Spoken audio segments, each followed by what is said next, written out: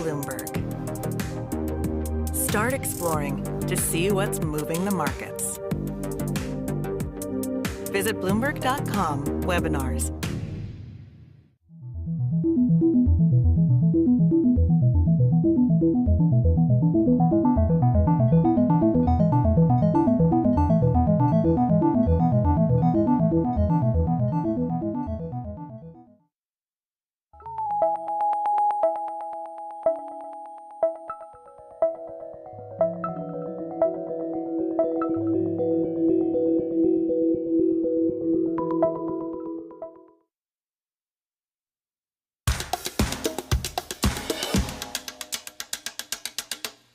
Johnson & Johnson vaccines could be on pause for 7 to 10 days. And this comes after a panel of health experts decided that they need more time to discuss options about what to do over the single-dose shot. Now, the pause had a ripple effect around the world. Countries that are in desperate need of more vaccine access, like South Africa, for example, followed suit and pressed the brakes on their own J&J rollouts. So joining us to discuss what's next for the shot is Bloomberg's Riley Griffin. Riley, thanks for being here. After the U.S. announced the pause, like we said, it just rippled through the globe with other countries pausing distribution. What was the role of the J&J shot in the global vaccination effort prior to the U.S. doing this pause? It's a really important question. J&J, just to set the scene, is that one-and-done shot many people have heard about. But it's more than just a single-dose vaccine. It can be stored in refrigerators. It's offered on a not-for-profit basis, which means it's actually just $10 for a full regimen. Meanwhile, in the U.S., for example, Pfizer's shots cost $39 for the full 2-dose regimen. So it's a cheaper option. All those things together mean it's logistically more convenient and more accessible when it comes to cost. And that makes it a really important vaccine when it comes to the global rollout. I think the concern about pumping the brakes right now, particularly outside places like the U.S., is that other countries don't have such a robust and complete vaccination campaign underway. Here in the U.S., we have enough shots to vaccinate all adult Americans who are eligible and willing within May, really. And that's without the J&J vaccine. That's not the case elsewhere. So vaccine hesitancy or just a mere time lag could be a real concern outside the U.S. In other places like Europe, too, those shots have been highly anticipated, and we expect European regulators to make their own decision next week. So we know that the U.S. putting this on pause is going to potentially cause a surplus of the J&J shots. What do you think will happen with that stockpile? How is that going to affect the vaccine rollout moving forward domestically? It's fascinating, and I would pose the question actually to the Biden administration. We had a fabulous piece out today. I would suggest following the Bloomberg Vaccine Tracker and the work being done by Drew Armstrong and Anna Edney. Today, they talked about some of that vaccine buildup as the campaign slows and people actually don't come in for those extra shots. Yeah. When it comes to J&J, some places are holding those shots back, so it's not as if you can actually get access quite yet. But remember, even here in the U.S., there are certain rural communities, folks who are disabled, transient populations, those who are hard to reach and interface less often with the healthcare system, where this still will affect them. So we can magnify what's going on here in the U.S. and think about it globally. But either which way, this is a shot that's gravely needed. What we learned from the U.S., for those who are just tuning in to the J&J drama, is that 6 cases of rare blood clots that appeared related to the brain appeared out of 6.8 million administered vaccinations here in the U.S. So it's less than 1 in a million as far as we know right now. What the pause was intended to do, according to the FDA and CDC here in the U.S., was to give the agencies time to educate doctors on how to treat these rare conditions and for advisors to figure out whether or not they need to limit the population that gets the J&J vaccine. But we still don't know causality. We still don't know if the J&J shot is responsible for these cases. So there's still a lot to learn, and we could see in days that it actually is just unpaused and let out to the broader public. But it's a big question mark for now. So, Riley, I want to talk about the importance of treatments here because as, this J&J pause has global implications for having other countries be inspired to stop their rollout of the vaccine, treatments are even more important and critical. What can you tell us about the latest developments on the COVID treatment aspect of things? You are so right. Treatments are incredibly critical, particularly in the rest of the world where hundreds of thousands of cases continue to accumulate on a daily basis. Right now, we have very few options. We've got a decades-old steroid for those later in their course of disease. We've got the monoclonal antibodies, which can be given in infusions earlier. But those are limited in supply. They're a complex biologic. What we need is a pill that can be taken right when you get COVID and prevent replication of the disease in the body, of the virus, I mean. And Merck & Co., one of the big U.S. drug makers, has been one of those entities developing that kind of pill. Think Tamiflu for COVID. You and I have talked about this before. Right. Today we got data from a interim analysis of trials studying that antiviral pill both in the hospitalized setting and in the outpatient setting, which means if you haven't yet progressed to the hospital. Merck actually squashed the hospital program. It doesn't look like this pill will do very well in that setting. And in the outpatient trial, the data was practically inconclusive. Yep. They couldn't tell if it was beneficial. And so we're going to have to see more data, and they're moving into phase 3 trials with that. Bloomberg's Riley Griffin. Folks who want to learn more about the Merck coverage that Riley did from this morning should definitely check out her piece. Really appreciate you joining us. Scarlett? All right, let's get you some other COVID news. The Centers for Disease Control and Prevention is studying what's called breakthroughs, in which patients who are fully vaccinated still test positive for COVID. So far, about 5,800 cases have been identified among more than 66 million Americans. Health officials say that this is actually in line with expectations since vaccines are not 100% effective. All this is a reminder that even if you've been vaccinated, you are still at risk of contracting COVID. Ukraine began a vaccination drive to inoculate all its athletes preparing for the Olympics. That's despite a senior member of Japan's ruling party saying that canceling the Tokyo Olympics remains an option if the pandemic continues to worsen. Coronavirus shows no sign of slowing down in several parts of the world, while experts warn that Japan has entered a fourth wave of infections driven by variants. And a photo of a woman getting a hug, her first in months, through a transparent hug curtain in Brazil has been named the World Press Photo of the Year. Danish photographer Mads Nielsen captured the moment in Sao Paulo back in August. The choice of a winning photo portraying the global pandemic was almost inevitable for the contest, covering a year in which news around the globe has been dominated by the virus. For the latest COVID news, bookmark bloomberg.com/coronavirus, or of course, follow us on Twitter at QuickTake. Maddie? And coming up after the break, the pandemic brought us all inside and online, meaning your personal data just might be a bigger target than ever. What you can do about that next.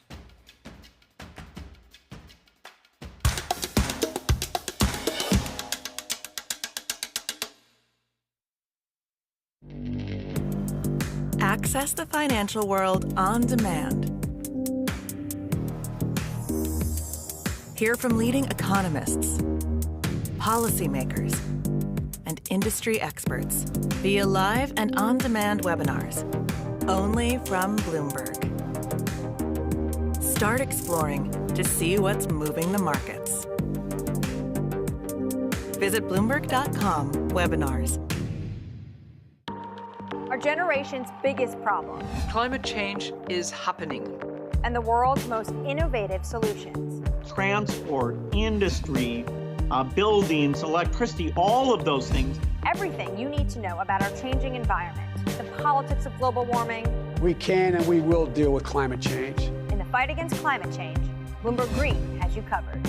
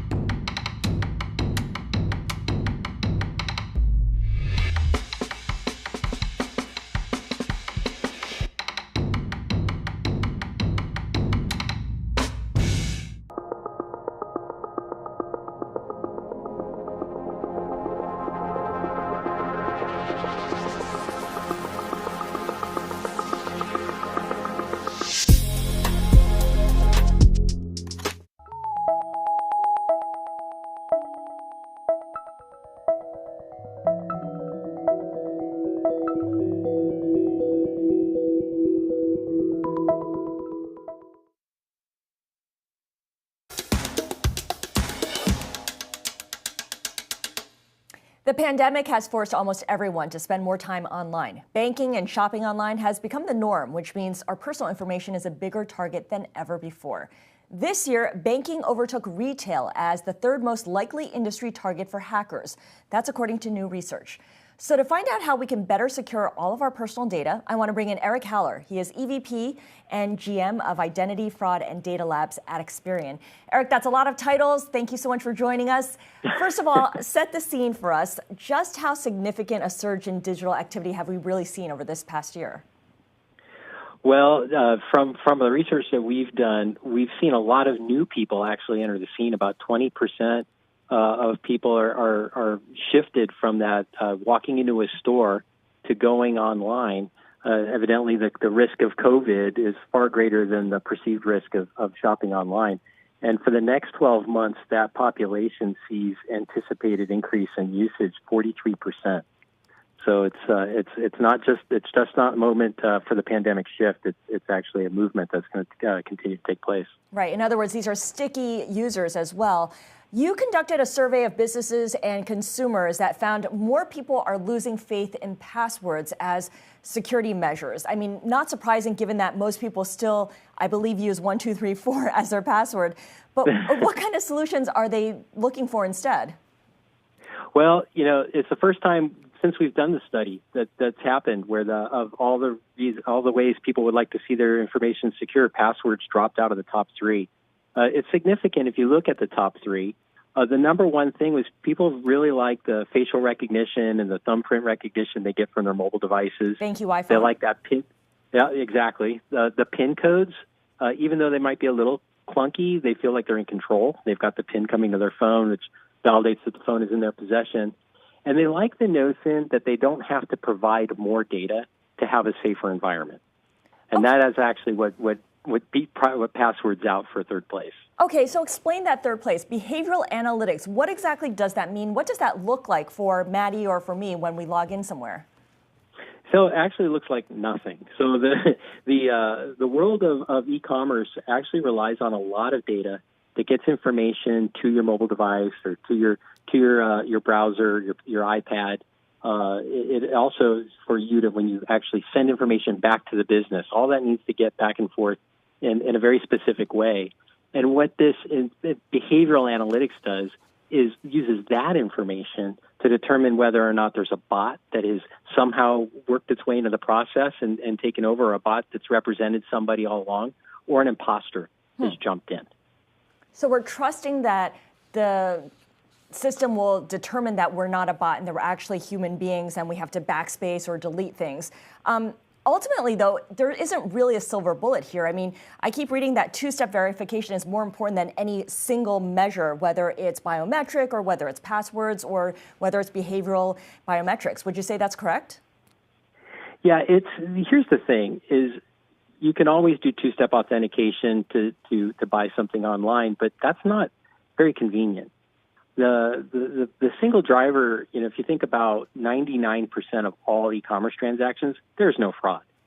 And so people like that feeling of, hey, one-click shopping, one-click buying. Mm-hmm. You enter a site and they welcome you back because you're a pre-existing customer. And so you want to have a very great customer experience rather than have to go through a lot of stages to protect against fraud. So the key here is to create tools or services that reduce fraud while maintaining that fantastic customer experience that we're all looking for. Okay, so final question to you, Eric, and quickly here. How much security are people willing to forego in order to have a better experience, a more seamless experience, a more frictionless experience? Well, while 1 in 3 people aren't terribly excited about providing more information as part of a process, 55% of people want to see more security online. Yeah. So it is definitely that teeter-totter or that push-pull on getting that equation right.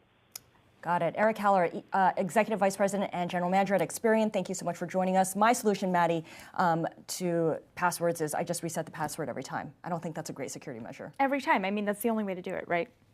We're going to have more on this coming up after the break. Crypto fans finally get their long-awaited validation of the currency after a blockbuster trading debut for Coinbase. Blockchain.com CEO has some predictions on the trend. More on that when we get back in 2.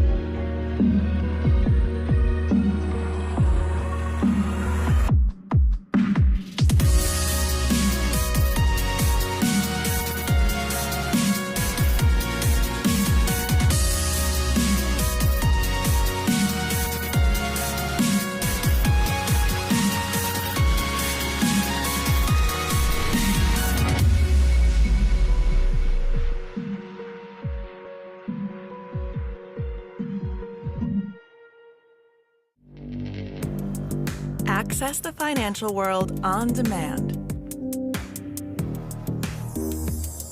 Hear from leading economists, policymakers, and industry experts via live and on-demand webinars, only from Bloomberg.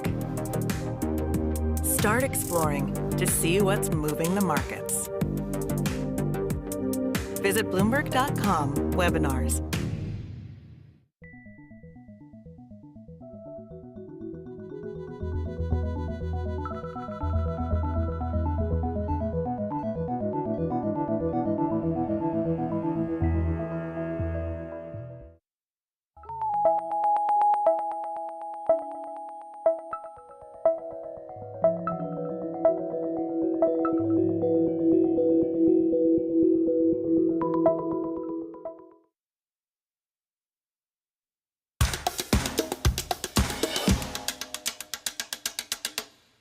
This week marks the coming out of crypto as a mainstream offering. Coinbase, the biggest U.S. cryptocurrency exchange, made its debut yesterday on the Nasdaq to great fanfare. After soaring on its first day of trade, Coinbase shares ended lower today at $322.75. But with momentum building, Wall Street clearly still struggling to place a value on the company and perhaps even the whole industry. Here now to offer his perspective is Blockchain.com co-founder and CEO Peter Smith. Peter, thank you for joining us. Clearly, 2 days of trading do not make a trend, but tell us how you're reading the price action and the valuation of Coinbase so far. Well, first of all, it's an incredible valuation for Coinbase. It's one of the most valued financial services company and the most valuable exchange in the United States right now. And so I think an incredible outcome for them, even after just 2 days of trading. But I think you also are going to have to wait and see. It's a direct listing, which tends to be more volatile, of a cryptocurrency business, which is also volatile. So you've got a lot of volatility trends there, and we've probably got to give it, a few weeks before we really know where it trades. Okay, when you say volatile and wait and see, I've been hearing a lot of that from everyone who's commenting on Coinbase. Investors can be short-term, medium-term, or long-term, but I feel like when it comes to crypto investors, the long term really applies here. What kind of time frame are you looking at here? Are you using to view the rise of Bitcoin, the growing dominance of blockchain and other digital currencies? So I've been doing this since about 2011 and full-time since 2012. And what I tell people and what I tell our team internally of people all over the world that work on blockchain.com is that we only really care where we are in 2030, which is a really long time horizon. I think building a whole new financial system for the internet is going to take a lot of time. It's going to be really volatile along the way. And if you're not ready to buckle in until 2030, you probably shouldn't be allocating in the market. Interesting. Of course, in the meantime, there will be a lot of people who treat Coinbase as a proxy for all things crypto and Bitcoin, and it could be their only way that they're actually exposed to this space as well. Do you think that Coinbase price action will drive the price action of Bitcoin or vice versa? Which is the dog, which is the tail?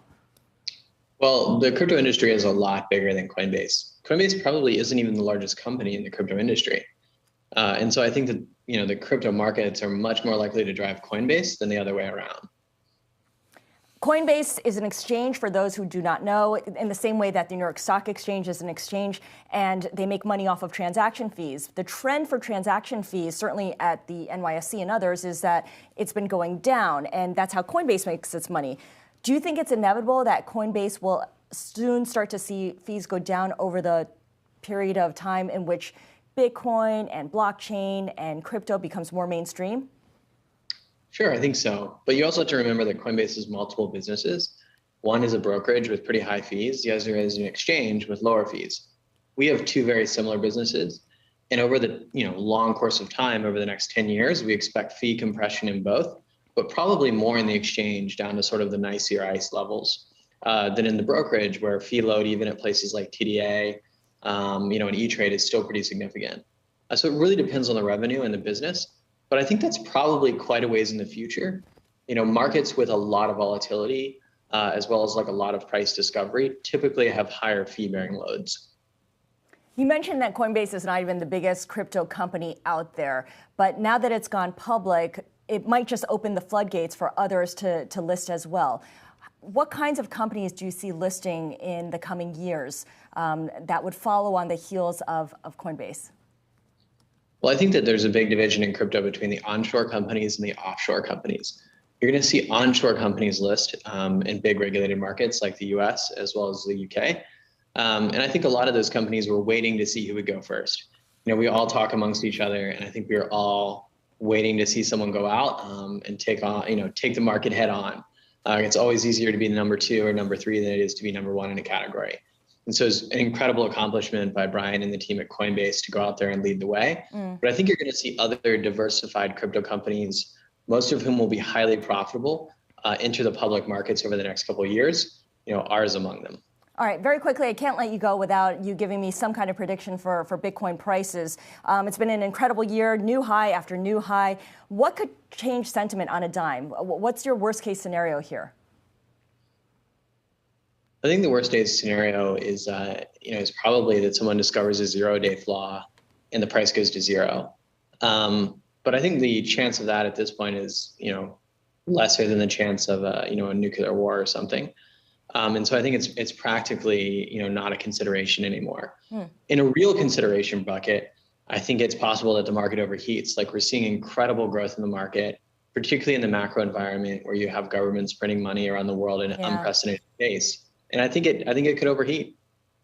Blockchain.com CEO Peter Smith, not projecting that Bitcoin will go to zero, but at least perhaps the risk of overheating at the moment. Thank you so much for joining us. Maddie?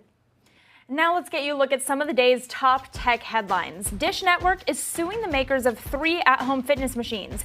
Dish and its Sling TV unit say that Peloton, Lululemon's Mirror, and Icon fitness apps all use patented technology that, quote, improves the quality of video streams. Dish is asking the U.S. International Trade Commission to block the import of Peloton bikes, Nordic Track treadmills, and Mirror workout devices, and also seeking damages from previous sales. And Facebook is making it easier for creators of virtual reality apps to make money with other payment models. CEO Mark Zuckerberg posted on his Facebook page saying his Oculus unit will enable subscriptions for apps on its Quest VR headset. The change comes following the growth of VR beyond games into spaces like productivity, creation, and even fitness apps. For the latest tech news, bookmark bloomberg.com/technology. Scarlett? Coming up, breaking glass ceilings. We speak with a former college gymnast about her journey to become the youngest certified female agent in baseball. Stay with us.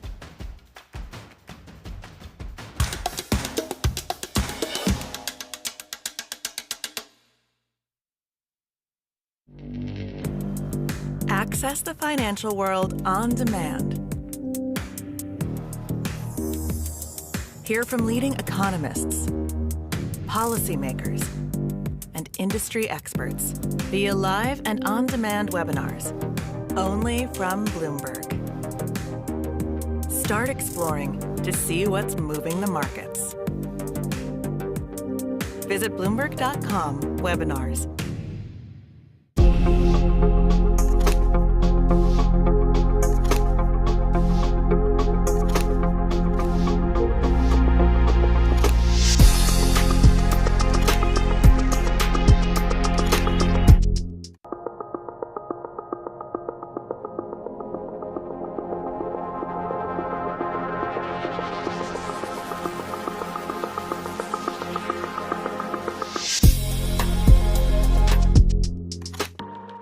generation's biggest problem Climate change is happening.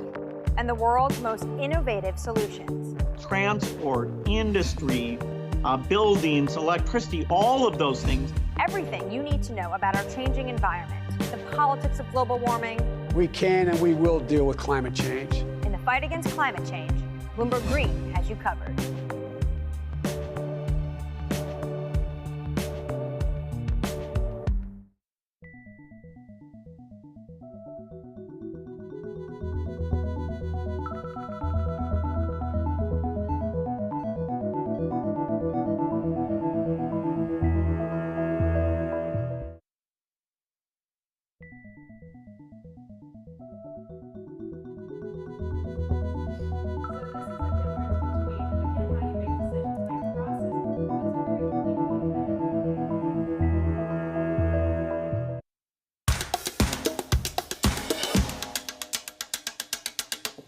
Today, Major League Baseball celebrates Jackie Robinson Day, which commemorates the anniversary of Robinson's 1947 Major League debut as he ended segregation in the sport. As part of the celebration, all players, coaches, and umpires will wear Robinson's number 42 for today's games. And this year, more than 100 players of all races and backgrounds have pledged to donate either their full or partial game day salary to the Players Alliance to support Robinson's legacy.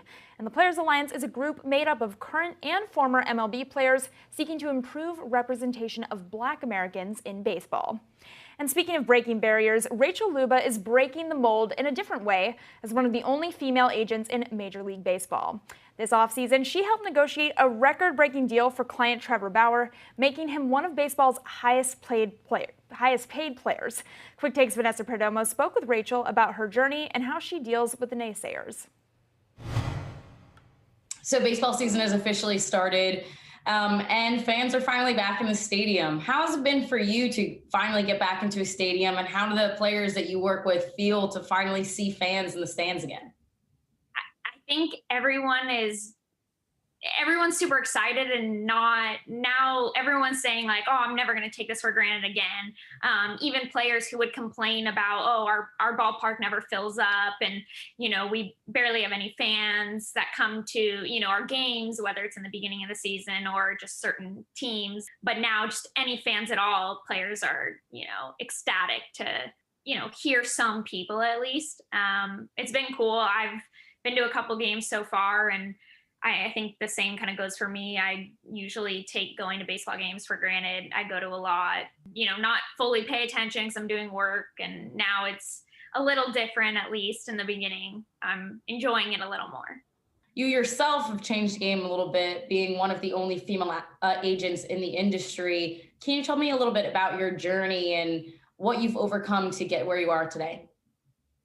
Yeah, it's been a long process. I think it's something that oftentimes now I think people view it as though maybe I was an overnight success or, just kind of came onto the scene. I launched my agency in the end of 2019. But there was a, 10-year span kind of leading up to this where, I was trying to break into the industry, trying to do whatever I could to, prove to people that I could do this job as well. It hasn't been easy. There have been a lot of doors slammed in my face and countless people up until, there was an announcement that Bauer had switched to my agency. Plenty of people still in the industry till that moment were telling me, there's no way, you have no chance. It's not a place for women. You did negotiate a deal for Trevor Bauer that broke records, and he's now one of the highest paid players in baseball. Do you think that you garnering that deal kind of silenced some of the doubters and showing that female agents can do this and do this well? Yeah, I hope so. And I think so. I think there's still, unfortunately, it's just the narrative for some, it just changed a little bit. It changed to, well, she might have gotten him a deal where, he's getting paid $40 million. No baseball player ever in, the history of the sport has gotten paid that in a single season. However, he was coming off of a Cy Young win, and it's not a long enough deal. That's what, critics will say. To me, that part I think is laughable. And I know Bauer always laughs at that too, because he looks at it and, will always just say, I never wanted that deal. But I think a lot of people did see that, I think this was proof that, we know what we're doing, and this, we belong here. Do you think a lot of the pushback comes from the old baseball culture, as we talked about before, or is it just the idea of a woman coming into a man's sport? Yeah, I think it's both, but I think the culture has a lot to do with it as well, especially just because it's not that I'm just, a female in the industry. I do things very differently in all facets of kind of what I do. And I think a lot of that, has to do with social media as well. Nobody uses social media, the way that I use social media.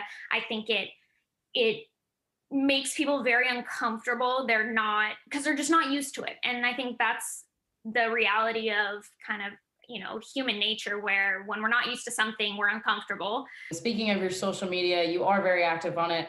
I saw you comment back on a little girl who dressed up as an agent for Career Day. And you said, unlike the first agent I talked to, you are absolutely welcome in this industry. What are those moments like for you when you see little girls who are now dreaming that they could do this one day? And how important is it for you to make sure that they know they can? Those are the coolest moments for me. It makes all of the negative stuff that I have to deal with, which is a lot on a daily basis, it makes it worth it. And it reminds me kind of why I put up with what I do, why I'm doing what I'm doing. And, seeing a young girl like that, I mean, I just remember, even 10 years ago when I wanted to point to someone to look up to, I didn't know where to point. I didn't have anyone to point to. And that's not to say that there weren't any women, in the industry at all, because that's not the case. And so seeing a younger girl who can, say for Career Day, like that, the fact that she just knew this was something like I could dress up as, because it's a job I could have, is so cool. Because I don't think, several years ago, if you asked young girls if you could work in sports, like what kinds of jobs do you think you could have? I don't think anybody would say a sports agent. Absolutely. And now baseball is changing ever so little. Now you're seeing Kim Ng as a general manager, Alyssa Nakin with the Giants, and yourself as well. So you guys are definitely helping pave the way for those young girls. That's the hope. Rachel, thanks so much for the time. Yeah, thanks for having me. Appreciate it. Was Quick Takes, Vanessa Perdomo reporting on a really important topic, the importance of seeing someone who looks like you. Always helpful for breaking into an industry. Scarlett? Well, coming up after the break, the pandemic deepening an already staggering gender and racial pay gap, especially for Black women. So how is Congress looking to tackle this issue? Stay with us. We're back in 2.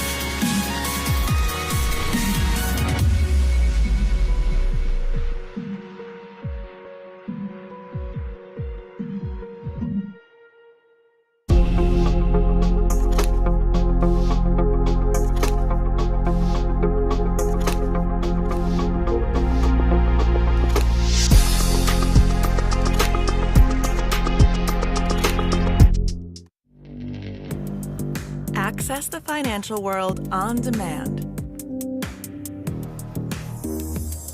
Hear from leading economists, policymakers, and industry experts via live and on-demand webinars, only from Bloomberg. Start exploring to see what's moving the markets. Visit Bloomberg.com/webinars.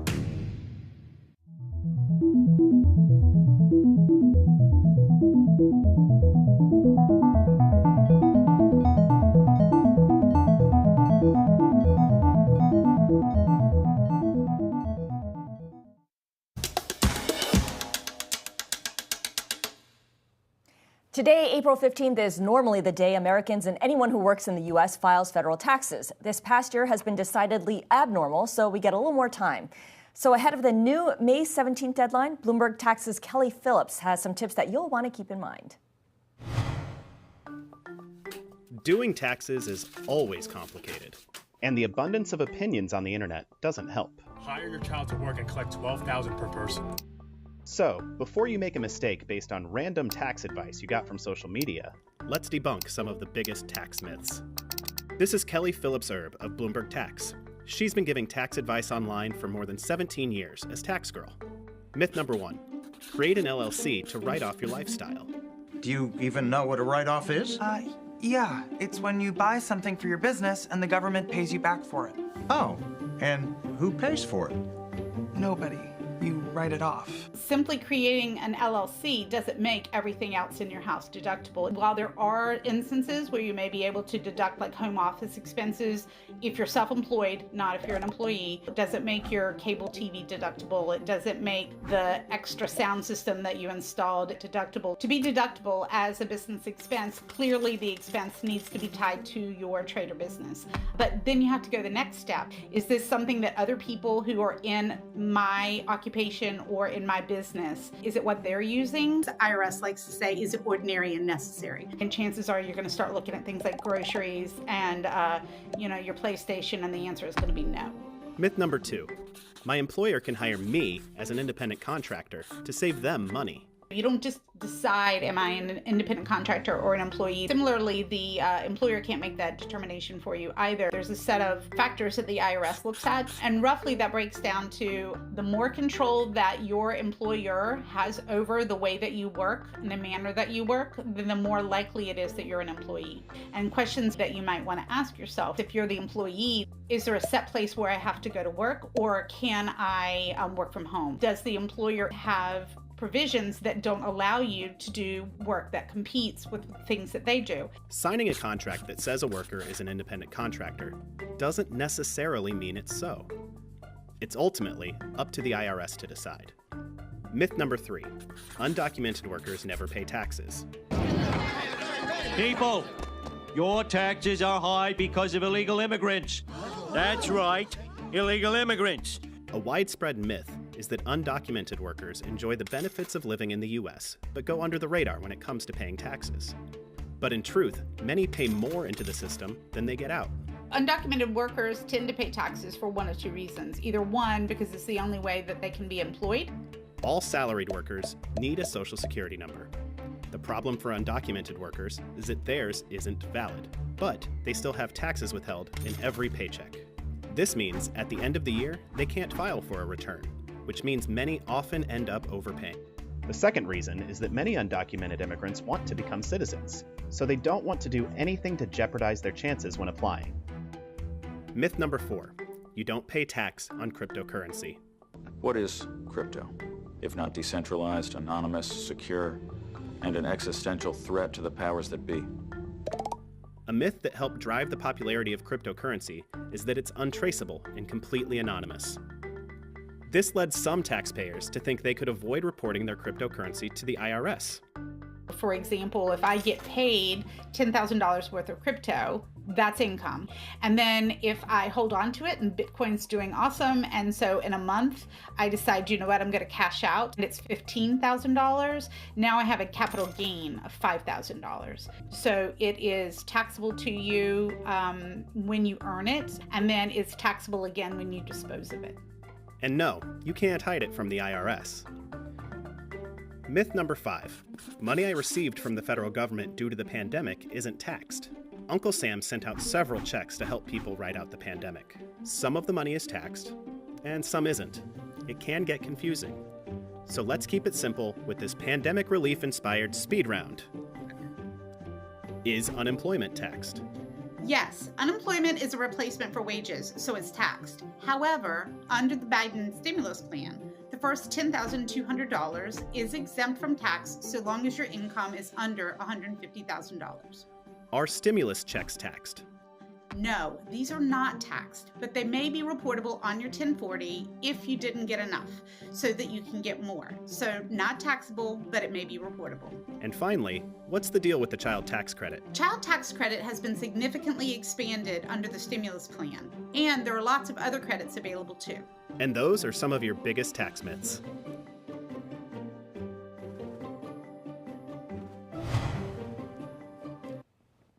U.S. lawmakers are considering a bill aimed at ensuring equal pay and rectifying both the gender and racial gap.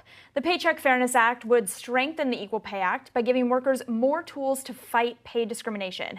It would also take major steps toward increasing pay transparency in the workplace.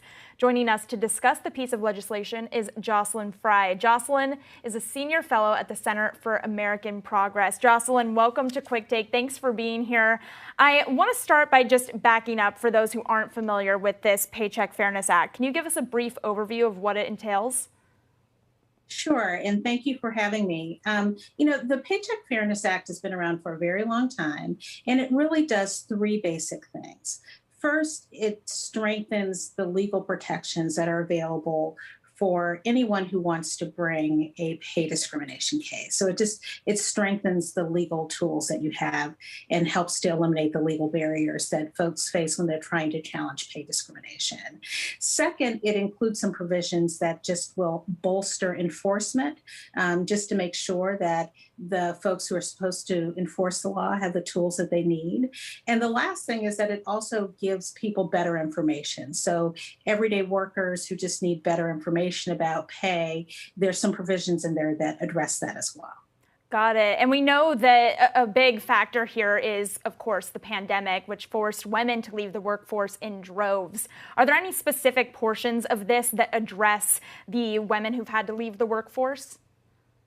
Well, that's a great question. I think the best way to think about it is that the Paycheck Fairness Act tackles one piece of the pay gap. The pay gap is driven by a number of factors. One of them is potentially discrimination. So the Paycheck Fairness Act really wants to make sure that if folks are working, particularly if women are working, that they're being paid fairly. So it does things like making sure that you're not retaliated against if you talk about your pay, if you talk with a coworker about your pay. It makes sure that your salary history doesn't follow you and your employer can't rely on past salary that may have been infected by discrimination. If you're looking for a new job, it does things like making sure that there's pay data that's being collected so that the enforcement agencies can actually just figure out what's happening. It also gives workers tools like negotiations, training, and things like that. So there are pieces of the law that eliminate discrimination, which is great for workers trying to go back to the workforce. And it makes sure that when they come back, that hopefully they're coming back into an environment where they're going to be paid fairly and have better chance of success. So all of this is great in theory, and this is a little bit of a hypothetical, but how does it actually stop someone from, when someone's in a job interview asking them, hey, why don't you just give me an indication of how much money you were making so that I can judge how much I pay you based off of that? I mean, what really stops people from doing this out in the real world? It's an excellent point. And it's one of the real challenges with any law, but particularly around pay discrimination. What we know about pay discrimination is that it's very hard to surface it. And oftentimes when it happens, people, they're not sure. They think that maybe that's wrong, or, they don't exactly understand the law. And so it tends to be missed. And so I think there are a couple of things in the law that are really aiming at getting at that. In particular, it's really aimed at giving enforcement agencies better tools. If they collect pay data, if they are able to actually look at employers' pay and uncover pay disparities themselves, maybe they're more likely to go at a particular employer and say, well, what's really going on here, right? Like it's designed not only to strengthen the law so that people can bring cases, but also to strengthen the tools that the folks who are supposed to uncover pay discrimination and actually tackle those bad employers have what they need to uncover those problems when they occur. But we're also just relying on employers to do the right thing too. I think most employers want to pay attention, but not always. And so we have to make the law as robust as possible. Jocelyn Fry, thank you so much for joining us to break down the Paycheck Fairness Act. We should note this bill was passed by House Democrats today. And I do want to talk about this with you, Scarlett, because we talk about all the time this idea that men are rewarded for having families in the workplace, but women are then seen as being a liability, that they're going to be taking care of kids and they're not going to be as good of an employee. Yeah, men are always seen as more reliable and more committed to their jobs than ever if they have family, because that means they're going to stay around, they're going to be committed to it. Women, it means you're going to have to go off and pick up your kid at school or go take a day off if they get sick. It's just remarkable and ridiculous how these perceptions come down. Yep, absolutely. All right, that does it, right? I think that's it for Quick Take this hour. You can check out the latest stories on Quick Take on social media. Have a good night, everyone.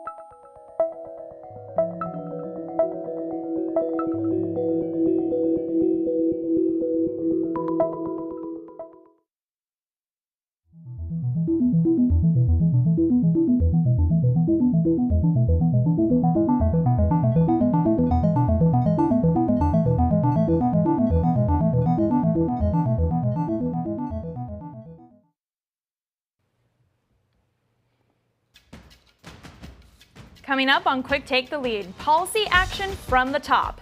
President Biden is working closely with congressional members of Asian descent to put a stop to violence and discrimination. We'll have a live report on what changes we might see from Washington. And a step closer to a verdict in the death of George Floyd. The defense rests in a rare moment. Defendant Derek Chauvin took off his mask and addressed the courtroom. We'll bring you the latest on the trial. And the working woman's struggle. Women were more likely to leave the workforce during COVID than men. We'll tell you what the White House plans to do about that. It's Thursday, April 15th. I'm Madison Mills. And I'm Scarlett Fu. We've got those stories and more coming up on Quick Take the Lead.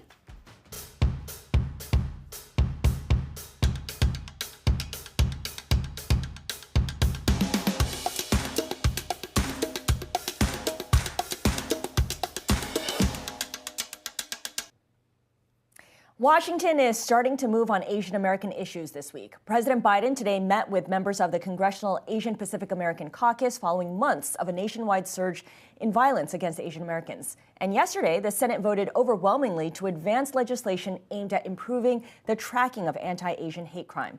What it all comes down to is increasing support for a population that's often overlooked or treated as invisible or foreign in their own country.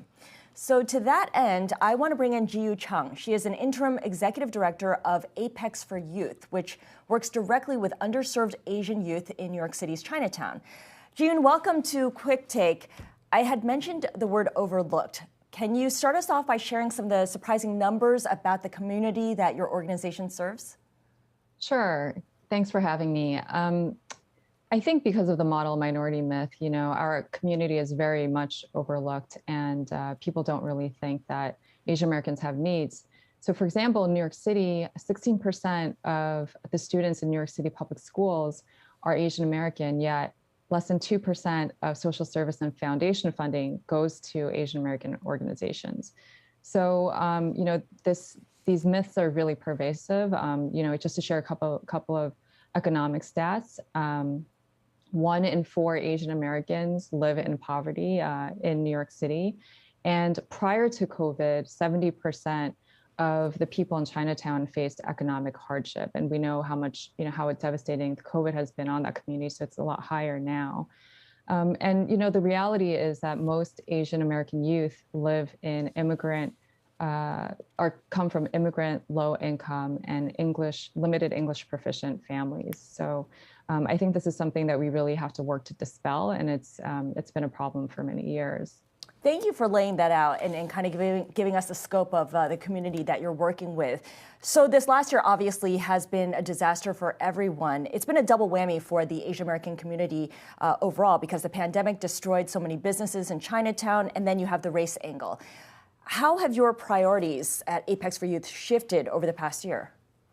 Sure. So before this past year, we were primarily doing mentoring, educational, and athletic programs. But because of the increasing needs that we've been seeing in the community, we've also included racial justice and mental health programs.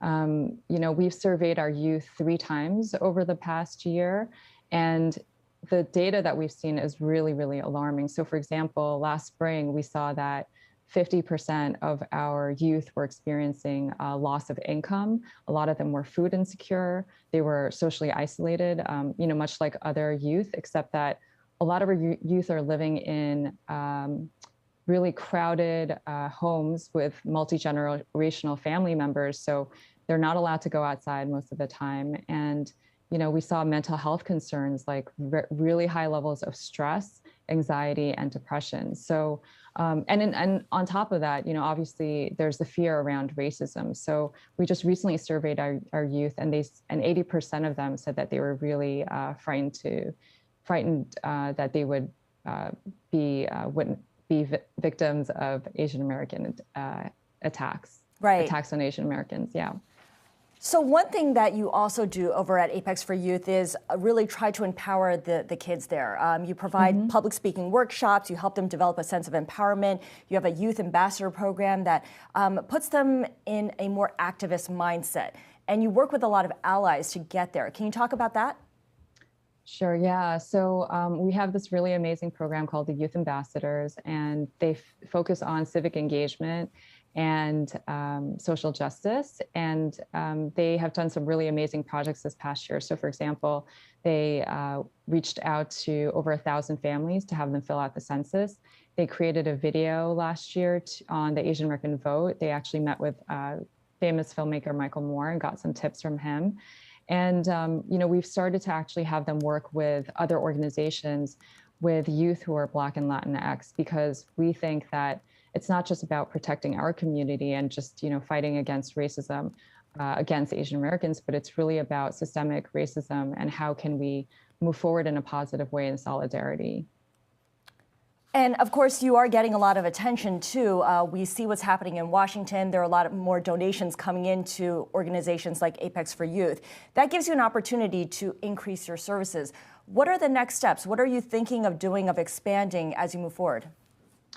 Yeah, so we've been really, really lucky that we've gotten some more visibility around this time. It's unfortunate because obviously it's because of, some terrible circumstances as well. So I just want to acknowledge that there's a lot of, it's an emotional thing to go through. But I have to say that we have had so much allyship and support from so many different people from different backgrounds and different communities. And it's meant the world to us. Last year we had to cancel our gala, and we were really concerned about our fundraising, but we've had so much support from, donors from the past and also new donors. Right. So moving forward, we want to expand our mental health program even more, increase our racial justice programs as well. We've been doing trainings in schools, and people have been really seeking out our services and our resources. So we definitely want to continue doing that. And, we have a gala coming up in a couple months, so we want to make sure we're doing fundraising to support all of our programs. Right. And again, just continuing to work in solidarity with other groups, making sure that our community becomes more civically engaged as well. We know that, the Asian community really doesn't go out and vote very much, but I think that that's changing because unfortunately there's maybe people are paying more attention to the issues, I think. Ji-yoon, really appreciate your time and explaining what you do. Interim Executive Director of Apex for Youth here in New York. Maddie? Such an important conversation, Scarlett. Now, we want to update you on the murder trial of former police officer Derek Chauvin in the death of George Floyd. The defense rested its case today without putting Chauvin on the stand. In a rare courtroom moment, Chauvin removed his mask to inform the judge that he would not testify, saying he's invoking his Fifth Amendment right not to take the stand. Is this your decision not to testify? It is, Your Honor. All right. Do you have any questions about your right to remain silent or to testify on your own behalf? Not at this time, I don't. All right. Has anyone promised anything or threatened you in any way to keep you from testifying? No promises or threats, Your Honor. Both sides in the trial over the death of George Floyd have now finished presenting their cases. Closing arguments will be heard on Monday, followed by jury deliberation, which is expected to be quite lengthy. Quick Take will bring you live coverage from the courtroom in Minneapolis starting at 10 a.m. Eastern Time on Monday. And in other news making headlines around the world, the European Union is taking action against officials in Myanmar. Reuters reports the bloc will impose sanctions on 10 individuals linked to the February coup and target 2 businesses run by the armed forces. The sanctions are expected to take effect next week. In France, a controversial security bill that extends police powers has been passed by Parliament. Tens of thousands of protesters marched in Paris last year against the bill. It would have made it illegal to publish images of police officers with harmful intent. Lawmakers made changes to the bill. It now says helping to identify on-duty police officers with obvious harmful intent, in other words, taking a photo of an officer with the express purpose of harassing them on social media, for example, will be punishable by up to 5 years in prison. Opponents say the new draft is subject to interpretation by police and is a threat to civil liberties. And President Joe Biden is ordering more sanctions against Russia. They include restrictions on buying new sovereign debt and come in response to allegations that Moscow was behind a hack on SolarWinds Corp. The sanctions target 32 entities and individuals, including government and intelligence officials, and 6 Russian companies. The new limits on buying new debt will be taking effect on June 14th. For the latest news from your part of the world, go to Bloomberg.com, click on the edition drop-down right next to the Bloomberg masthead, and choose your region. Scarlett? All right, coming up after the break, Maddie is on Vaccine Watch with Johnson & Johnson shots still on pause. We'll tell you how this will affect the global vaccine rollout when we're back in 2.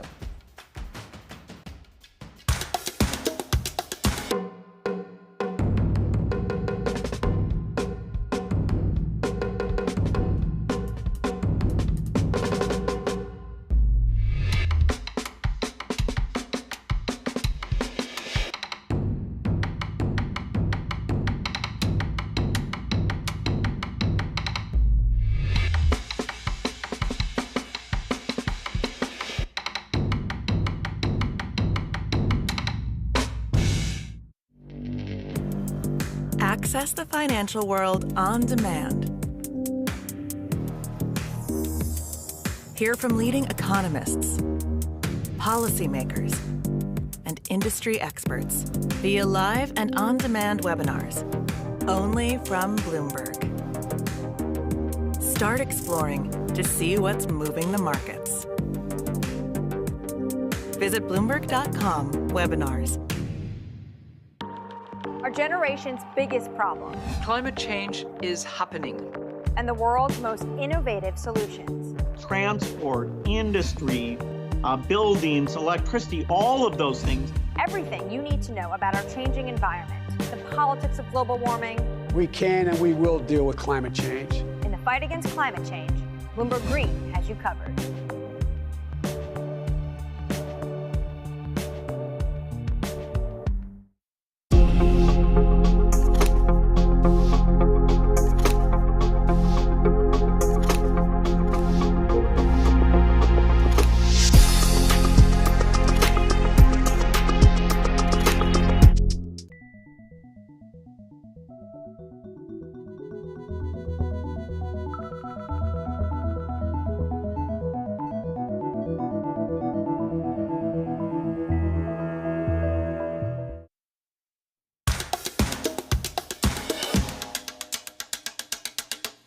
Johnson & Johnson vaccines could be on pause for 7 to 10 days.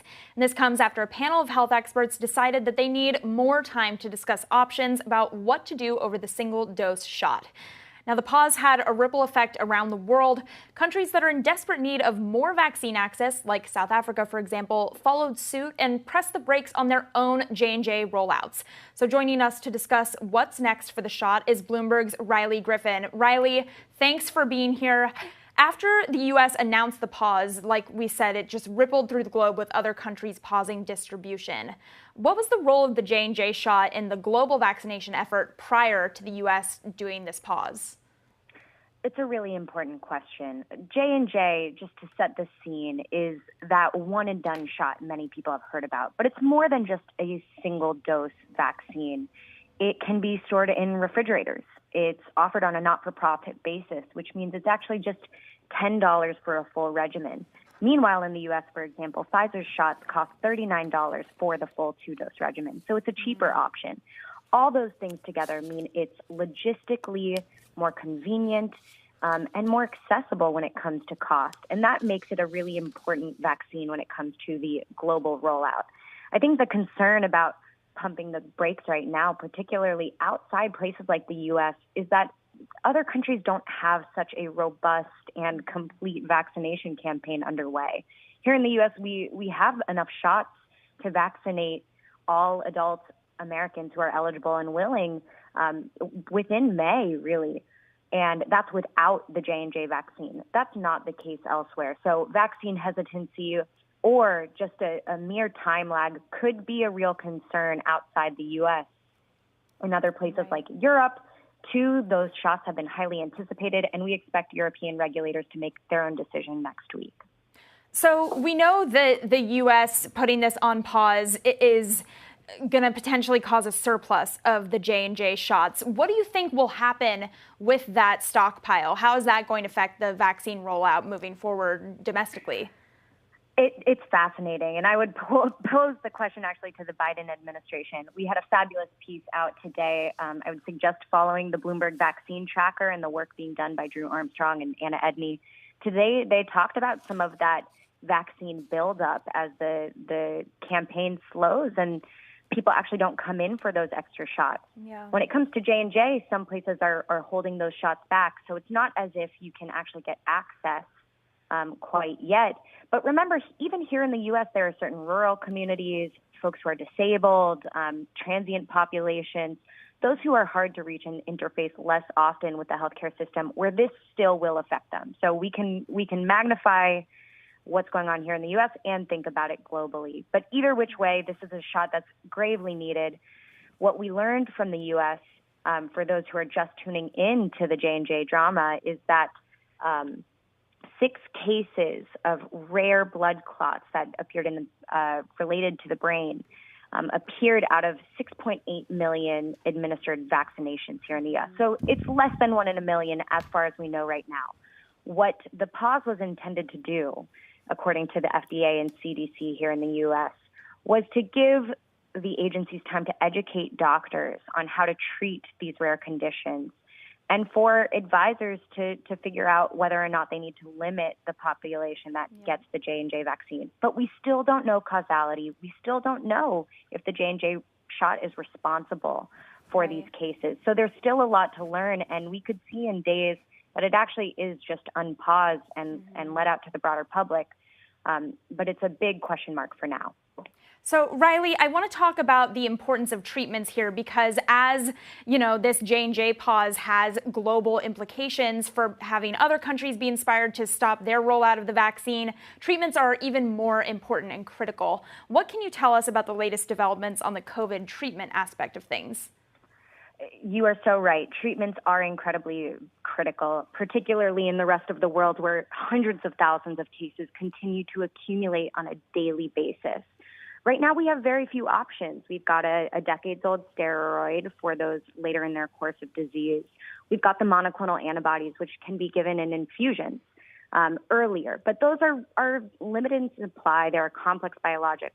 What we need is a pill that can be taken right when you get COVID and prevent replication of the disease in the body, of the virus, I mean.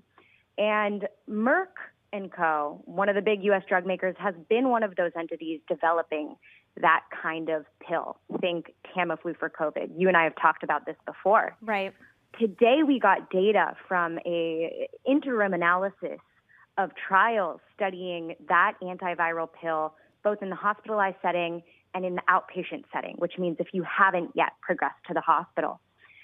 Merck actually squashed the hospital program. It doesn't look like this pill will do very well in that setting. And in the outpatient trial, the data was practically inconclusive. Yep. They couldn't tell if it was beneficial. And so we're going to have to see more data, and they're moving into phase 3 trials with that. Bloomberg's Riley Griffin. Folks who want to learn more about the Merck coverage that Riley did from this morning should definitely check out her piece. Really appreciate you joining us. Scarlett? All right, let's get you some other COVID news. The Centers for Disease Control and Prevention is studying what's called breakthroughs, in which patients who are fully vaccinated still test positive for COVID. So far, about 5,800 cases have been identified among more than 66 million Americans.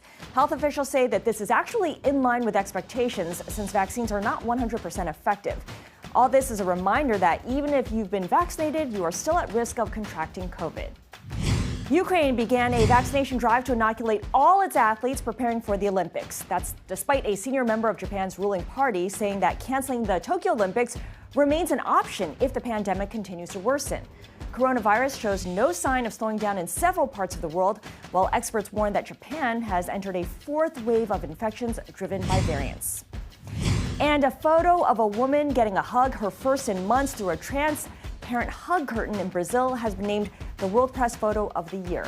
Danish photographer Mads Nielsen captured the moment in Sao Paulo back in August. The choice of a winning photo portraying the global pandemic was almost inevitable for the contest covering a year in which news around the globe has been dominated by the virus. For the latest COVID news, bookmark Bloomberg.com/coronavirus, or of course, follow us on Twitter at QuickTake. Maddie? And coming up after the break, the pandemic brought us all inside and online, meaning your personal data just might be a bigger target than ever.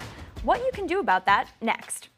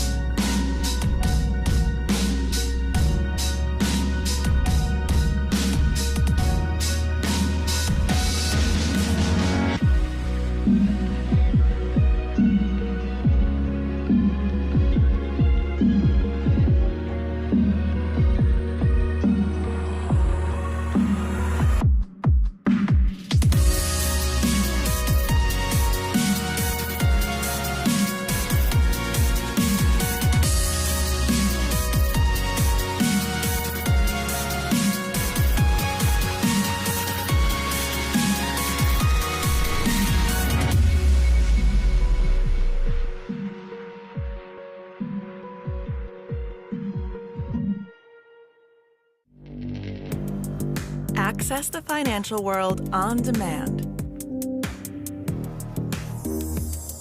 Hear from leading economists, policymakers, and industry experts via live and on-demand webinars. only from Bloomberg. Start exploring to see what's moving the markets.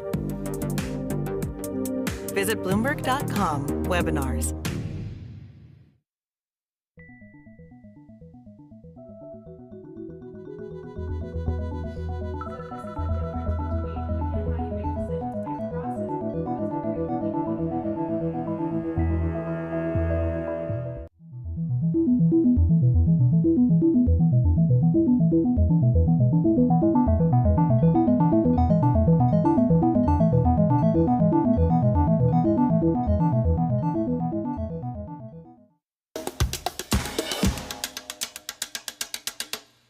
The pandemic has forced almost everyone to spend more time online. Banking and shopping online has become the norm, which means our personal information is a bigger target than ever before. This year, banking overtook retail as the third most likely industry target for hackers. That's according to new research. So to find out how we can better secure all of our personal data, I want to bring in Eric Haller. He is EVP and GM of Identity, Fraud, and Data Labs at Experian. Eric, that's a lot of titles. Thank you so much for joining us. First of all, set the scene for us. Just how significant a surge in digital activity have we really seen over this past year? Well, from the research that we've done, we've seen a lot of new people actually enter the scene. About 20% of people are shifted from that walking into a store to going online. Evidently, the risk of COVID is far greater than the perceived risk of shopping online. And for the next 12 months, that population sees anticipated increase in usage 43%.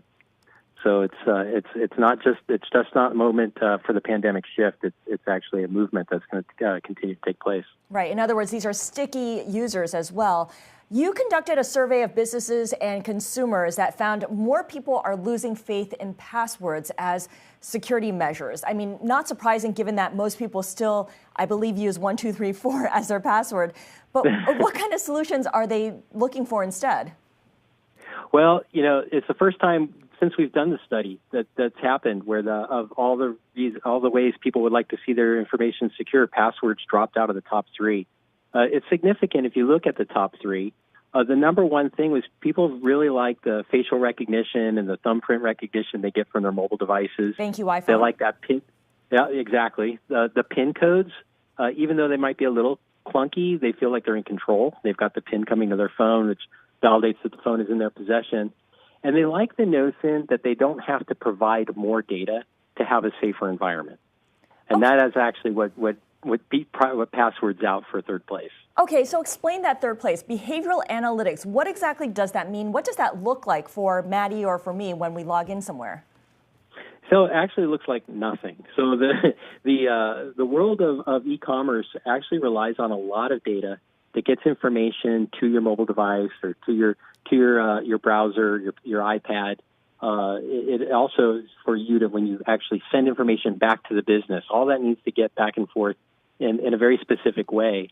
And what this behavioral analytics does is uses that information to determine whether or not there's a bot that has somehow worked its way into the process and taken over, a bot that's represented somebody all along, or an imposter has jumped in. So we're trusting that the system will determine that we're not a bot and that we're actually human beings and we have to backspace or delete things. Ultimately, though, there isn't really a silver bullet here. I mean, I keep reading that two-step verification is more important than any single measure, whether it's biometric or whether it's passwords or whether it's behavioral biometrics. Would you say that's correct? Yeah, here's the thing, is you can always do two-step authentication to buy something online, but that's not very convenient. The single driver, if you think about 99% of all e-commerce transactions, there's no fraud. And so people like that feeling of, hey, one-click shopping, one-click buying. You enter a site and they welcome you back because you're a pre-existing customer. And so you want to have a very great customer experience rather than have to go through a lot of stages to protect against fraud. So the key here is to create tools or services that reduce fraud while maintaining that fantastic customer experience that we're all looking for. Okay, so final question to you, Eric, and quickly here. How much security are people willing to forego in order to have a better experience, a more seamless experience, a less a more frictionless experience? Well, while 1 in 3 people aren't terribly excited about providing more information as part of a process, 55% of people want to see more security online. So it is definitely that teeter-totter or that push-pull on getting that equation right. Got it. Eric Haller, Executive Vice President and General Manager at Experian, thank you so much for joining us. My solution, Maddie, to passwords is I just reset the password every time. I don't think that's a great security measure. Every time. I mean, that's the only way to do it, right? We're going to have more on this coming up after the break. Crypto fans finally get their long-awaited validation of the currency after a blockbuster trading debut for Coinbase. Blockchain.com CEO has some predictions on the trend. More on that when we get back in 2. Our generation's biggest problem. Climate change is happening. And the world's most innovative solutions. Transport, industry, buildings, electricity, all of those things. Everything you need to know about our changing environment, the politics of global warming. We can and we will deal with climate change. In the fight against climate change, Bloomberg Green has you covered.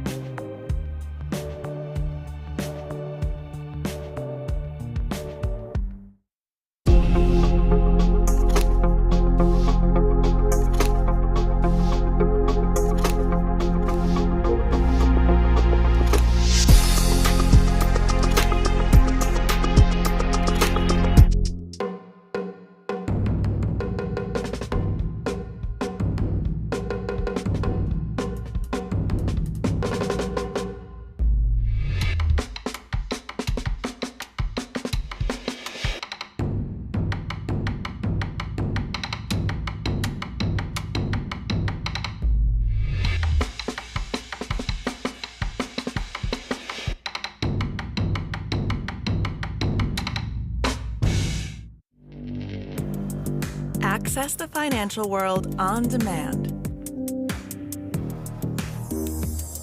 Hear from leading economists, policymakers, and industry experts via live and on-demand webinars, only from Bloomberg.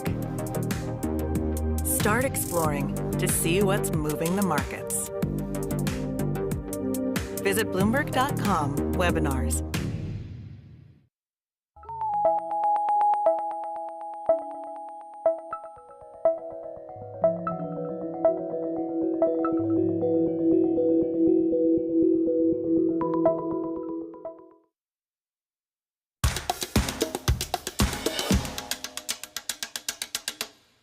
This week marks the coming out of crypto as a mainstream offering. Coinbase, the biggest U.S. cryptocurrency exchange, made its debut yesterday on the Nasdaq to great fanfare. After soaring on its first day of trade, Coinbase shares ended lower today at $322.75. But with momentum building, Wall Street clearly still struggling to place a value on the company and perhaps even the whole industry. Here now to offer his perspective is Blockchain.com co-founder and CEO Peter Smith. Peter, thank you for joining us. Clearly, 2 days of trading do not make a trend, but tell us how you're reading the price action and the valuation of Coinbase so far. Well, first of all, it's an incredible valuation for Coinbase. It's one of the most valued financial services company and the most valuable exchange in the United States right now. And so I think an incredible outcome for them, even after just 2 days of trading. But I think you also are going to have to wait and see. It's a direct listing, which tends to be more volatile, of a cryptocurrency business, which is also volatile. So you've got a lot of volatility trends there, and we've probably got to give it, a few weeks before we really know where it trades. Okay, when you say volatile and wait and see, I've been hearing a lot of that from everyone who's commenting on Coinbase. Investors can be short-term, medium-term, or long-term, but I feel like when it comes to crypto investors, the long term really applies here. What kind of time frame are you looking at here? Are you using to view the rise of Bitcoin, the growing dominance of blockchain and other digital currencies? So I've been doing this since about 2011 and full-time since 2012. And what I tell people and what I tell our team internally of people all over the world that work on blockchain.com is that we only really care where we are in 2030, which is a really long time horizon. I think building a whole new financial system for the internet is going to take a lot of time. It's going to be really volatile along the way. And if you're not ready to buckle in until 2030, you probably shouldn't be allocating in the market. Interesting. Of course, in the meantime, there will be a lot of people who treat Coinbase as a proxy for all things crypto and Bitcoin, and it could be their only way that they're actually exposed to this space as well. Do you think that Coinbase price action will drive the price action of Bitcoin or vice versa? Which is the dog, which is the tail?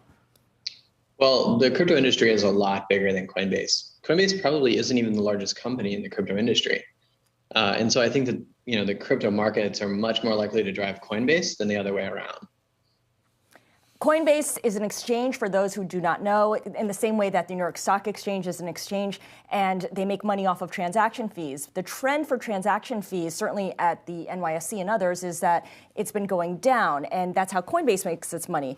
Do you think it's inevitable that Coinbase will soon start to see fees go down over the period of time in which Bitcoin and blockchain and crypto becomes more mainstream?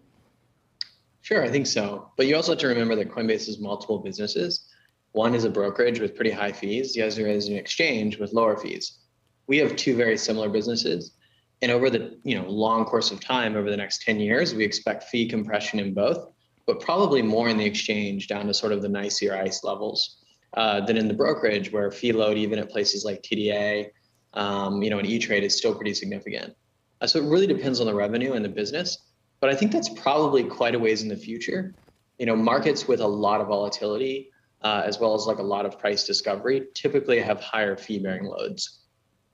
You mentioned that Coinbase is not even the biggest crypto company out there, but now that it's gone public, it might just open the floodgates for others to list as well.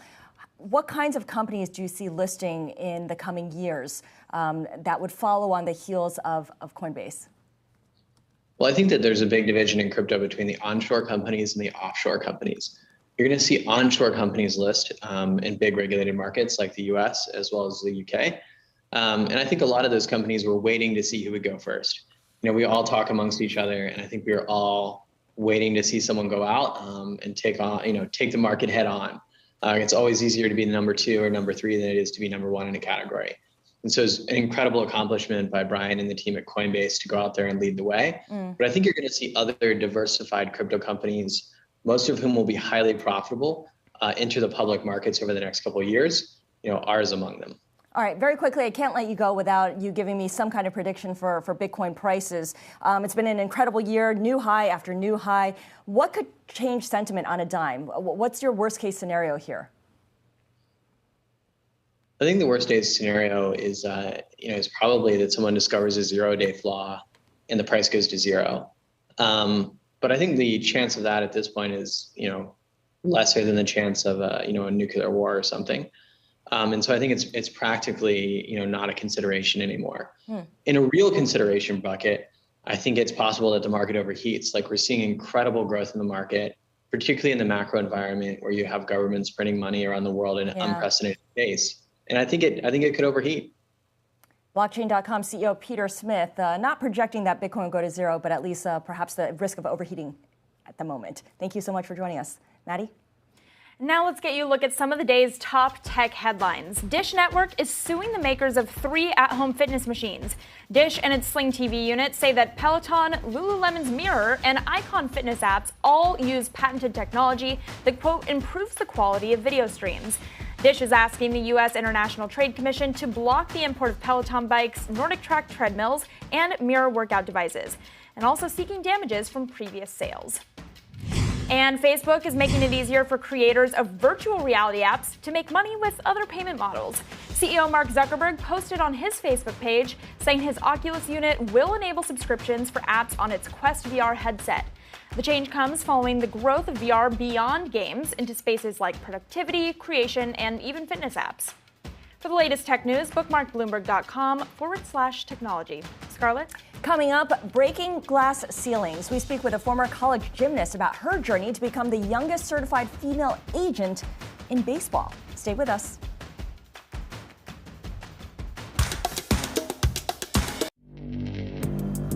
Access the financial world on demand. Hear from leading economists, policymakers, and industry experts via live and on-demand webinars, only from Bloomberg. Start exploring to see what's moving the markets. Visit Bloomberg.com/webinars. Our generation's biggest problem. Climate change is happening. And the world's most innovative solutions. Transport, industry, buildings, electricity, all of those things. Everything you need to know about our changing environment, the politics of global warming. We can and we will deal with climate change. In the fight against climate change, Bloomberg Green has you covered.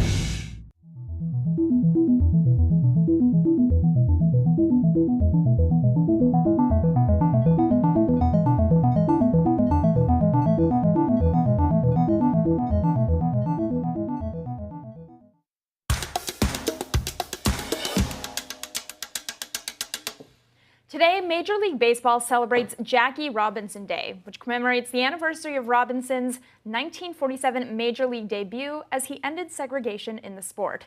As part of the celebration, all players, coaches, and umpires will wear Robinson's number 42 for today's games. And this year, more than 100 players of all races and backgrounds have pledged to donate either their full or partial game day salary to the Players Alliance to support Robinson's legacy. And the Players Alliance is a group made up of current and former MLB players seeking to improve representation of Black Americans in baseball. And speaking of breaking barriers, Rachel Luba is breaking the mold in a different way as one of the only female agents in Major League Baseball. This offseason, she helped negotiate a record-breaking deal for client Trevor Bauer, making him one of baseball's highest paid players. Quick Take's Vanessa Perdomo spoke with Rachel about her journey and how she deals with the naysayers. So baseball season has officially started, and fans are finally back in the stadium. How has it been for you to finally get back into a stadium, and how do the players that you work with feel to finally see fans in the stands again? I think everyone's super excited, and now everyone's saying like, oh, I'm never going to take this for granted again. Even players who would complain about, oh, our ballpark never fills up, and we barely have any fans that come to our games, whether it's in the beginning of the season or just certain teams. But now just any fans at all, players are ecstatic to hear some people at least. It's been cool. I've been to a couple games so far, and I think the same kind of goes for me. I usually take going to baseball games for granted. I go to a lot, not fully pay attention because I'm doing work, and now it's a little different, at least in the beginning. I'm enjoying it a little more. You yourself have changed the game a little bit, being one of the only female agents in the industry. Can you tell me a little bit about your journey and what you've overcome to get where you are today?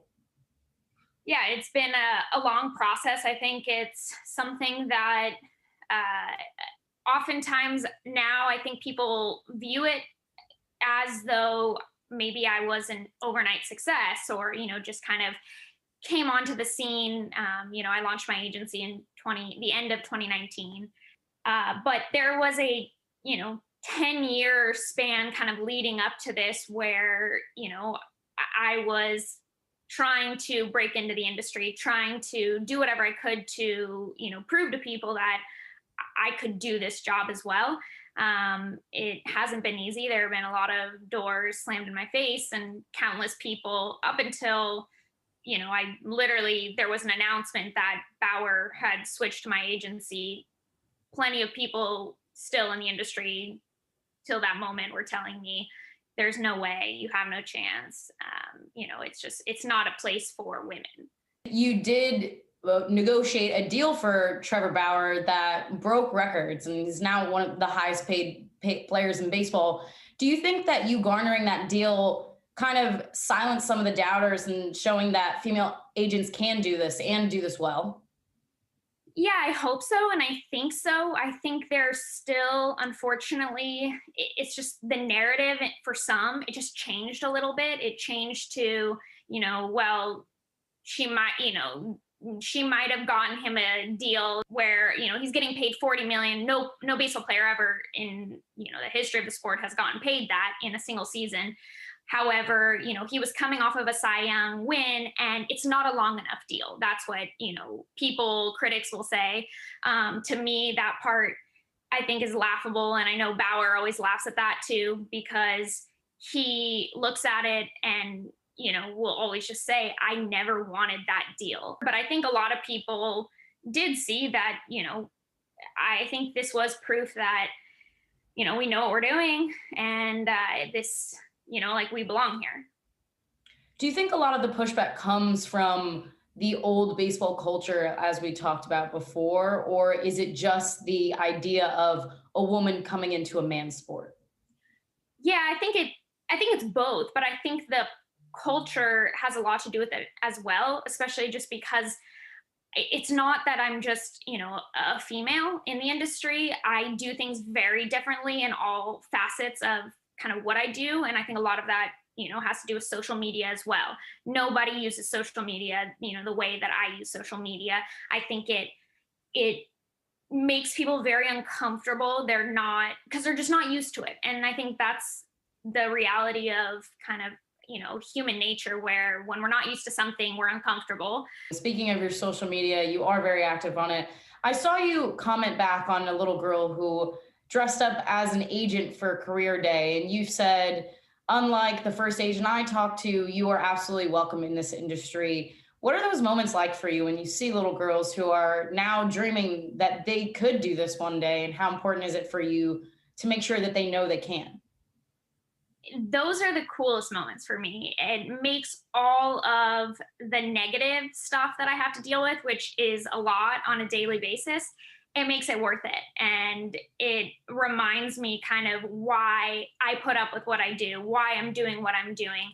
And, seeing a young girl like that, I mean, I just remember, even 10 years ago when I wanted to point to someone to look up to, I didn't know where to point. I didn't have anyone to point to. And that's not to say that there weren't any women, in the industry at all, because that's not the case. And so seeing a younger girl who can, say for career day, like that, the fact that she just knew this was something like I could dress up as, because it's a job I could have, is so cool. Because I don't think, several years ago, if you asked young girls if you could work in sports, like what kinds of jobs do you think you could have? I don't think anybody would say a sports agent. Absolutely. And now baseball is changing ever so little. Now you're seeing Kim Ng as a general manager, Alyssa Nakin with the Giants, and yourself as well. So you guys are definitely helping pave the way for those young girls. That's the hope. Rachel, thanks so much for the time. Yeah, thanks for having me. Appreciate it. Was Quick Takes, Vanessa Perdomo reporting on a really important topic, the importance of seeing someone who looks like you. Always helpful for breaking into an industry. Scarlett? Well, coming up after the break, the pandemic deepening an already staggering gender and racial pay gap, especially for Black women. So how is Congress looking to tackle this issue? Stay with us. We're back in 2.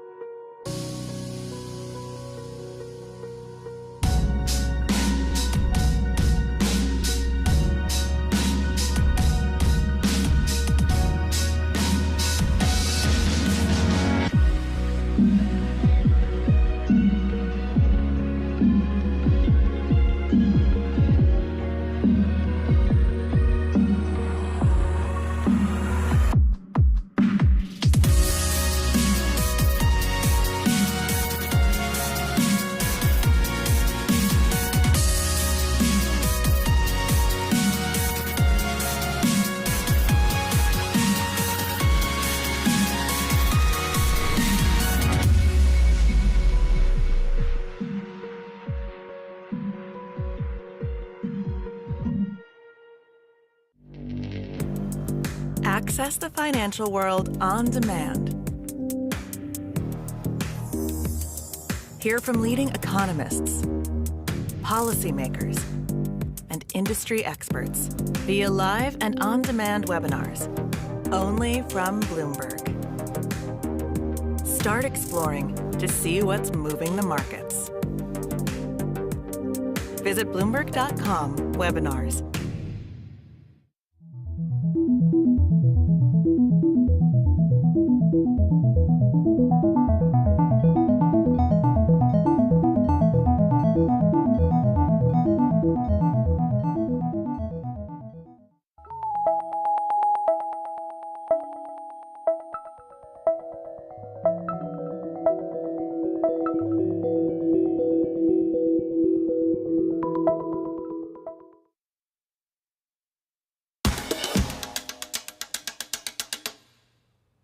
Today, April 15th, is normally the day Americans and anyone who works in the U.S. files federal taxes. This past year has been decidedly abnormal, so we get a little more time.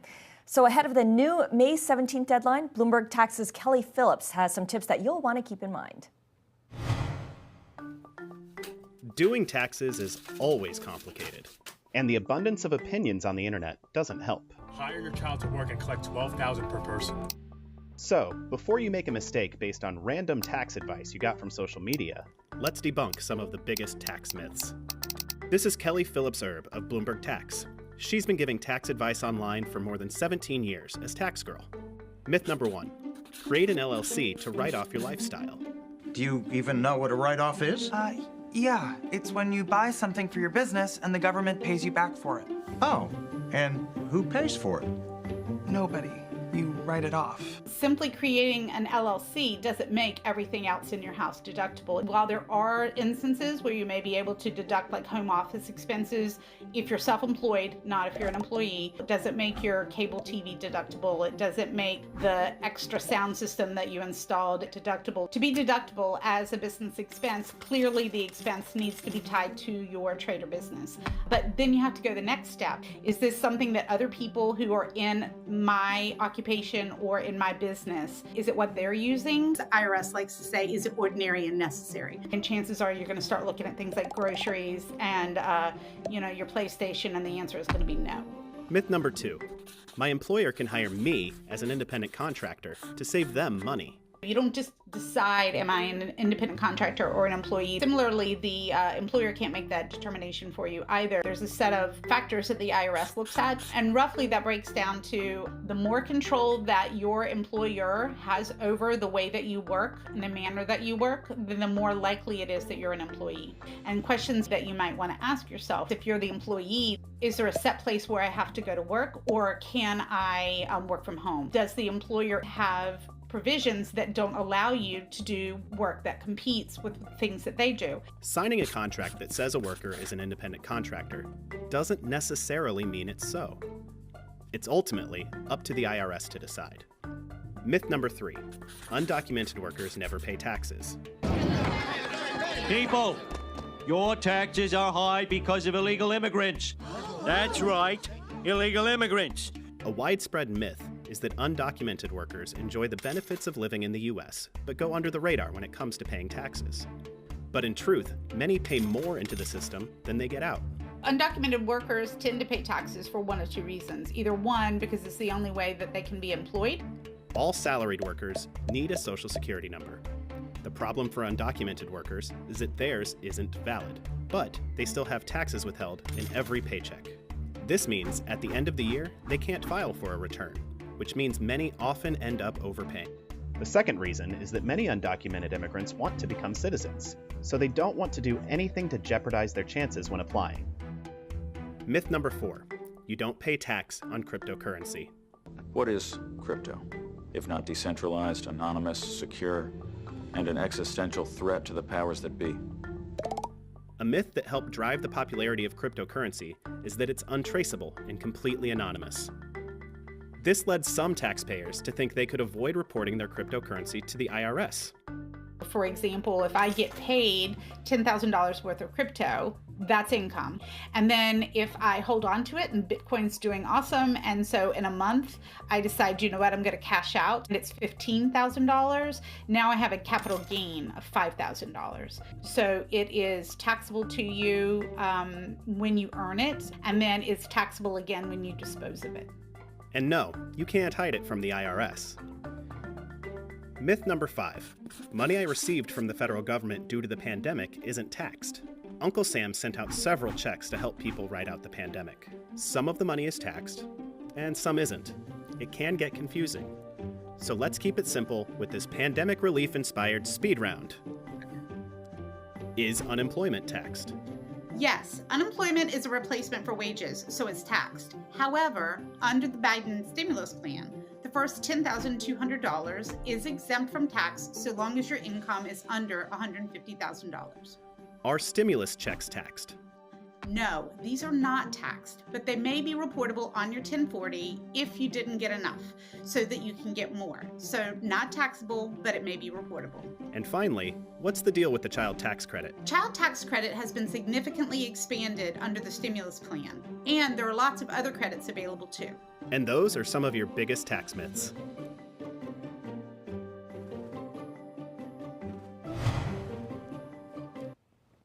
U.S. lawmakers are considering a bill aimed at ensuring equal pay and rectifying both the gender and racial gap. The Paycheck Fairness Act would strengthen the Equal Pay Act by giving workers more tools to fight pay discrimination. It would also take major steps toward increasing pay transparency in the workplace. Joining us to discuss the piece of legislation is Jocelyn Fry. Jocelyn is a senior fellow at the Center for American Progress. Jocelyn, welcome to Quick Take. Thanks for being here.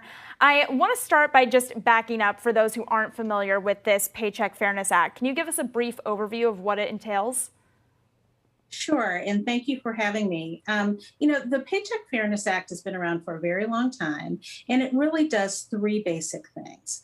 First, it strengthens the legal protections that are available for anyone who wants to bring a pay discrimination case. So it strengthens the legal tools that you have and helps to eliminate the legal barriers that folks face when they're trying to challenge pay discrimination. Second, it includes some provisions that just will bolster enforcement, just to make sure that the folks who are supposed to enforce the law have the tools that they need. And the last thing is that it also gives people better information. So everyday workers who just need better information about pay, there's some provisions in there that address that as well. Got it. And we know that a big factor here is, of course, the pandemic, which forced women to leave the workforce in droves. Are there any specific portions of this that address the women who've had to leave the workforce? Well, that's a great question. I think the best way to think about it is that the Paycheck Fairness Act tackles one piece of the pay gap. The pay gap is driven by a number of factors. One of them is potentially discrimination. So the Paycheck Fairness Act really wants to make sure that if folks are working, particularly if women are working, that they're being paid fairly. So it does things like making sure that you're not retaliated against if you talk about your pay, if you talk with a coworker about your pay. It makes sure that your salary history doesn't follow you and your employer can't rely on past salary that may have been infected by discrimination. If you're looking for a new job, it does things like making sure that there's pay data that's being collected so that the enforcement agencies can actually just figure out what's happening. It also gives workers tools like negotiations, training, and things like that. So there are pieces of the law that eliminate discrimination, which is great for workers trying to go back to the workforce. And it makes sure that when they come back, that hopefully they're coming back into an environment where they're going to be paid fairly and have better chances of success. So all of this is great in theory, and this is a little bit of a hypothetical, but how does it actually stop someone from, when someone's in a job interview asking them, hey, why don't you just give me an indication of how much money you were making so that I can judge how much I pay you based off of that? I mean, what really stops people from doing this out in the real world? It's an excellent point.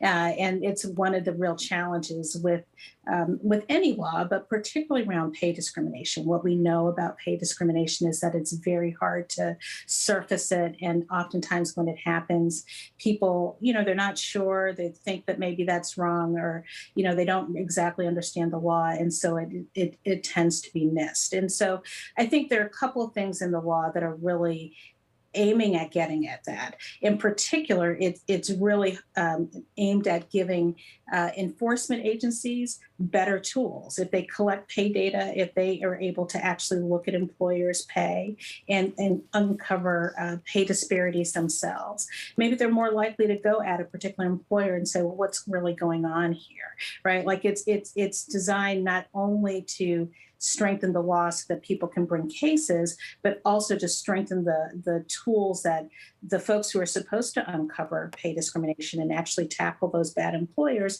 have what they need to uncover those problems when they occur. But we're also just relying on employers to do the right thing too. I think most employers want to pay attention, but not always. And so we have to make the law as robust as possible. Jocelyn Fry, thank you so much for joining us to break down the Paycheck Fairness Act. We should note this bill was passed by House Democrats today. And I do want to talk about this with you, Scarlett, because we talk about all the time this idea that men are rewarded for having families in the workplace, but women are then seen as being a liability, that they're going to be taking care of kids and they're not going to be as good of an employee. Yeah, men are always seen as more reliable and more committed to their jobs than ever if they have family, because that means they're going to stay around, they're going to be committed to it. Women, it means you're going to have to go off and pick up your kid at school or go take a day off if they get sick. It's just remarkable and ridiculous how these perceptions come down. Yep, absolutely. All right, that does it, right? I think that's it for Quick Take this hour. You can check out the latest stories on Quick Take on...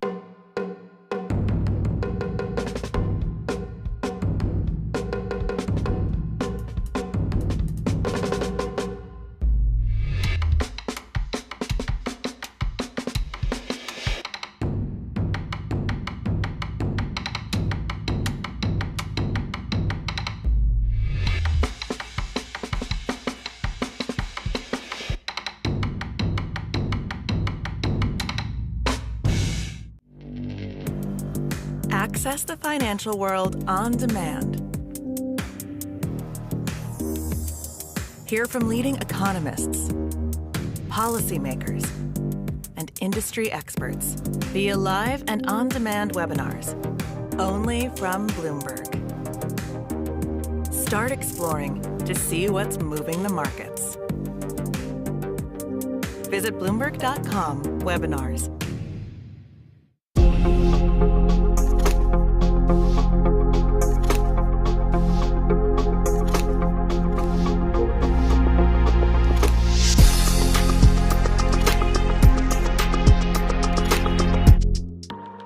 Generation's biggest problem. Climate change is happening. And the world's most innovative solutions. Transport, industry, buildings, electricity, all of those things. Everything you need to know about our changing environment, the politics of global warming. We can and we will deal with climate change. In the fight against climate change, Bloomberg Green has you covered.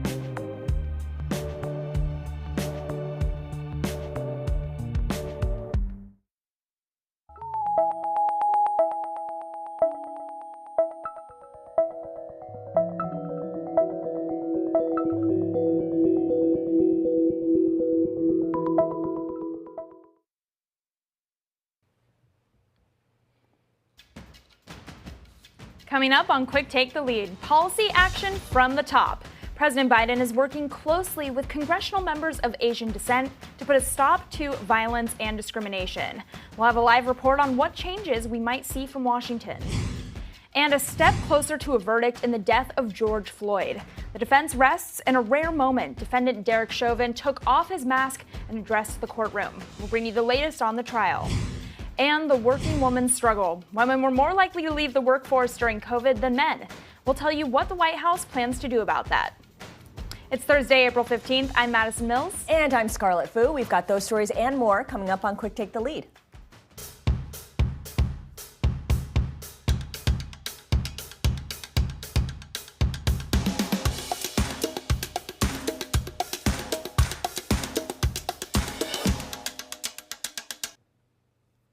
Washington is starting to move on Asian American issues this week. President Biden today met with members of the Congressional Asian Pacific American Caucus following months of a nationwide surge in violence against Asian Americans. And yesterday, the Senate voted overwhelmingly to advance legislation aimed at improving the tracking of anti-Asian hate crime.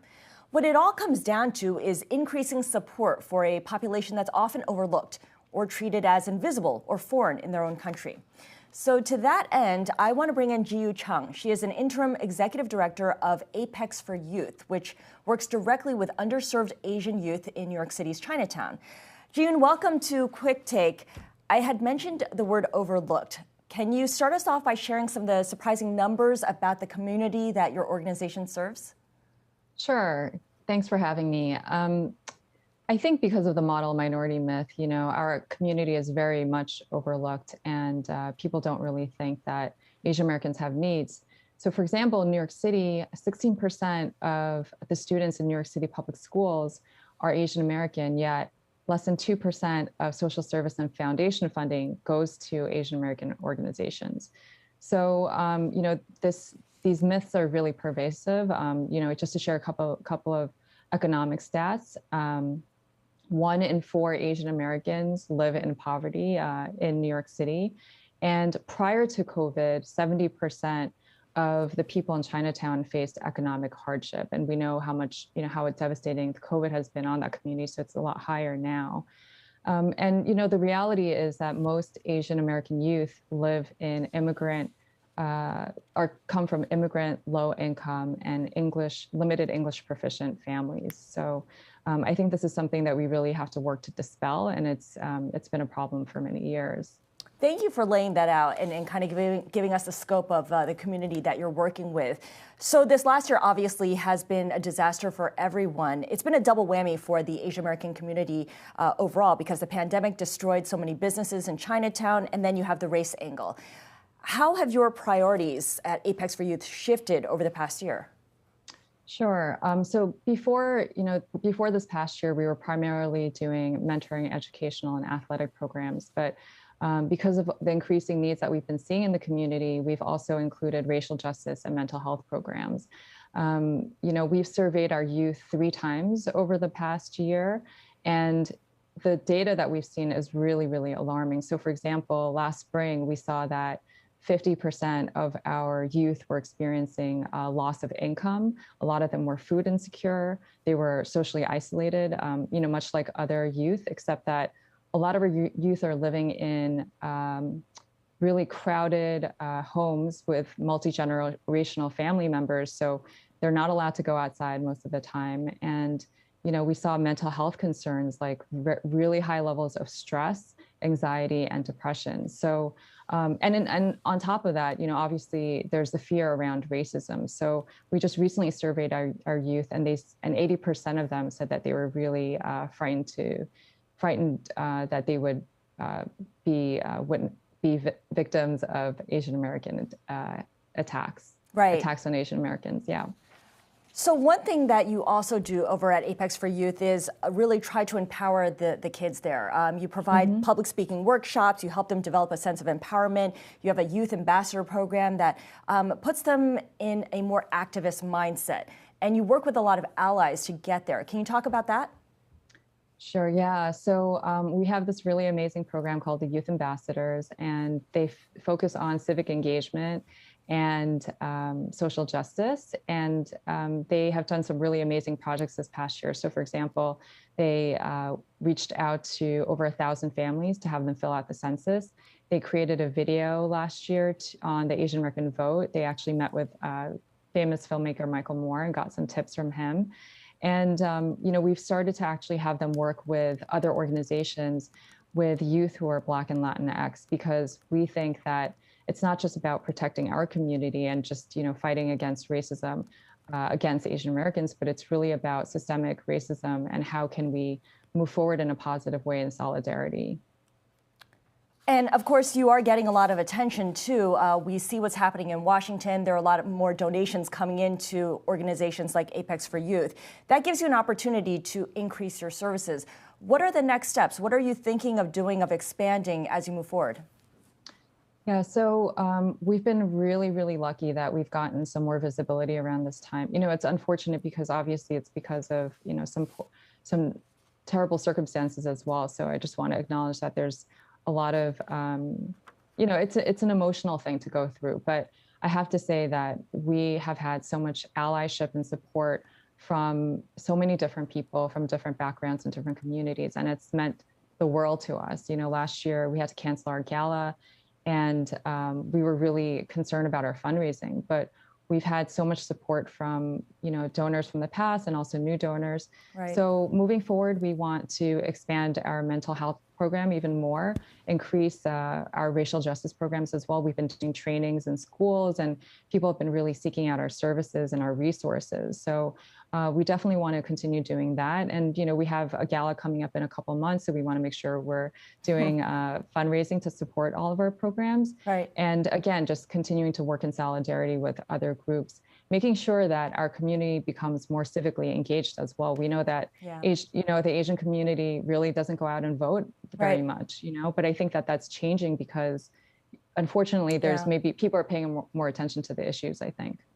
Ji-yoon, really appreciate your time and explaining what you do. Interim Executive Director of Apex for Youth here in New York. Maddie? Such an important conversation, Scarlett. Now, we want to update you on the murder trial of former police officer Derek Chauvin in the death of George Floyd. The defense rested its case today without putting Chauvin on the stand. In a rare courtroom moment, Chauvin removed his mask to inform the judge that he would not testify, saying he's invoking his Fifth Amendment right not to take the stand. Is this your decision not to testify? It is, Your Honor. All right. Do you have any questions about your right to remain silent or to testify on your own behalf? Not at this time, I don't. All right. Has anyone promised anything or threatened you in any way to keep you from testifying? No promises or threats, Your Honor. Both sides in the trial over the death of George Floyd have now finished presenting their cases. Closing arguments will be heard on Monday, followed by jury deliberation, which is expected to be quite lengthy. Quick Take will bring you live coverage from the courtroom in Minneapolis starting at 10 a.m. Eastern Time on Monday. And in other news making headlines around the world, the European Union is taking action against officials in Myanmar. Reuters reports the bloc will impose sanctions on 10 individuals linked to the February coup and target 2 businesses run by the armed forces. The sanctions are expected to take effect next week. In France, a controversial security bill that extends police powers has been passed by Parliament. Tens of thousands of protesters marched in Paris last year against the bill. It would have made it illegal to publish images of police officers with harmful intent. Lawmakers made changes to the bill. It now says helping to identify on-duty police officers with obvious harmful intent, in other words, taking a photo of an officer with the express purpose of harassing them on social media, for example, will be punishable by up to 5 years in prison. Opponents say the new draft is subject to interpretation by police and is a threat to civil liberties. And President Joe Biden is ordering more sanctions against Russia. They include restrictions on buying new sovereign debt and come in response to allegations that Moscow was behind a hack on SolarWinds Corp. The sanctions target 32 entities and individuals, including government and intelligence officials, and 6 Russian companies. The new limits on buying new debt will be taking effect on June 14th. For the latest news from your part of the world, go to Bloomberg.com, click on the edition drop-down right next to the Bloomberg masthead, and choose your region. Scarlett? All right, coming up after the break, Maddie is on Vaccine Watch with Johnson & Johnson shots still on pause. We'll tell you how this will affect the global vaccine rollout when we're back in 2.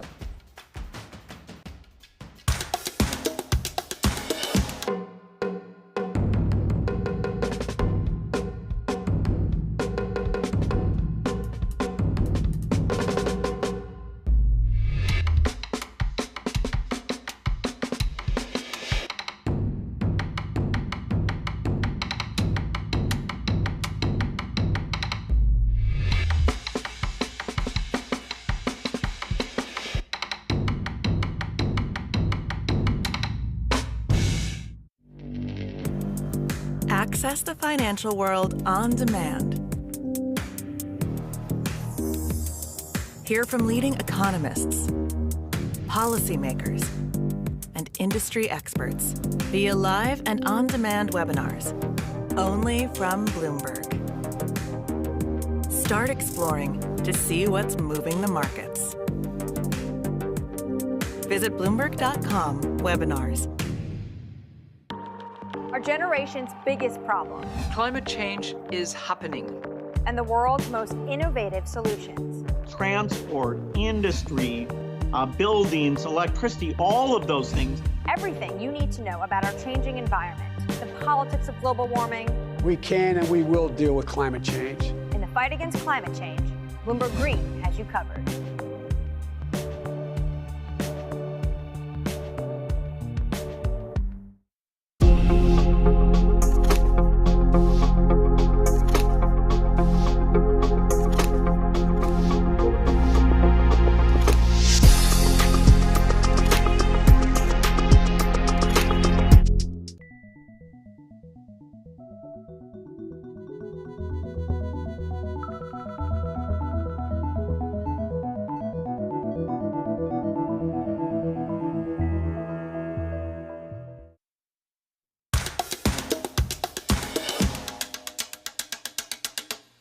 Johnson & Johnson vaccines could be on pause for 7 to 10 days. And this comes after a panel of health experts decided that they need more time to discuss options about what to do over the single-dose shot. Now, the pause had a ripple effect around the world. Countries that are in desperate need of more vaccine access, like South Africa, for example, followed suit and pressed the brakes on their own J&J rollouts. So joining us to discuss what's next for the shot is Bloomberg's Riley Griffin. Riley, thanks for being here. After the U.S. announced the pause, like we said, it just rippled through the globe with other countries pausing distribution. What was the role of the J&J shot in the global vaccination effort prior to the U.S. doing this pause? It's a really important question. J&J, just to set the scene, is that one and done shot many people have heard about. But it's more than just a single dose vaccine. It can be stored in refrigerators. It's offered on a not-for-profit basis, which means it's actually just $10 for a full regimen. Meanwhile, in the U.S., for example, Pfizer's shots cost $39 for the full 2-dose regimen. So it's a cheaper option.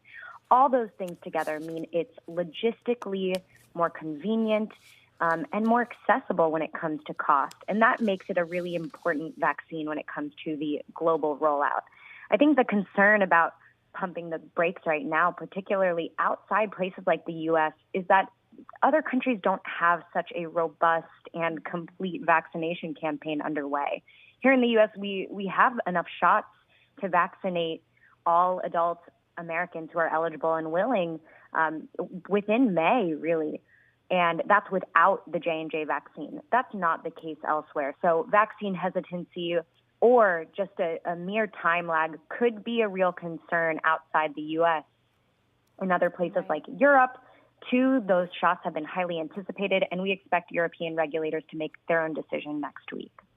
So we know that the U.S. putting this on pause is going to potentially cause a surplus of the J&J shots. What do you think will happen with that stockpile? How is that going to affect the vaccine rollout moving forward domestically? It's fascinating, and I would pose the question actually to the Biden administration. We had a fabulous piece out today. I would suggest following the Bloomberg Vaccine Tracker and the work being done by Drew Armstrong and Anna Edney.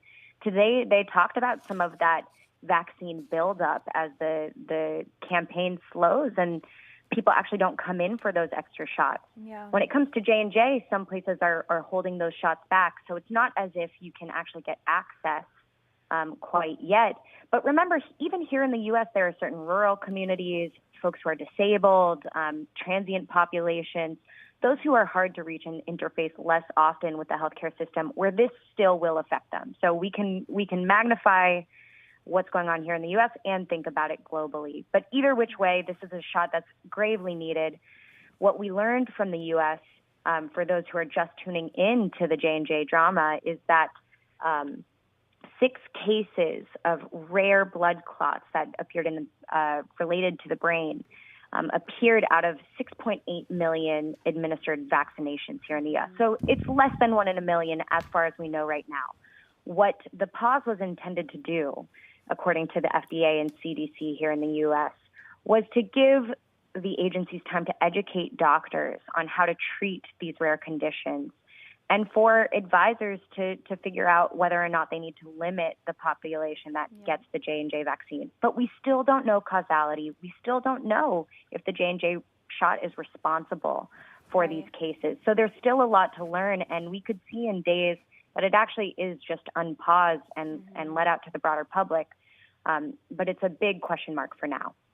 So, Riley, I want to talk about the importance of treatments here because as, you know, this J&J pause has global implications for having other countries be inspired to stop their rollout of the vaccine, treatments are even more important and critical. What can you tell us about the latest developments on the COVID treatment aspect of things? You are so right. Treatments are incredibly critical, particularly in the rest of the world where hundreds of thousands of cases continue to accumulate on a daily basis. Right now, we have very few options. We've got a decades-old steroid for those later in their course of disease. We've got the monoclonal antibodies, which can be given in infusions earlier. But those are limited in supply. They're a complex biologic. What we need is a pill that can be taken right when you get COVID and prevent replication of the disease in the body, of the virus, I mean. And Merck & Co., one of the big U.S. drug makers, has been one of those entities developing that kind of pill. Think Tamiflu for COVID. You and I have talked about this before. Right. Today we got data from a interim analysis of trials studying that antiviral pill both in the hospitalized setting and in the outpatient setting, which means if you haven't yet progressed to the hospital. Merck actually squashed the hospital program. It doesn't look like this pill will do very well in that setting. And in the outpatient trial, the data was practically inconclusive. Yep. They couldn't tell if it was beneficial. And so we're going to have to see more data, and they're moving into phase 3 trials with that. Bloomberg's Riley Griffin. Folks who want to learn more about the Merck coverage that Riley did from this morning should definitely check out her piece. Really appreciate you joining us. Scarlett? All right, let's get you some other COVID news. The Centers for Disease Control and Prevention is studying what's called breakthroughs, in which patients who are fully vaccinated still test positive for COVID. So far, about 5,800 cases have been identified among more than 66 million Americans. Health officials say that this is actually in line with expectations since vaccines are not 100% effective. All this is a reminder that even if you've been vaccinated, you are still at risk of contracting COVID. Ukraine began a vaccination drive to inoculate all its athletes preparing for the Olympics. That's despite a senior member of Japan's ruling party saying that canceling the Tokyo Olympics remains an option if the pandemic continues to worsen.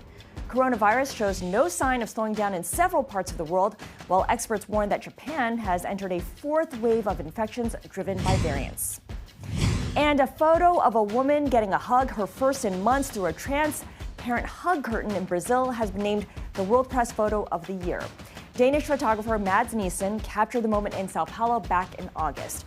The choice of a winning photo portraying the global pandemic was almost inevitable for the contest covering a year in which news around the globe has been dominated by the virus. For the latest COVID news, bookmark Bloomberg.com/coronavirus, or of course, follow us on Twitter at QuickTake. Maddie? And coming up after the break, the pandemic brought us all inside and online, meaning your personal data just might be a bigger target than ever. What you can do about that next.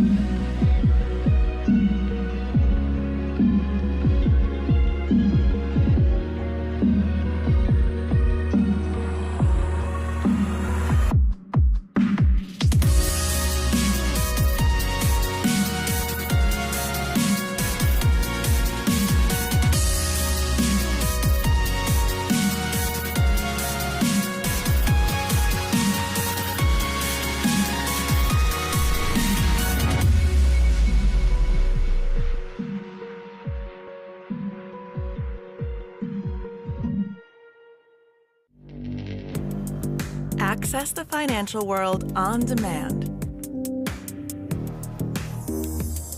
Hear from leading economists, policymakers, and industry experts via live and on-demand webinars. only from Bloomberg. Start exploring to see what's moving the markets. Visit Bloomberg.com/webinars.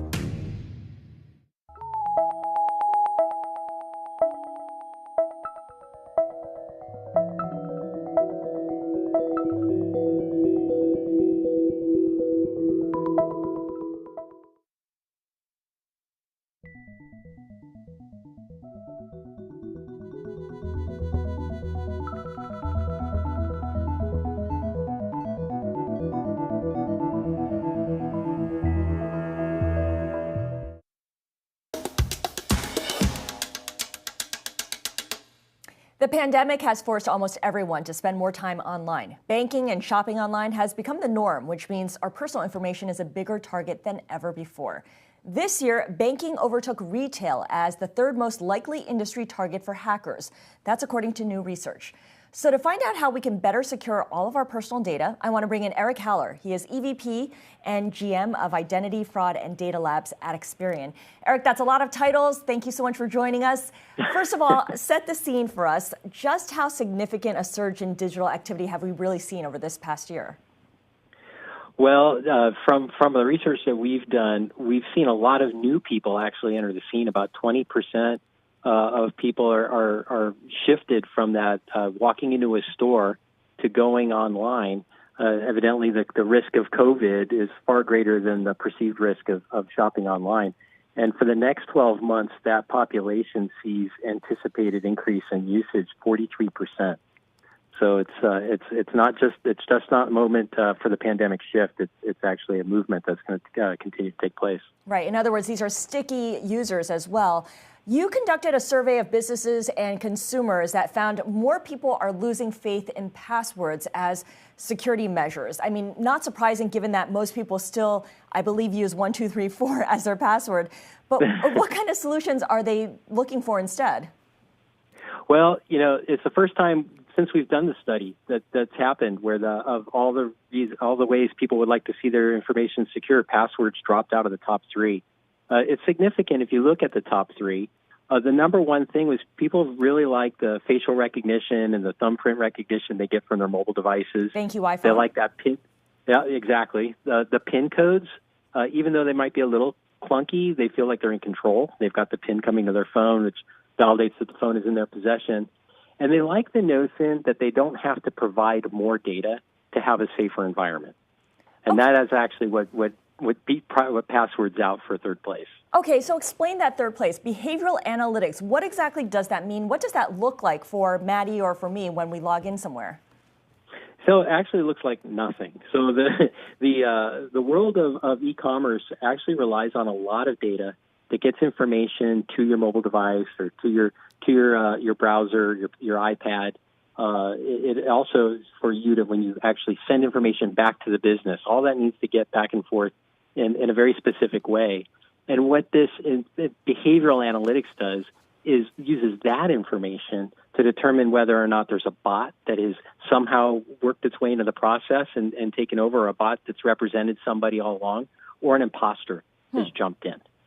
So we're trusting that the system will determine that we're not a bot and that we're actually human beings and we have to backspace or delete things. Ultimately, though, there isn't really a silver bullet here. I mean, I keep reading that two-step verification is more important than any single measure, whether it's biometric or whether it's passwords or whether it's behavioral biometrics. Would you say that's correct?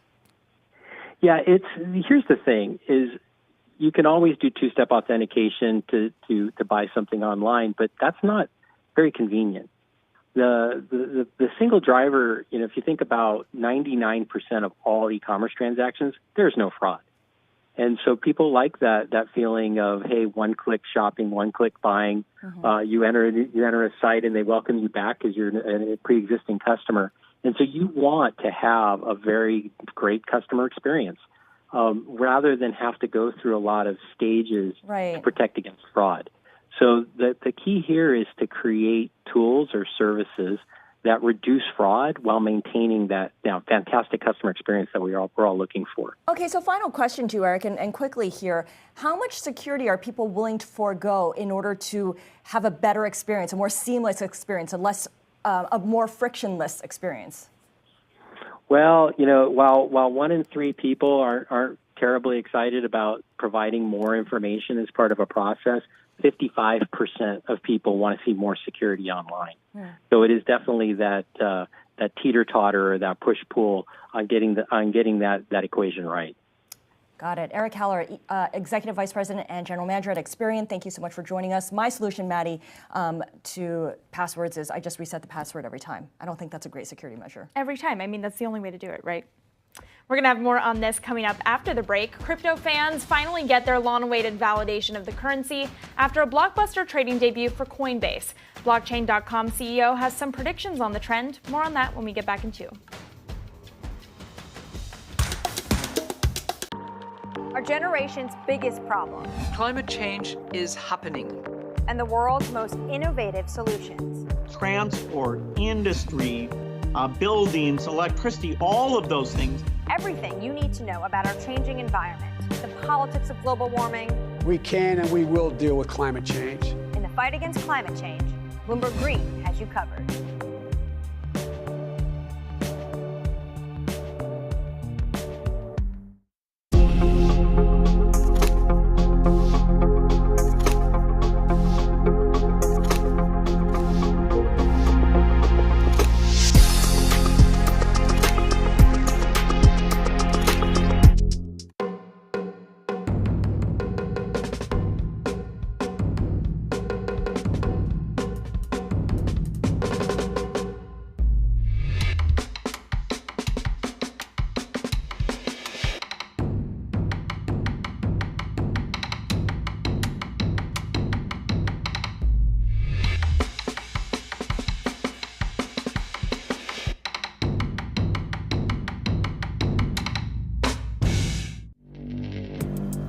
Access the financial world on demand.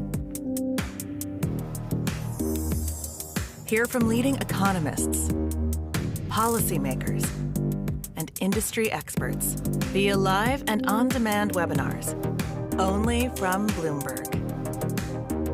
Start exploring to see what's moving the markets. Visit Bloomberg.com/webinars.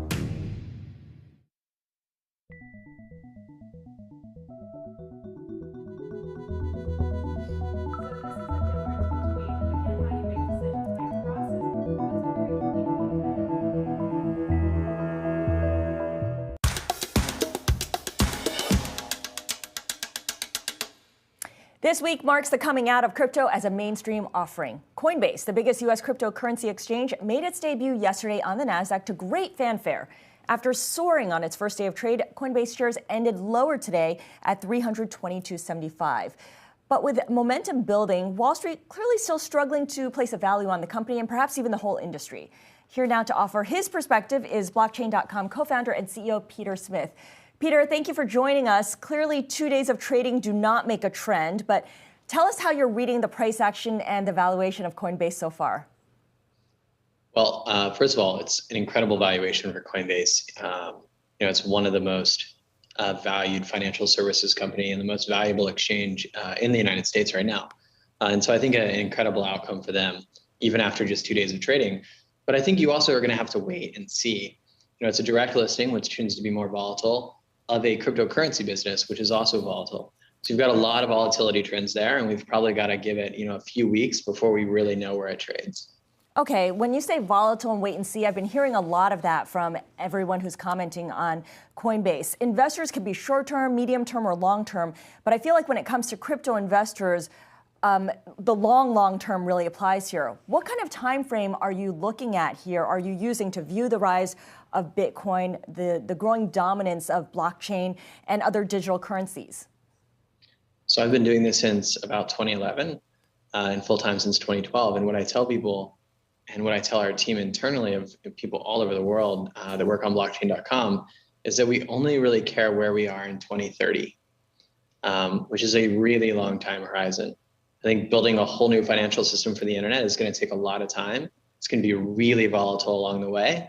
And if you're not ready to buckle in until 2030, you probably shouldn't be allocating in the market. Interesting. Of course, in the meantime, there will be a lot of people who treat Coinbase as a proxy for all things crypto and Bitcoin, and it could be their only way that they're actually exposed to this space as well. Do you think that Coinbase price action will drive the price action of Bitcoin or vice versa? Which is the dog, which is the tail? Well, the crypto industry is a lot bigger than Coinbase. Coinbase probably isn't even the largest company in the crypto industry. And so I think that, the crypto markets are much more likely to drive Coinbase than the other way around. Coinbase is an exchange, for those who do not know, in the same way that the New York Stock Exchange is an exchange, and they make money off of transaction fees. The trend for transaction fees, certainly at the NYSE and others, is that it's been going down, and that's how Coinbase makes its money. Do you think it's inevitable that Coinbase will soon start to see fees go down over the period of time in which Bitcoin and blockchain and crypto becomes more mainstream? Sure, I think so. But you also have to remember that Coinbase has multiple businesses. One is a brokerage with pretty high fees. The other is an exchange with lower fees. We have two very similar businesses. And over the long course of time, over the next 10 years, we expect fee compression in both, but probably more in the exchange down to sort of the NYSE or ICE levels than in the brokerage, where fee load, even at places like TDA, and E-Trade is still pretty significant. So it really depends on the revenue and the business, but I think that's probably quite a ways in the future. Markets with a lot of volatility, as well as like a lot of price discovery, typically have higher fee-bearing loads. You mentioned that Coinbase is not even the biggest crypto company out there, but now that it's gone public, it might just open the floodgates for others to list as well. What kinds of companies do you see listing in the coming years that would follow on the heels of Coinbase? Well, I think that there's a big division in crypto between the onshore companies and the offshore companies. You're going to see onshore companies list in big regulated markets like the US as well as the UK. And I think a lot of those companies were waiting to see who would go first. We all talk amongst each other, and I think we are all waiting to see someone go out and take the market head on. It's always easier to be the number 2 or number 3 than it is to be number 1 in a category. And so it's an incredible accomplishment by Brian and the team at Coinbase to go out there and lead the way. But I think you're going to see other diversified crypto companies, most of whom will be highly profitable, enter the public markets over the next couple of years, ours among them. All right, very quickly, I can't let you go without you giving me some kind of prediction for Bitcoin prices. It's been an incredible year, new high after new high. What could change sentiment on a dime? What's your worst case scenario here? I think the worst case scenario is, is probably that someone discovers a 0-day flaw and the price goes to 0. But I think the chance of that at this point is, lesser than the chance of a nuclear war or something. And so I think it's practically, not a consideration anymore. In a real consideration bucket, I think it's possible that the market overheats. Like, we're seeing incredible growth in the market, particularly in the macro environment where you have governments printing money around the world in an unprecedented pace. And I think it could overheat. Blockchain.com CEO Peter Smith, not projecting that Bitcoin will go to 0, but at least perhaps the risk of overheating at the moment. Thank you so much for joining us. Maddie? Now let's get you a look at some of the day's top tech headlines. Dish Network is suing the makers of 3 at-home fitness machines. Dish and its Sling TV unit say that Peloton, Lululemon's Mirror, and Icon fitness apps all use patented technology that, quote, improves the quality of video streams. Dish is asking the U.S. International Trade Commission to block the import of Peloton bikes, Nordic Track treadmills, and Mirror workout devices, and also seeking damages from previous sales.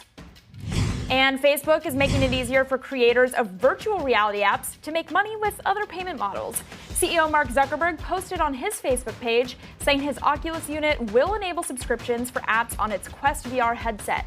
The change comes following the growth of VR beyond games into spaces like productivity, creation, and even fitness apps.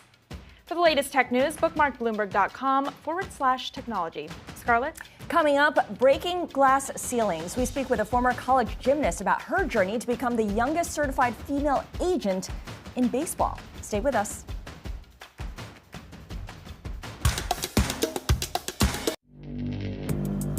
Access the financial world on demand. Hear from leading economists, policymakers, and industry experts via live and on-demand webinars, only from Bloomberg. Start exploring to see what's moving the markets. Visit Bloomberg.com/webinars. Our generation's biggest problem. Climate change is happening.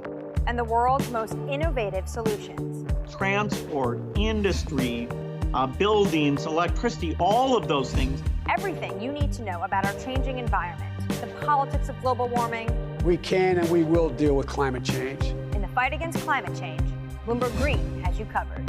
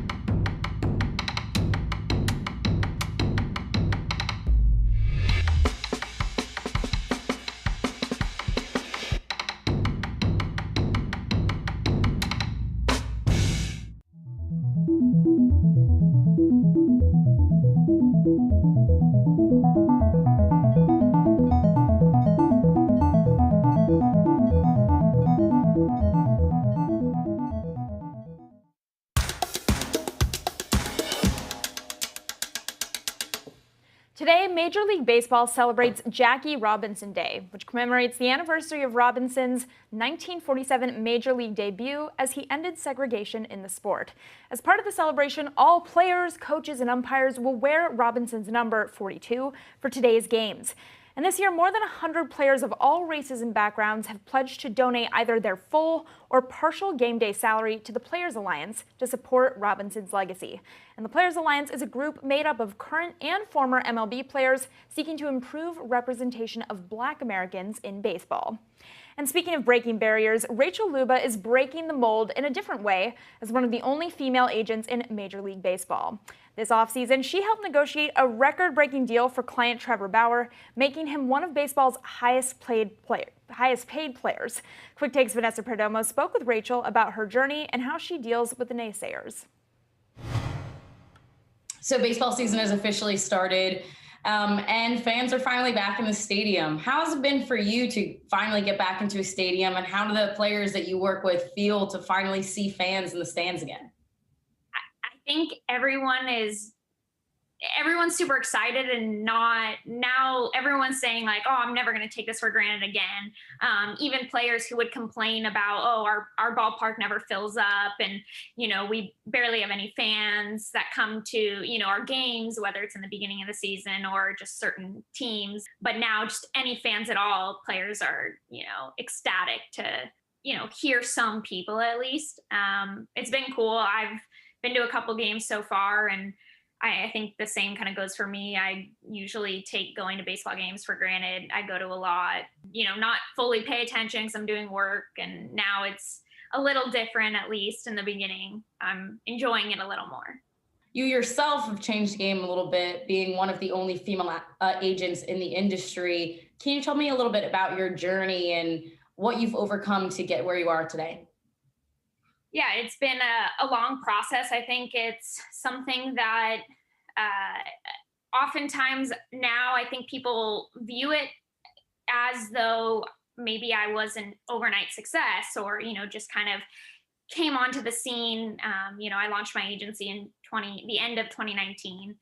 But there was a, 10-year span kind of leading up to this where, I was trying to break into the industry, trying to do whatever I could to, prove to people that I could do this job as well. It hasn't been easy. There have been a lot of doors slammed in my face, and countless people up until, there was an announcement that Bauer had switched to my agency. Plenty of people still in the industry till that moment were telling me, there's no way, you have no chance. It's not a place for women. You did negotiate a deal for Trevor Bauer that broke records and is now one of the highest paid players in baseball. Do you think that you garnering that deal kind of silenced some of the doubters and showing that female agents can do this and do this well? Yeah, I hope so. And I think so. I think there's still, unfortunately, it's just the narrative for some, it just changed a little bit. It changed to, well, she might have gotten him a deal where, he's getting paid $40 million. No baseball player ever in, the history of the sport has gotten paid that in a single season. However, he was coming off of a Cy Young win, and it's not a long enough deal. That's what, critics will say. To me, that part I think is laughable. And I know Bauer always laughs at that too, because he looks at it and, will always just say, I never wanted that deal. But I think a lot of people did see that, I think this was proof that, we know what we're doing, and this, we belong here. Do you think a lot of the pushback comes from the old baseball culture, as we talked about before, or is it just the idea of a woman coming into a man's sport? Yeah, I think it's both, but I think the culture has a lot to do with it as well, especially just because it's not that I'm just, a female in the industry. I do things very differently in all facets of kind of what I do. And I think a lot of that, has to do with social media as well. Nobody uses social media, the way that I use social media. I think it makes people very uncomfortable. Because they're just not used to it. And I think that's the reality of kind of, human nature, where when we're not used to something, we're uncomfortable. Speaking of your social media, you are very active on it. I saw you comment back on a little girl who dressed up as an agent for career day. And you said, unlike the first agent I talked to, you are absolutely welcome in this industry. What are those moments like for you when you see little girls who are now dreaming that they could do this one day? And how important is it for you to make sure that they know they can? Those are the coolest moments for me. It makes all of the negative stuff that I have to deal with, which is a lot on a daily basis, it makes it worth it. And it reminds me kind of why I put up with what I do, why I'm doing what I'm doing. And, seeing a young girl like that, I mean, I just remember, even 10 years ago when I wanted to point to someone to look up to, I didn't know where to point. I didn't have anyone to point to. And that's not to say that there weren't any women, in the industry at all, because that's not the case. And so seeing a younger girl who can, say for career day, like that, the fact that she just knew this was something like I could dress up as, because it's a job I could have, is so cool. Because I don't think, several years ago, if you asked young girls if you could work in sports, like what kinds of jobs do you think you could have? I don't think anybody would say a sports agent. Absolutely. And now baseball is changing ever so little. Now you're seeing Kim Ng as a general manager, Alyssa Nakin with the Giants, and yourself as well. So you guys are definitely helping pave the way for those young girls. That's the hope. Rachel, thanks so much for the time. Yeah, thanks for having me. Appreciate it. That was Quick Takes. Vanessa Perdomo reporting on a really important topic, the importance of seeing someone who looks like you. Always helpful for breaking into an industry. Scarlett? Well, coming up after the break, the pandemic deepening an already staggering gender and racial pay gap, especially for Black women. So how is Congress looking to tackle this issue? Stay with us. We're back in 2.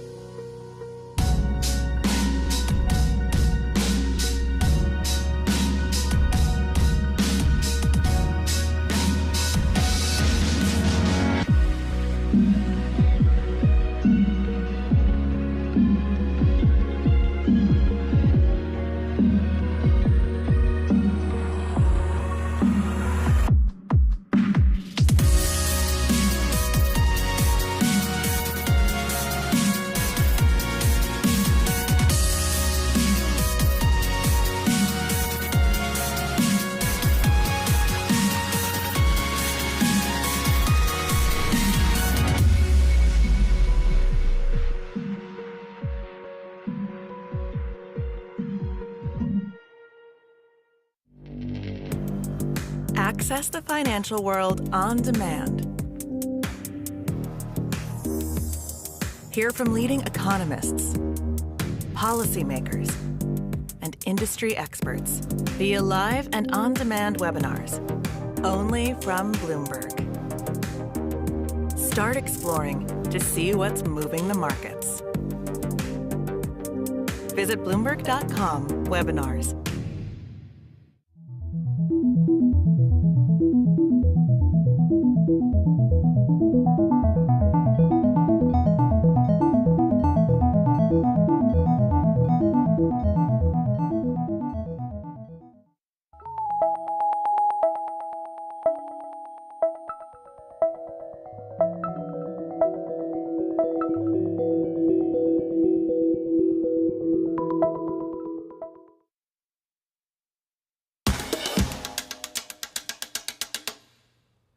Today, April 15th, is normally the day Americans and anyone who works in the U.S. files federal taxes. This past year has been decidedly abnormal, so we get a little more time.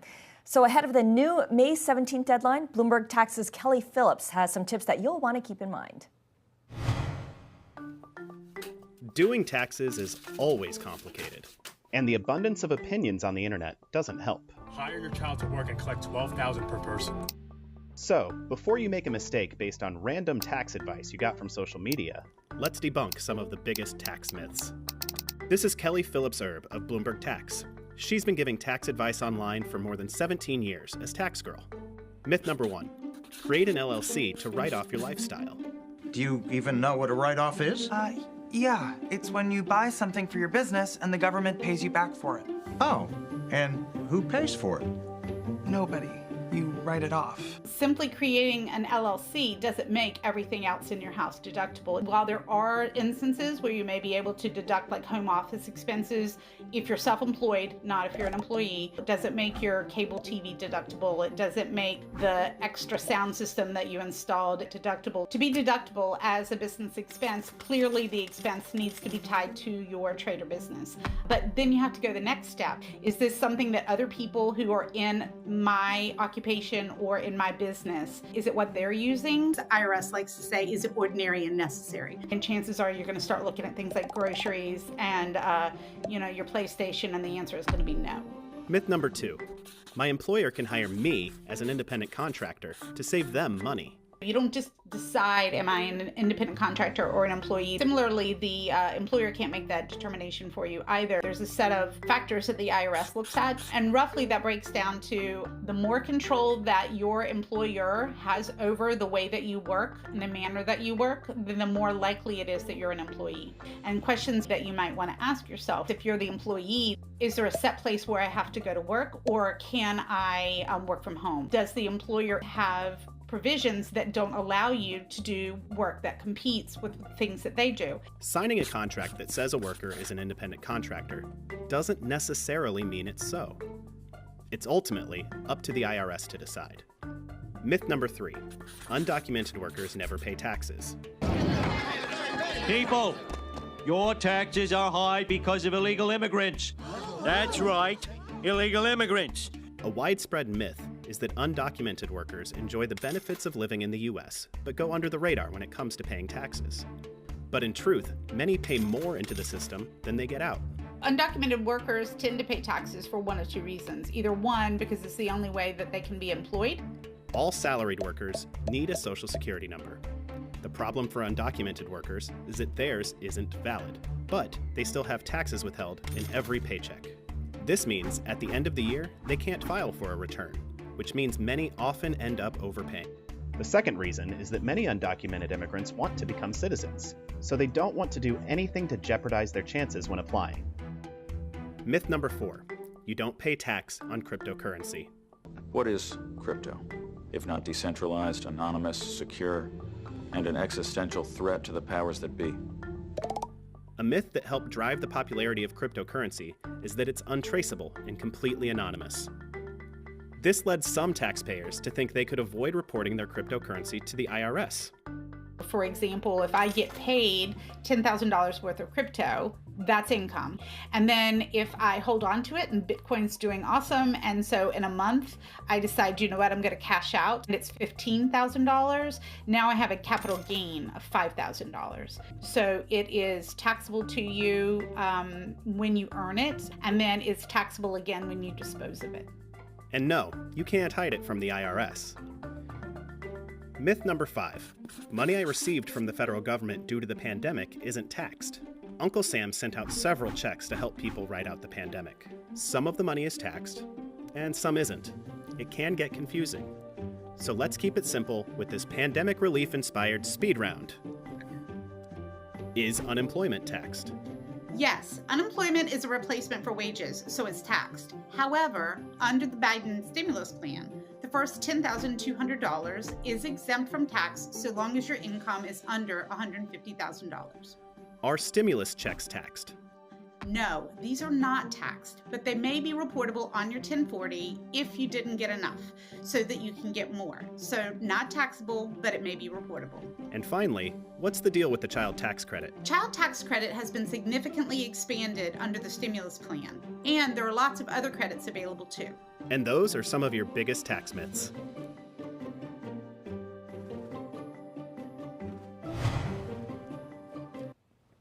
U.S. lawmakers are considering a bill aimed at ensuring equal pay and rectifying both the gender and racial gap.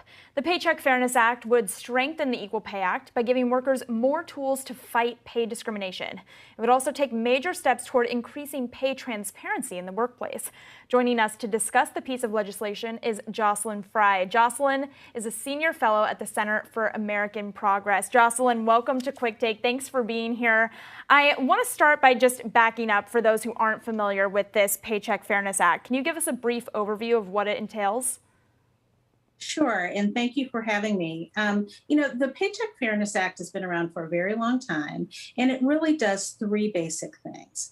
First, it strengthens the legal protections that are available for anyone who wants to bring a pay discrimination case. So it strengthens the legal tools that you have and helps to eliminate the legal barriers that folks face when they're trying to challenge pay discrimination. Second, it includes some provisions that just will bolster enforcement, just to make sure that the folks who are supposed to enforce the law have the tools that they need. And the last thing is that it also gives people better information. So everyday workers who just need better information about pay, there's some provisions in there that address that as well. Got it. And we know that a big factor here is, of course, the pandemic, which forced women to leave the workforce in droves. Are there any specific portions of this that address the women who've had to leave the workforce? Well, that's a great question. I think the best way to think about it is that the Paycheck Fairness Act tackles one piece of the pay gap. The pay gap is driven by a number of factors. One of them is potentially discrimination. So the Paycheck Fairness Act really wants to make sure that if folks are working, particularly if women are working, that they're being paid fairly. So it does things like making sure that you're not retaliated against if you talk about your pay, if you talk with a coworker about your pay. It makes sure that your salary history doesn't follow you and your employer can't rely on past salary that may have been infected by discrimination. If you're looking for a new job, it does things like making sure that there's pay data that's being collected so that the enforcement agencies can actually just figure out what's happening. It also gives workers tools like negotiations, training, and things like that. So there are pieces of the law that eliminate discrimination, which is great for workers trying to go back to the workforce. And it makes sure that when they come back, that hopefully they're coming back into an environment where they're going to be paid fairly and have better chance of success. So all of this is great in theory, and this is a little bit of a hypothetical, but how does it actually stop someone from, when someone's in a job interview, asking them, hey, why don't you just give me an indication of how much money you were making so that I can judge how much I pay you based off of that? I mean, what really stops people from doing this out in the real world? It's an excellent point.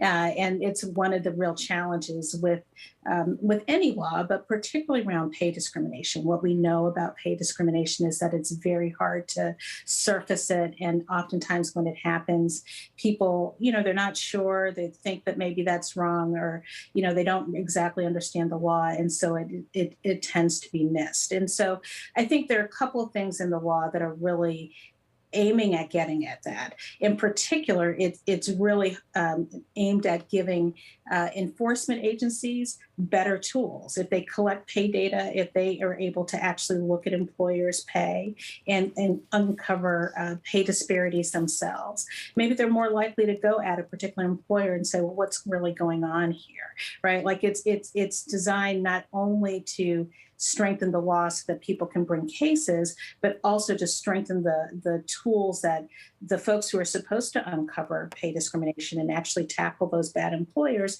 have what they need to uncover those problems when they occur. But we're also just relying on employers to do the right thing too. I think most employers want to pay attention, but not always. And so we have to make the law as robust as possible.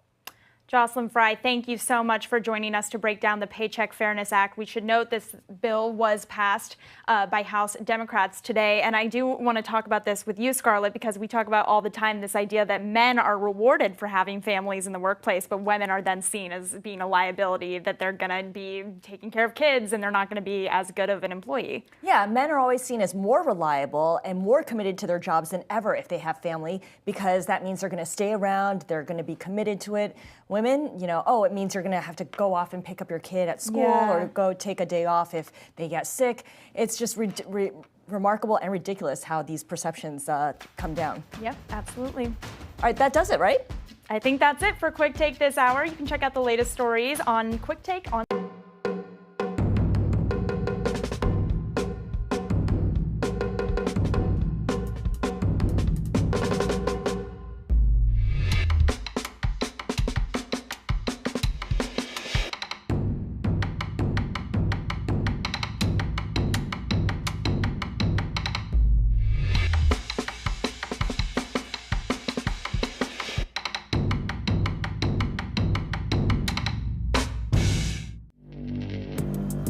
Access the financial world on demand. Hear from leading economists, policymakers, and industry experts via live and on-demand webinars, only from Bloomberg. Start exploring to see what's moving the markets. Visit Bloomberg.com/webinars.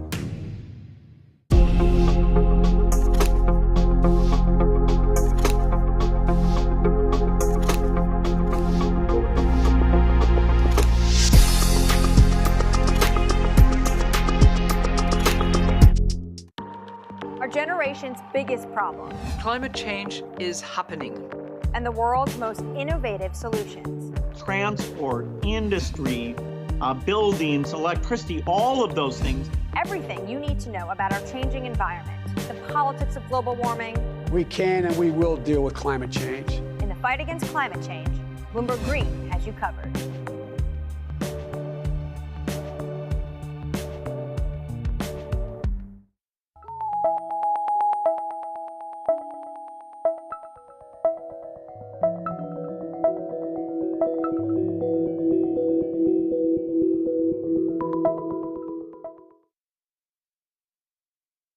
I'm Kurumi Mori in Tokyo, and this is Quick Take Geo.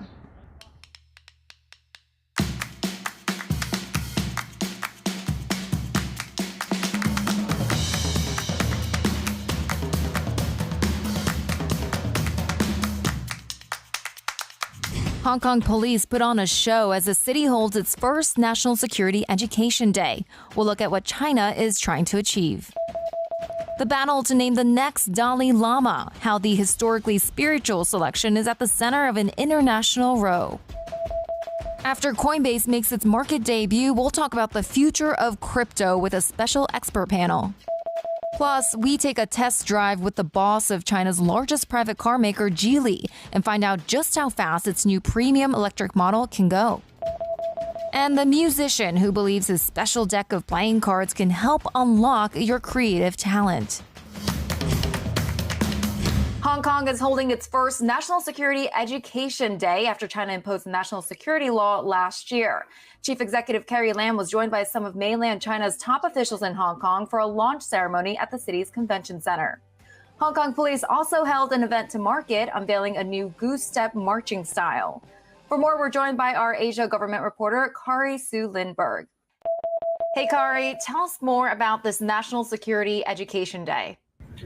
Thanks, Kurumi. So what's happened today is that this is Hong Kong school system and the community is experiencing Hong Kong Security Education Day for the first time since the national security law was enacted, which was last June. And so what you've seen today is there was the singing of the Chinese national anthems at schools. There was an opening ceremony hosted by Chief Executive Carrie Lam. And there have been activities throughout the city, including by the police force themselves, showing you how they do some drills. So this is happening in schools. Why are children in particular being targeted? So this is happening in schools and also the community. They've opened up events to the community on April 1st for them to register. And so it's really a kind of a residential event as well as schools. But the emphasis is also highly on schools because in part of the 2019 protests that really rocked the city.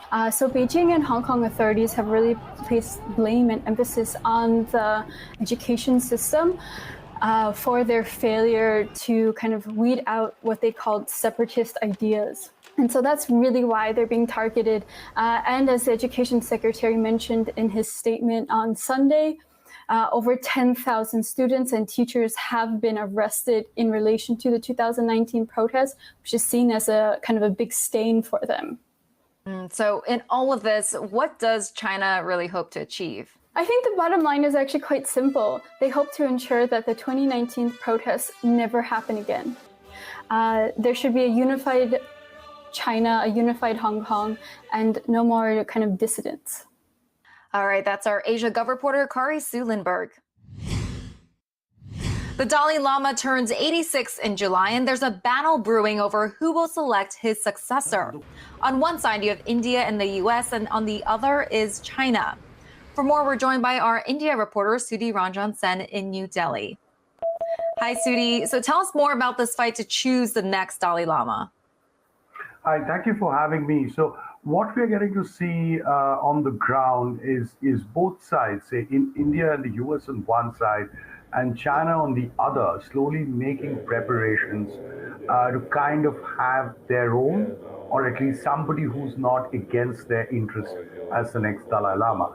Now, why is this important? Because the Dalai Lama is the best known face of Buddhism today in the world. He has followers from the Hollywood into India, across Japan, South Korea, Thailand, Malaysia, and across the world, he has followers.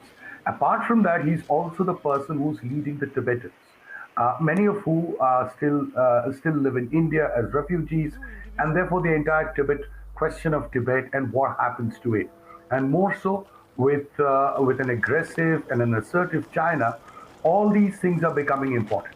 And that is crystallizing, so to say, on the selection of the next Dalai Lama. And how has a spiritual appointment like this turned into this geopolitical spat? Yes, I mean, it is unfortunate in the sense the Tibetans do. I was speaking to kind of said that this is kind of entirely a religious, an event, and nobody should get into it. But that said, we know and we have read that China has very clearly said that the next Dalai Lama it has to have their stamp of approval. On the other hand, we see USA, or the previous administration, the Trump administration, coming out with a law very clearly saying that it is up to the people of Tibet to decide on the next Dalai Lama, and therefore they also see some kind of, somebody trying to influence, so to say, the selection of the next Dalai Lama. And if you look at India is trying to slowly or quietly influence that choice trying to ensure that they have a say over who the next Dalai Lama is, and or in other words, that the choice of the current Dalai Lama prevails, and therefore India has a little bit of a say in propping that up, because the Dalai Lama, after he escaped from China, just after the revolution, sought refuge in India, and the government of Tibet in exile, is functions out of India. So India is therefore a stakeholder in that. So we see these two major groupings therefore coming around or coming up on the selection of the next Dalai Lama. All right, that's Sudhi Ranjan Sen in New Delhi.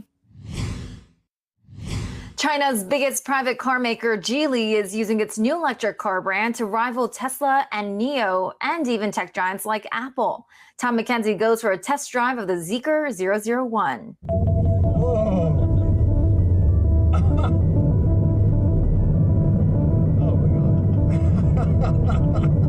I wasn't expecting that. So we're going to sneak peek inside the factory that's going to be producing Geely's Zeekr model. Now, Geely, just for the context, is China's largest private automaker, and Zeekr is their new brand that they are positioning to take on the likes of Tesla, but also Xiaomi, who has its own electric vehicle plans, Huawei, potentially as well, Apple. It's an electric vehicle in the premium range. It's going to be priced around the $50,000 mark or so.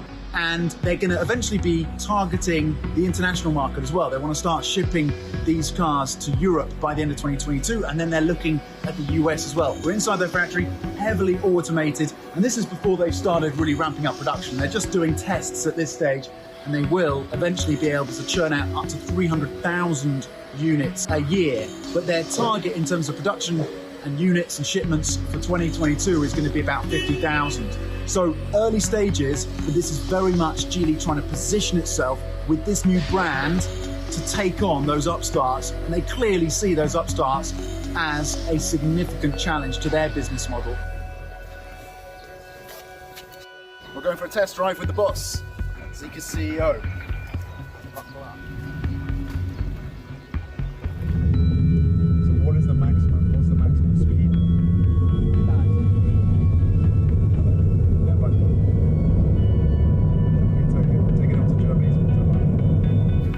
So feeling a little dizzy because the CEO really floored it. We went up to 160 kilometers an hour.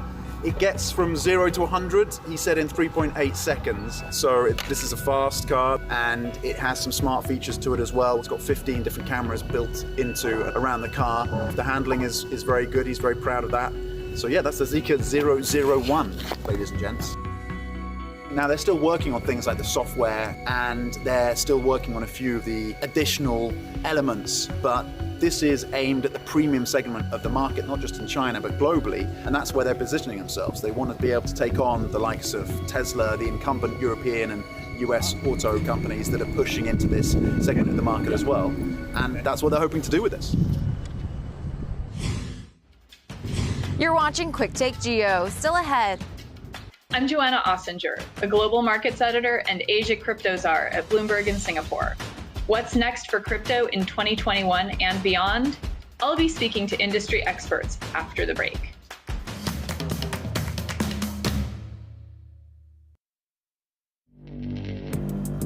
Access the financial world on demand.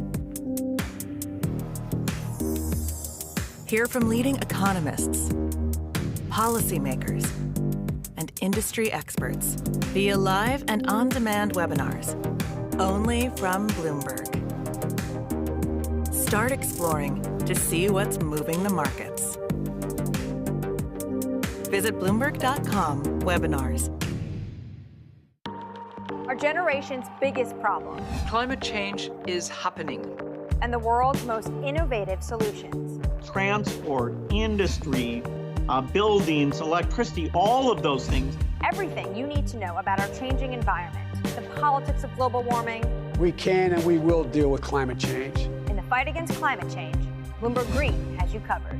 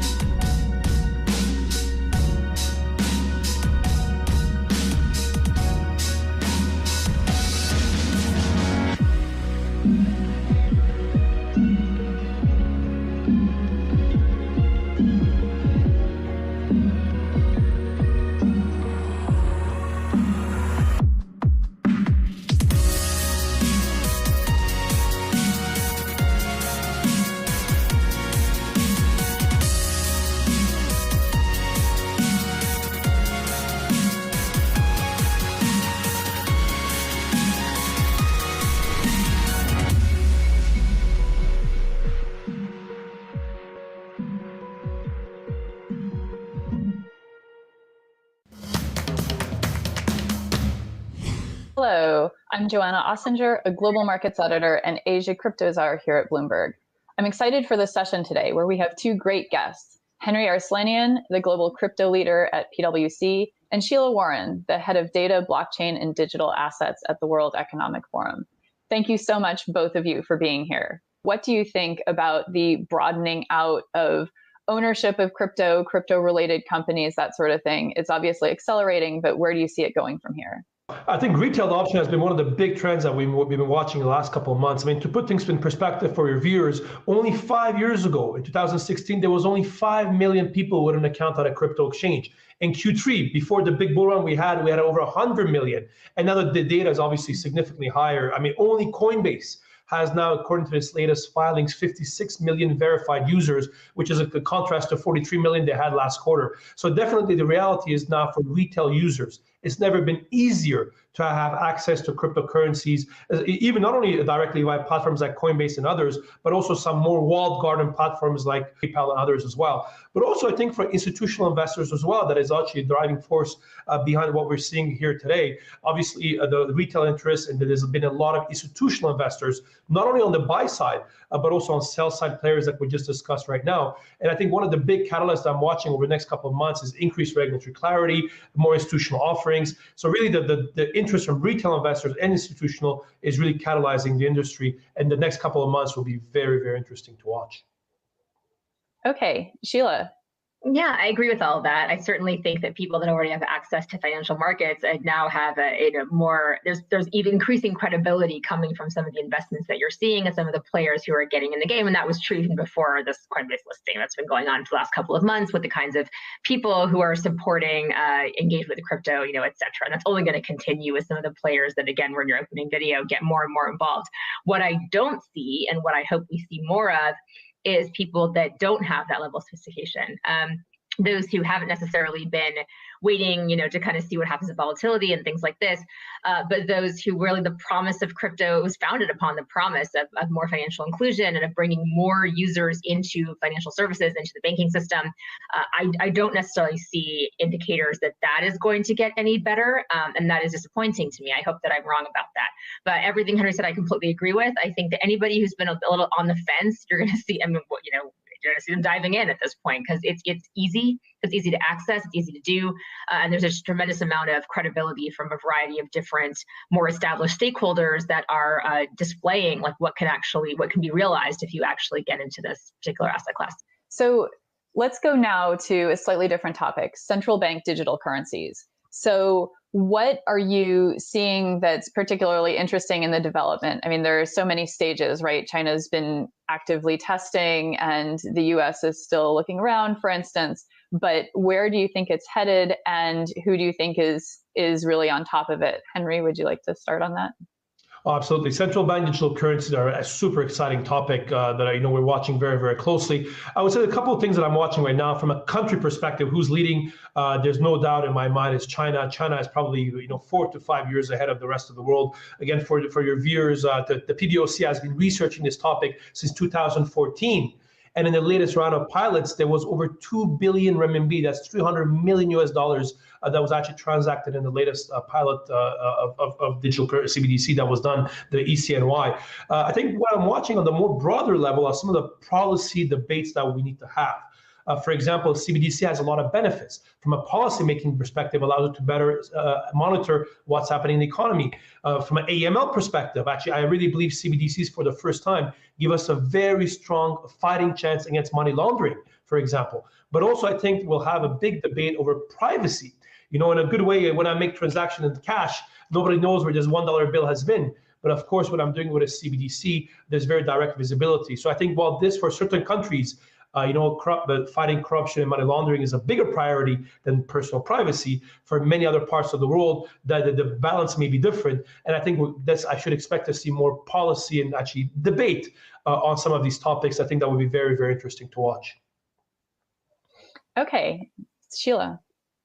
Yeah, I agree with all of that. I mean, there's no question China's a dominant player right now. You did have Jay Powell come out and say that digital dollar is a priority, and there's a lot of investigation happening. That's been going on for a long time as well. The Fed, technologists, the Fed have been looking at the CBDC concept for many years now, but they're now ready to kind of move, I think, a little more publicly and forward with what they might actually want to do. I think it's the debate that Henry had pointed out around privacy is a really critical one. It isn't even so much privacy, though. I mean, the reality is there's not that much privacy in the system right now, unless you're literally using physical cash, as he pointed out. When you're using a payments company, I mean, it's not really all that private.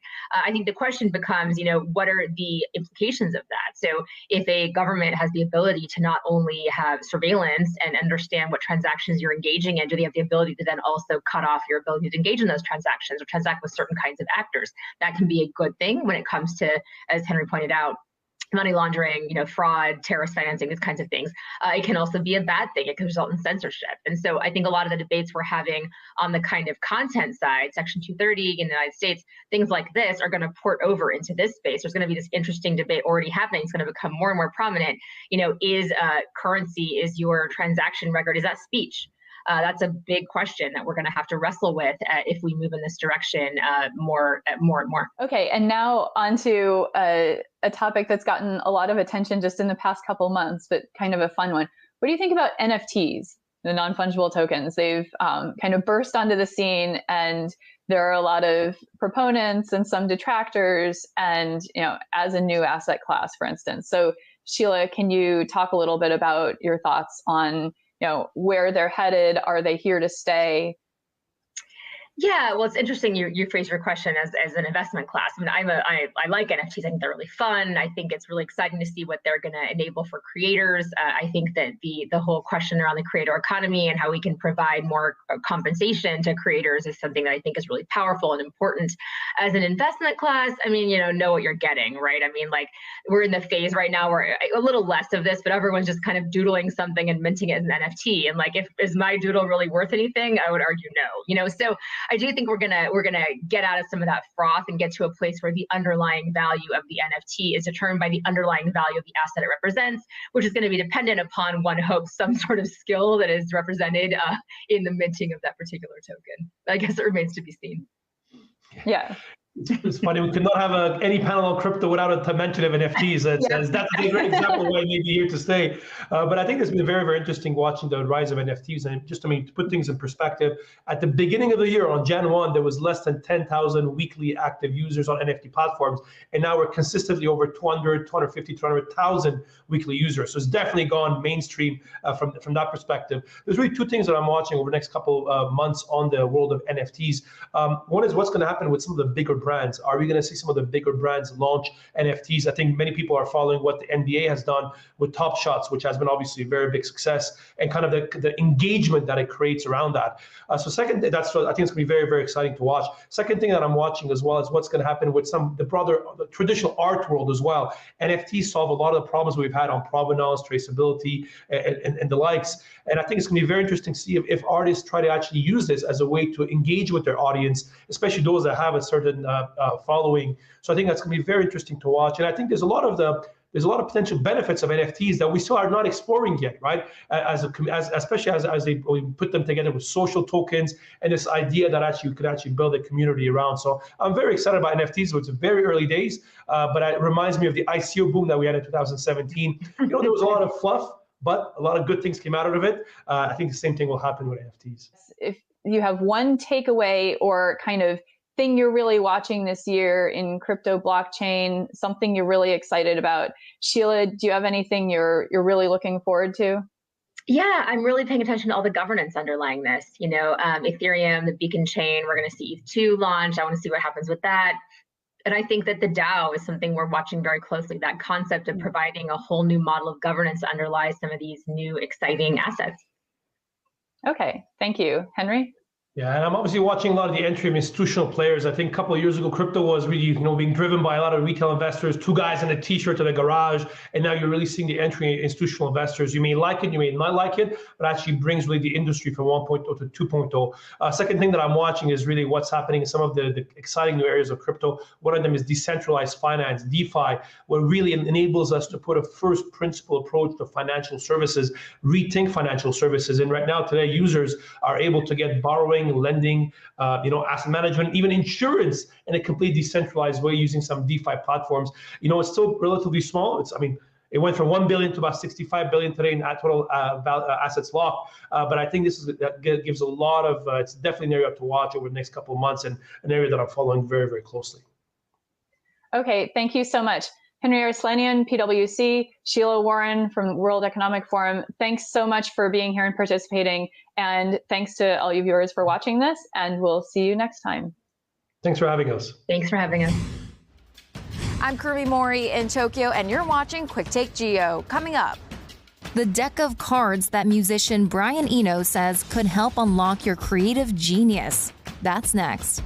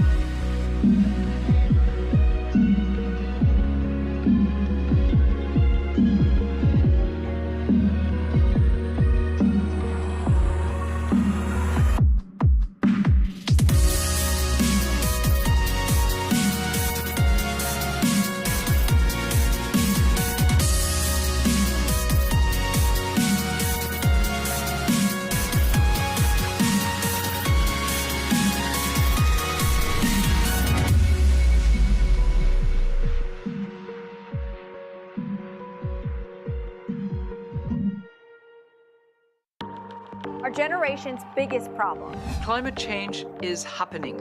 And the world's most innovative solutions. Transport, industry, buildings, electricity, all of those things. Everything you need to know about our changing environment, the politics of global warming. We can and we will deal with climate change. In the fight against climate change, Bloomberg Green has you covered.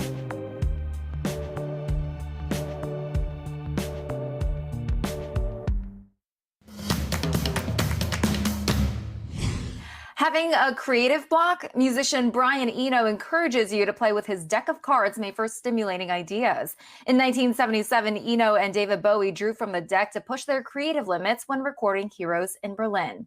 Since then, they've been used by chefs, scientists, and other musicians, including Coldplay.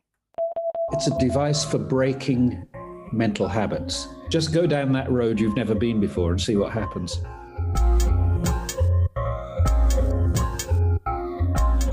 This deck of cards was made by musician Brian Eno and artist Peter Schmidt to stay alert and break out of familiar patterns. Eno started making notes for himself when recording with Roxy Music to make sure that stress doesn't stifle creativity. And when he realized Schmidt was doing a similar thing, they decided to create Oblique Strategies.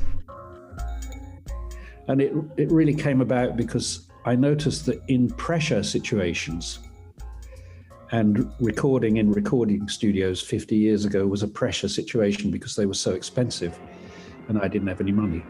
In a pressure situation, you tend to fall back on the old solutions because you don't want to take the risk of going down a road that doesn't pay off at all. And then you get stuck because you're not excited by the road you're going down. And you know, excitement is the fuel of all art. enthusiasm is the fuel of all art, really. If you're not enthusiastic, then you're not doing it right. You've got to find some way of becoming enthusiastic again. Each card presents a creative prompt meant to challenge you in the middle of working. When drawing from the deck, one finds phrases like, emphasize differences, just carry on, try faking it, and more allegorical ones like, how would you have done it? They were first published in 1975 and have been used by chefs, artists, and musicians alike. A famous example is when Eno and David Bowie drew from the deck whilst recording Heroes in Berlin in 1977. These days, contemporary bands like Coldplay and MGMT said to have used them as well, and celebrity chef Ian Nauer and poet Simon Armitage take to their liking. How do you remain in the creative state? Now, the creative state, I think the most important combination of feelings is alertness and enthusiasm. Sometimes those two together are called obsession, I think. The desire to stay alert and enthusiastic seems universal, and Eno says the most unexpected people have been known to use the cards. I was at a dinner party once and I was sitting next to a man, and he said, oh, you're the guy who did those oblique strategies, aren't you? And I said, yes, that's right. And he said, oh, I use them a lot in my work. I said, oh, good. What do you do? And he said, I'm a neurosurgeon.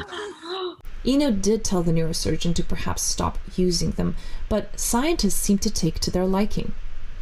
Neuroscientist Baldur Onnerheim believes creativity is a universal skill that can be learned, and that thinking differently has an advantage even in prehistoric context. The caveman who found a way to distract the lion rather than run has outsmarted the others. He says that the genius of these cards is that they introduce an element of randomness to break the mold, and Eno believes that breaking that mold really is the role of art. If art is one of the ways that we sort of cultivate our field of feelings, we practice imagining, we practice thinking about how other worlds could be, how other people could be, how other minds could be, how other lands could be. If that's where we do that, then it's a pretty important thing. It's one of the primary ways we understand the world.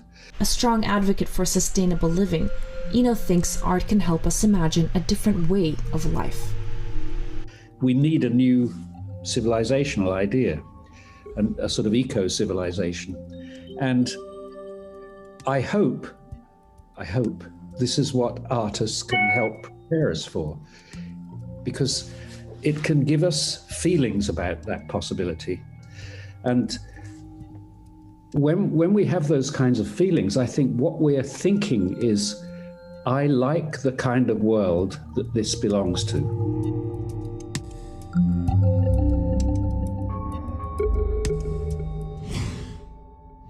Thanks so much for watching this episode of Quick Take Geo. Follow us on Twitter @QuickTake for all the latest news from around the world. Till next time.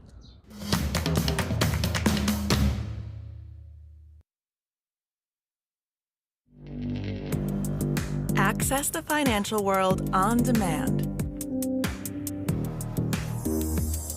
Hear from leading economists, policymakers, and industry experts via live and on-demand webinars, only from Bloomberg.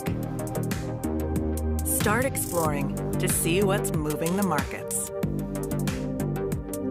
Visit Bloomberg.com/webinars.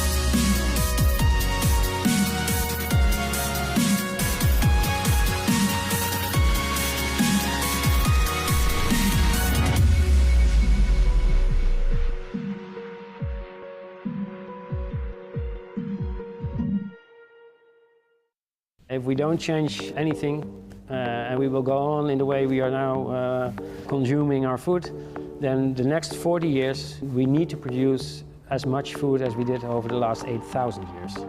And that's a huge challenge. This week, by 2050, there are going to be almost 10 billion people on the planet. We'll need more food to match. From innovation, I'm about to be one of the world's first commercial customers for lab-grown meat, to making the most of our existing resources. I'm going to try grasshoppers. We look at some of the possible solutions to sustainably feeding the world. I'm Anne-Marie Hordern, and this is Bloomberg Green.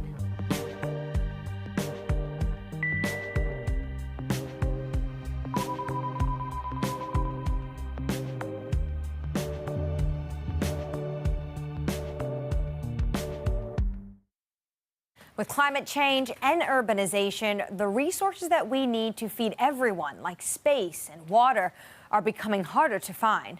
That's why scientists and farmers across the world are finding new ways to feed the masses. So you're now in the central area of the Netherlands. And within this area, we have many different institutes and industries that are focusing on the big challenges in food. We like to study things in nature, try to learn from things in nature, and try to transfer this into solutions that can improve the quality of life of humankind. Wageningen University is known as the Silicon Valley of agriculture. Students and researchers from more than 100 countries work here in vast greenhouses and labs to determine the future of our food and how we'll grow it. The Green Revolution in the 20th century started by a guy named Borlaug, and he was a plant breeder. And what I like about the story is that the guy got the Nobel Prize for peace, not for science, but for peace. And the reason was that he came up with new cultivars of wheat that were able to produce more per plant, and in that way he could offer a solution for the hunger that was quite important at that time in Asia and in Africa. The bad thing was, of course, that these new cultivars also needed a lot of fertilizers, a lot of pesticides. And that's the reason why I think we need a new green revolution. We need to produce more per square meter, but at the same time, we need to use less fertilizer, less energy, less water. So more with less and better is really a summary of our research programs. Along with the driverless tractors and agroforestry being developed here at the university's research farm, the next green revolution could rely on optimizing the most fundamental process in every plant, photosynthesis. All life depends now on photosynthesis, so it's an essential building block of life. For a long time, people thought that this could not be changed anymore. They thought this is a fixed thing. It already exists for about 2 billion years, so a very long time. And people thought evolution would have taken care of this, and now it looks like it's not. The team created a robot filled with cameras that can image plants while they photosynthesize, using a property called chlorophyll fluorescence. By examining photosynthesis at the DNA level, they identified natural genetic variations in the way plants handle light. That data can be used to breed crops which are almost 50% better at the process. Not only could that double yields, but the optimized plants will be more efficient with resources like water and nutrients in the soil. So what the Green Revolution taught us, how by changing the architecture of plants, we could harvest more of the plant, and that's probably saved the humanity from a lot of trouble. Now, this new step in looking at photosynthesis could mean the same. So if we can improve with only a few percentages photosynthesis, we would also be able to improve the plant productivity. And if we can do that in a sustainable and durable way for a long term, and making it available to a lot of people by just increasing one trait, then would give us a tremendous boost forward.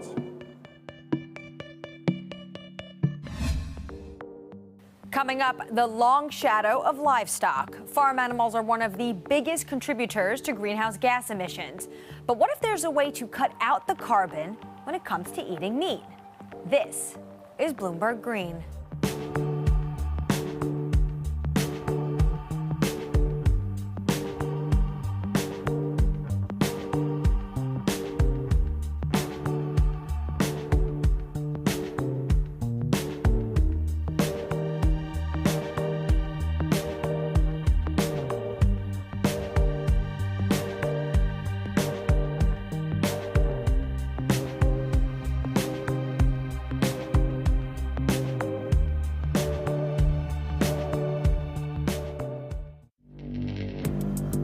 Access the financial world on demand. Hear from leading economists, policymakers, and industry experts via live and on-demand webinars, only from Bloomberg. Start exploring to see what's moving the markets. Visit Bloomberg.com/webinars. Our generation's biggest problem. Climate change is happening. And the world's most innovative solutions. Transport, industry, buildings, electricity, all of those things. Everything you need to know about our changing environment, the politics of global warming.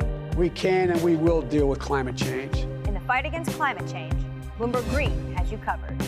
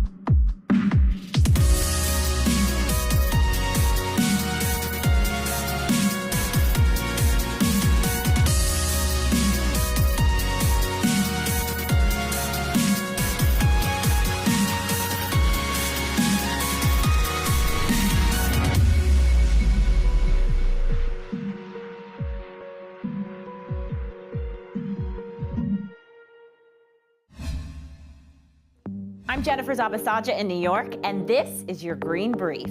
American Jobs Plan is the biggest increase in our federal non-defense research and development spending on record. U.S. President Joe Biden has outlined a $2.25 trillion 8-year plan to rejuvenate America's crumbling infrastructure. The plan provides $620 billion for transportation, $650 billion for initiatives including cleaner water and high-speed broadband, $580 billion to American manufacturing, which would include $180 billion for the biggest non-defense research and development program on record, and $400 billion toward care for the elderly and disabled. The proposed transportation funding specifically directs more than $150 billion to electric vehicles, including sale rebates and tax incentives for consumers. But the plan is likely to face tougher opposition from Republican lawmakers than his pandemic relief package, due to tax hikes that are likely to come in the future. Climate progressives may also be disappointed, especially since the green transition was such a key part of the Biden campaign. Varshini Prakash, executive director of the Sunrise Movement, said the plan was a, quote, historic step forward, but so much more is needed to truly transform this country and stop the climate crisis. And House Representative Alexandria Ocasio-Cortez also said the proposal didn't go far enough, contrasting it with the recently passed stimulus bill. For solar, though, the plan beat expectations, according to Michael Weinstein, an analyst at Credit Suisse. Federal tax credits have helped make solar and wind power more affordable in the U.S. The plan proposes extending those tax credits for another decade. Similarly, proponents of carbon capture technology rejoiced. Signs that the White House is willing to support developers with cash in lieu of tax offsets would be a big boost to the industry. While both sides of the political aisle are hesitant about how a direct pay system would work, the director of the Carbon Capture Coalition says he is unreservedly excited about the plan. And that's your Green Brief. Anne-Marie? Now, livestock is responsible for nearly 15% of all human greenhouse gas emissions, and it's why a growing number of people are adapting vegetarian or plant-based diets. But as the world's wealth and population continues to grow, so does the appetite for protein. So, how do we make it more sustainable? Since the dawn of man, meat has been on the menu. Then a pure beef hamburger. Over a pound of meat. We have the meats. Even with growing trends of vegetarian diets and plant-based substitutes, around 89% of the world population consider themselves omnivores. We have come a long way from our hunter and gatherer roots. And although we've become exceedingly efficient at putting meat on the table, raising livestock animals by the billions comes with its own set of consequences. If animal agriculture continues to expand the way it has, there is a risk that we won't be able to stop climate change. But with rapid advances in technology, we might soon see a food industry that leaves all those problems behind.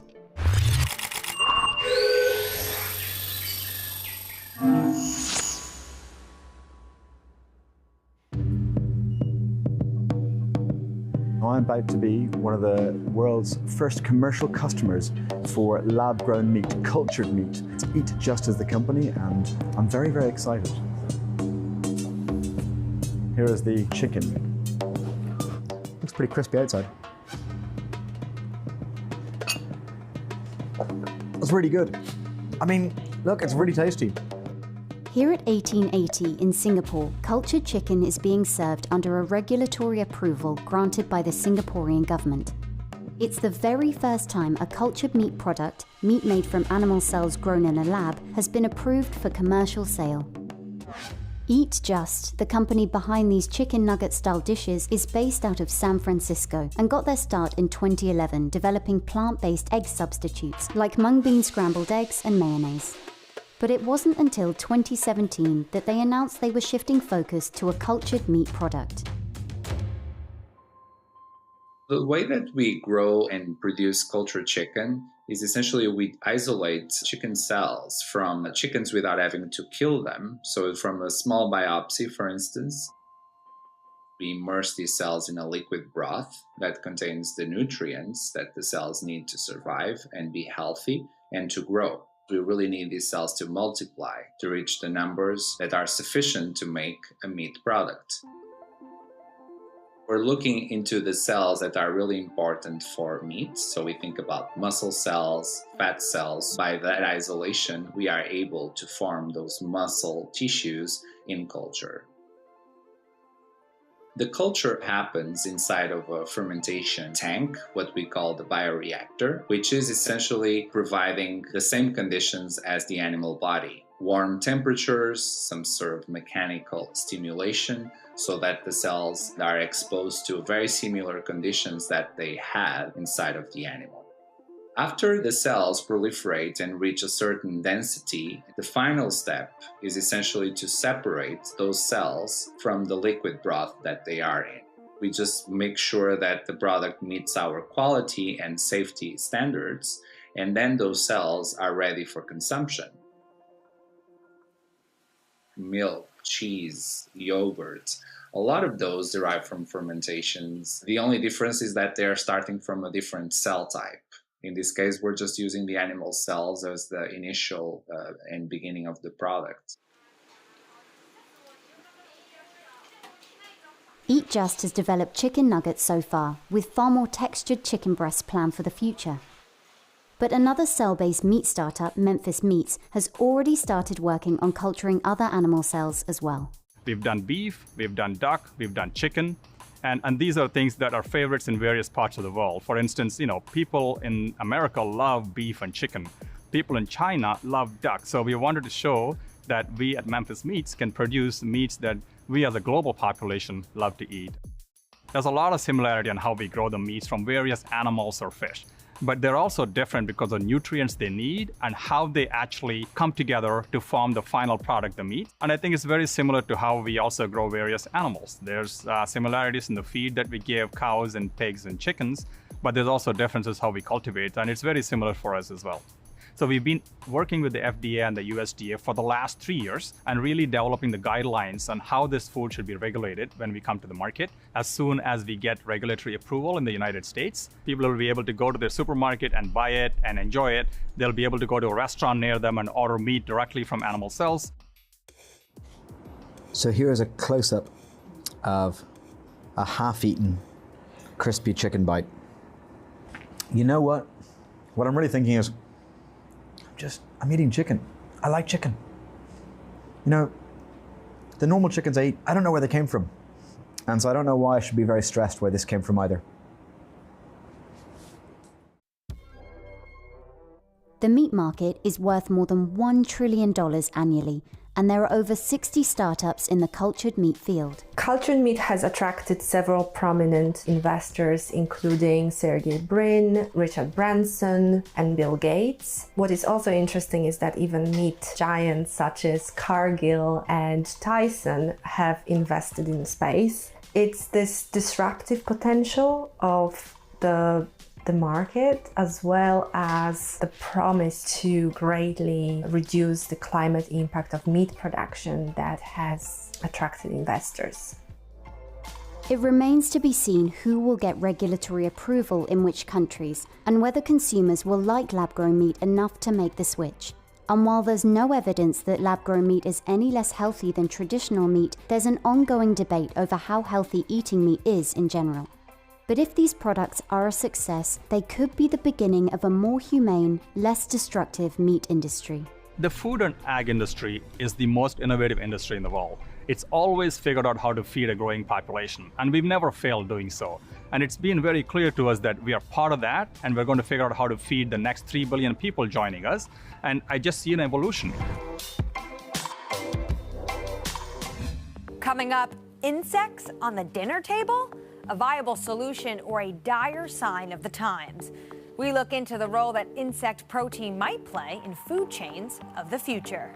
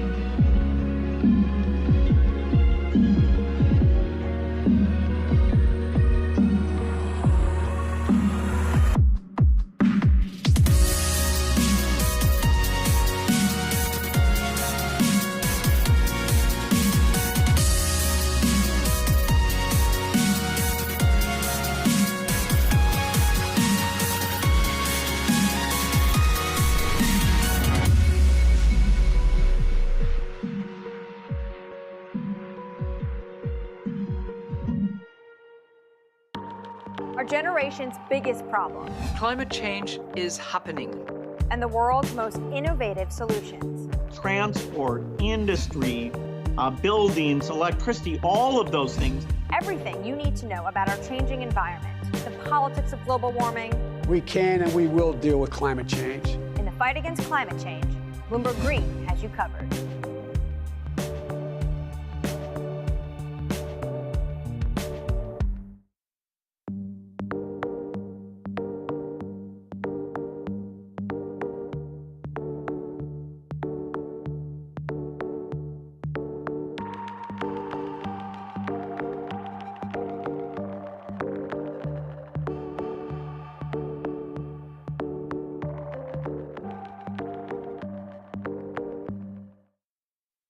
From Bloomberg's European headquarters in London, I'm Anne-Marie Hordern, and this is Bloomberg Green. From new technology to making the most of the resources we already have, we've looked at improving agricultural efficiencies, how to create more sustainable meat in the lab, and now something a bit more daring, insects. Bloomberg's agriculture reporter Agnieszka de Souza tried some out. Hello. They must be dead, but they're moving. So the head is actually crunchy.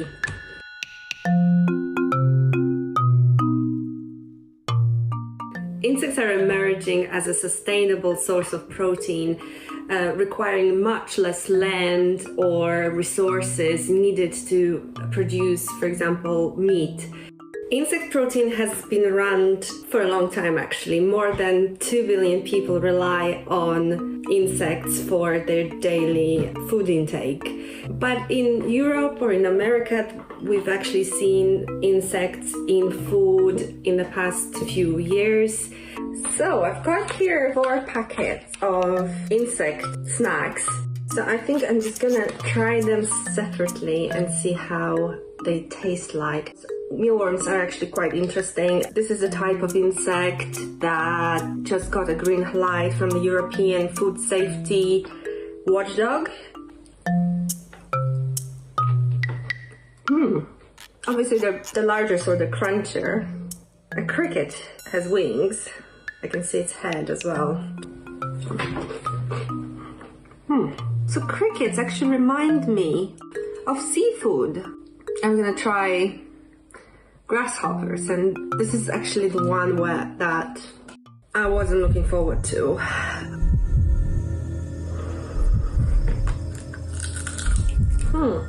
They're pretty dry, especially actually quite spiky. I mean, the wings.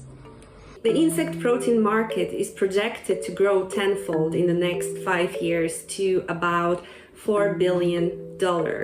So far, it's the animal feed application that has shown the biggest growth. Let's listen to what some insects producers have to say about the business. Hello, my name is Kees Aerts and I'm the founder and CEO of Protix. Protix is a Dutch company that operates Europe's biggest insect farm. We produce insect-based nutrition for all participants in the food system. So protein meals for fish, for chicken, for animals, for pet food, but for instance also protein derivatives and oils for the human food. And we can upgrade food waste by feeding it to insects, processing the insect into a protein meal, and feeding that again to fish, chicken, and other animals. And this way we create a very sustainable, low footprint food system for us to enjoy. We have 15,000 square meter of full-on robotized technology, sensor-based feedback control systems. We can produce over 10,000 tons of protein per hectare per year.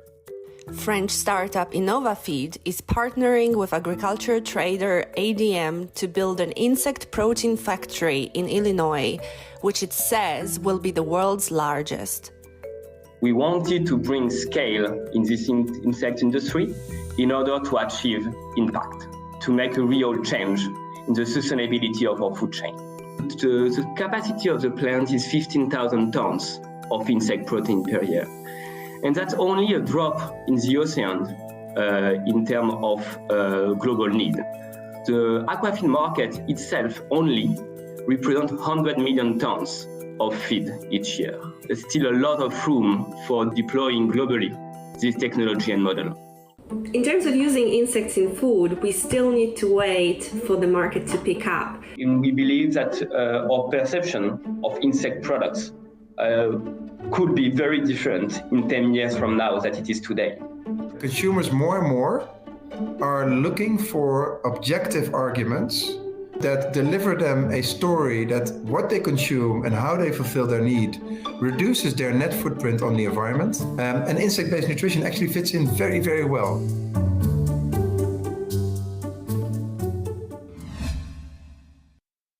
Bloomberg's Agnieszka D'Souza joins me now. Agnieszka, first, we just saw you eat insects. We have to start with, what was that like? Well, actually, I guess the point is that we grow up with our different dietary habits. And once you kind of pass that and just focus on the actual product, and just forget about this overcome the ick factor, you can actually appreciate the complexity of flavors in Okay, interesting. Yeah. So you have to get over the eek factor first. Yes. So the whole point of you eating those worms was because the population is going to be growing, and at some point it's going to be very hard to feed the world in a sustainable manner. So starting small, how could insects be a part of that solution? Yeah, that's right. Like we're going to need a lot of different solutions in order to feed the planet in the future. And insects promise to bring lots of protein in, and they promise to do it at a very low carbon footprint and using a fraction of resources. And what part of that supply chain, insects are so tiny, what part of the supply chain is going to be the hardest to fight?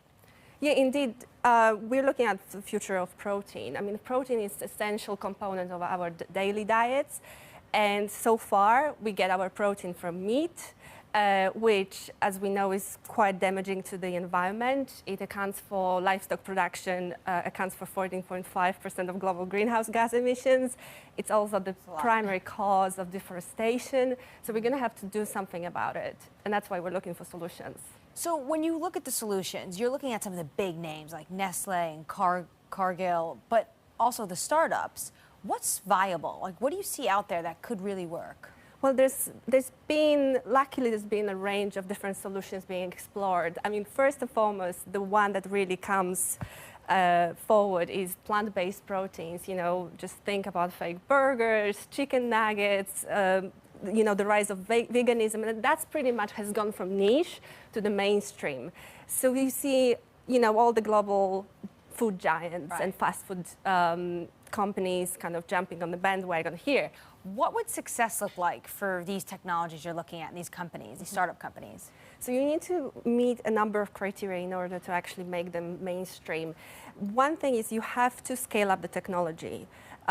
So, you know, you need to produce large quantities of this food, and then as a result, you need to bring the prices down. So you want to bring the price in the case of alternative proteins, so for example, competing with meat, you want to make the price as low as possible. And then ultimately, and that is very important, it comes down to taste, because the consumer is not going to buy food that doesn't taste right. So, you know, in that sense, you know, you need to make sure that the texture, the flavor is just there. So in a way, looking at all those technologies, plant-based foods seems to be winning the race right now. Bloomberg's Agnieszka de Souza, thank you so much for your time. That does it for this week's edition, but follow us on Twitter @Climate. I'm Anne-Marie Hordern, and this is Bloomberg Green.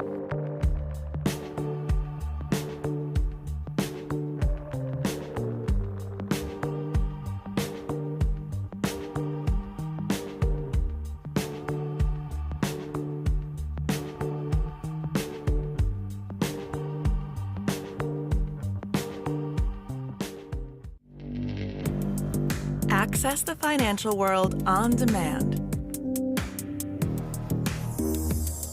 Hear from leading economists, policymakers, and industry experts via live and on-demand webinars, only from Bloomberg.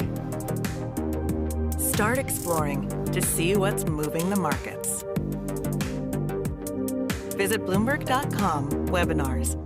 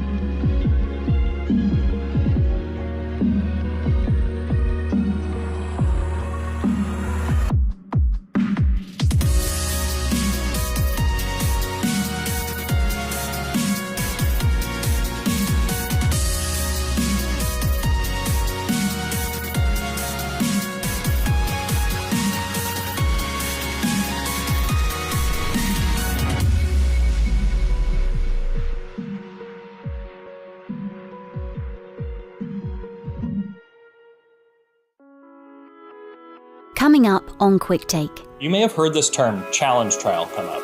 The idea was that by deliberately exposing people to the virus, you could help speed up the development of a vaccine. Every day sooner that you develop a vaccine saves 10,000 lives. I would do whatever it took to develop a vaccine one day sooner. This is the infamous trolley problem in bioethics, which is, should you sacrifice one person to save five people? We are rolling the dice that something terrible might happen to people in these trials.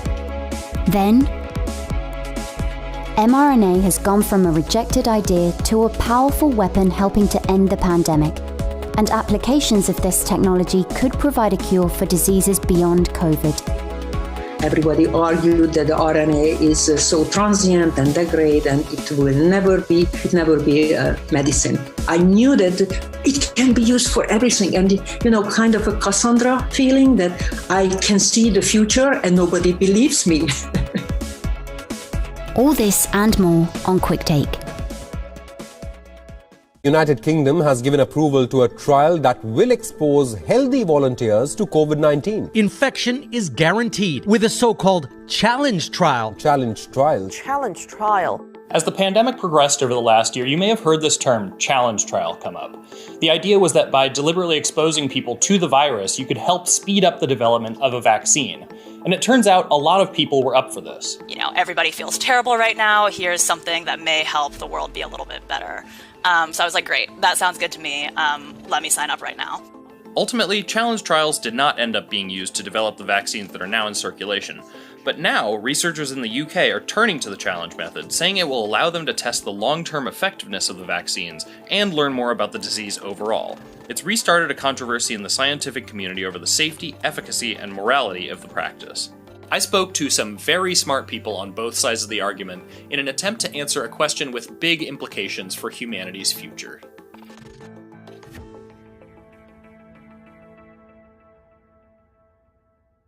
Okay, so we're here to talk about human challenge trials, but I guess first let's talk about typical vaccine trials. How do typical vaccine trials work? Yeah, so once a vaccine candidate has been studied in animals and in the laboratory, it moves into human studies. The idea is that once you're vaccinated with either a placebo or the actual candidate, you're exposed in society to the pathogen, and we want to see that most of the infections and disease occurred in people with the placebo to determine that the vaccine is actually protective and efficacious.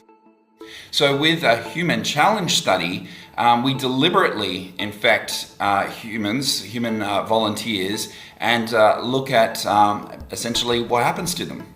You say, I've got the viral agent, COVID, whatever it is, and I'm going to give it to people. This is Art Kaplan. He's a researcher at NYU who's pretty firmly in the pro-challenge trial column. Well, historically, vaccines are tested in large trials. Usually you're talking 30, 40, 50, 60,000 or more subjects. You could spend 6, 7, 8 years trying to get data. A challenge study basically is a way to speed up the trial process. You may be able to get answers as quickly as exposing 500, 600 people, maybe over a period of 6 months to a year. So are human challenge trials new, or have they been done before? Human challenge trials are not new. Scientists have been doing them for quite a long time, decades, looking at various diseases. Malaria, cholera, influenza are some of them. Walter Reed did it, as a matter of fact, with his malaria experiments in Cuba. They deliberately let mosquitoes bite them to get malaria to test antidotes. Assumedly, again, they don't want to kill you, although people have died in challenge studies. We have a tradition in space medicine of saying, gee, I wonder how long people can survive extreme gravitational forces. Let's put them in a centrifuge until they pass out. So there are many areas of medicine, healthcare, even public health, where we do expose people to risk deliberately in order to learn. This is the infamous trolley problem in bioethics, which is, should you sacrifice one person to save five people? This is Liza Dawson, the chief of bioethics at the Walter Reed Army Institute of Research. She's not really opposed to challenge trials, but where COVID is concerned, she's basically in the anti-column. One of the issues is that we have less ability to predict what will happen to people as a consequence of COVID infection. Something like 10 to 20%, or depending on the numbers, have long-term consequences of COVID infection that's not to be sneezed at. And people of all ages seem to be susceptible to longer term consequences of COVID. We are rolling the dice that something terrible might happen or something, fairly bad might happen to people in these trials. Well, I do understand the critics and some of their points of view. It's never easy to defend deliberately giving someone something that makes them sick.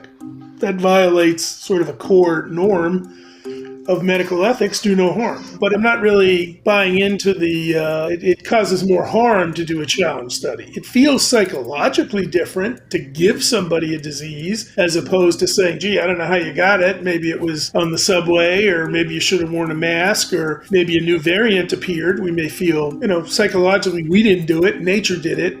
Nonetheless, at the cemetery, they don't care.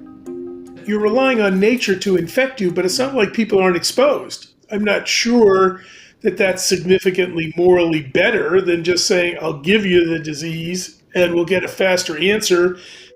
And there are a lot of volunteers who feel the same way. The organization One Day Sooner, which advocates for people's right to participate in challenge trials, says it's had almost 40,000 people contact them offering to take part if such a trial were to be conducted.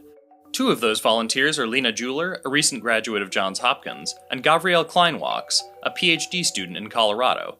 Safe to say they're both in the pro column. So, speaking personally, why would you be willing to be part of a challenge trial? I think, initially I was looking at this kind of as a person who does human subjects research and a person who likes to participate in human challenge research. So one of the cool things about being a student at Hopkins is that you have access to participate in this really cool research. And I've always found that fascinating.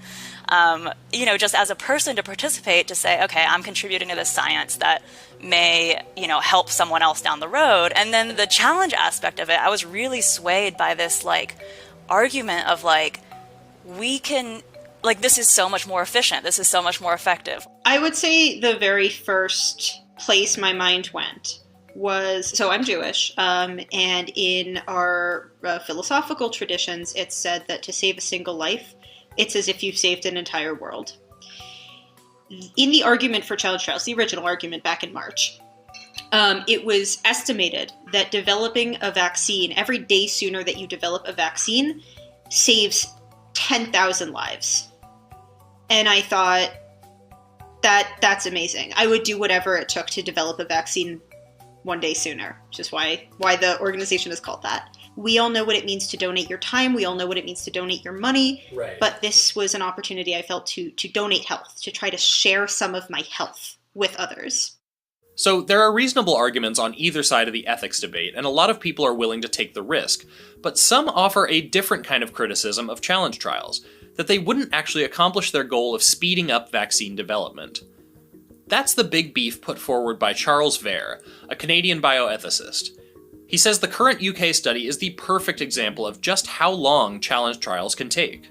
What they're doing, so they've spent a number of months developing the challenge strain, so making sure they've got a stable strain where they haven't introduced mutations through the manufacturing process. The second step is what they're just embarking on now. It's actually figuring out the protocol for how they're going to administer this virus. And so they're just beginning that process now with incremental steps of increasing dose of virus.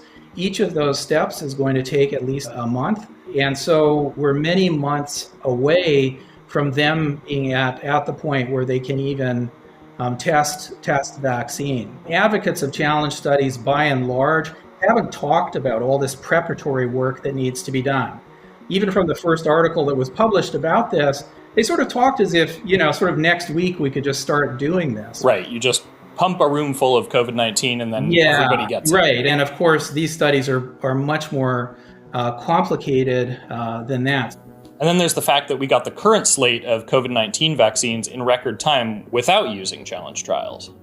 The reason why we got a vaccine so quickly was because of a decade's worth of work on related coronaviruses that cause SARS and that cause MERS. And I think we had the genome of SARS-CoV-2, the novel coronavirus, published on January 10th, I think, of 2020. 3 days later, we had our first candidate vaccine. 63 days later, that vaccine was tested for the first time in human beings. By September of last year, we had 6 large phase 3 trials planning to involve 280,000 people. The monumental size of the achievement here would be difficult to overstate. So that's traditional vaccine development with new technology, and it just highlights my point. Challenge studies are just the wrong technology for a rapidly moving pandemic. But some still see challenge trials playing a crucial role in the pandemic, ironically precisely because we now have working vaccines. As soon as things start to look very promising, and we basically are in a situation where those people who are in a large-scale trial, let's just use COVID, are going to start to say, wait a minute, I don't want to be in the placebo group anymore. I want to drop out. And you can't finish the study. Ethically, you've got to let those people know you're in the placebo group. You can be pretty certain that nearly everybody will drop out because you're not going to hang around in the placebo group, very likely. So the studies that we have that are underway now of COVID vaccines are falling apart because people are dropping out of them left and right. And so we're not going to get answers that we might want to things like how long does this vaccine last in terms of protection? Or do we know whether it's protecting us against new variants of the virus that appeared? Some also see challenge trials as a path to developing new vaccines that improve on the existing ones. Obviously, at this point, we've got approved vaccines in the US and maybe 8 or 9 total globally. But there's still a lot of benefit to these sorts of trials. We can expand the total pool of how many different types of vaccines we have available. And that's important because a lot of the vaccine candidates we have now, like the mRNA vaccines, they're hard to transport, they take 2 doses, all of these things that if we continue to try new vaccines, we can find better vaccines that are easier to distribute. And that has a lot of equity implication. We can get those to rural areas, different countries with less infrastructure. So that's kind of like the big draw here. Predicting the future is more of an art than a science, especially when it comes to global crises.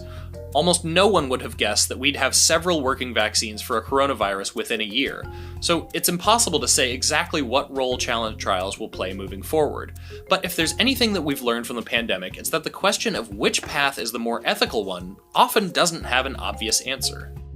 The other thing about challenge trials I'll say, because I don't want to dismiss them, I'm not trying to dismiss their importance, is if we get to a safer way to do challenge trials, then I'm all in favor of using them once they're safer. Communities broadly would need to understand what that's about and basically endorse it, which is part of the recommendations from the WHO and others.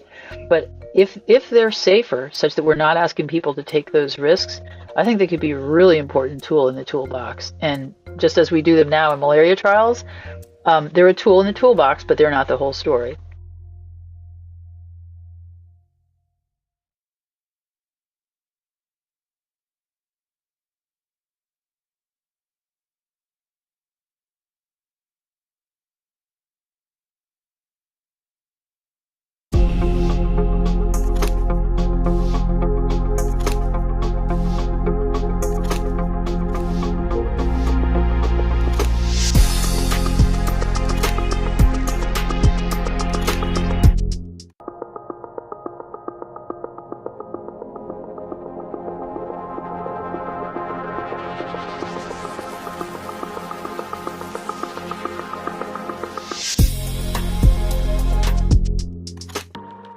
Generation's biggest problem. Climate change is happening.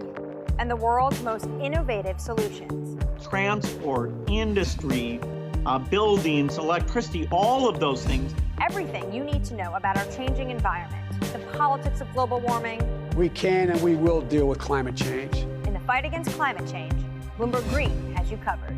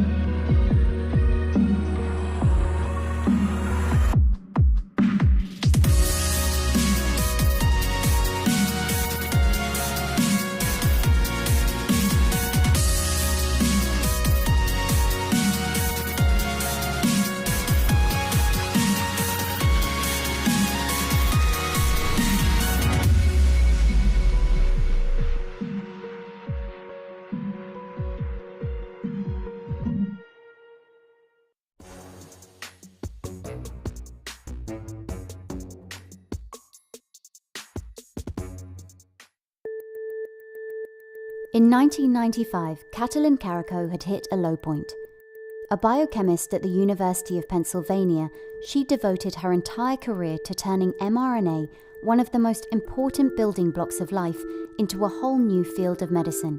But it just wasn't happening. Everybody argued that the RNA is so transient and degrade, and it will never be medicine. I knew that it can be used for everything, and kind of a Cassandra feeling that I can see the future and nobody believes me. Karikó's grant applications were rejected. She was demoted, endured a cancer scare, but she stuck with it. She spent weekends and holidays doing research and experiments, and in 2005, Karikó and her colleague Drew Weissman published a breakthrough study confirming the therapeutic use of mRNA, research which would underpin the success of mRNA COVID vaccines today. When the first COVID-19 vaccine was approved, I was extremely excited. I thought it was a changed moment for mRNA. What we've been seeing in animals was real.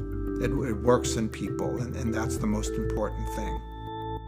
mRNA has gone from a rejected idea to a powerful weapon helping to end the pandemic, and applications of this technology could provide a cure for diseases beyond COVID.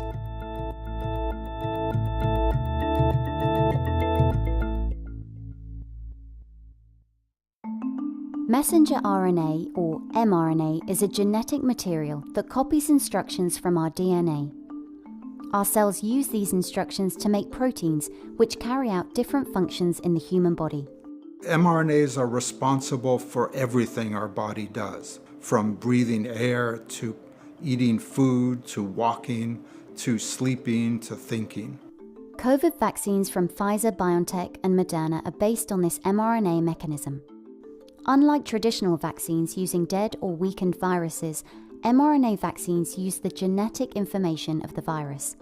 Scientists make an mRNA that codes for the spike protein of SARS-CoV-2, the virus that caused COVID-19.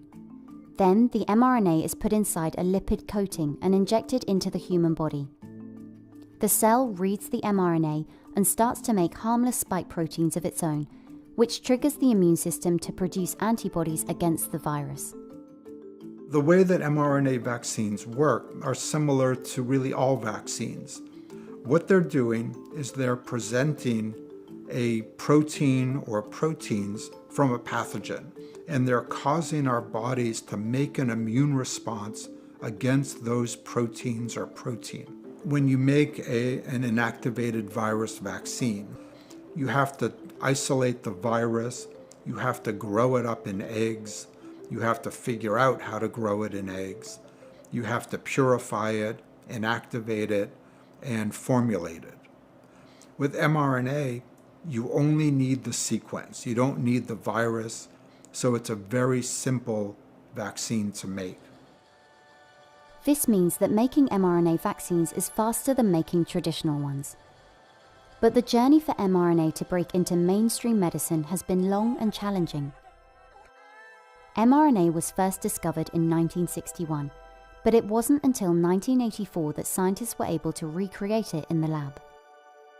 In the 1990s, as scientists knew more about the makeup of human DNA, gene therapy became popular, inserting a gene into a patient's cells to treat or prevent disease.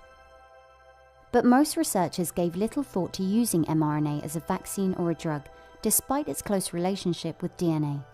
I argue that the messenger RNA is more like a conventional drug.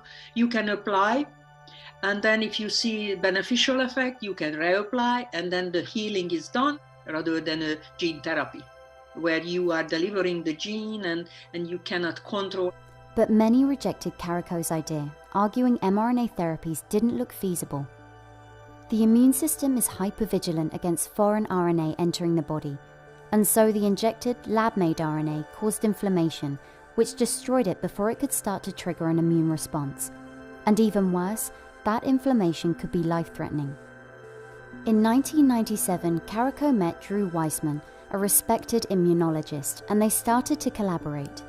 The big discovery was we figured out by modifying the nucleoside. So RNA has 4 letters that code for a protein. Each letter is a nucleoside. or base. We modified those bases, and that reduced and got rid of the inflammation. When we altered uridine and we had pseudouridine, we found that not only we have RNA, which is non-immunogenic, but we had very high level of protein production. The amount of protein made from the RNA increases about 1,000-fold. You get rid of inflammation and you increase potency in the same step. So it was like a dream come true. They published the key research and filed a patent, which was later licensed to Moderna and BioNTech, the companies making mRNA COVID vaccines today. Carico also started to work for BioNTech in 2013. But there was another hurdle: how to deliver mRNA to targeted cells. mRNA is notoriously fragile, and enzymes in the human body can break it down.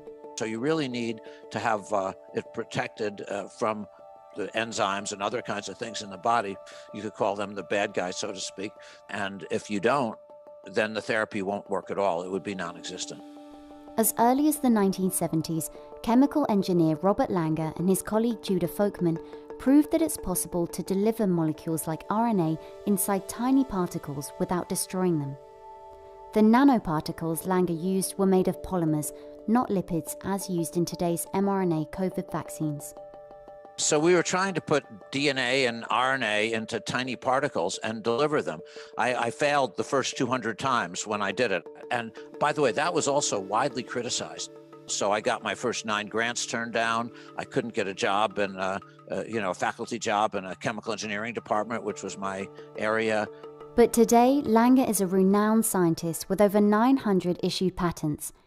In 2010, he co-founded Moderna and still sits on its board. After decades of development, the main biological roadblocks were cleared.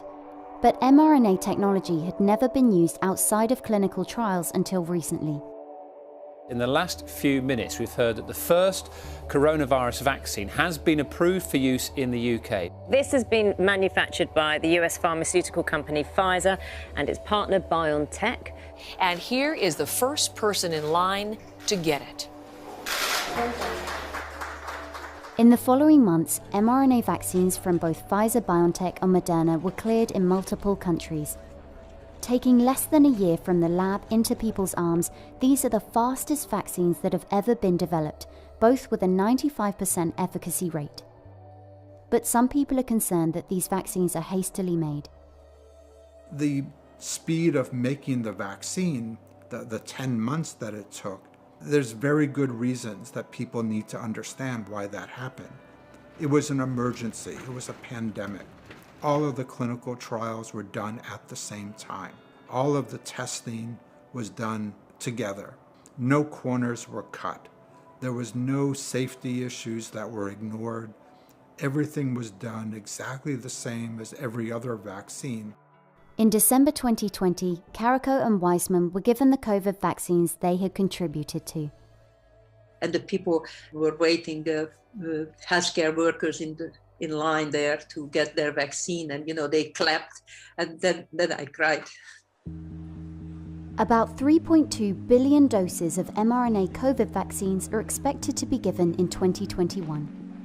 And now mRNA may also be used to help fight future pandemics and diseases that current medicines struggle to treat. The mRNA is just an instruction for the cell to make the protein. We can targeting the messenger RNA to certain organs, certain cell types, bone marrow, and then can perform different kind of treatment. There are many different applications for messenger RNA. I mean, at Moderna, they're working on heart disease. They're working on personalized cancer vaccines. They're working on rare diseases. I think the next big act for RNA are probably going to be more vaccines. Last summer, we started working on a pan-coronavirus vaccine. So there have been 3 coronavirus epidemics and pandemics in the past 20 years. You have to assume there's going to be more. Can we make a vaccine that prevents against all of those bat coronaviruses that have the potential to infect people and start another epidemic or pandemic. I think that the pan-influenza and pan-coronavirus are going to be the most exciting RNA vaccines to come out in the future. mRNA has been proven now as a really impressive and powerful new technology, and the application of mRNA goes, of course, very straight approaches to develop mRNA vaccines against other infectious diseases, and we are already doing that. Yeah, we have started that early on for developing influenza-based mRNA vaccines. We are developing mRNA vaccines against tuberculosis, against HIV. BioNTech has also been studying the technology in cancer for 2 decades and has a cancer vaccine in phase 2 clinical trials. They're hoping the cancer field might see its first messenger RNA drug approvals in 2 or 3 years. There's no guarantee that other mRNA vaccines and drugs will succeed like they have with COVID-19. But Karika remains undaunted by the challenge. That's the most important thing, to accomplish something and meanwhile to be happy. As long as I was in the lab, I had fun. It is just such a joy. Even if things didn't work out how I expected.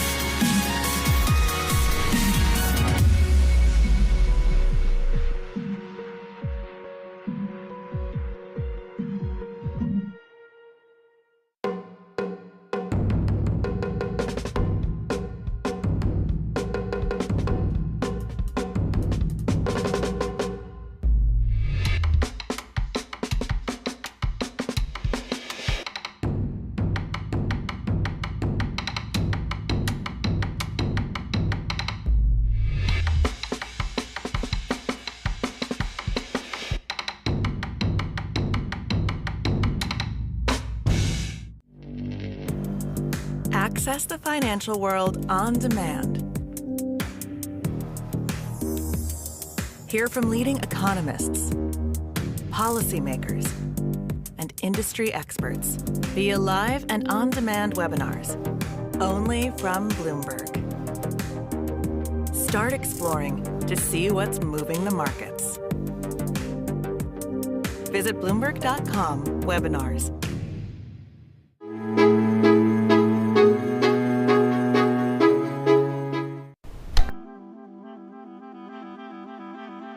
For nearly a century, Kodak completely owned the nostalgia market.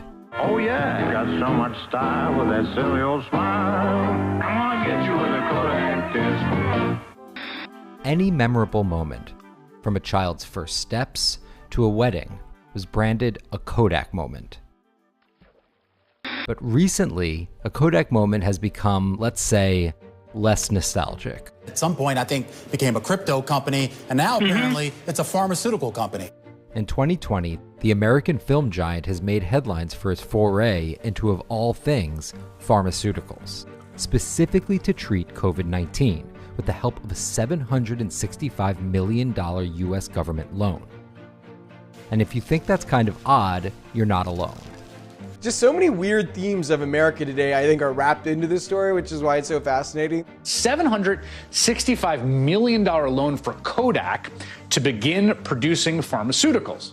Turn another, it's a Trump story. They're doing something that's a different field, and it's a field that they've really hired some of the best people in the world. Governor Cuomo's involved. It will create 300 new jobs. And the story of how Kodak is trying to become a pharmaceutical company is just as strange as the announcement itself. This is how Kodak went from selling nostalgia to making drugs.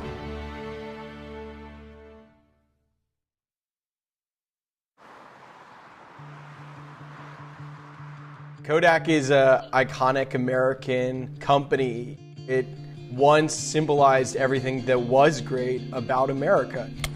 For the better part of a century, Kodak could be considered the closest thing to a monopoly without ever becoming one, and that was no accident. Founded in 1888 by George Eastman, Kodak was born with one mission: to revolutionize the world of picture taking. He wanted the camera to be as ubiquitous and as easy to use as the pencil. And he adopted a business strategy that says to the customer, you push the button and we do the rest. The rest would turn out to be an extremely aggressive business strategy. Look at what happened in the first 40 or 50 years of the 20th century. Scale was the way to win in this. There were a lot of little camera companies and a lot of photo companies and photo finishing companies that sprang up. We got into the camera business by buying a whole bunch of camera companies that not always wanted to get bought. Typically, that doesn't happen by just soft management. That happens pretty tough management. By acquiring these companies, Kodak was able to not only dominate the camera market, but the film market as well. One of the reasons it became so powerful was that Eastman understood either sell the cameras cheaply or give them away, because we're going to make all our money on film and photo processing. And it worked on so many levels. Everything was vertically integrated. You bought your Kodak camera, where you put Kodak film inside, and if you brought your film in to get it developed, you brought it to a Kodak store. Throughout much of the 20th century, Kodak could do no wrong. Every product launch, from cameras like the Brownie and the Instamatic, to engineering feats in film like Kodachrome and Ektachrome, were a hit, even creeping into pop culture.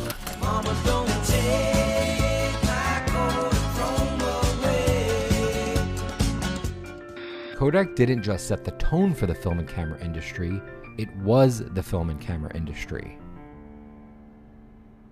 In the mid-70s, 1976, Kodak owned 95% of the film market and 85% of the camera market in the United States.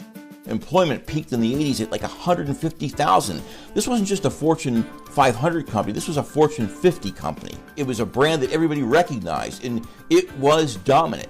But Kodak didn't just do photography.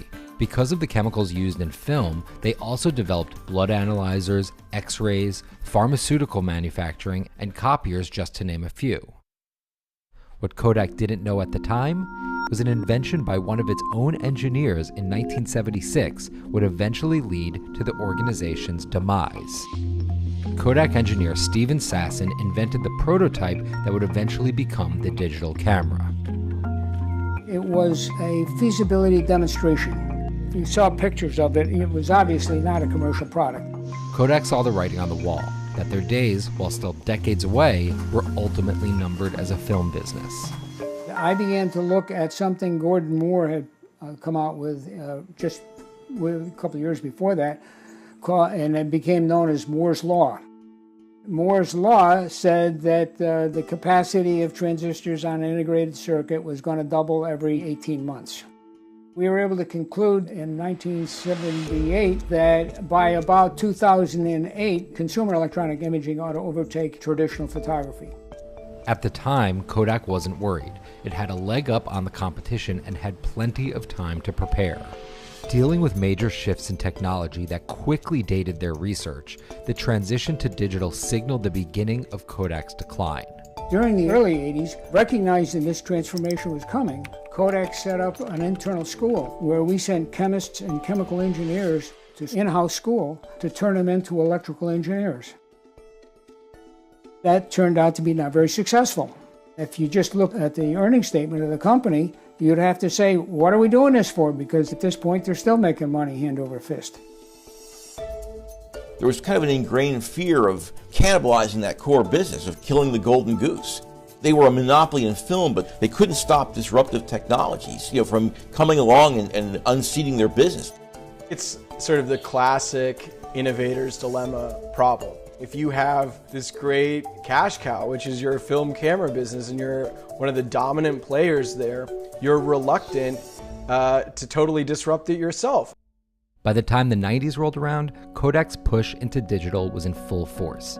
CEO George Fisher, who headed Kodak from 1993 to 1999, pumped $2 billion into research and development for digital technology. They had this event in San Francisco. It was March 28, 1995. They called it the big event. The Chicago Tribune, I remember, their headline was "The Big Gamble," and it was Fisher's big announcement that Kodak was moving full steam ahead into digital. And each attempt was a flop. Whether it was the massively overpriced DCS-100, the photo CD that could hold up to 25 images, which was quickly outpaced by the growing capacity of hard drives, and the DC-20, an incredibly cheap camera that everyone agreed took awful pictures. The disc camera was a disaster. They called it the adventure of the incredibly shrinking negative, and it was so small that the images were horrible. The 90s were also a time when Kodak started spinning off its other businesses to pay down its debt, selling its entire office imaging business, its digital printer and copier division, and turning its chemical division into Eastman Chemical. In 2003, under new CEO Antonio Perez, who joined from Hewlett-Packard, the company once again made the claim that Kodak would become the leader in digital cameras. Kodak is back. They're taking this digital thing to a level undreamed of. They learned early on that the devices weren't the thing. It was what the devices allowed you to do. It was the follow-on business. All the ancillary stuff is where they made the money. They didn't have the right kind of culture to sell cameras and digital cameras in a frenetic, low barrier to entry market and to beat back everybody else. Compared with cameras that require film, margins related to the use of digital cameras are a disaster. Film generates a profit of as much as 70 cents on the dollar. Digital imaging might make a nickel. It's like that old joke about, we're losing money on every unit we make, but we'll make it up on volume. In 1987, the company employed 145,000 people at its enormous facility in Rochester. 20 years later, in 2020, that number has fallen all the way down to 4,900, and it keeps on shrinking.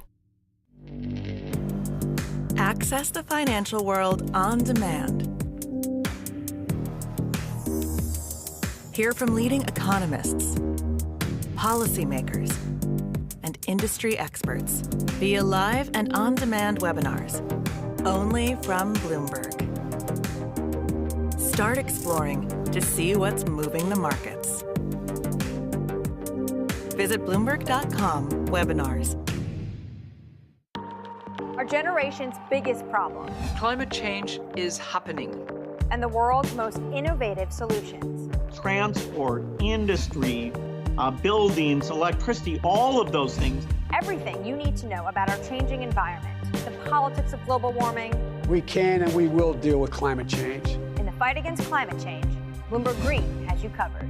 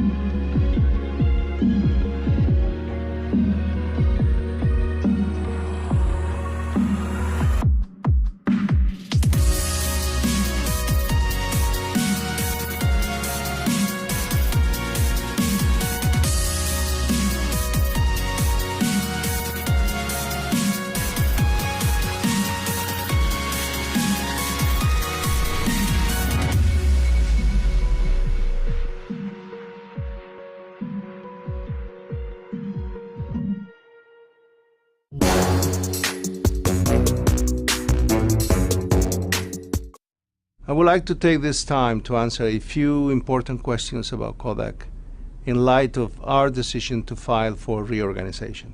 With the failure to successfully pivot to digital complete on January 19th, 2012, Kodak filed for bankruptcy. This once great company files for bankruptcy, and now they're trying to build with whatever you can. So you get Jim Continenza comes in as the chairman at that point, is sort of their standard bearer. While this was the end of Kodak as mainly a film business, Kodak emerged from bankruptcy in 2013 and started the first of its many pivots. Well, some investors are crazy about cryptocurrencies right now. Kodak is launching its own cryptocurrency, Kodak Coin. The cryptocurrency system will allow photographers to register work that they can license and then receive payment. It was coming at a time where it seemed like everybody was announcing a coin as a way to raise a bunch of money because there was so much mania. And so you have Kodak, which is a publicly traded company. A lot of the crypto coin ideas didn't have a public company to latch onto. So you attach this idea to a public company and all of a sudden the stock price soars. In one day of trading, shares soared 120%, going from $3.10 to $10. But it wouldn't last. It was widely lampooned, I think, by the press. I think the BBC called it one of the worst ideas to come out of CES or something like that at the time. It was during legit cryptomania. From the peak of the announcement of Kodak Coin until early 2020, Kodak's stock price fell from $36.88 to around $2.70. Until shares of the company soared yesterday after news that the U.S. government awarded the firm $765 million in loans. They just need to become a cannabis company and a meat-free company, and then they've really got the trifecta of all things millennial and Gen Z.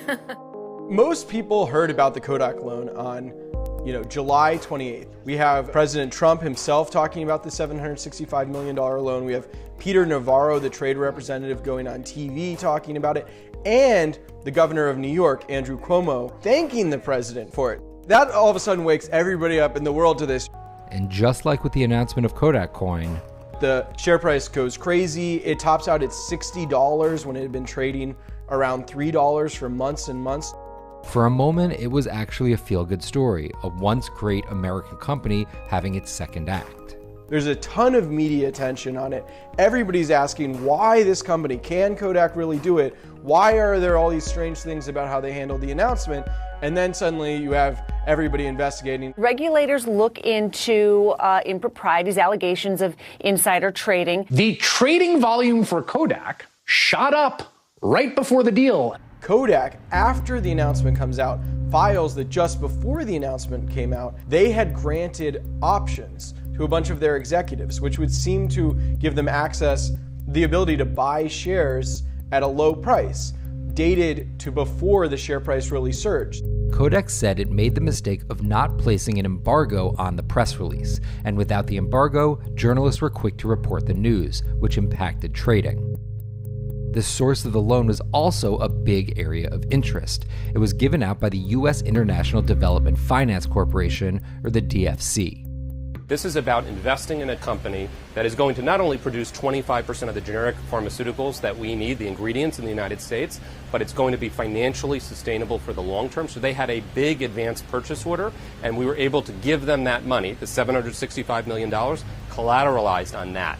So I knew we're going to build a brand, we're going to make Americans safer, and we're going to make money for the American taxpayer. Randomly, Adam Bowler is Jared Kushner, Trump's son-in-law's former summer roommate. So it's very Trump world. So you have the DFC, it's this outward-facing body focused on international development, but it seemed like, a friendly entity in Trump world. While a review commissioned by Kodak says CEO Jim Continenza's stock options did not violate internal policies, the SEC investigation is ongoing, and the damage, in the eyes of some, has already been done. What happened at Kodak was probably the dumbest decisions made by executives in corporate history. Peter Navarro certainly has plenty of reason to try and distance himself from this deal. When he was announcing it, he was trying to take all the credit in the world, and this was really his baby, trying to shepherd it through and encouraging the government to give Kodak this loan. The underlying question here is, was Kodak some sort of pump and dump scam? Or by shooting the share price up with this loan announcement, Did Kodak or anyone around Kodak unfairly profit off just the share price skyrocketing alone? In a statement, Kodak said, based on an exhaustive review of law and facts, our lawyers have concluded that Kodak and its officers, directors, and senior management did not violate the securities regulations or other relevant laws, engage in a breach of fiduciary duty, or violate any of Kodak's internal policies and procedures. So while Kodak is in trouble both as a company and as a company defining its identity, it doesn't necessarily mean that they made the wrong decisions. Some say that companies just aren't always meant to be on top. It's not obvious that companies exist forever. The notion that a company has to exist and if it doesn't exist, somebody failed, not accurate. The function of management is not to keep the company in business, it's to create wealth.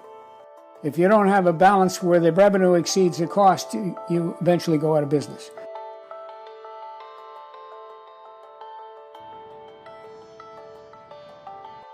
This isn't just an iconic company.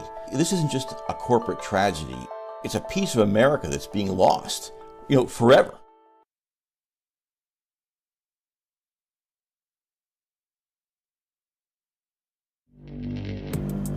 Access the financial world on demand. Hear from leading economists, policymakers, and industry experts via live and on-demand webinars, only from Bloomberg. Start exploring to see what's moving the markets. Visit Bloomberg.com/webinars. Our generation's biggest problem. Climate change is happening. And the world's most innovative solutions. Transport, industry, buildings, electricity, all of those things. Everything you need to know about our changing environment, the politics of global warming. We can and we will deal with climate change. In the fight against climate change, Bloomberg Green has you covered.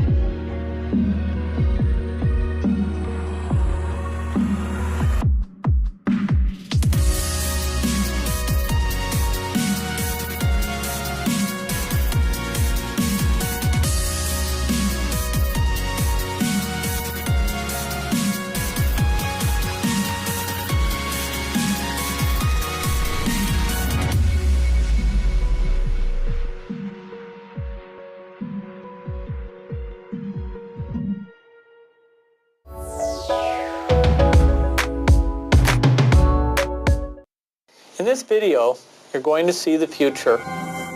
Not everyone is trying to win a popularity contest. Case in point, this guy. I don't think that popularity is something he's interested in. He's interested in effectiveness. I gotta give it up. His airtime, so to speak, is only a tool to achieve what his greatest aspiration is, which is to have a positive impact in the world. You should look at, what was your goal? How are you trying to uplift nutrition and survival and literacy? He is influential, A, because of his vast fortune and the way he made it by creating a new segment of the computer market, but also that he's since then chosen to deploy the money he's made to try to completely alter the landscape of world health. This year, his net worth reached as high as $120 billion.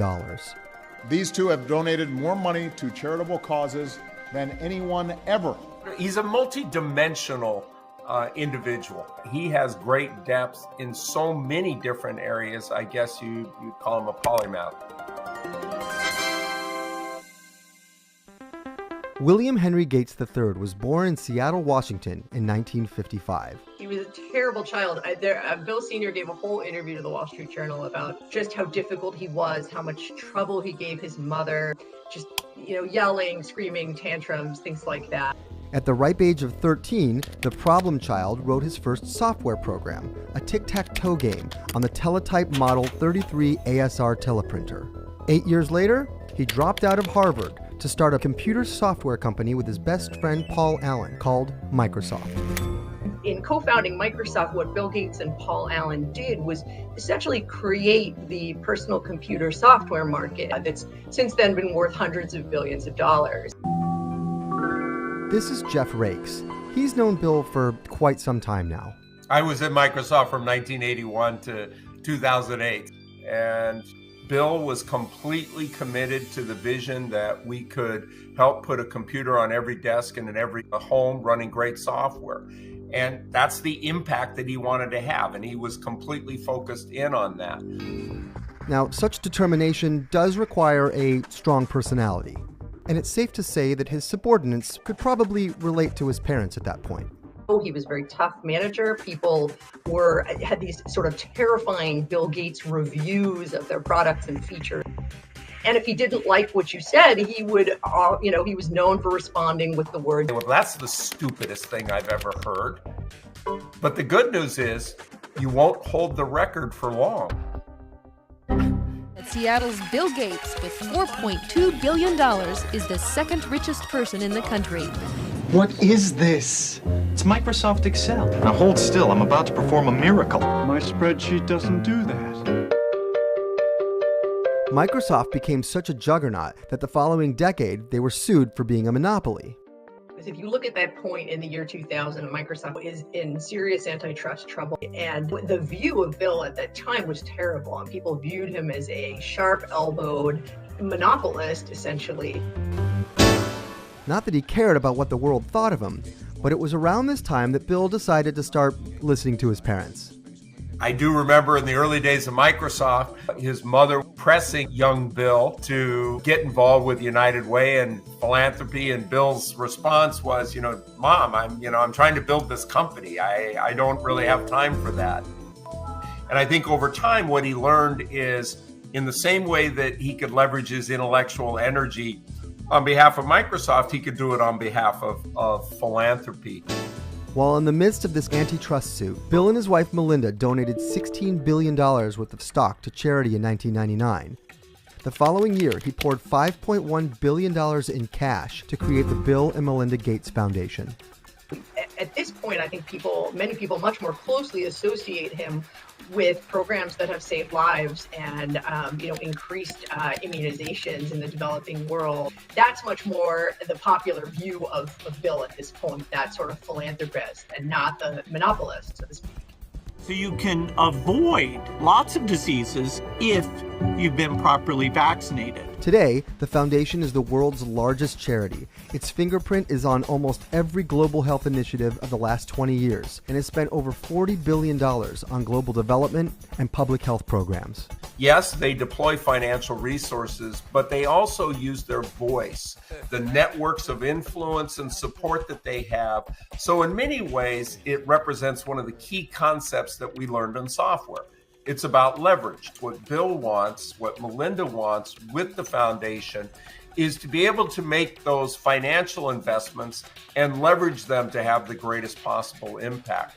By using this approach to philanthropy, the foundation provided seed money to the Global Fund to fight AIDS, tuberculosis, and malaria. Their implementation of immunizations in the developing world has contributed to a dramatic drop in the overall child mortality rate since 1990. Bill also made it his personal mission to eradicate polio from the planet, something he has come very close to achieving. Then, of course, there's Bill's noblest pursuit of all. I want to talk to you today about toilets. Many people would say, well, why get involved in toilets, and how does that matter? But that, actually kind of diving into that explains a bit about how Bill thinks about things.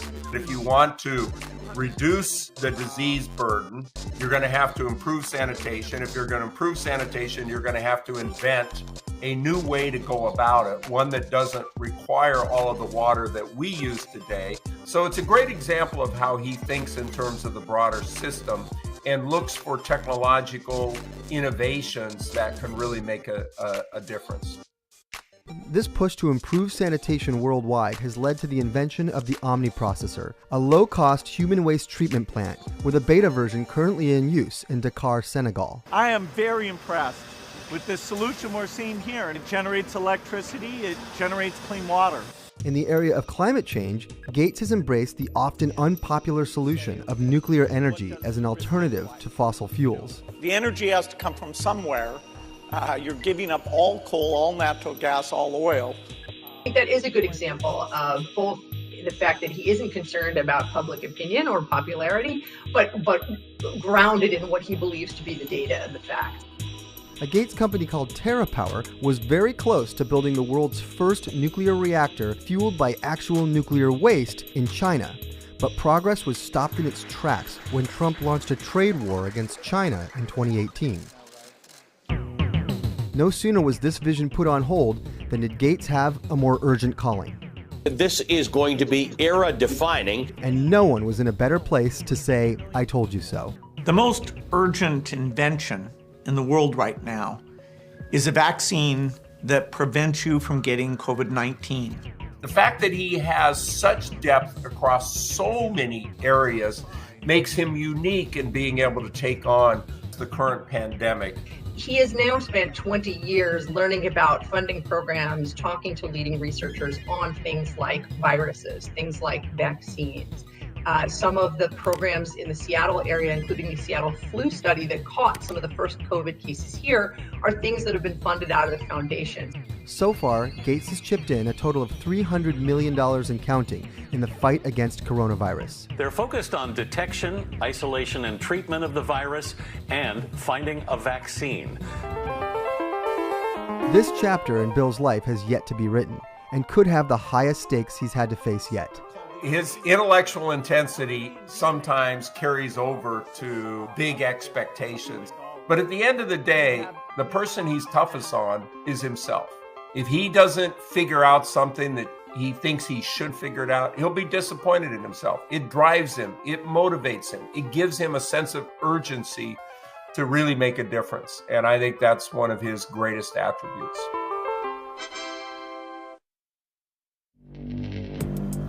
Access the financial world on demand. Hear from leading economists, policymakers, and industry experts via live and on-demand webinars, only from Bloomberg. Start exploring to see what's moving the markets. Visit Bloomberg.com/webinars. Our generation's biggest problem. Climate change is happening. And the world's most innovative solutions. Transport, industry, buildings, electricity, all of those things. Everything you need to know about our changing environment, the politics of global warming. We can and we will deal with climate change. In the fight against climate change, Bloomberg Green has you covered.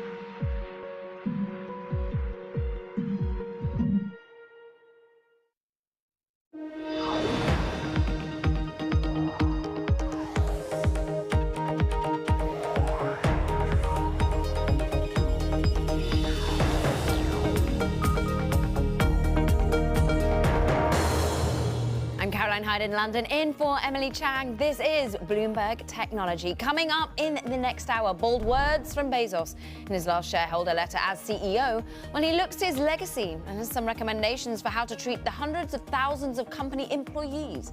We'll have the details.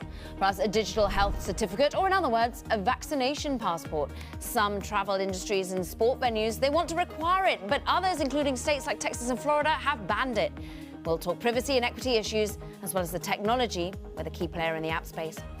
And crypto validation. One day after Coinbase's big debut, we'll hear from a member of the newly formed Crypto Council of Innovation, Paradigm COO Gus Coldbella, on what he thinks about cryptocurrency going forward, including thorny legal and policy questions. Those stories in a moment. But first, US stocks jumped record highs once again amid signs of an accelerating economic recovery. Bloomberg's Kriti Gupta and Ed Ludlow, they're looking through all the data. Kriti, take it away.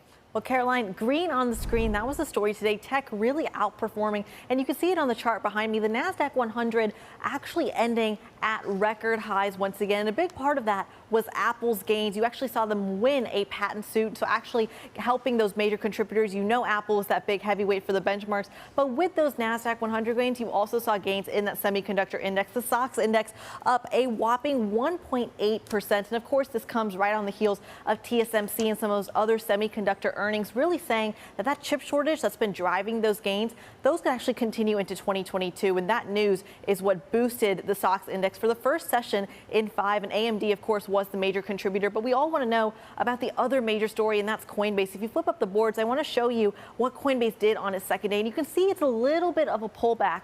A lot of this is pretty traditional, though. In a direct listing, which is what Coinbase was, not an IPO, it's pretty traditional to see kind of a little bit of a pullback in that second day, not necessarily indicative of its longer term performance. That's kind of a judgment that we usually use for IPOs or other types of new listings. Direct listings, not so much. That's something we can kind of bypass today, but crypto is still extremely important. So I want to show you that crypto actually did fairly well. You saw Bitcoin actually up, crossing 63,000. Ethereum, however, pulling back on the day. And of course, those crypto stocks that traditionally rally with Bitcoin, taking a step back. And some of that might just be that defensive trade you saw in the market. It could also simply be that Coinbase is taking a little bit of their thunder, Caroline. We want to thank you, all things Kriti. But Ed, you take us away now. Yeah, I wanted to dig into that Apple call because the stock is at its highest in around 2 months. This comes from a note from UBS with my favorite word. This is my word of the year so far, stickiness. They're saying that around 80% of iPhone users have upgraded from an older model, but there's more room, right? So many of us have obsolete older models of the iPhone. We now have the 5G generation. They expect that to continue and see good services penetration too. So some upside for the stock. And that, because of its size, really being a points driver on the NASDAQ 100 on Thursday. Also Amazon. I know you're going to talk a lot about Amazon in the show, but Jeff Bezos out with his last annual shareholder letter as CEO and really talking about workers. It's been such a big story for the company about the way workers are treated, the unionization effort. Interesting to see the stock higher. And finally, Microsoft trading at a 52-week high, up 1.5%. Chips, another big story, like Kriti said, but I want to look at some of the specific names if we flip up the boards, because TSMC is where it's all at, Taiwan Semiconductor. This is the world's biggest manufacturer of actual chips. It actually makes them. And even though it's traded in Taiwan, we also have the US ADRs down 2%, a pretty significant drop. Actually, only one of two stocks down on the SOX on Thursday. And what they're saying is that they expect this shortage of semiconductors to continue maybe into 2022, although they also upgraded their sales forecast and their spending plan. So kind of a mixed message for investors and digesting that. Elsewhere, lots of strength in the sector. Nvidia upgraded at Raymond James, up 5% on the back of that call. And what was so interesting is that Raymond James at the same time downgraded Intel. And of course, what's happened in the last few days, Nvidia has muscled into the CPU space, central processing unit space that Intel has dominated for ages. We love tension in the story. You can see the SOX higher, up 1.8%. Flip up the boards for a final time because I just want to get some context in my final 10 seconds. Semiconductor index up reasonably year to date so far, but you can see that Taiwan Semiconductor has really lagged that broader index of semiconductors. And what's the biggest laggard in the index, Caroline? Qualcomm, negative for so far year to date. Got to dig into that and sometime soon. I'm sure you will. Ed Ludlow on the money. We thank you so much. Meanwhile, well, let's talk about the world's richest person. saying that his company must treat workers better. Amazon CEO Jeff Bezos says it's clear that the company needs a better vision for how to create value for employees. Now, last week it was announced, of course, that Amazon employees at a warehouse in Alabama overwhelmingly rejected an attempt to unionize. Now, Bloomberg Technology's senior executive editor Brad Stone joins me now. Wrote the book, of course, The Everything Store, knows Jeff Bezos and is thinking well. This feels, may I be a cynic about it, a legacy play going on here. He's always been consumer first, but now he's employee as well. That's right. It is one way to look at it, Caroline. I mean, this is his 23rd shareholder letter. In some ways, I think it's really the most remarkable. You know, you look at everything that's happened recently, and a kind of narrative has begun to coalesce among critics of Amazon, you know, certainly in some corners of the media, that this company is extractive, right? That it takes more than it gives, that it's a poor employer. And this shareholder letter is kind of a remarkable repudiation of that. I mean, Bezos actually goes through the calculation and says they've created $300 billion in value when you look at time saved and shareholder wealth created and employee wealth created. But then you're right, he very specifically goes and says there's room for improvement, and then says one of the goals is to be the planet's best employer and safest employer. But he does that in the framework of also being a little bit defensive about how he feels they do treat employees well.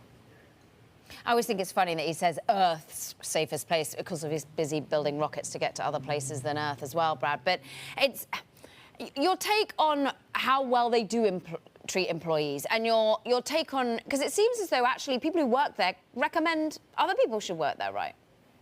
That's right. Yeah, Jeff wrote that in his letter, that 94% of employees would recommend Amazon as a place to work. You know, he says he wants to get it to 100%. You know, the question that you're asking is a big, sprawling, messy question, right? How well do they really treat employees? Sorry. You know, no, it's a good one though. They employ over 1 million people. There's lots of pockets of different experience. There's certainly room for improvement. You know, one way, you know, that I'll just identify is like its fleet of drivers who they don't even employ. Those are contract workers. And as we saw, you know, recently, you're out on the road delivering packages for any company all day. And it can be brutal, particularly in times of COVID, to just, you know, find a place to go to the bathroom. You know, but you look at the vote last week in Bessemer where, you know, 2-to-1 employees rejected the union, only half even voted. And you do think like, you know, that maybe the dissatisfaction, at least in the fulfillment centers, is maybe a little overstated. It's not to say that they can't get better. It's brutal, tough work. You know, Jeff does talk in the shareholder letter about repetitive stress injury and how they need to do a better job of kind of rotating workers around. But, you know, in this letter, he's kind of laying out a defense, and you can almost feel the injured pride. You know, he really doesn't like the narrative that has coalesced around Amazon. Less than a minute left, but your perspective on what Andy Jassy's going to have to do and how much Jeff is going to force these sorts of changes through. Right. Well, look, I mean, the founder at any company wears a magic halo, right? They're revered by employees and investors, and the magic of that halo is they can kind of come in and push anything. They can get employees to scramble with the kind of fear to get anything done. Now, Jassy, like a Tim Cook, kind of worked with the founder, so some of that magic rubs off. But Andy Jassy's telling you to hurry up and do something by tomorrow. It means less than when Jeff Bezos is telling you to do something. So Andy's challenge is going to be to keep this company motivated and moving as quickly and effectively as Jeff did. Jeff says he's not going anywhere. He wants to remain an inventor, and that's also a big question. To what extent is the famous micromanager really stepping aside? And we don't know that yet. And Brad, when's the new book go on pre-sale? Yeah, thanks, Caroline. May 11th, Amazon Unbound.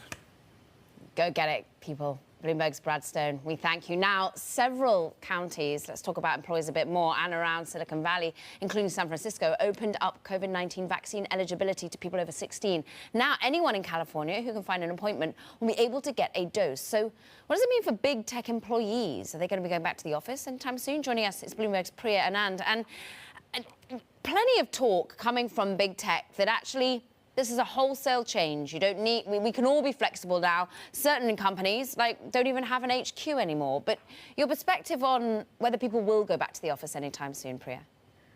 You know, the reality is the tech industry was the first to very loudly embrace remote work, and there's clearly a lot of enthusiasm to very quickly get back to the office now that vaccinations are rolling out at a wider scale to much of the workforce now.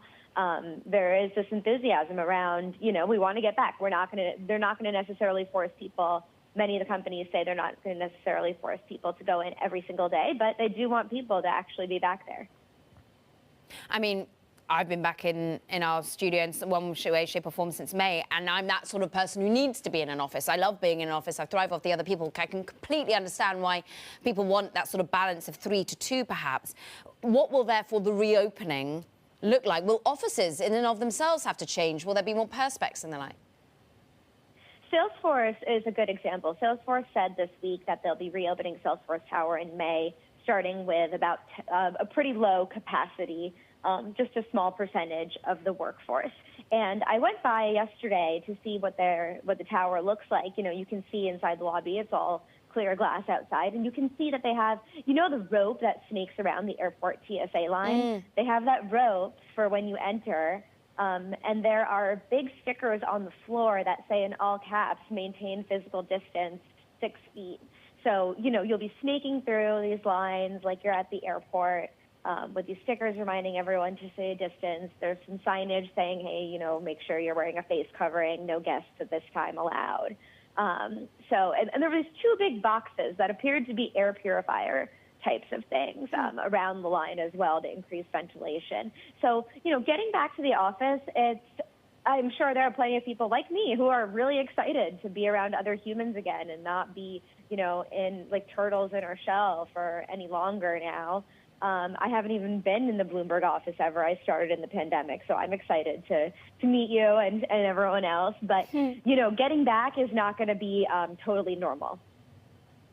Certainly won't be. Priya, it's amazing the changes they made here, but it certainly does make you feel safe. We look forward to you coming to the studio and office sometime soon too. Priya Anand of Bloomberg, great reporting, really gives you the visual there. Meanwhile, coming up, the fate of Donald Trump's future on Facebook. It's up to the social media platform's de facto Supreme Court of content. Now, what the decision could mean for other social networks too. This is Bloomberg.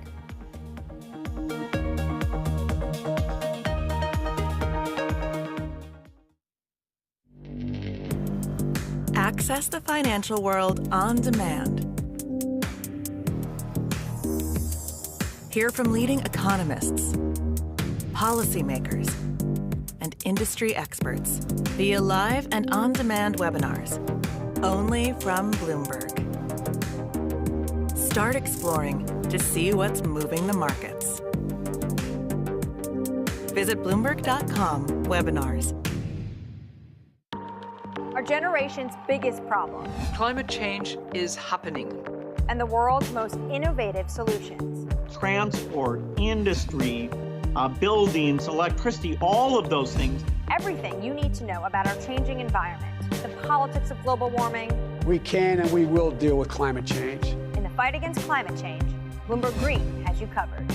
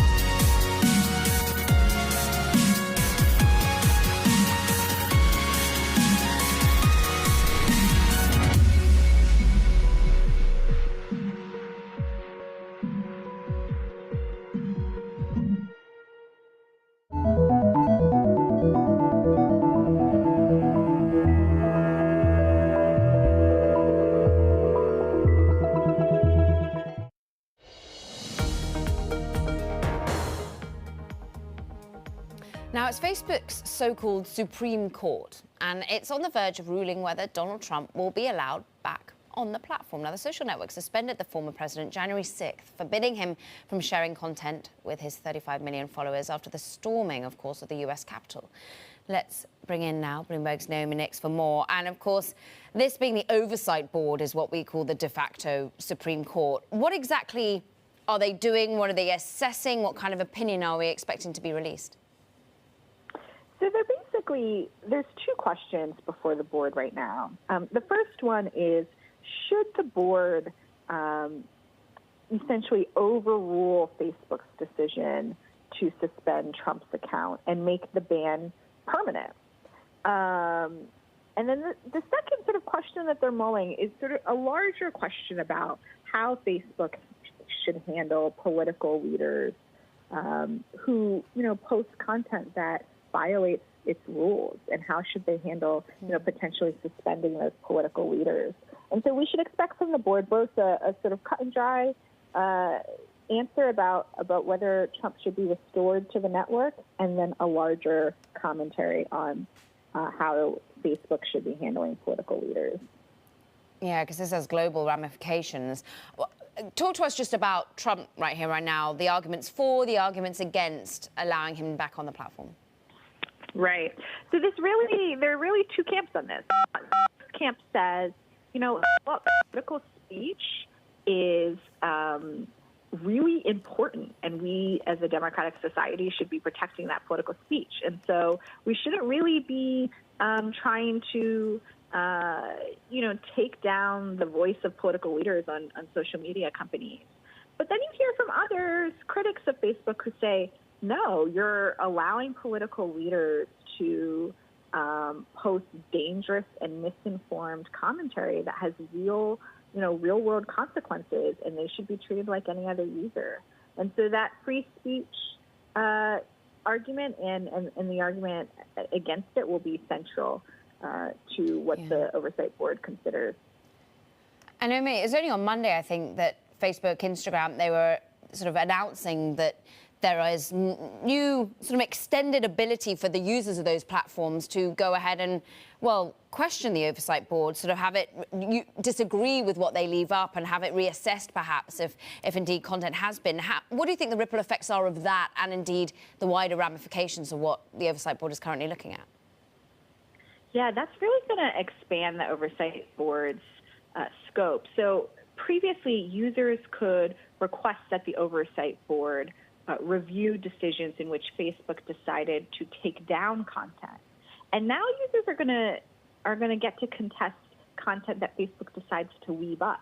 And so in response, the Oversight Board plans to double from about 20 to 40 people to expand, to address an increased caseload. But this really has large-ranging consequences for content decisions made in all sorts of, international contexts. Yeah. We might expect other world leaders to potentially get targeted by this decision. Certainly when we look across the world, sadly, at the moment. Naomi Nix, we thank you so much, and we'll see what the ramifications are thereof of that decision coming up. Meanwhile, tech companies and some states plough ahead with plans to create so-called vaccine passports. But with so many players and with so much debate around privacy and equity issues, will it truly be enough to prop up industries and services devastated by the pandemic? We'll talk to a key player in the digital health certification space, Paul Mayer, co-founder and chief executive officer of the Commons Project. That's next. This is Bloomberg.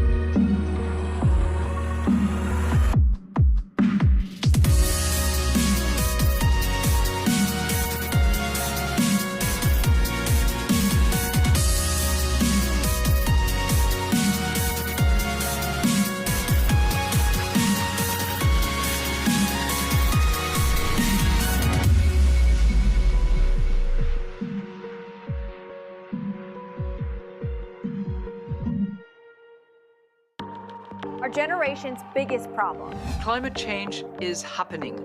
And the world's most innovative solutions. Transport, industry, buildings, electricity, all of those things. Everything you need to know about our changing environment, the politics of global warming. We can and we will deal with climate change. In the fight against climate change, Bloomberg Green has you covered.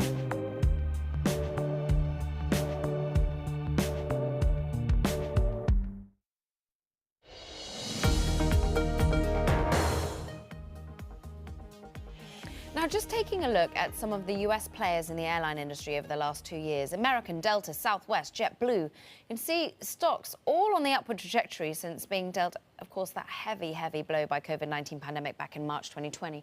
Now, increased vaccinations in the US, part of that upward picture. Some airlines, in fact, want travellers to provide, though, proof of vaccinations for service via apps that act as some sort of digital health certificate. Some sports venues, college campuses, they're echoing the same desire. So they're known as vaccination passports, and hundreds of groups are now creating apps. One such group is the non-profit public trust called Commons Project. Its Common Pass app creates a travel certificate from an individual's COVID-19 test result, runs it against entry restrictions of a destination country, and the Commons Project co-founder and chief executive officer, Paul Meyer, joins us now. So talk us through the pass and what feeds into it to make it easy if you're about to go traveling to get through customs, basically.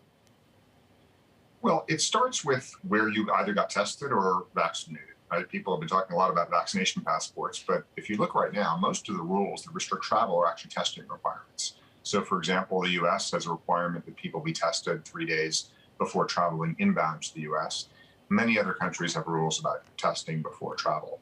So it begins by allowing people to actually connect Common Pass to a lab or the place they got vaccinated and upload their test results or vaccination records. Common Pass then basically kind of inspects those records, compares it against the rule to where you're going, and then basically says, red light, green light, either you've satisfied the rule or you don't.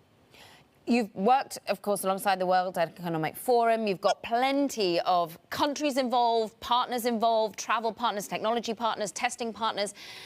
Do you think there will be a one be-all and end-all app when it comes to a so-called, passport for these vaccinations or not? No, and I think people are thinking way too much about apps. Ultimately, this is actually about trust. If you think about the problem, put yourself in the shoes of the government, right? You want to open up, you want commerce to resume, you want travel to resume, but your first duty is to protect the health of your population. And so you can come to the conclusion based on epidemiological trends that, okay, maybe it's safe if people who want to come to our country have either been tested or vaccinated.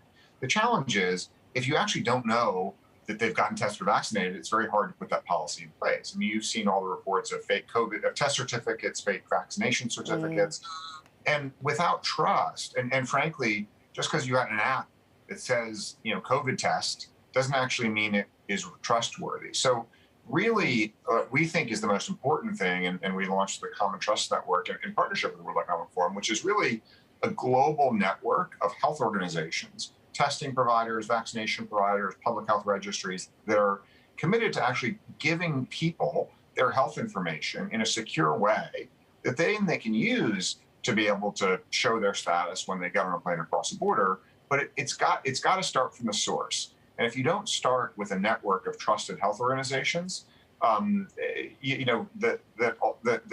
apps with data from unknown sources are not much more reliable than easily faked pieces of paper. Of course, Paul, you're someone who has thought a lot about political ramifications in one way or another. You've worked as a speechwriter in the White House, but you've also worked for the United Nations, humanitarian agencies. You're someone who's going to be thinking about the ethics involved in all of this. How hard is it to be building this when you know that so many people are going to be basically left behind because they're not vaccinated and therefore unable to travel? Well, this is why we think it's about both testing and vaccination, right? And again, the rules that are mostly in place right now are testing requirements. I think, generally speaking, there's a reasonable expectation that if you are going to let people come to your country, that you want to ensure that you're protecting your own population's health. And again, may not require vaccination, but if not a vaccination, a test result. And again, this is not something new. For decades, there have been provisions for needing to show, for example, yellow fever vaccinations to fly and travel to certain countries. I mean, in most schools in the U.S. require kids to show their proofs of vaccination to register for school in September. So this is not a new concept, but we do think that as vaccines are still rolling out, that if there's an alternative to get tested, if you haven't been vaccinated, that helps address a lot of the concern that people have raised. About a minute left, Paul, but it's interesting, in the UK, they are already sort of ironing out what a vaccine passport might look to go to a pub or a football match or whatever it might be, and it is that you've had a test, or indeed you've had the vaccine, or you have some sort of proof of the fact that you're not going to be spreading it. How do you think, what countries are doing it best? Well, I looked, some countries are taking a very centralized approach. I mean, Israel was the first one that really rolled out their kind of green pass and have deployed that. They've obviously been, vaccinated a pretty significant being a part of their population. The U.S. has a very fragmented healthcare system, but one of the things that's really exciting about the initiative, the Vaccine Credential Initiative that we've helped co-lead, so many of the key stakeholders in the U.S., from the big technology companies to people like Walmart, are all converging around this idea of embracing this open standard, so this kind of solution can be deployed in a way that is reliable but also protects people's privacy. Paul Meyer, great to have some time with you. We thank you of the Commons Project. Coming up, well, we're digging more into Coinbase as it continues its second day of trade, what the volatility and the debut means. This is Bloomberg. Access the financial world on demand. Hear from leading economists, policymakers, and industry experts via live and on-demand webinars, only from Bloomberg.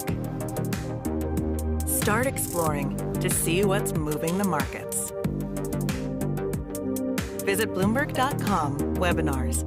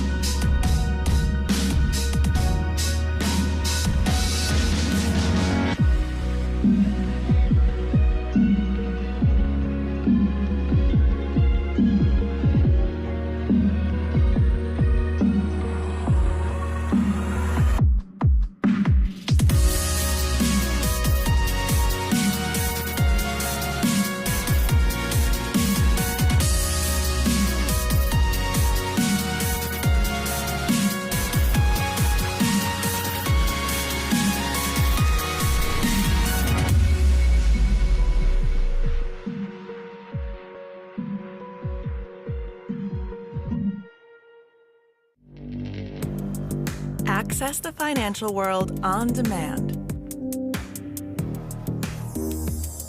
Hear from leading economists, policymakers, and industry experts via live and on-demand webinars, only from Bloomberg.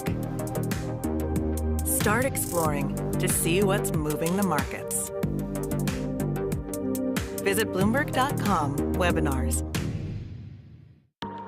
Our generation's biggest problem. Climate change is happening. And the world's most innovative solutions. Transport, industry, buildings, electricity, all of those things. Everything you need to know about our changing environment, the politics of global warming. We can and we will deal with climate change. In the fight against climate change, Bloomberg Green has you covered.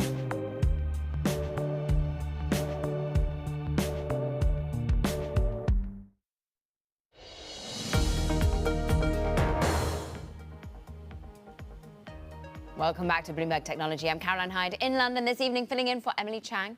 And let's get an update on the latest tech news. Here's Bloomberg's Ed Ludlow in San Francisco. All the moves, please, Ed. Well, I wanted to start in India because the venture capital activity that's happening in that country is incredible. The latest being that, according to sources, SoftBank has invested $450 million in food delivery, Bangalore food delivery startup Swiggy, which is amazing because in India it's such a crowded field. But it's even more extraordinary if you flip up the boards and look at the details. This was at a $5.5 billion valuation, but it came less than a week after Swiggy raised $800 million US dollars from a pretty stellar list of private market investors. And in the same week, where India crowned 4 new unicorns. And, you know, it's not a country we talk about often, right, Caroline? Like, it's incredible the capital that is going into that country at a time where the economy is still ravaged by COVID-19. So I just wanted to spotlight that because it's something that I think we should be looking at further. Flip up the boards again because we need to keep talking about crypto and we need to keep talking about mainstream investors piling in. Brevin Howard, a well-known hedge fund internationally, according to sources, is going to invest 1.5% of its main fund into cryptocurrencies. They're betting that the value of those digital assets will rise. It's a really interesting play, of course, on the back of a record year for its main fund last year, where it exceeded 27% returns. You know, this is a theme we've been talking about all week. And to finish on that note, flip up the boards again, because Cathie Wood and ARK, we were just talking to Cathie Wood and ARK about volatility and cryptocurrencies. Well, her 3 main ETFs have bought around $246 million worth of Coinbase stock, which is, you know, a pretty interesting bet to make. You know, we often associate Cathie Wood's research with Tesla. Now we're talking about Cathie Wood and ARK's research when it comes to digital assets, cryptocurrencies, and the equities that are associated with them. Got some pretty good guests lined up to talk about with things like that, Caroline. Certainly do. Ed Ludlow, great setup. We thank you. And yeah, Cathie, been loving all things Bitcoin for a little while. Let's talk about another person who's been loving crypto for a little while. Following the volatile debut, well, Coinbase closed, of course, nearly at 323 Thursday, 1.7% lower than its closing price on Wednesday. But it still was a blockbuster direct listing, receiving some mixed reactions from policymakers and investors, including ARK Invest's Cathie Wood, who predicted the stocks would see, quote, tremendous volatility. Take a listen on what they had to say. What people call cryptocurrencies, they're really vehicles for speculation. No one is using them for payments, for example, like the dollar. What they're using them for is to speculate. It's a little bit like gold. Expect tremendous volatility in this. It's going to be unstable in terms of investors and analysts understanding what Coinbase actually is. I believe that most of the people who are most deeply invested in this company and in this economy, in this new crypto economy, are really long-term thinkers about what's going to be possible. And you know, I think this is going to be a really interesting one for decades to come. This was clearly a very successful direct listing.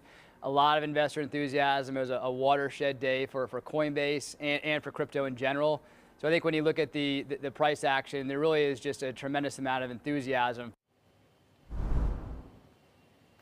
I mean, Coinbase had some of the biggest volume out there today in terms of action. So joining us to discuss, Gus Caldebello, of course, Chief Policy Officer at Paradigm. It's a crypto investment firm co-founded by Fred Ersham, who, of course, was the co-founder of Coinbase. And indeed, you're focused on investment, but you've got a long history in working for other companies. In particular, well, you're a top lawyer at the U.S. Department of Homeland Security, Chief Legal Officer over at Circle. So think about the legal ramifications of all of this. But first, with investment hat on, how important was Brevin Howard, for example, saying they're buying vis-a-vis a Coinbase listing to the overall ecosystem? Well, Caroline, I think everything that's happened over the past week related to Coinbase and related to serious other players making announcements about ETFs or announcing their investments in crypto really points to the main issue here, which is crypto's at a mainstream inflection point. 5 years ago, there were forward-looking hobbyists in the area, and stories would come across the newspaper every once in a while. But today, crypto is in the newspaper every day. It's totally hit the public consciousness. Bitcoin at all-time highs, Coinbase obviously going public, Fidelity and Galaxy and other companies filing for ETF applications with the SEC. And this is resulting in a massive amount of, I think, well-deserved attention for the sector. Grayscale, of course, announcing it's gone as far as to buy a small ETF owner and start to rename some ETFs as BTC, no less. So clearly lots of excitement there. Also, though, of course, Gus, you are part of the Crypto Council for Innovation, which is sort of Paradigm's convening key players within the space, Coinbase, one of them, Fidelity, another, to look at the future of individuals thinking about crypto, but also policy making here. And I'm interested in your perspective of what legal folks, policymakers are making of the crypto space. Are they coming?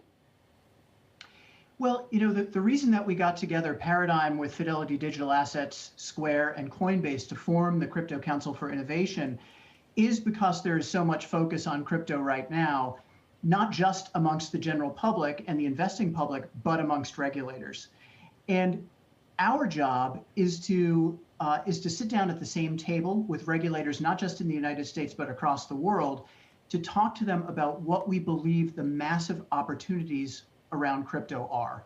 Its job creating ability, its ability to cause people to be more included in the financial system. Not everybody has a bank account, but almost everybody has a phone, as well as the enhancements of personal privacy and national security that cryptocurrency can bring. And I mean, the first thing that we did, Caroline, this week, our first release was a paper by the former director of the CIA, Mike Morell, on how crypto is actually a boon to governments when the regulatory environment allows them to be used within particular countries. Now, for reasons of full disclosure, my husband's a senior manager at Coinbase, so at home I drink a lot of the Kool-Aid in terms of hearing from him some of the positive reasons that you outline about crypto. What I'm hearing more and more is some of the concerns about, for example, the environmental knock-on effects. Is that something you're dealing with from a policy-making perspective? How much is that becoming a backlash to where crypto and crypto mining could go? I'm really glad you raised that. I mean, I think crypto has misimpressions. And if we're not sitting down with the policymakers and people who are thinking about this and developing a shared set of facts, then policy is going to be made and decisions are going to be made in an incomplete way.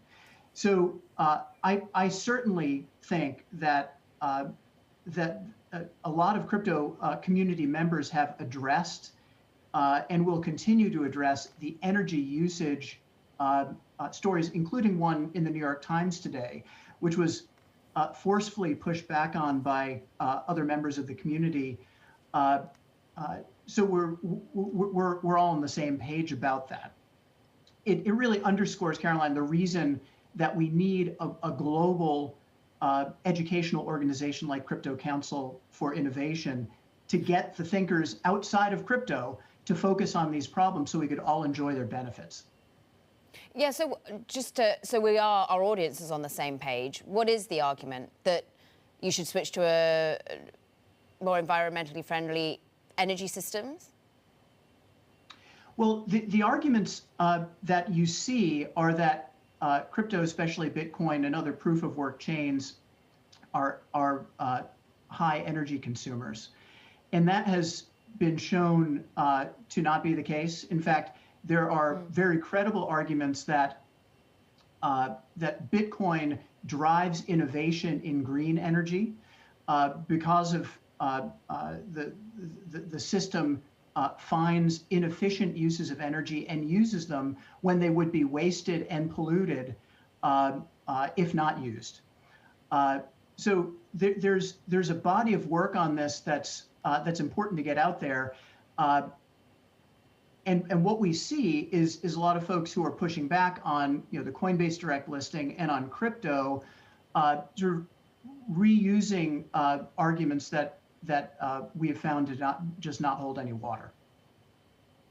Go read more about it when it comes to, of course, what you're putting out with the Crypto Council for Innovation. We thank you, of course, Paradigm Chief Policy Officer Gus Caldabella, of course, with us. Thank you for your time and insights. Now, coming up, a venture capital firm is working to find, well, maybe the next Coinbase, maybe the next Robinhood, the next Deliveroo. It's Index Ventures partner. It's Nina Ashajian joining us next to discuss the new $200 million seed fund and what kind of startup candidates they are looking for. This is Bloomberg.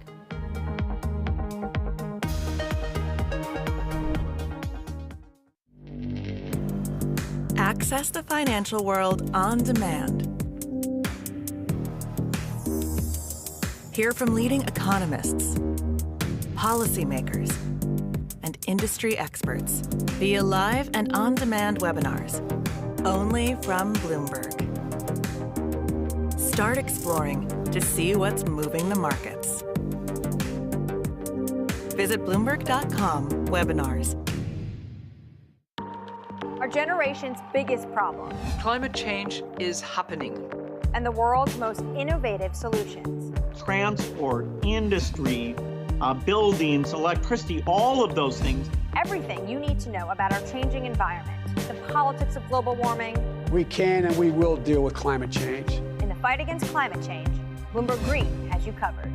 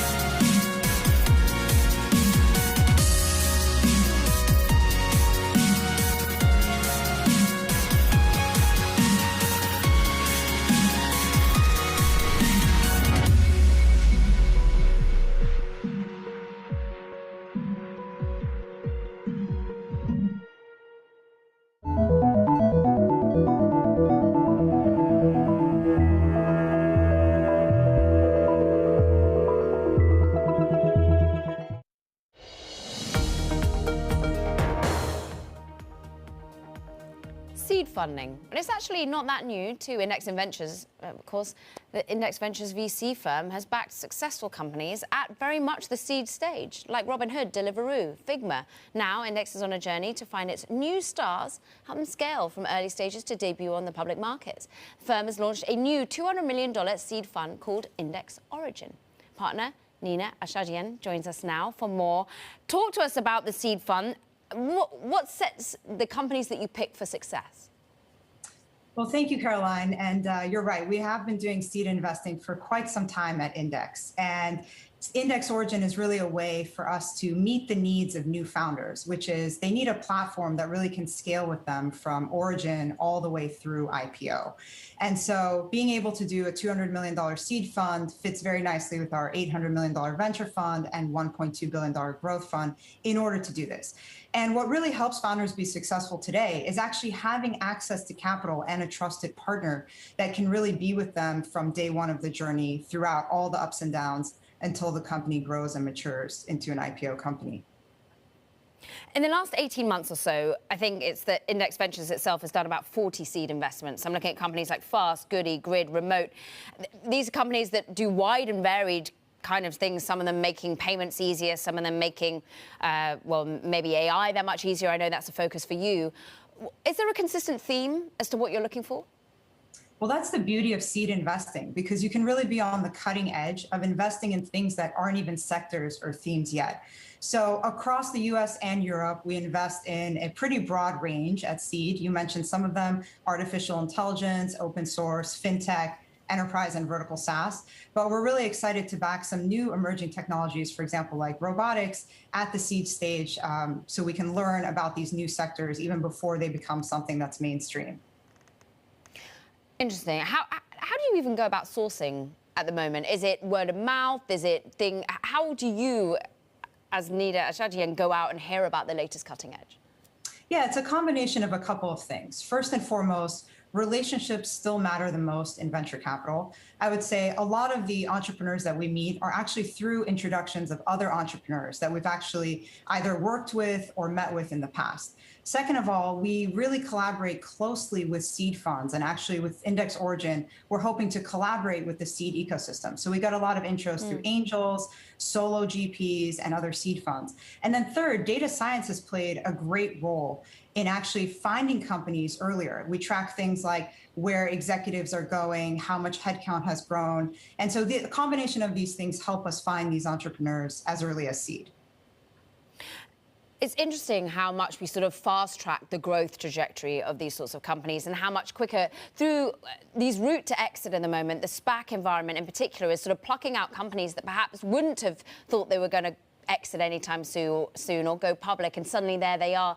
You've got so much experience in taking companies public. You've got, of course, Robinhood is about to. We're speculating about Wise, which, of course, another very early check that you guys wrote at Index. And, of course, what you've learned through the experience of Deliveroo. How are you looking about exit strategies? I know it's so hard when they're such small seed companies, but what do you think about the life cycle now?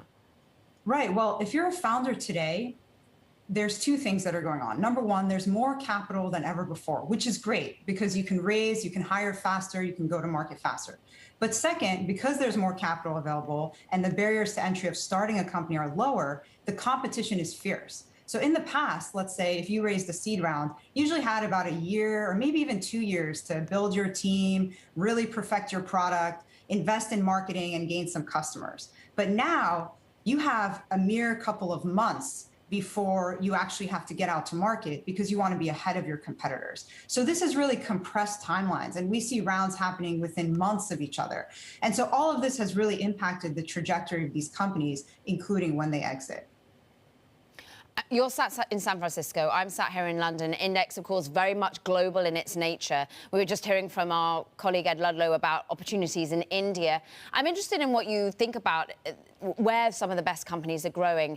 It pained me as someone who's been a follower of European technology for so long to see what happened to Deliveroo on its opening debut and coming to the market, and did that have a hit to European tech, do you think? Or do you think companies of excitement are growing everywhere right now? Look, I think actually what has happened over the last year has leveled the playing field and democratized the ability to build a massive company from anywhere. And as you know, we've been bullish on Europe before really European VC was even on the map. And so we continue to be incredibly excited. It's just such a big market and there's so many opportunities there. So for us, we're still extremely excited about opportunities that can come from outside of Silicon Valley and the US and continue to invest and double down on entrepreneurs both in Europe and also globally.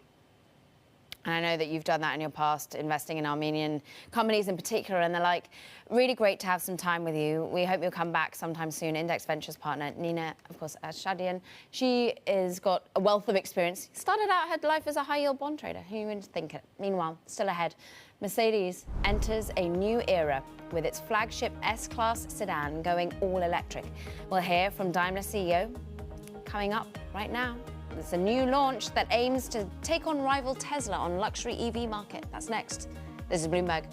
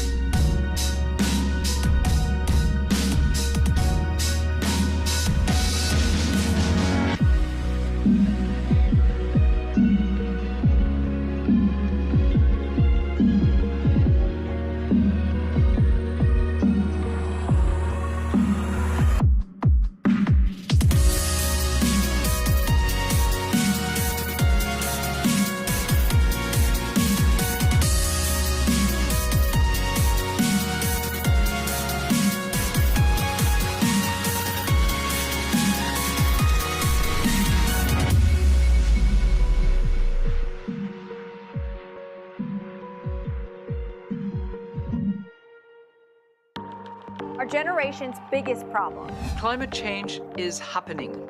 And the world's most innovative solutions. Transport industry buildings, electricity, all of those things. Everything you need to know about our changing environment, the politics of global warming. We can and we will deal with climate change. In the fight against climate change, Bloomberg Green has you covered.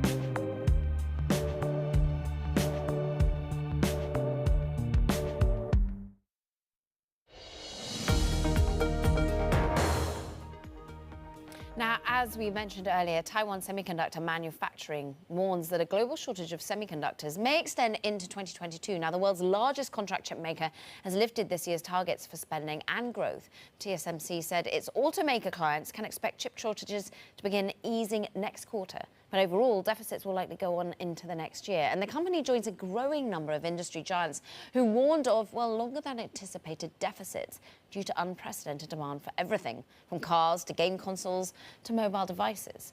Meanwhile, speaking of cars, Chinese automaker Geely will use its new electric car unit, Zeekr, to take on tech giants like Apple and Huawei, who also want to enter the EV market. Now, Geely president An Song-Hui spoke earlier on Bloomberg about their EV debut.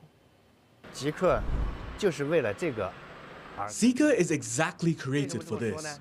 It was spun off from Geely in order to become a brand new company, no matter its brand, products, teams, organization, or its culture, which is no different from any other tech and internet companies. Now, all of this as German Daimler also unveils its new EQS sedan, an all-electric vehicle for the classic Mercedes S-Class. Now, the launch aims to usher in a new era for Mercedes, transforming it from a name that's known for high-powered combustion engines to one that can rival maybe Tesla on the luxury EV front. Now, CEO Ola Källenius spoke to Bloomberg's Matt Miller earlier. On the battery chemistry side is something that we have been doing research on for more than 15 years now. And the particular recipe for the EQS is something that we have developed with one of our supply partners, and it has very, very good energy density. But if you look at the car, this one bow shape, as our chief designer, Gordon Baganer, calls it, why is it like that? Its form follows function. It has the lowest drag coefficient of any series production car with 0.20. So this smooth shape helps, and many little details lead to great efficiency and then also gives you good range. And still keeps the design language pretty clearly Mercedes. Let's get back to the chip shortage if we could. You say you're going to prioritize vehicles like this, and I assume the internal combustion S-Class as well. But how hard is it hitting you in terms of production lost in 2021? Well, we had disruptions in the first quarter. We will continue to have some disruptions in Q2. We're now talking about what the recovery scenario could look like with our suppliers. In some cases, it's not 100% clear yet what the supply availability will be. So we're hoping that we will be able to make up for much of that loss in the second half of the year, but it's still kind of day-to-day management. How important is it to keep your suppliers close to your production? I know a couple of days ago there was a story about your crosstown competition in Zuffenhausen working with a battery producer in Stuttgart, for example. Are you trying to source technology, chips, battery cells close to where you put the cars together? The auto industry is a huge network of supply relationships and technology relationships around the world. Our guiding principle is to go for the best. Where's the best technology, the best innovation? Where can we find also cost structures that meet our targets? So that worldwide network per se, that is not something that's going to disappear, nor do we want it to disappear.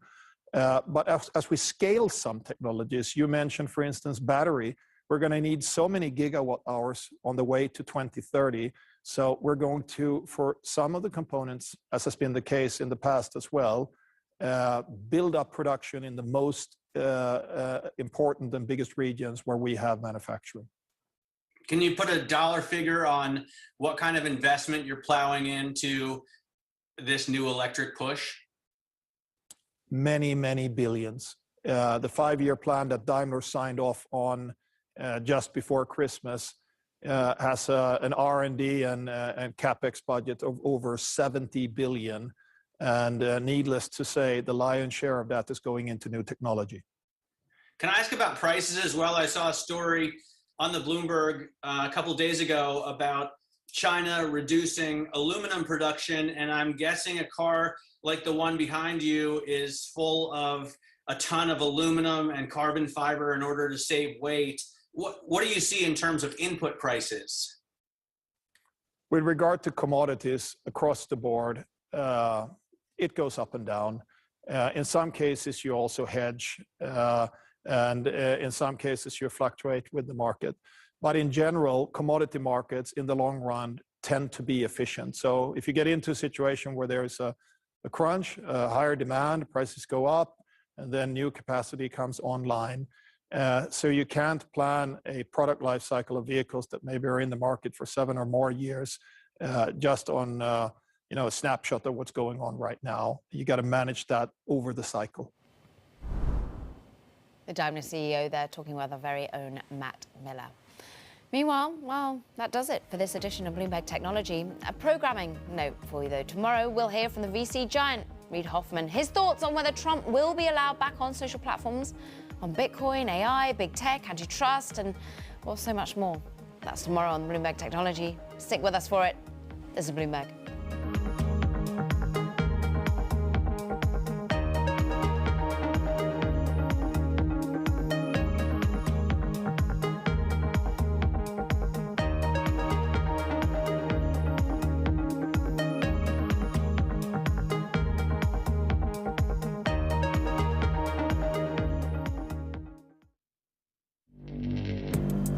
Access the financial world on demand.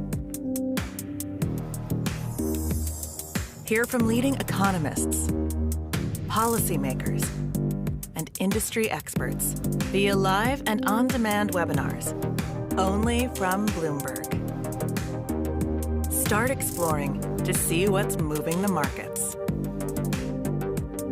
Visit Bloomberg.com/webinars.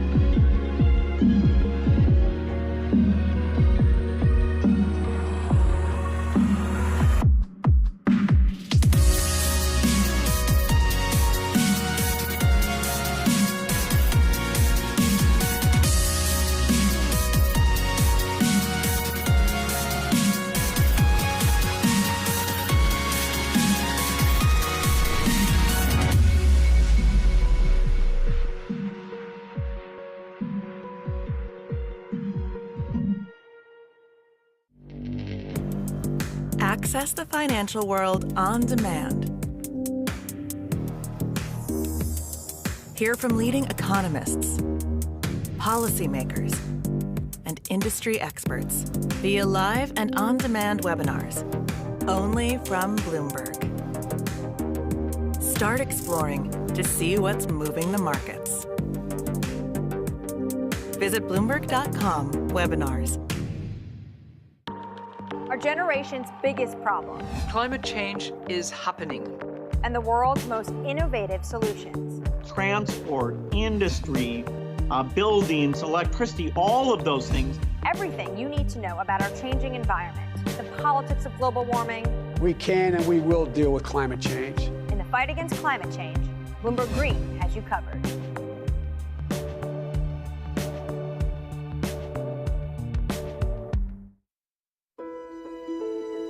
A baseball glove is basically an addition to your hand. that allows you to trap the ball between the thumb and the index finger in such a fashion that you can make a great catch and throw it back.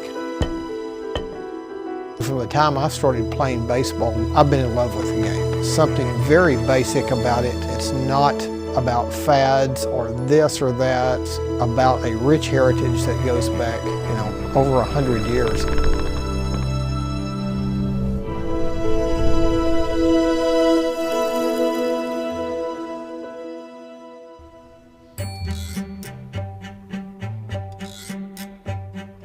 I'm Rob Story. I'm the Executive Vice President of Nakona Ball Gloves. We make world-class ball gloves here in Nakona, Texas. To build a glove, you're going to have the right leather. We use a number of different leathers, such as kangaroo, cowhide, buffalo, even some cayman. When that comes into us, we begin the grading process. We're looking for any blemishes, scars, defects. With a classic walnut glove, we're going to be using a leather that we call walnut crunch. It's very durable, but very easy to break in. A lot of players like that because they can go out and play catch immediately. We introduce the cutting dies, or what we call clickers. Basically big cookie cutters. We've got to take that leather and cut it into about 25 different pieces. We have somewhere about 2,000 cutting dies. While the leather's still flat, do what we call hot stamping. We'll take other pieces to the embroidery station where we have 6 and single head machines that can pump out 400 to 500 gloves a day. Putting all that information somewhere on the leather so that the customer's educated.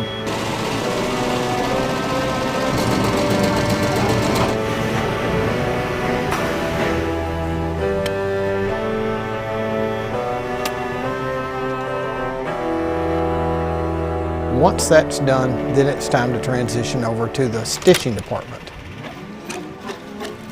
2 or 3 of the pieces go a different direction where they're made into the web or the pocket of the glove. Another station will start the interior lining.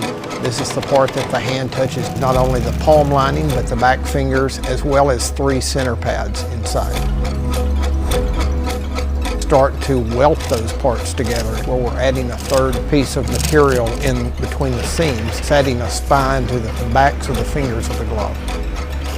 Really at that point begin to see the glove come together. The fingers are finally married to the front and it becomes a shell. Once you've closed a glove, it's inside out. Literally push the leather down and push the inside back to the outside. Then it's time to start shaping the glove. And we do that through a series of forms that look like giant hands. They're heated to about 250 degrees Fahrenheit, pulled around and shaped with a mallet so that all the welting and all the seams are just perfectly aligned.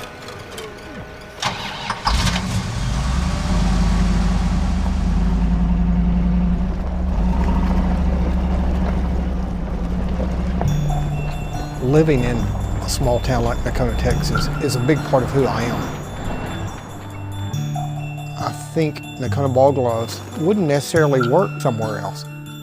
It's about the local people and the pride. The town itself is very much a part of the final product. I'm a 4th generation family member in the company, and in the 1960s, most baseball glove manufacturers decided to take their manufacturing offshore. My grandfather, Bob Story, didn't want to do that. He wanted to give employment to the locals. He made a decision at that point that was very crucial to the long-term history of our company, and that was that we were going to be American-made. Something that's been a part of Americana for decades and decades, but they can't find anywhere else now in the United States. There are up to 40 different labor operations that go into making a glove. And so it's not just sticking a piece of leather in a machine. More and more people are starting to realize just because you can make it cheaply somewhere else, that doesn't make it good. You've got to put the very best craftsmanship into the glove. We think our history of 80+ years of doing that, we've learned how to do it. Leather is one of the most interesting materials known to man. The feel is it firmly wraps around your hand, the subtle pop as a ball hits it. These characteristics are things that make crafting and with this medium one of the most enjoyable parts of my job.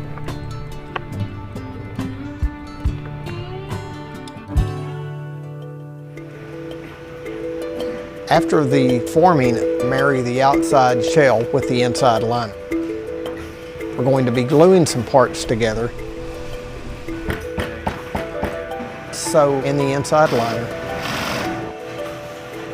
Take long strips of tensile strength laces and start filling 120 holes in the glove. Cosmoline holds the palm to the inside of the liner. It's a very heavy form of petroleum jelly. It looks a lot like peanut butter. It's a great adhesive. We can open up a glove 10 years later and that stuff's still sticky inside. First the top fingers, then the bottom perimeter of the glove, and finally the web, which usually kind of gives the glove its character, into one finalized piece. We will physically beat the palm of the glove. That softens the glove, shapes the leather, takes out all the wrinkles, and makes it just right.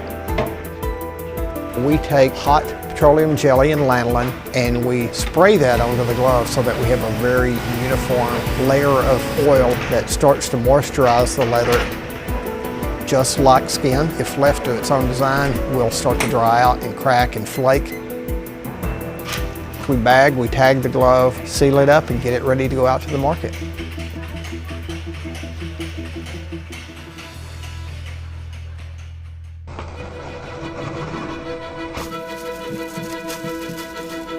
Even though it's evolved through the years, it's still very, very personal to each player that uses a glove.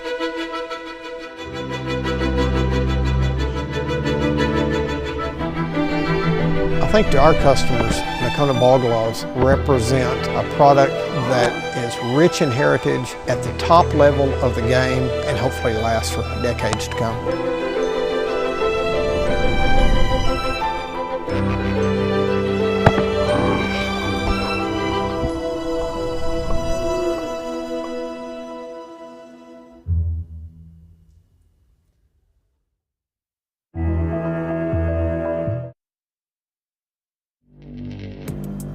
Access the financial world on demand. Hear from leading economists, policymakers, and industry experts via live and on-demand webinars, only from Bloomberg. Start exploring to see what's moving the markets. Visit Bloomberg.com/webinars. Our generation's biggest problem. Climate change is happening. And the world's most innovative solutions. Transport, industry, buildings, electricity, all of those things. Everything you need to know about our changing environment, the politics of global warming. We can and we will deal with climate change. In the fight against climate change, Bloomberg Green has you covered.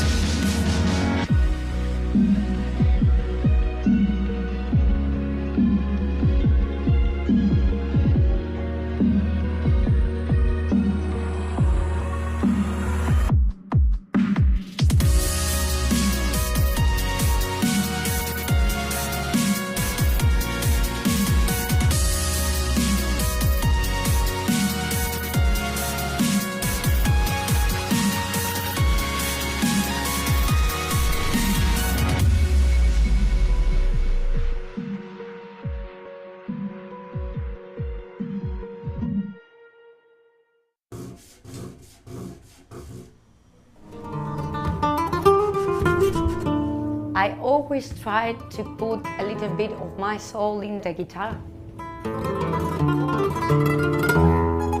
This is a mixture of sweetness, which I sometimes have, not always, and a little bit of bravery.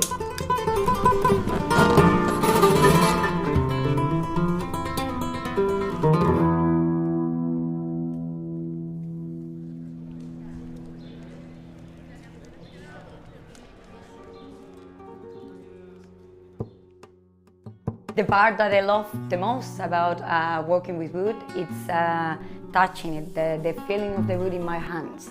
It's something that always reminds me about who I am, where are my roots, where I belong to.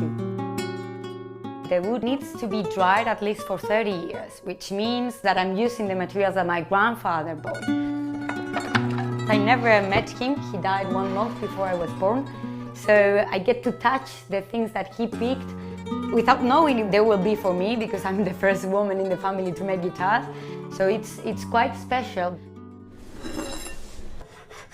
Once you have picked the materials, then you start to prepare all the parts of the guitar. We always start with shaping of the neck.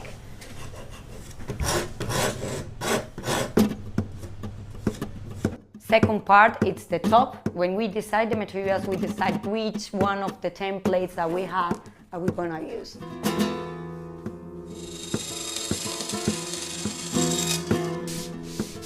The first thing that you do when you cut it is to put it in the solera. The solera is a mold that we use for the top and the back to give the guitar this little curve so it sounds better.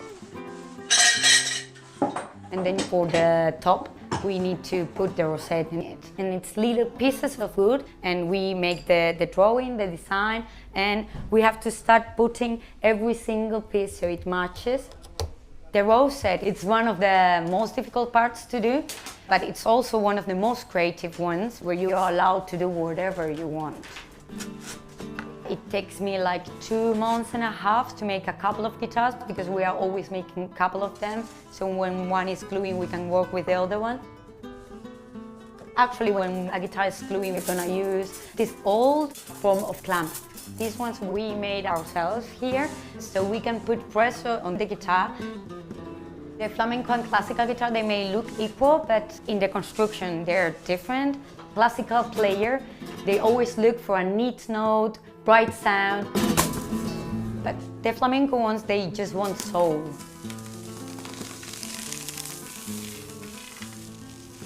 Everybody asks about the sides bending. You have to put them under the water for a couple of hours, and then you do this bending with heat. We use a little oven, and if you get the wood wet through the process, you can bend the sides to the shape of the guitar.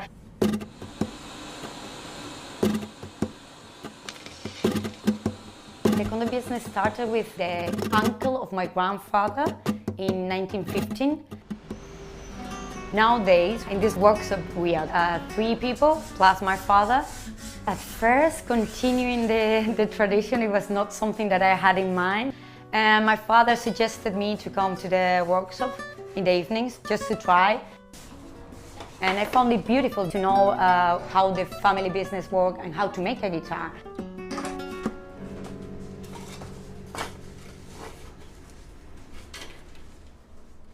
The first guitar that I closed, I remember going back home and my smile couldn't be bigger. Because it's the first moment that you see a complete guitar. For joining off the back, we need to put enough pressure to stick the back and the sides, but it's not so much so the sides could break. The tradition is to give your first guitar to your mother, but I'm not a boy, so I decided to give it to my father, which was my master. I was totally afraid that it would be a mistake and a mess and it wouldn't sound. But it did sound, and it did sound well, and I couldn't be more proud. I remember this as one of the most exciting days in my life.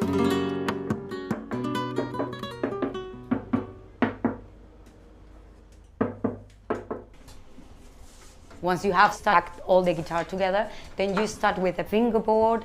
We always use ebony from Africa, and it's a really tough material because it has a lot of density, it's really heavy. You have to be very careful in the distribution of the frets. If you are mistaken by just 1 millimeter, you wouldn't be able to tune it. It would be impossible. After that, you only have to give the last touches.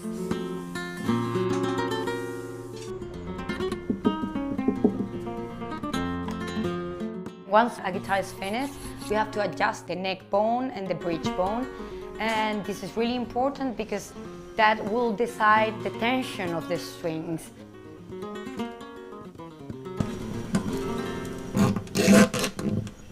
Sometimes you need a whole day to adjust a guitar to find it perfect.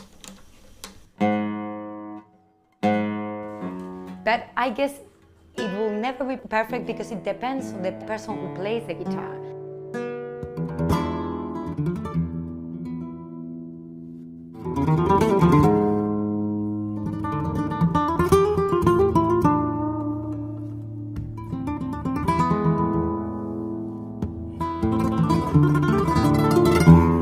I have really good memories with flamenco music, and for me it means home actually. It comes from the heart of a person.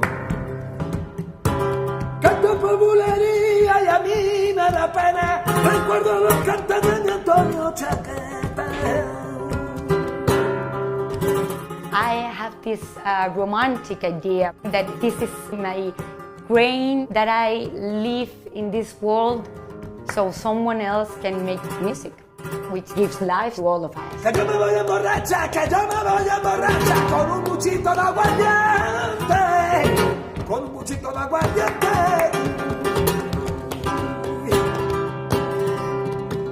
No Chaqueta cantaba, ay pinita mía, contigo nadie se podía comparar.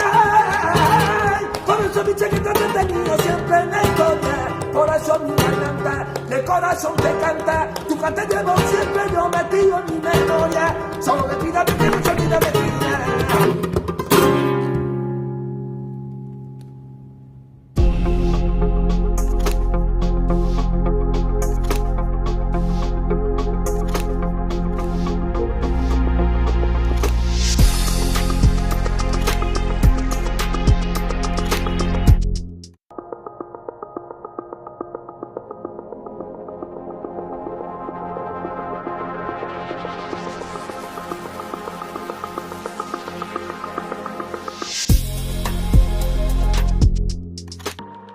Generation's biggest problem. Climate change is happening. And the world's most innovative solutions. Transport, industry, buildings, electricity, all of those things. Everything you need to know about our changing environment, the politics of global warming. We can and we will deal with climate change. In the fight against climate change, Bloomberg Green has you covered.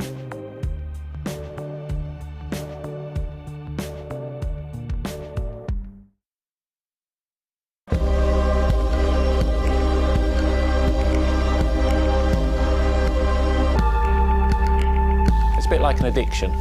You've got to make something, you have to do something. It's borderline obsession. And every bike we build is my favourite bike at the time, and as soon as it's done, I want to build another one.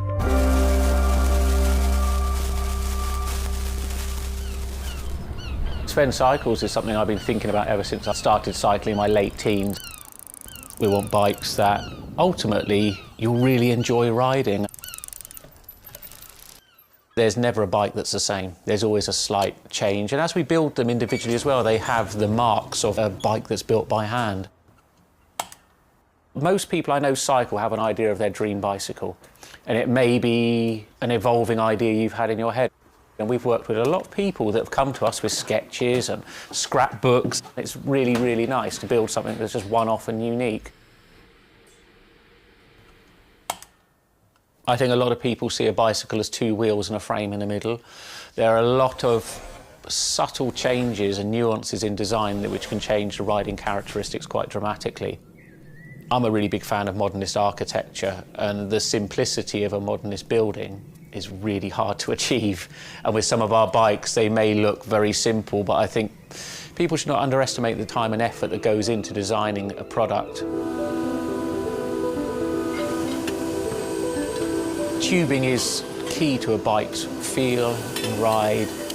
Reynolds tubing has been in my life ever since I can remember. Growing up, I could never afford a frame manufactured with their tubing. We can now put a badge on our bike saying manufactured at Reynolds, which is a sort of thing as a kid I just wouldn't have believed was going to happen.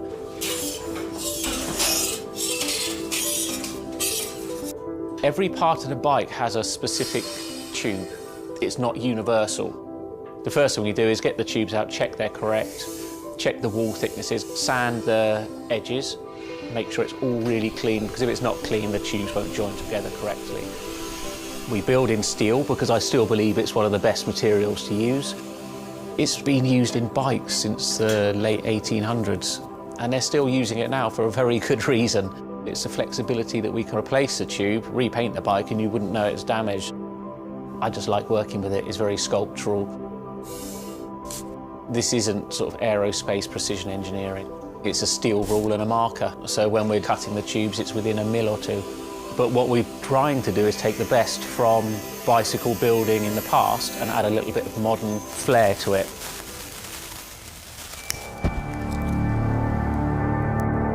There's various techniques for building bicycles. We do a thing called fillet brazing, where you connect a pipe together. We use a bronze rod and a flame. We heat the tubes up to the same temperature and we fill the joint with bronze. And it gives a very, very sort of fluid, lovely, sort of quite sculptural feel. You've got to practice. You've got to be able to judge material temperatures. You've got to just look at it and you just get a feel for it. It's a stage where your tubes start to look a bit like a bicycle. My father's a jeweller. He'd make sort of very pretty things, which are lovely, but for me, they don't really have any function. What I love about bicycles, you can start on a Monday with a box of tubes, and you can be riding it by the weekend, and it can last you for the rest of your life.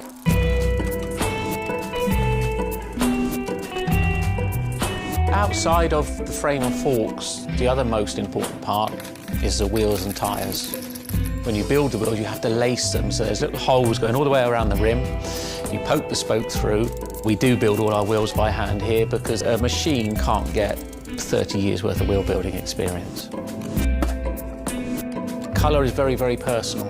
With any of our bikes, you can have them painted whatever colour you want. We've matched one to a teapot, so we can get that scanned and we can match that, or someone's favourite item of clothing. I like to let the bike sit for 4 or 5 days minimum, just so the paint can have time to cure a little bit, and then we assemble it. We get out all the new components, and it's a case of putting them together. Some bikes you can assemble in 3 hours, some will take 3 days. And we've built bikes that cost in the £10,000 plus mark. Some people, they're saving up and this is their bike and they're going to own it for the rest of their lives, so we just want to make sure they get the right thing.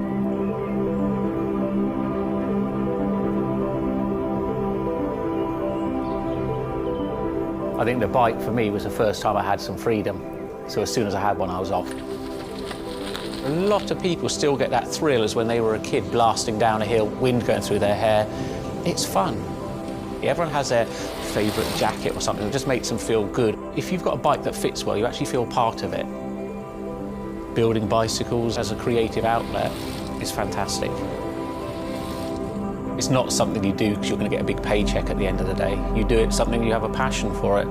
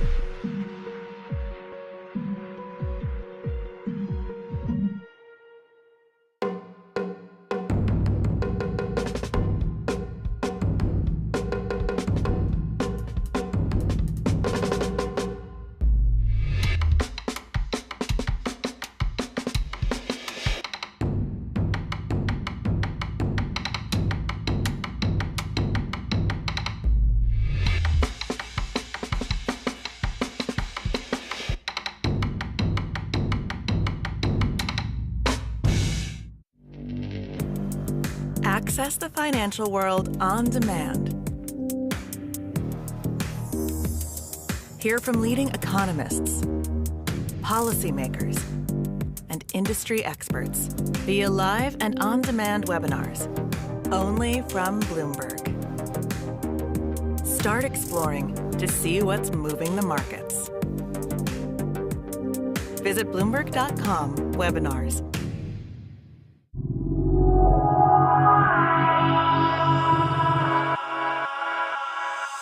If you ever saw a wooden surfboard, it was probably hanging in somebody's house or underneath the deck. But kind of in the last 10 or 15 years, wood has made a big comeback. They surf wonderfully. It's beautiful and it feels great to be on one of them.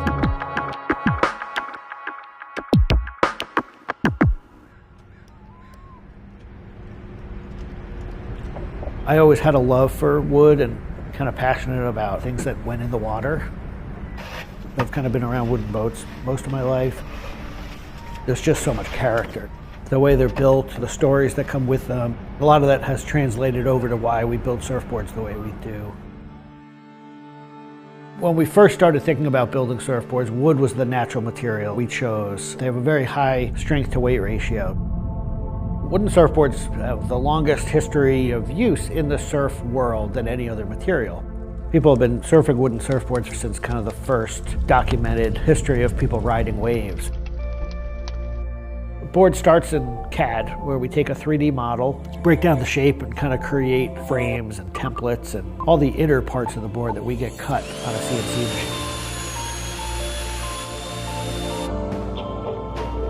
machine. We take those frames and we just pop them out, assemble the frame into kind of a skeleton. We go out to our lumber shed, pick a bunch of cedar, and bring them into our mill shop, put glue along the edges, clamp it all together into a panel. Everything's book matched, you have symmetry in the colors and texture of the wood. Cut your outline. Take our assembled frame, gently put it down right on top of the plank.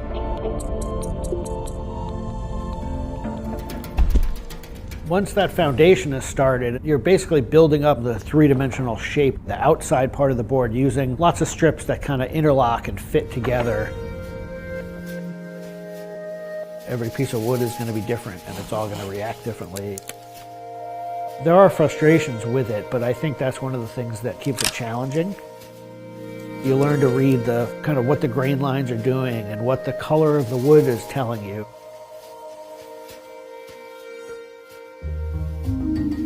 Once those rails are cleaned up, we put our top planks on. It's a little bit like putting a lid on a box. It's like, this is it. Whatever's inside that board is staying inside that board. And by tensioning some rope, you can clamp the two together. It's like a time capsule.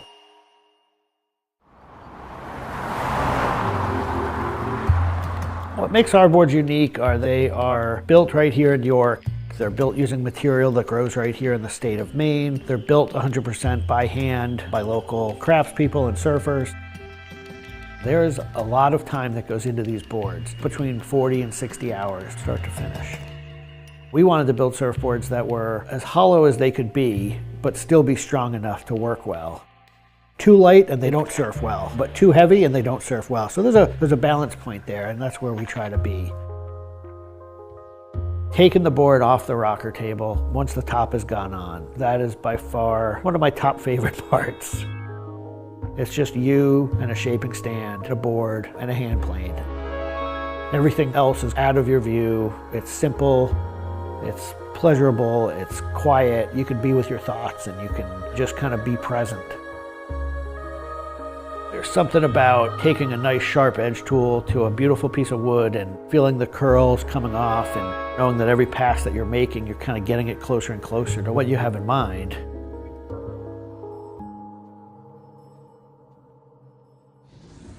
Once we've shaped it down and the board's looking like it's supposed to look like, time for it to go into the glassing room. 4-ounce fiberglass, laying it over the board, draping it over the edges, cutting it, applying epoxy, and on the board. Once both sides are lamb coated, it's time to put in the hardware. Drill and router and install the fin box. And on the other side, we drill and put in the leash plug and a vent.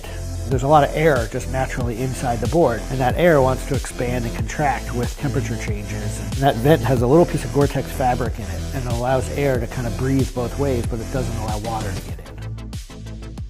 Once all that hardware is put in, it goes back into the glassing room. We brush a nice, beautiful, thick coat of epoxy over the whole surface, and that we call a gloss coat. That's supposed to look beautiful and glossy and shiny and flawless. You get to see that board come to life. Whatever the colors in the wood, they really come out. It just makes it look like candy. You just want to touch it and run your hands down it, and it's just kind of the icing on the cake.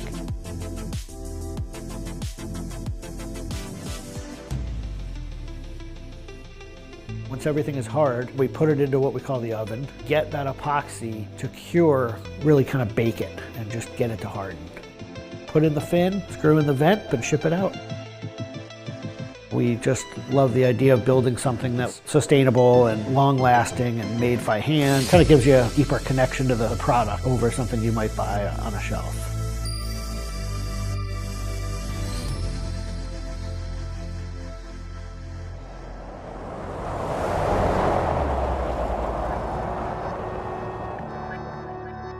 When a customer gets the board, they feel it. They 100% feel the amount of work and the amount of passion that went into the board. So I'm not really looking at hours and efficiency. We're looking at like doing it right and enjoying it as we go.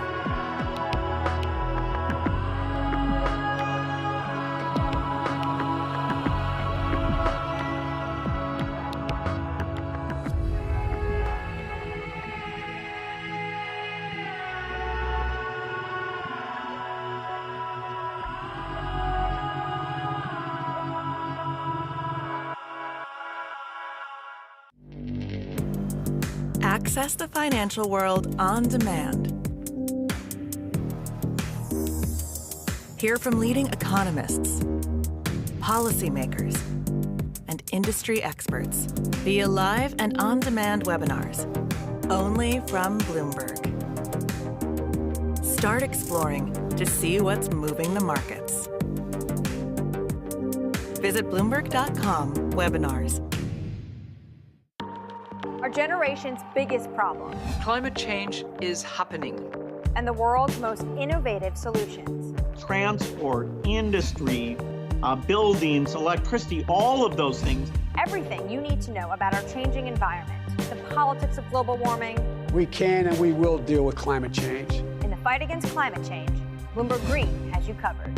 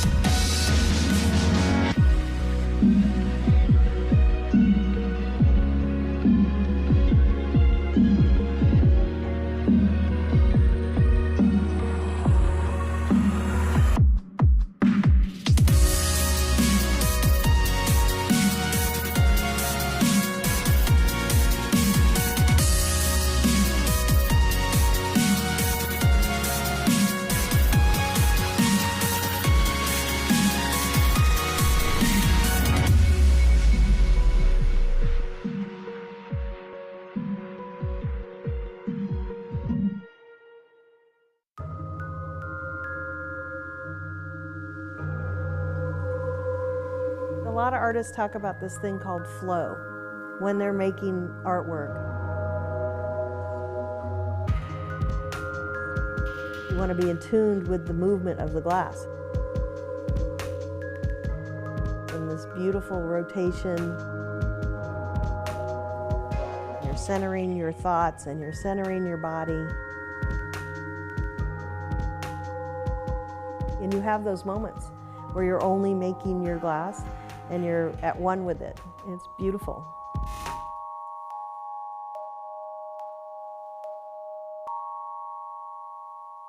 My name's Lisa Aronson. I am a glass blower. We're in my glass studio in Broadway, Virginia, which is located in the Shenandoah Valley.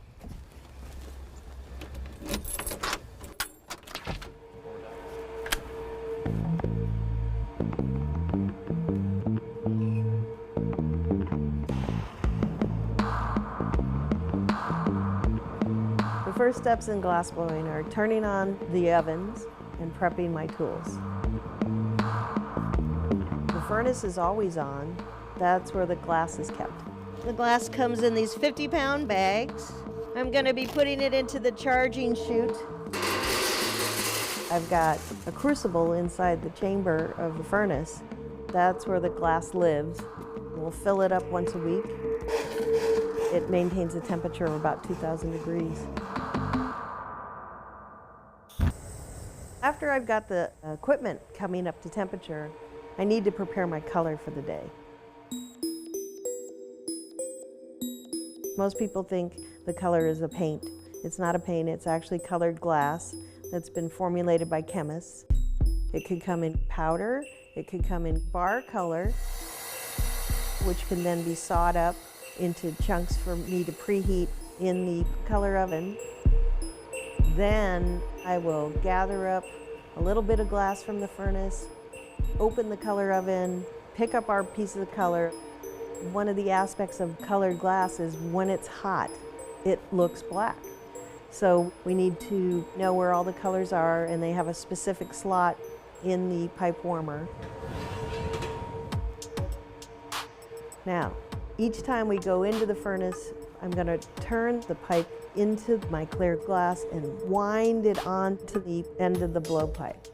Like putting honey on a spoon, that's called taking a gather. And we count our gathers so we know how much glass we have. So I'm going to be taking a gather of clear glass. I'll go right into my crushed up white color, which gives me a base coat. Then I'm going to shape and cool that bubble to a point where it's warm enough to accept the color that my assistant, Chad, is then going to bring over to me at the bench, where I'm going to be directing the color where I want it on the bubble. All right, I'm going to do little dots, Chad. I'm dialoguing with the piece, and I let it just be that free, like, am I going to make a circle or am I going to make a squiggle? And Chad actually assists me with this. He'll help hold the pipe and make sure that I can get a really nice crisp circle. Color is my biggest thing. I love color. And so whenever I even talk about glass blowing, I'm always talking about painting with the glass. I was inspired by stained glass windows, especially from the 13th century. Finding my own voice came from looking at what interested me. Art history and nature. These are my biggest influences. The glass blowing bench is where the gaffer sits. The person blowing is a gaffer.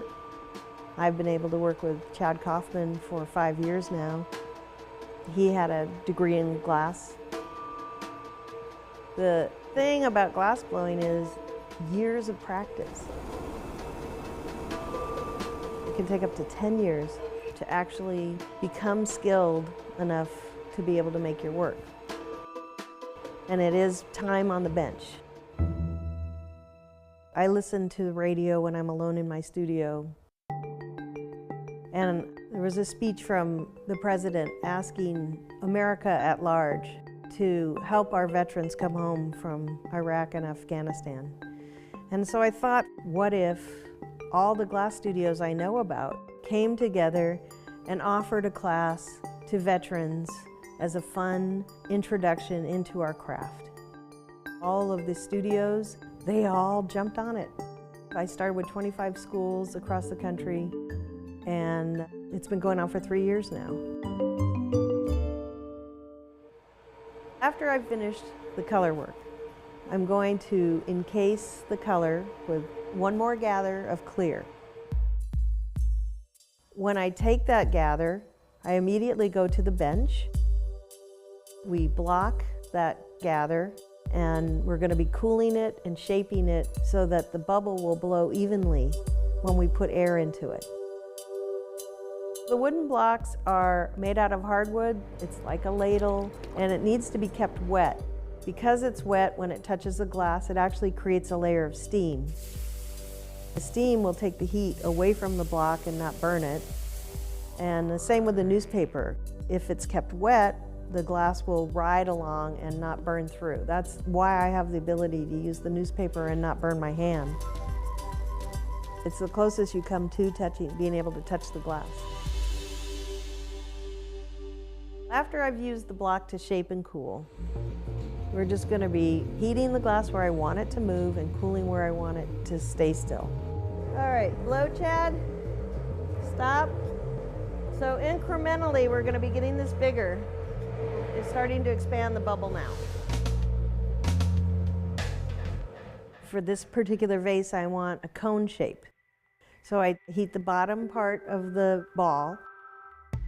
I have to hang the piece down using gravity and centrifugal force, and I'm letting the ball go from ball shape to cone naturally. Then Chad prepares the lip wrap. This wrap is like a frame or a finishing touch on the edge of the piece. And that went on beautifully, yay! Once that's done, we can continue to open the piece. And that's continuously heating, and then going back to the bench and using the newspaper to shape. And we're getting the glass hot enough to manipulate, and then we call it spinning it out and dropping it down, which then gives me the ruffle. After we've ruffled the piece, we'll use the torch at the bottom to get that area warm, and then get an even temperature throughout the whole thing down to around 1,000. And I take successive heats, usually 2 or 3. Then, when I tap my pipe, the vibration will crack the piece off. Chad, he's going to be placing the piece in a 900-degree oven where the piece needs to cool for 12 hours to make sure there's no internal stress in the glass. The next day, it's at room temperature. I can take the piece out of the oven, and then I have to grind the bottom on what's called a lap wheel. When it breaks off the punny, there's actually a little remnant of glass, and that has to be ground off, and then the piece can stand up straight. The very last thing I would do to a piece is use an engraving tool and sign my name and date it. Afternoon light is always kind of beautiful coming into a piece of glass because it'll come down at a lower angle and light the piece as if from within. People think, oh, they'll see my vase and they'll say, I don't want to touch it. And I say to them, you touch glass every day. You pick up a water glass without thinking about it. My pieces are utilitarian. I want them to put their fruit in it and have it as an everyday beauty, something that they live with and use, and not be fearful that it's too precious, that it needs to be on a pedestal.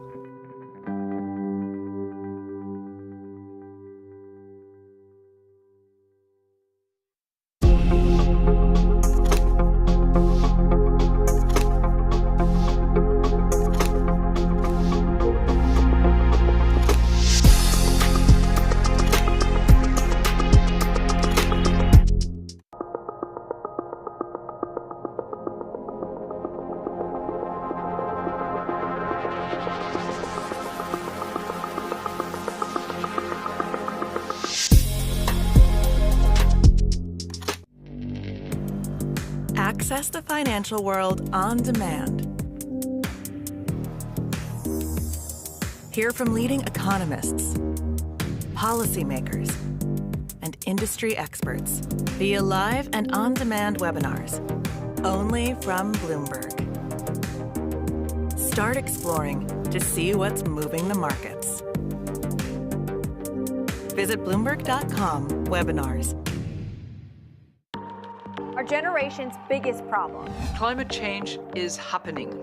And the world's most innovative solutions. Transport, industry, buildings, electricity, all of those things Everything you need to know about our changing environment, the politics of global warming. We can and we will deal with climate change. In the fight against climate change, Bloomberg Green has you covered.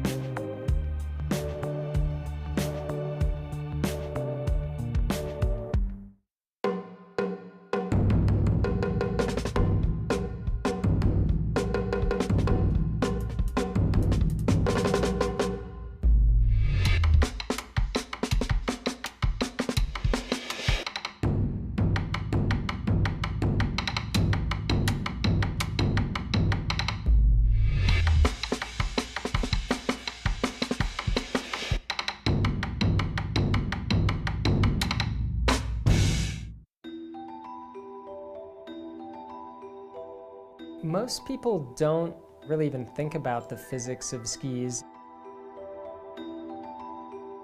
What's important is having the right geometry, that's things like the right length and width. And then creating a ski that is forgiving when you need it to be, but is still smooth and stable if you're skiing faster in challenging snow. We're making skiing more enjoyable and easier for people by putting them on their perfect equipment.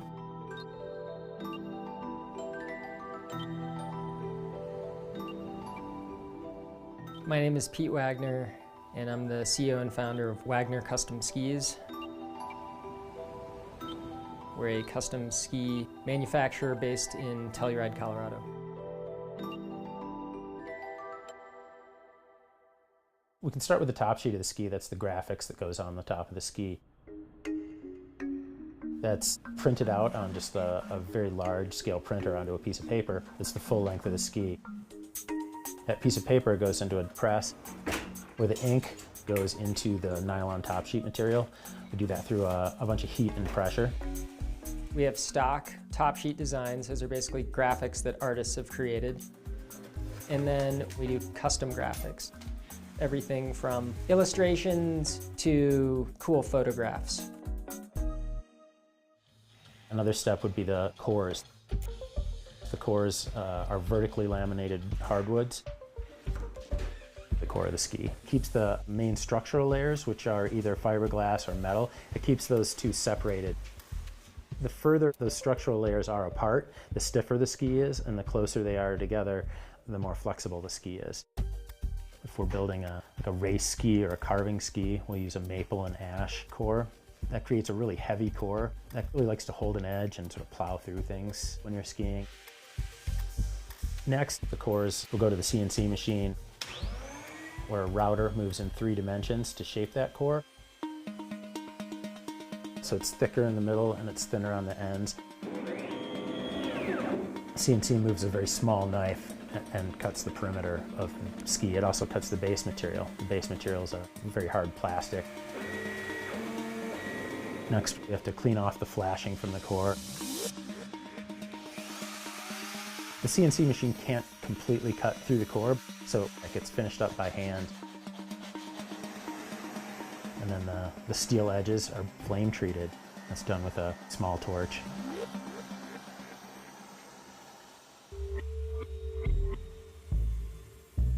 Next, the steel edges of the ski are attached by hand to the base material using some super glue and some special tools that we've developed to further bend the edge really precisely to fit the base shape of the ski.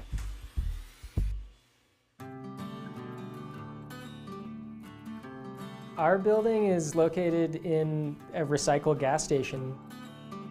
This was the gas station during the mining days here. And it's got a big red Alamo star out front, and it reminds me of old Colorado. It's very unpretentious.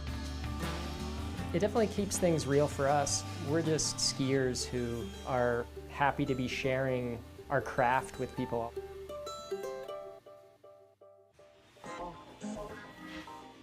Next, we call it the dry layup process, where we stack all the individual parts in reverse order so that we can begin the wet layup process, where we wet out a layer, add another layer, wet it out, add another layer, wet it out. All the individual parts of the ski essentially glued together until the whole sandwich is constructed. And then the skis are pressed.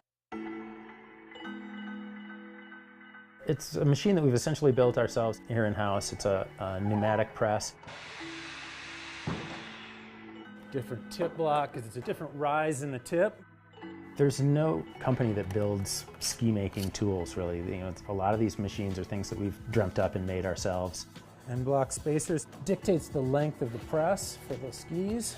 I really like that better than actually making the skis, is building the machines that make the skis. The press is the main process where everything really comes together and the ski becomes a ski. As the ski's pressed, all the excess resin is squeezed out of the ski. It's my favorite part of the build process, for sure. Our DNA as a company is to be very fast and nimble. So we can go from a concept to creating the product in just a matter of a couple of days. That's easy for us to do different prototypes, see how they work, adopt them or discard them really quickly. I love being in the southwestern corner of the state. Just the light, dry snow that we get here. And we can be working on a ski one day and be out skiing it the next day to test it out. The Telluride Valley has a very aesthetic feel to it. It's a real nice flat valley floor with steep vertical faces rising right from town. Beautiful trees, aspen forests and large old-growth pine forests. Winter starts earlier here and it ends later. As a skier, it's one of the best places you can be because it's winter most months out of the year. It snows here in July. After the press, the two skis are in a big block. It's almost like a diamond in the rough kind of thing. There's a perfect pair of skis in this block, but they aren't fully realized yet because they have to be cut out of that block. First involves cutting the skis out. That's done with a bandsaw. The bandsaw blade follows the steel edge, which keeps it from cutting the inner part of the ski. So the ski from there goes to the edger. The edger is a small wet belt sander that bevels the edge of the ski to the customer's preference. Next, the ski leaves the finishing room and comes back to the other side of the shop where we've got a waxing bench. The ski gets waxed at this point where we iron on a really soft wax that helps clean out any impurities left over from the finishing process. And we polish and buff the base at that point. The final and one of the most satisfying parts of building the ski is pulling the top tape off and see the sparkly top sheet underneath that. It's great that we're able to build skis so close to where we can test them.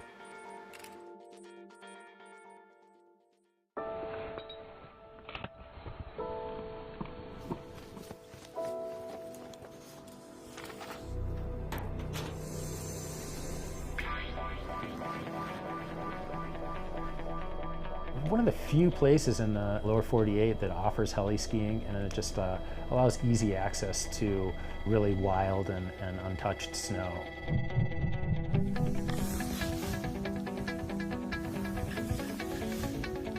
Heli skiing allows you to only ski perfect, untracked snow every run.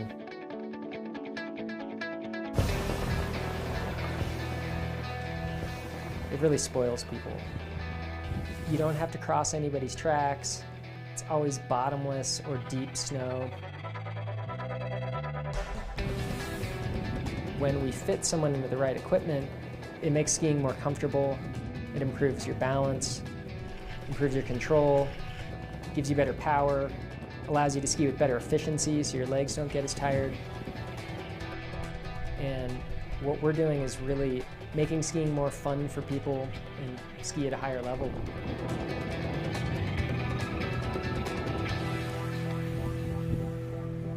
How was it? That was good skiing.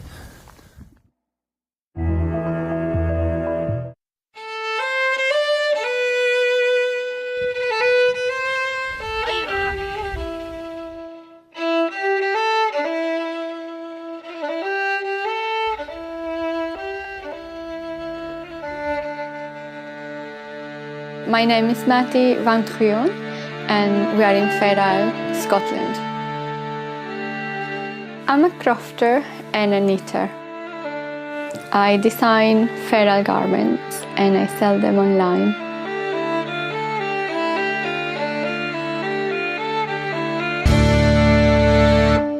Fair Isle is known in the world as a knitting technique that involves stranded color knitting. So it's basically carrying two colors together in one row, sometimes three. It's called Fair Isle because it originated here in the island. The Shetland wool was known for being one of the softest wools in the world. Fair Isle belongs to the Shetland Islands. The population of sheep is a lot higher than the human population. The making of a Fair Isle jumper, I think it can be divided in two different processes. One is the husbandry of the animals, and then the other one is the making of the garment. You have a flock of sheep. Looking after them, feeding them, make sure that they stay healthy so that you produce a good fleece. Shearing. I found that the best way to do it is by allowing the sheep to rest on your legs. They become very docile and kind of happy animals. The moment that becomes like a factory thing, then the relationship changes completely.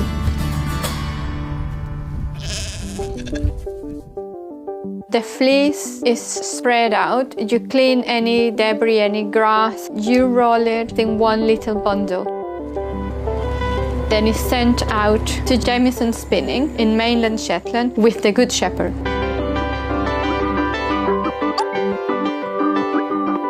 They're sorted and they're graded according to the quality of the wool. Then they get processed.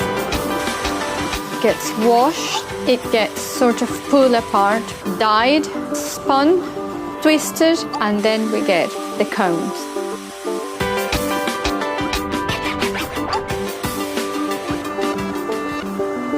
The combs get sent normally with the aeroplane from Tingwall into Fair Isle. I receive my yarn with the plane, I go and collect it and bring it to my studio. And then the process of making the garment begins. It comes the design stage. I start putting together colors and patterns and I create swatches.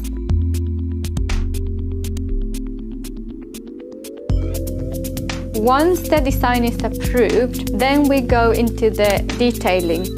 The knitting process starts with producing the ribs, taking that rib, transferring it into the flatbed knitting machine. I place all my wools and then I start knitting the garment.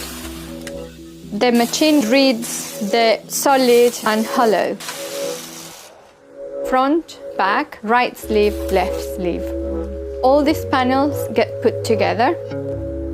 The sleeve gets attached by a technique called grafting, creates an invisible seam. The seam gets sewn along the sleeve. I produce the neck and then the neck gets grafted into the garment. Once the garment is knitted, is the finishing process. Trimming all the inside, you have to weave in the ends. It's the moment where I can check if there's been any mistake on the weavings. The garment gets washed in 30 degrees temperature.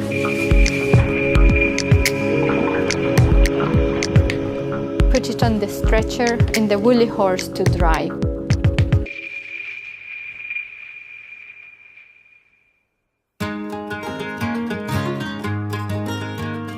Once it's dry, it gets pressed and labeled. It's normally wrapped in brown paper, parcel, kind of old style, with a little string of wool. The knitting belongs to the island. People stop doing it. They leave the island and someone else comes and carries on. So feeling that I'm continuing a tradition and preserving a heritage is full of satisfaction.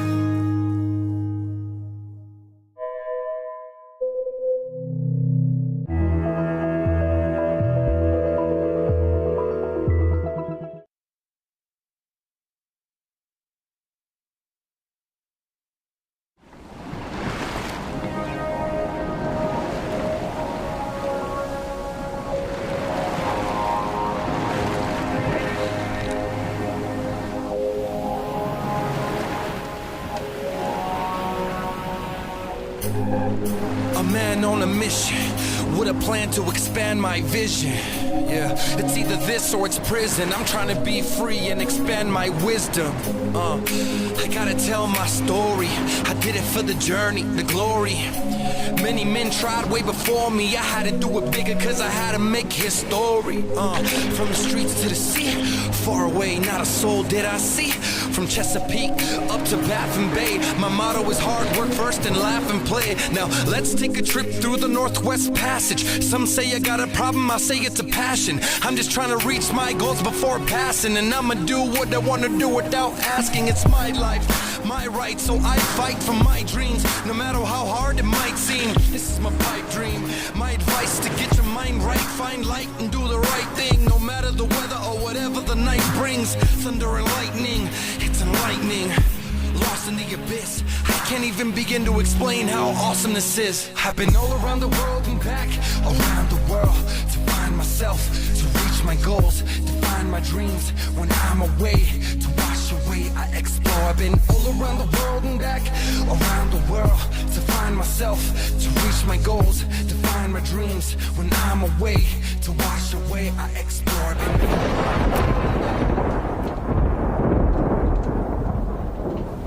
I am the tallest thing for a long, long way in any direction. It scares the crap out of me.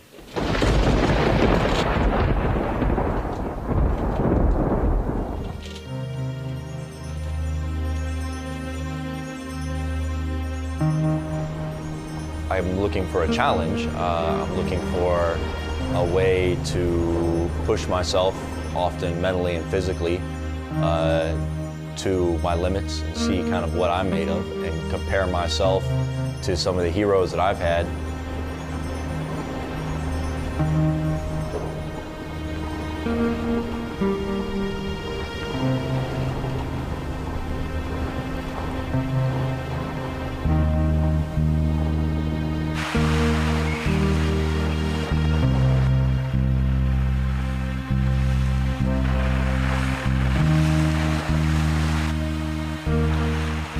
His attempt is to solo circumnavigate the Americas nonstop. Well, there's a boat behind him, right? There's a crew that's, no.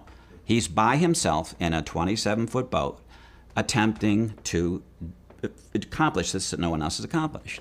And then they would say, well, where's he gonna stop? And I said, no, the term nonstop means he is not going to drop anchor. And then they would sit back and it kind of filters through and they would say, you mean to tell me he's on a 27-foot sailboat with a year's supply or whatever of food, he's not going to stop anywhere, and he's doing it entirely by himself? Yes, that's exactly right. I don't think I ever made a conscious decision to want to be an adventurer or to go out on various ventures. It just was something that I have been doing for a long time. I guess I grew up doing a lot of that kind of stuff, although those adventures were not quite as healthy. He would say, when I get out of here, I'm gonna go sail the world. I'm gonna go sail the Pacific Ocean and the Atlantic Ocean, and nobody's gonna stop me. Most people dream about crossing oceans and sailing around the world, and very few actually pull it off. To do it in a small boat, not a steel-hulled ship, is very difficult to do. So I kind of took it with a grain of salt, with one thought: I like the idea of going around the Americas. I'm not sure that's really been done. The small boat didn't worry me at all, because actually it's easier to make sure a small boat's well maintained and in control and handle the gear on it. But it was just that single-handed, going into very dangerous waters and going non-stop. In the little community, that's the sailing community of Annapolis, you know, the people that were in the know heard about it, and the talk was that he was crazy, that he was just a suicide mission, you know, and there was, why is anyone doing this? I mean, he's just gonna go out there and perish. If you die doing what you love, it's not a tragedy. Just sat down with him. I said, Matt, I have got to say goodbye to you, because you might not make it. I might not get to see you again. And I want to tell you, I'm really proud of you, because most people have dreams and they never follow their dreams. When Matt Rutherford took off, I thought he was a crazy man. I absolutely thought he was bonkers. I thought he was batshit crazy. I tried to talk him out last June on going on this trip. His sails weren't even there. I said, you're taking a boat out you've never even had a sail on? You gotta be kidding me. I hadn't even sailed the boat when I left Annapolis. So going down the bay was kind of a, the first time, kind of getting used to the boat a little bit. It was like the 110-mile test run. The kid wasn't even tethered to the boat. My mom was gonna kill him. You're not tethered to the boat? No. I mean, he could have just flown off at any time. I am heading out of Little Creek Inlet, and soon I'll be at the starting line.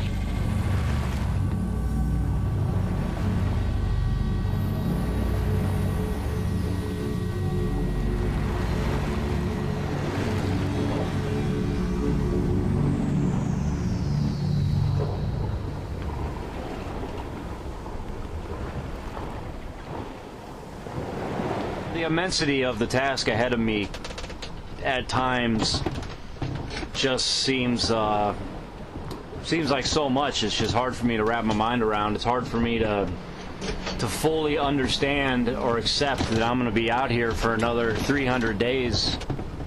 Although I'll be feeling much better when I get through the Arctic and past Alaska and into the Pacific. You have got to get some sleep. You've got to navigate. You've got to eat. When you're a solo sailor, you're a mechanic, you're the navigator, you're everything. I had a couple of lines outside starting to shave through. I had a block fall off one of my reefing points. A lot of small problems become a big problem. So it's important to stop the small problems immediately. And so I keep going over the boat, checking things, making sure everything is tip-top. As good as it can be for a 38-year-old, 27-foot boat. I always had a safety line off the back of my boat. I always had a way to get back on board the boat. It's a little messy right now. I got a fuel bladder with 85 gallons of diesel in it. A bunch of other stuff, as you can see. Food all hidden behind all this stuff. The boat creaks and moans. My finger. Yummy. The toilet seat broke in half in the beginning, but I have a very little butt, so I can just fit on half the toilet seat. I think the biggest concern was how heavily overladen the boat was. I was worried that, I'd end up ripping the rig out of the boat because the boat would be too heavy. But there was no way I could get around it. I needed the food, I needed the diesel. Well, it is important to have a working engine up in the Arctic because you do have quite a bit of light winds at times, and so having that engine is going to keep you moving when you don't have wind. Especially when you have pack ice, you need to work your way through. It's kind of hard to sail through that.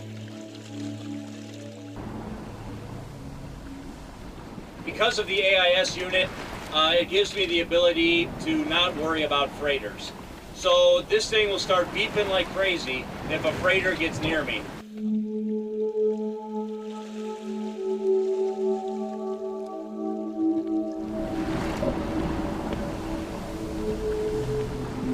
Normally when you're out at sea, it's like your world is so big. You can see out in 3 miles in every direction. You can see storms and squalls move by.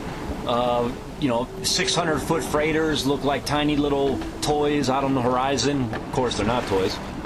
But when you sail in the fog, it's like your whole world all of a sudden becomes very small. And it's almost claustrophobic in a way. And it's really eerie.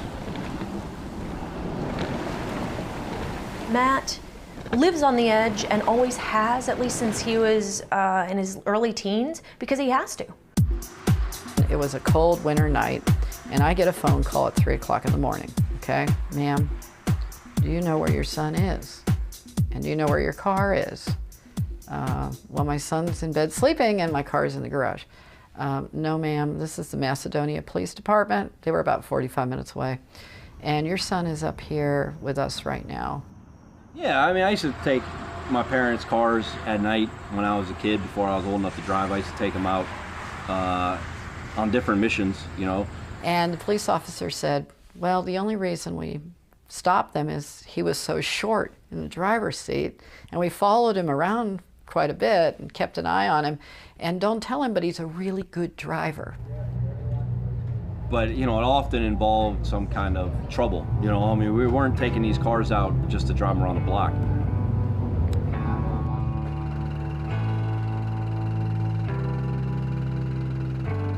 Matt was always very stubbornly independent. He liked doing things best if he did it himself. He went through a period where he decided that all he was going to wear was boots, rubber boots, and that's all he'd wear. He wouldn't wear anything else, in the house or out of the house. When Matt decided something, it was done. He was offended if he had to order off the children's menu. He gets up in the middle of the restaurant, stands up on the booth, and shouts out to the entire restaurant, "I am a man." Conceptually, Matt was well ahead of his age group. In fact, when he was in preschool, they tested him, and he was tested out at, let's say, at 4 at the level of maybe a 3rd grader or a 4th grader conceptually. He understood the big pictures very well. He had some learning disabilities that more than we knew at the time, but at that time it was essentially dysgraphia. It was one thing. He had a very difficult time formulating letters and doing small motor problems, let's say. According to my mom, I couldn't read till I was in 5th grade. So I've had a lot of problems. I didn't know my left from my right for a long time, I know that. And I didn't know how to tie my shoes forever. I had a lot of problems with hyperactivity. I couldn't sit still in class. I, of course, daydreamed a lot, and I'd be sitting in class, but my mind was somewhere else. But what really made it the hardest was just the simple inability to sit still. It was still in the dark ages for students with learning disabilities, and it was hard. You know, I had to deal with each teacher on an individual basis. Some were better than others. In 4th grade, we hit a wall with, I can't remember her name, but she was not a flexible teacher. And what she expected for one student, she expected for all. And that's when the tics really started coming out. And they started with coughing. And he had this nervous cough going on and clearing his throat. I didn't fit in very well in elementary school and in junior high. They didn't know what to do with me at schools, and a lot of the other kids didn't know what to make of me because I was different. We had him brain mapped, and the neurologist came out and said, "Your son's biochemistry is way off the charts. And I really recommend we start a regimen of psychotropics." So they gave me a lot of Ritalin at a young age, but Ritalin was problematic. Ritalin gave me side effects, tics, and so that doesn't help. And so they started giving me a pill to counteract that. But that pill, Inderol, gave me low blood pressure and made me have numb toes and fingers in the summertime. So it was messing with my blood pressure. So they gave me another pill to counteract the Inderol, to counteract the Ritalin, and then they started feeding me Prozac when I was 13. And so I was taking fistful of pills 3 times a day, all these crazy pills. He was beginning to really resent this place that he went to where he was ridiculed by other kids because of his tics. School just wasn't really his gig. I was very depressed. I remember when I was 11 years old and 10 years old, I was supposed to write a journal or something, and all I ever did was write about killing myself. There is a chemical difference. There's not enough dopamine availability.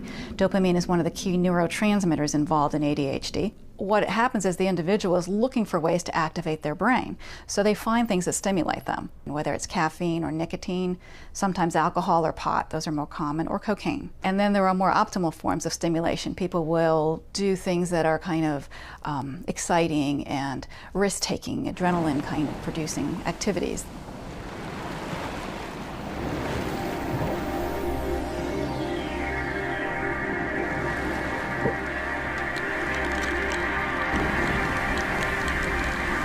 I'm surrounded in fog. It's been raining and there's been thunder and fog all day. Because of the water breaking over the boat, a lot of places leaked. I had a wet bed last night. I had a wet pillow, a wet sleeping bag. Everything was wet. I imagine I'll be dealing with this weather for another, 5 days. Hopefully not too much longer. I get tired of the fog. I like to be able to see, and I don't have a radar.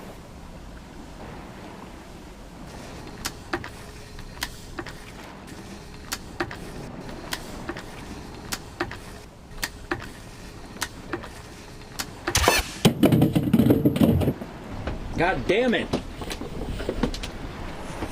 Fucking water maker. just blew up, and now I have no water maker, and it's gonna screw in my whole trip up.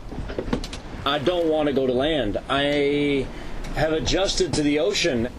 I'm in the rhythm, I'm in the zone, everything is really good, and this has just totally come in and kicked it right in the balls. I got a frantic call from Matt because by then he'd realized that this particular piece of equipment was a make or break for the trip. I mean, it was his sole supply of fresh water. I had a sat phone, which I hadn't been using much, or nor did I use much because the minutes are expensive. But under these circumstances, it was a lifesaver. He said, well, call me back in 24 hours. So I called him back, and he had found a water maker. He had found a guy that would bring it out to me in a little boat in Newfoundland and kind of set the whole thing up.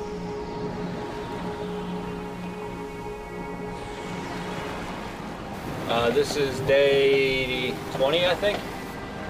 Newfoundland is right over there. The water maker is not going to come for another 48 hours.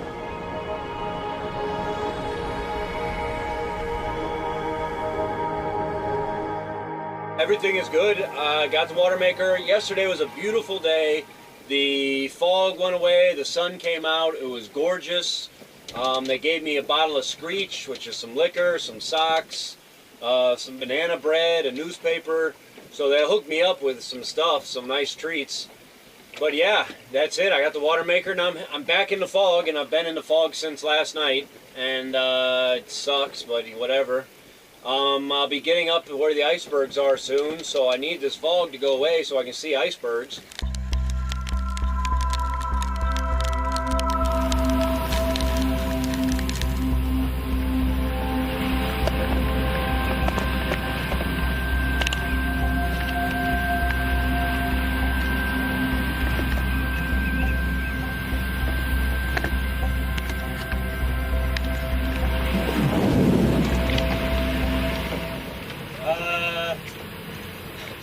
My boat just got hit by the biggest wave of the trip as I was trying to set that up.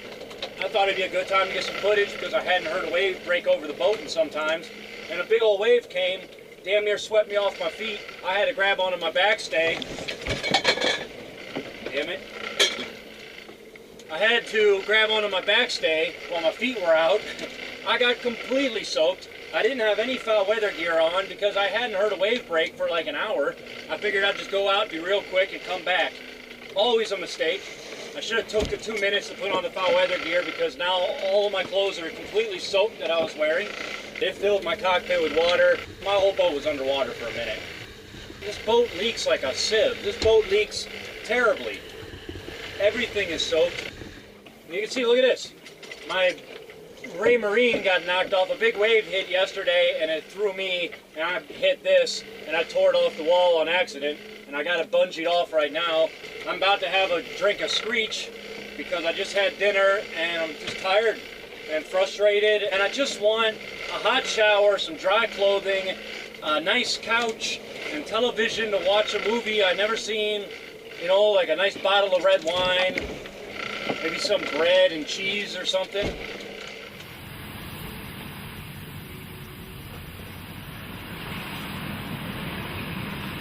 Mayday. Report man overboard. Man was last seen at 042200. Coordinate universal time. The position 4616 north, 0514 west. Request all vessels in the area to keep a sharp lookout and report any sightings to the nearest Coast Guard radio station. This is St. John's Coast Guard Radio, over.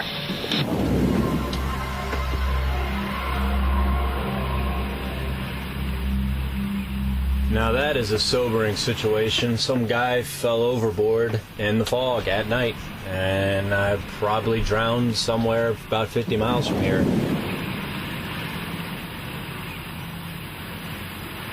You realize before you leave that you might die.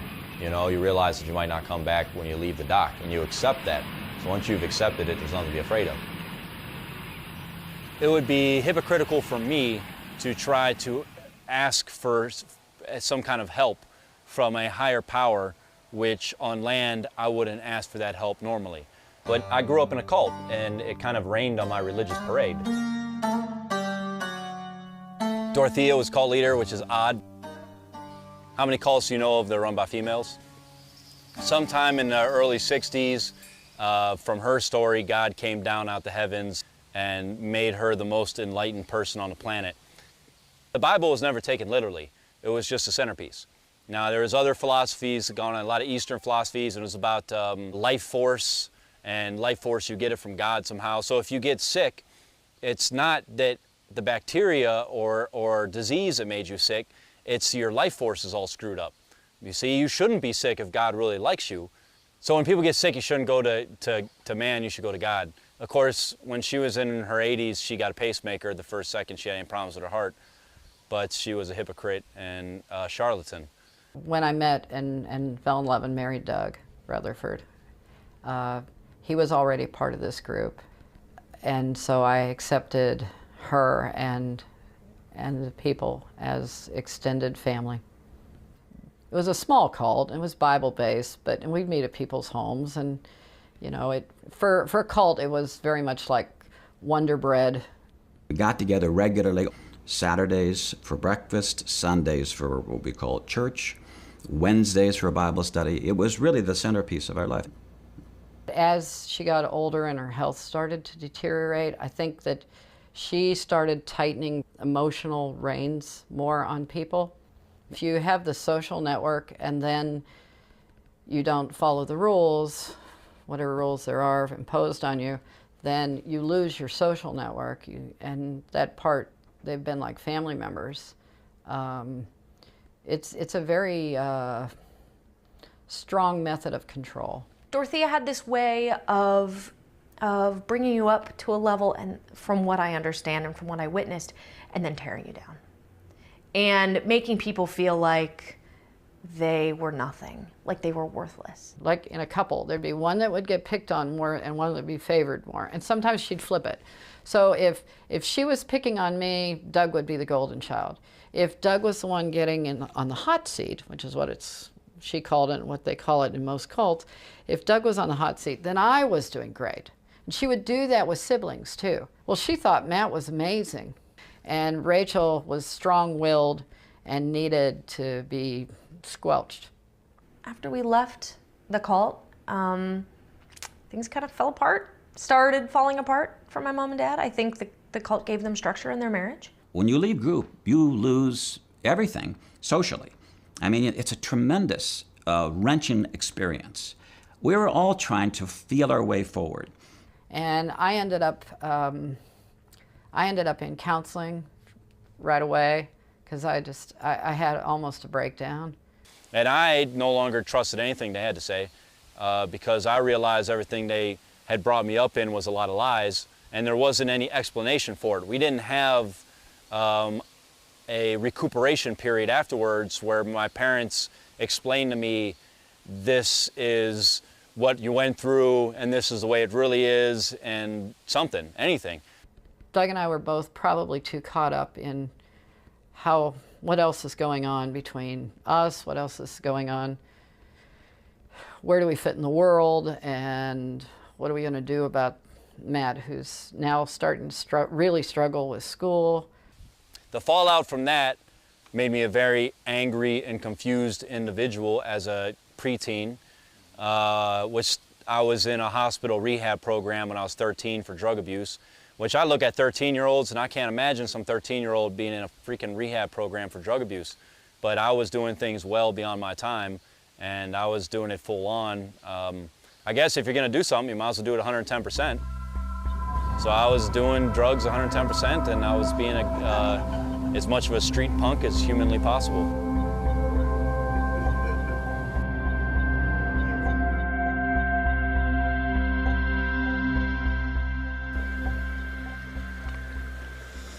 Welcome to the land of ice and snow. The Arctic! Icebergs. Okay, that is my first iceberg. The first iceberg of the journey. I don't know if you can see it. See it way out there? About a mile out there is the first iceberg.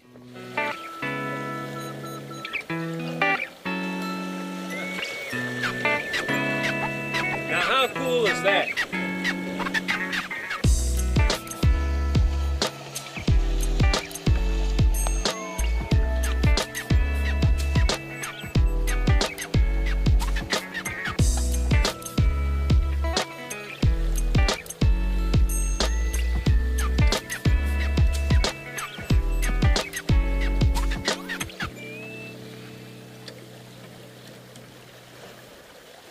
Been a beautiful day. I've been heading over towards Greenland, trying to get away from the ice pack. I got away from the southern edge yesterday, so I'm tacking back and forth up this corridor because I have northerly winds right now, so I'm just kind of making very slow headway. You know, it's interesting. I don't know where I feel like I sailed to another planet at this point.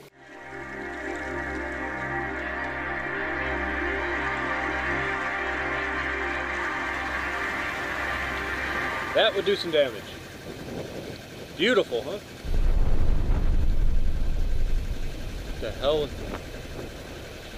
What the hell is that?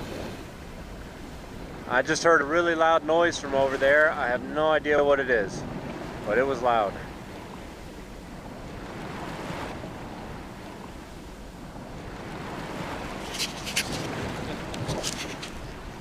That is a big iceberg.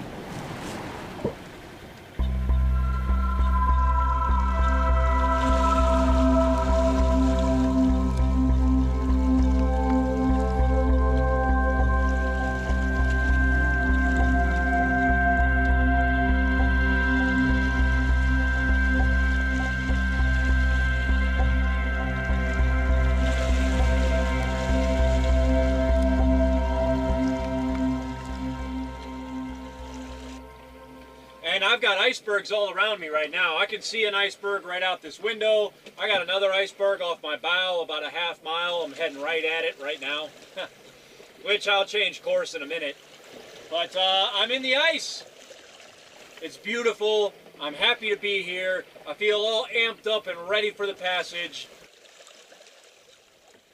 Whenever he's interested in something, he has the amazing ability to hyper-focus. It's one of the advantages of his form of ADHD, and it gives them almost superhuman abilities. Been really crazy and really busy lately with all the icebergs and the wind and dodging them and trying not to sink the boat. But I'm up here at 7527 north. So I've sailed about as far north as I'm going to sail. I've been trying to work my way around this giant ice patch that's pretty much all the Baffin Bay is covered in ice. So I had to sail pretty far north, staying right along the coast of Greenland in order to get over the top of this ice patch to get to the mouth of the Northwest Passage. Right now it's 10 o'clock at night. I couldn't tell you it's 10 o'clock at night. I couldn't tell you if it was 10 o'clock in the morning. The sun is always up, so whatever, I'm always up. But last night it got kind of crazy. My fuel bladder started leaking fuel. So it was panic, you know, and I started filling up everything I could find with diesel. Jerry jugs, water jugs, my solar shower got diesel in it. My bottles of liquor I emptied out, put diesel in it. Everything got diesel in it. I do have a couple bottles of good scotch left. I'm not going to mess with those for anything. So the idea was to get enough diesel out of the bladder that I could raise the end of the bladder up that had the leak and keep it above, you know, and force all the diesel to the other side of the bladder, and then the leak would be up in the air and it wouldn't matter. So that's why you see this right here. But both sides were leaking, so I had to do it to both sides. So I now have a purchase here and I have a purchase over here. Both sides of my fuel bladder kind of sticking up, putting all the fuel in the middle of it. So you can imagine being on watch with lots of little icebergs, big icebergs, 30 knots of wind behind you, steaming along, in the pouring rain, in the fog, can't see nothing. These little icebergs, they barely show on the surface, but they're gigantic. You know, they're still like the size of a school bus underwater.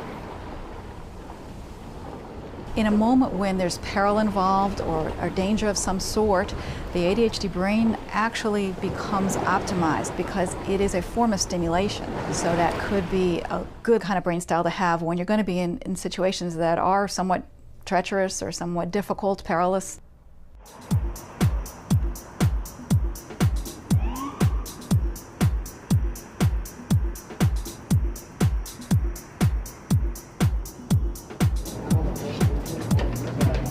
I caught my first felony when I was 14 and drunk out of my skull. He broke into a neighbor's house and he sort of ransacked their bar and got caught.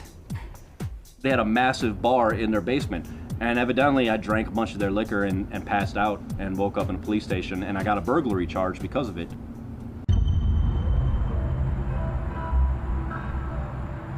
Being locked up doesn't really rehabilitate anybody. He was getting involved in more trouble with the law. He was getting into drugs, street drugs, selling drugs. He was, doing a lot of things. And it was the juvenile detention center. Doug, they didn't even call me Mr. Rutherford. Hey, Doug. Hey, Smitty, what's up? Matt again? Yep. When he was younger, I used to say, okay, if we make it to 25 and he's not dead or in prison, we might be okay. So from 8th grade to 11th grade, there was no real school in my life. It was me on the streets being crazy. I learned how to play chess though. I got really good at that because I spent a lot of my time in a coffee shop playing chess with guys with giant gray beards who could whoop on me. He had his books because we were officially doing homeschooling, and he did go through quite a bit of the material. We had more success with that. In fact, the school district, they came to me with a plan, actually said, we want to do something for Matt here at school because we have several other students now who want to do homeschooling and go to the same little cafe and do their schooling, and we can't do that. So he went into a resource room.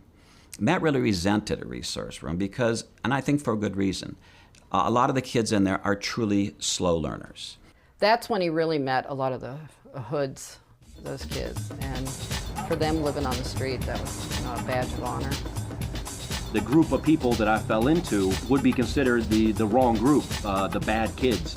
But nobody was a bad influence on me because I was a bad influence by myself. Nobody was like, hey Matt, let's go smoke this joint. I was already ready. His friends would come over if my parents were away, and I was the one fervently defending the homestead and would occasionally had to chase his friends out of the house with a baseball bat because they were doing things that were inappropriate, like breaking furniture. I was never like a violent criminal. I wasn't out beating people up or anything when I was a kid. But, I would steal radios or stole some cars. Every time Matt went before a judge, the judge said, I want you to tell me every person you know, and I want you to, and Matt always said the same thing to him. No. The judge said to me after they put Matt, took him away for solitary for 2 weeks, he said, I really admire his loyalty, but I think it's misguided. Matt was, from the very early time, not just a tremendous amount of work to help him to get where he needed to go. But I went through years of hearing nothing but negatives about Matt.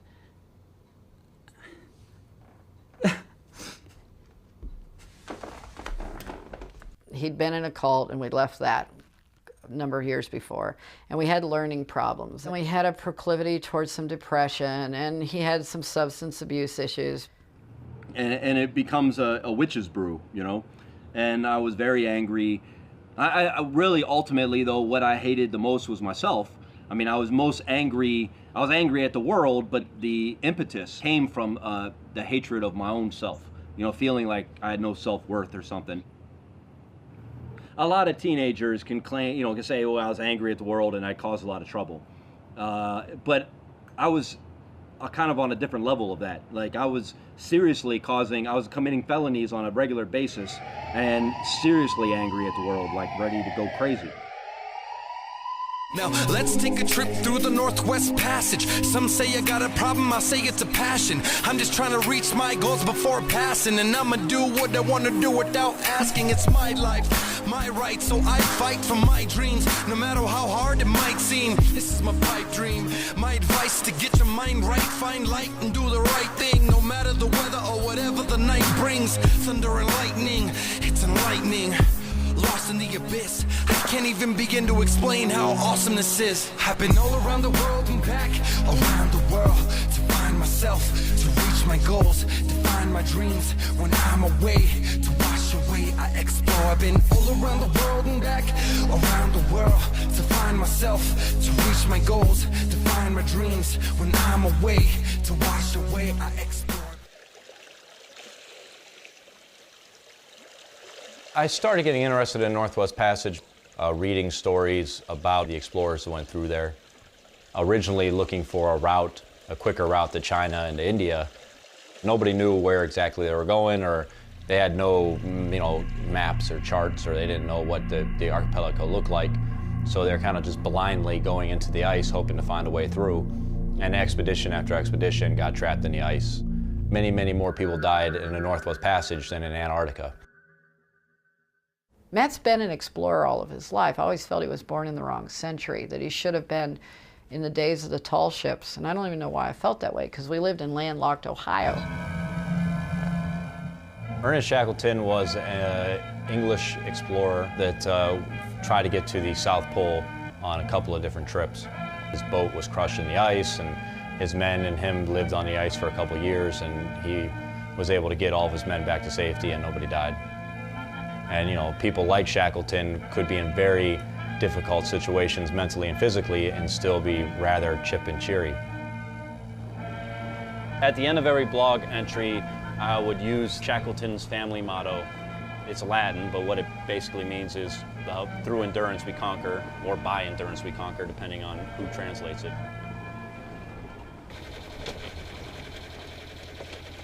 Okay, this is day 63. August 15th, 2011. I'm at 6827 north, 10320 west, and I've been busy navigating the passage.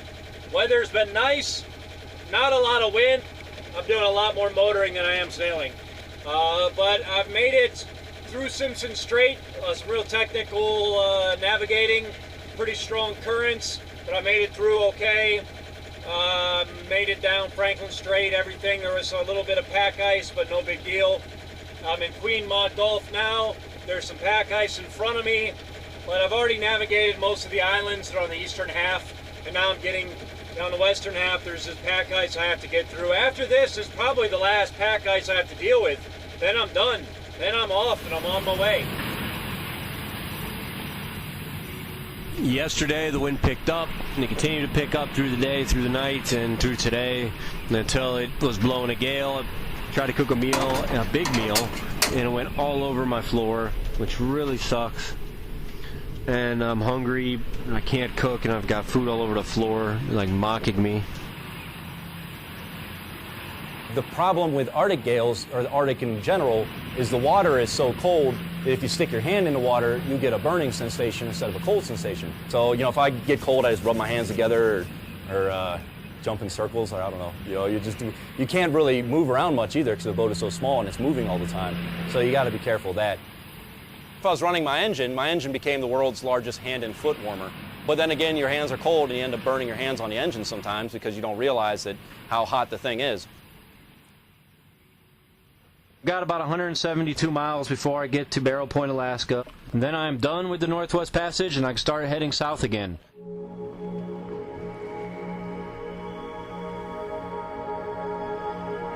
When you're dealing with 50-hour watches, everything kind of slows down and your brain slows down. So I try to slow my body down to about half the speed I normally would function at, because I figure my brain is only working at half the speed, so therefore I make my body go at half the speed. It kind of keeps them in line. So, but yeah, it's kind of, it's a wacky world of sleep deprivation. As you get further north, the days get longer, and then all of a sudden, the sun never sets. It's kind of interesting to see the sun going around and around and around on the horizon. There is a weird quality to vision up there too. I don't know exactly the elements that do it. Little things look big, big things look little. You gotta completely let go of attachments to life and land and everything. As long as you remain optimistic and you just keep enduring, then you can make it through. I had an epiphany. I was sitting in cell 36, I believe, with Smith, and my fourth time being locked up. And so we do our time together. We both get out. Now, it was like 3 months later, I get arrested and locked up again. And I get put back in cell 36, the same exact cell. And I look over, and the next day, Smith gets arrested and put back in the same cell. Not just that, but there's 3 beds in a cell. Each ones are numbered. And I got the same bed, he got the same bed. It was like we're in the same cell, in the same designated bed. And 3 months after we just get out, it's like, didn't we just do this, man? Like, come on, Smith. Like, we just did this. Like, what's going on? Like some weird deja vu. Like, why? I mean, we're in the same cell together. So to me, that was just kind of like the straw that broke the camel's back or whatever. It was like, this is ridiculous. If I keep doing this, I'm going to spend my life in prison. I'm going to keep, and it's a pointless life. It's a life that goes nowhere. Matt was ready to change Matt. And Eagle Rock was the best of all possible environments. There's a lot of student input. It's a very wonderful place to end up for healing, emotional healing for kids who've been in that at-risk area. Eagle Rock School is a year-round boarding school designed to help young people for whom success has been elusive. All students at Eagle Rock School are here on a full scholarship, and there's a lot of service work, there's a lot of community living, there's a wilderness trip that starts it off.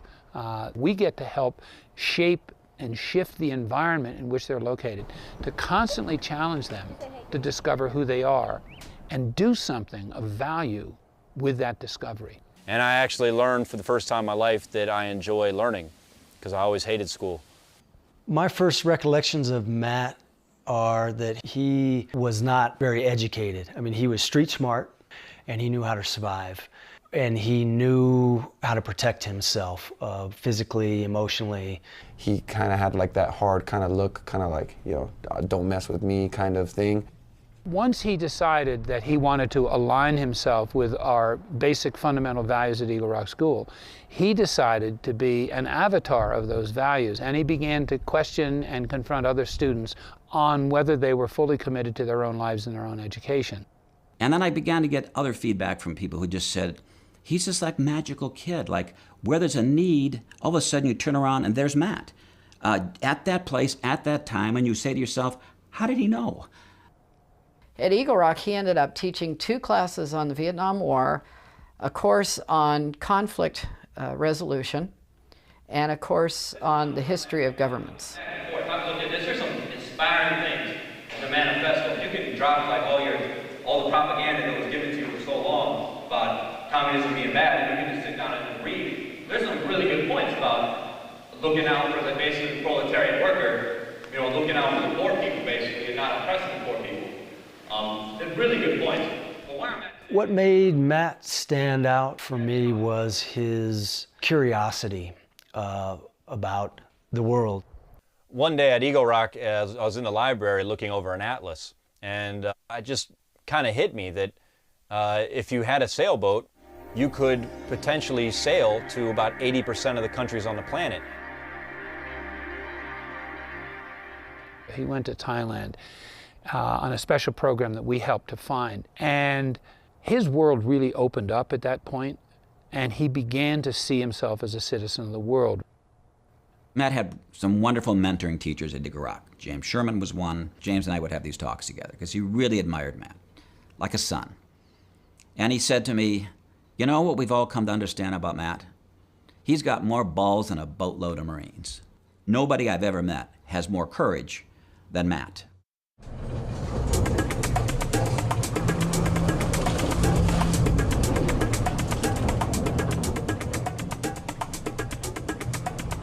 The ocean often would pick up the Alpen Vega and shake the shit out of it and then throw it hard, and everything inside would just go everywhere, including me.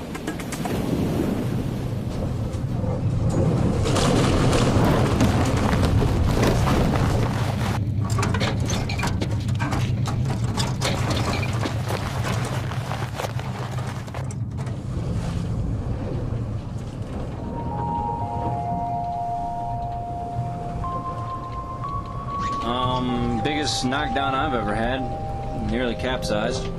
Shredded my Dodger, it busted my knee, put water over my floorboards, and yeah. I'm just fucking pissed, and I don't know. I just haven't been in a great mood for the last week, I guess. I shouldn't, I need to keep my spirits up. Shit. It's been more than 100 days since Matt Rutherford has walked on dry land. Alexander Gutierrez in Unalaska reports. The rules for contact were so strict that I couldn't get on his boat to interview him, and I had to shout out questions from the supply boat. Rutherford seemed relieved to get the new gear, but he was more excited for the hot pizza and the cold beer that we ferried over. It's almost so good and so strange that you can't even wrap your mind around it. He's had to put out a fire and cope with gear failures in Arctic waters. Despite the harsh conditions, Rutherford takes plenty of joy in the voyage. I don't got to worry about bills. I ain't got to worry about nothing. I got to go to work. But then again, it's a lot of work to be out in the ocean alone. So, I mean, it goes both ways. But I got no boss. My boss is Poseidon.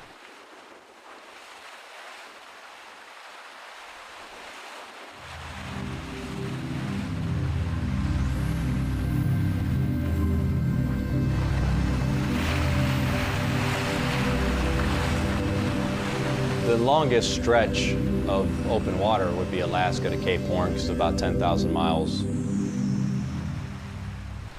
It's the pain in the ass part of the trip. Very uncomfortable. I'm just tired of beating into the seas, and you almost wonder how the boat can take it. I come down off a wave and there's this terrible crunch kind of sound of all the wood, and I mean, you just think it's just gonna, things are just gonna shatter, like the wood is just gonna split, or the fiberglass is gonna come apart, or the boat's gonna come apart at the seams, or I don't know. I guess that's why people go through the Panama Canal and go around the world in the trade winds. So, you know, it's important that I don't push the boat too hard. And, you know, I'm not in a race here. The Cape Horn's not going anywhere. I've always been self-taught with everything. I didn't have much interest in reading a book about sailing that reads like VCR instructions, you know, so I figured I'll just go out and raise the sails and figure it out. In 2003, I bought a little 1969 25-foot Coronado, and that was in Trapp, Maryland. I was living in Columbus, Ohio at the time. I bought it off the internet, sight unseen, which is a terrible idea. You never buy a boat without seeing a boat. But I didn't know nothing about nothing, and so I just took off with a girlfriend down the coast to the Florida Keys. So neither of us really knew what we were doing. So I made a lot of mistakes and ran aground and got hit by lightning and hurricanes in 2004. But that's how I started sailing. And then I bought a 26 Pearson, sailed that around Florida for a while, and then I was able to get my 323 Pearson. Most of the countries in the world are connected to the ocean. So therefore, if you learn how to sail and you get good enough at it, then you can pretty much travel anywhere you want, drop an anchor, and live at a very low expense. So I guess there's a freedom to it. I sailed across the Gulf of Mexico and the Bahamas and did the entire East Coast of the United States single-handed before eventually taking that Pearson from Annapolis to Europe, Africa, the Caribbean, and back, which was a 2-year trip, about 15,545 miles. I had a very hard time when I was sailing in Europe, because although I was accomplishing this goal that I worked so hard to accomplish, I was absolutely, completely heartbroken, depressed, sad, and miserable, because I had lost the woman I loved, and I didn't want to let go. I didn't want to be alone.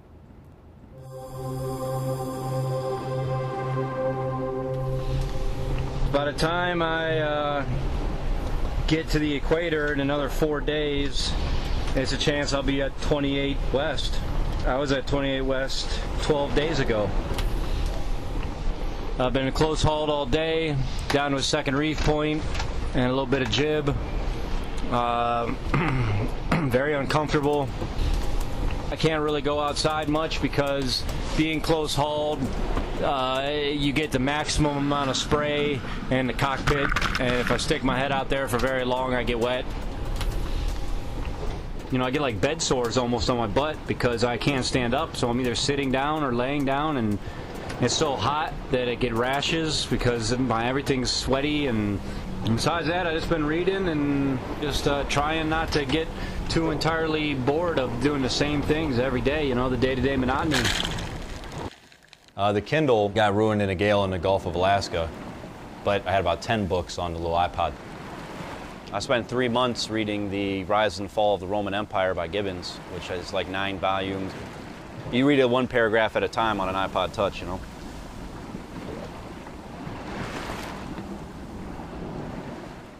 I brought a shotgun with me, partially because if I became shipwrecked in the Arctic, I would have to defend myself from polar bears trying to eat me. But mostly I brought the shotgun with the idea of if I ran out of food, I could live off of seabirds. And at one point, early on in the trip, I actually shot a seabird and ate it, and it was the most disgusting thing I think I've ever eaten. And all the hot sauce in the world would not get rid of that nasty flavor. So luckily, I had enough freeze-dried food to make it.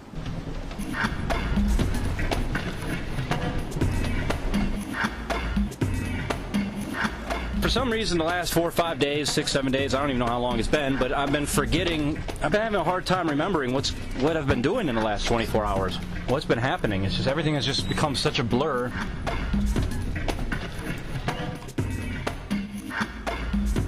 There are definitely sailors that have lost their mind at sea alone. Some of them in the doldrums. Problem with the doldrums, you don't feel like you're being productive. You're going backwards and drifting around. Still got an insane rash on my crotch. You know, I would take a picture of it because it's so incredible. I mean, it just looks so fucked up. It's even spreading to my armpits. I need some of that prickly heat powder, but goddamn, and it hurts. Well, I started getting tube barnacles, and a normal barnacle grows on a boat that's not moving. A tube barnacle grows on a boat that's underway. But a couple of times I leaned over the boat to cut them off, and I couldn't cut them off because they were my friends and they were hanging out with me, and they were the only things that were hanging out with me, so I let them grow.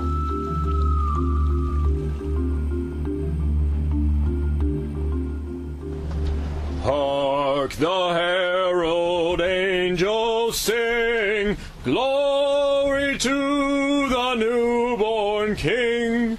Peace on earth and something, something, something. All right, I don't know any more of the song. Merry Christmas, it's Christmas time. And I got some good 15-year-old scotch, some Highland Park 15-year-old, some nice ham, canned ham, cooking up right now. Ho, ho, ho, and all that good stuff.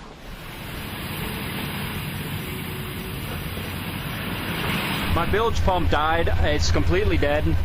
I take a lot of water on this boat. I mean, I can fill the bilge in maybe 6 to 8 hours. I've got about 1,000,001 leaks. There looks like a gale on the 6th, and I'm going to be near the Horn on the 6th, so I'd like to be at least 10, 15 miles past the Horn when the gale starts, I hope. Unfortunately, I lost my buoyant safety line. They must have wrapped around the wind vane rudder and rubbing up against it chewed itself off, and now I got this little stub. I'm gonna have to make a new one. He called me before he went around Cape Horn. He hurt himself. I don't know if he's told anybody, but he fell during maybe some storm. And he told me, Mom, I don't know, but I may have cracked a rib. I slipped and I fell, and I don't remember all the details, but it scared him. There's nothing he could have done. It didn't puncture a lung or anything, but it hurt like crazy.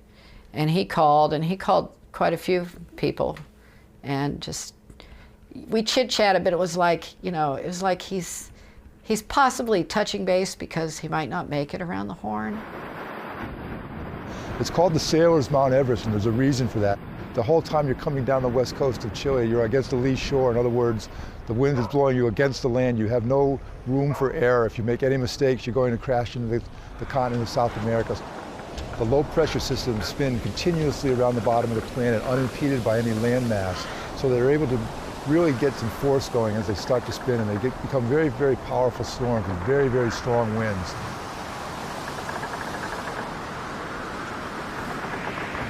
I need to push the boat hard. I need to get the hell out of here, because if you hang out here for too long, I'm going to get hit by a storm that's so big that it's just going to sink me and it'll kill me. It's time to get my ass around the Horn. I have the weather window, and it's time to do it.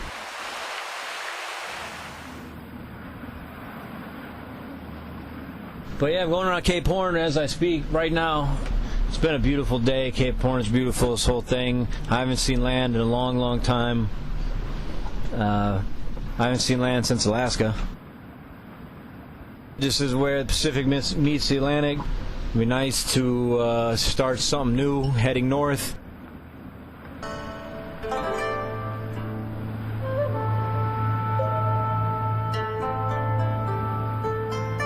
I always felt that I could do that I could do these big sailing trips.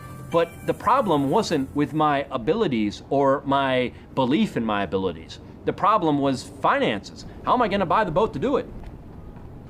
And he met this guy named Don Backey, who was wheelchair bound, who ran this nonprofit, and volunteering, taking disabled folks out to enjoy the beauty of sailing. And on 3, we go up over. 1, 2, 3.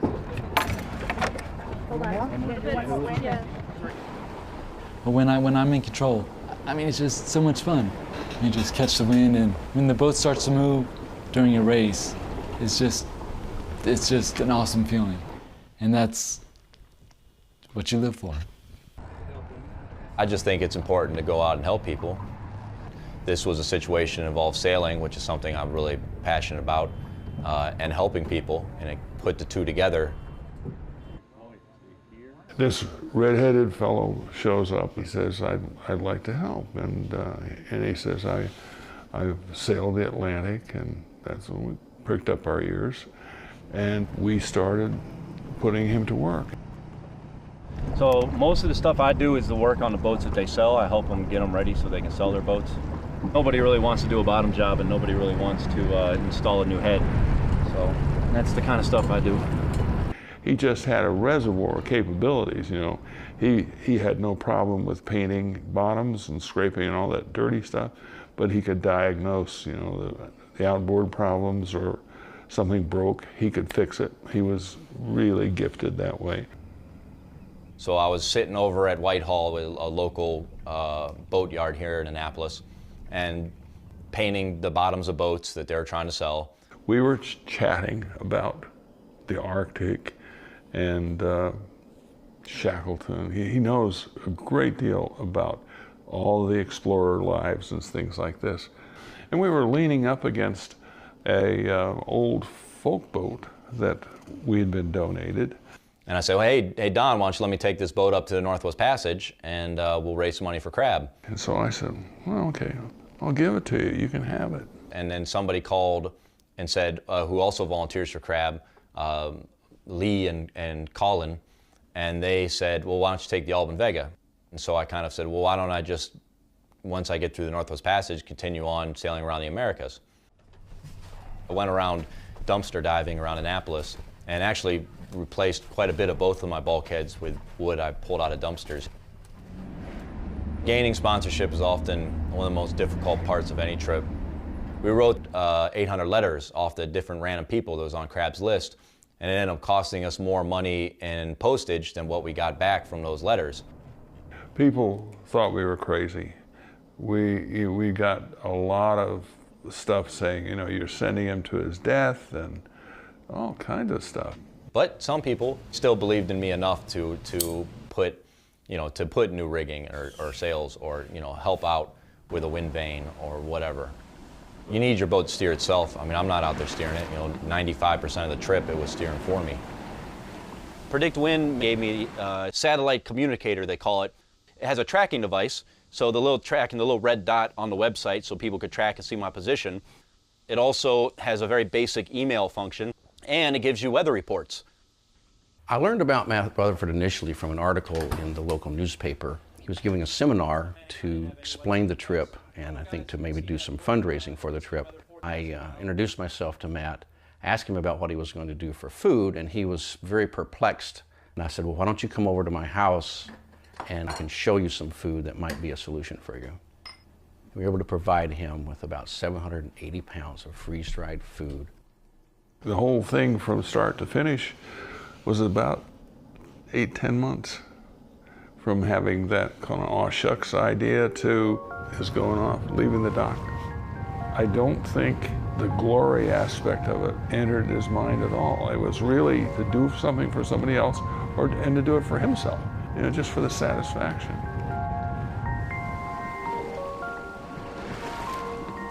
After Cape Horn, after being at sea for about 220 days, in some ways I didn't want to return. I just wanted to stay out in the ocean forever. And there's a sense of freedom, this kind of ultimate freedom that you experience when you've been alone at sea for that long. And you just want to stay out there sailing in your own little world forever.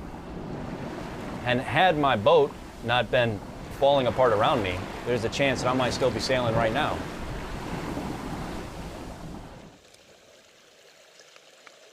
A mahi popped up next to the boat, and I was going to shoot it with an arrow because it was right next to me. And I got ready to shoot it and pull back the arrow, and then another mahi popped up next to it. Mahi made for life, and if you kill one of them, then the other one will kind of roam the ocean alone forever.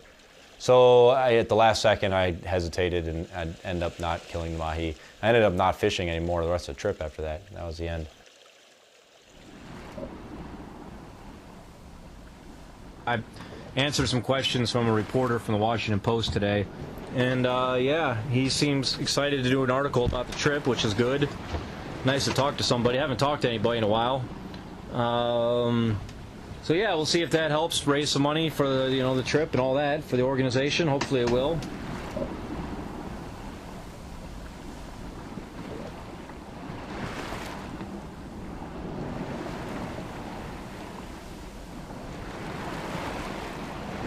Two out of 3 GPS units broke, the AIS broke, engine broke, VHF broke, my mast was grinding pretty badly, my bulkheads were warped, I was taking on water below the water line.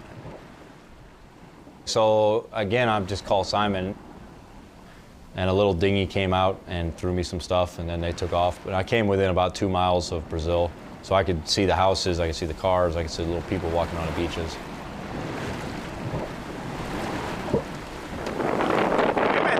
About your adventure? Well, it's 260 days at sea. Today, about 23,000 miles through the Arctic and around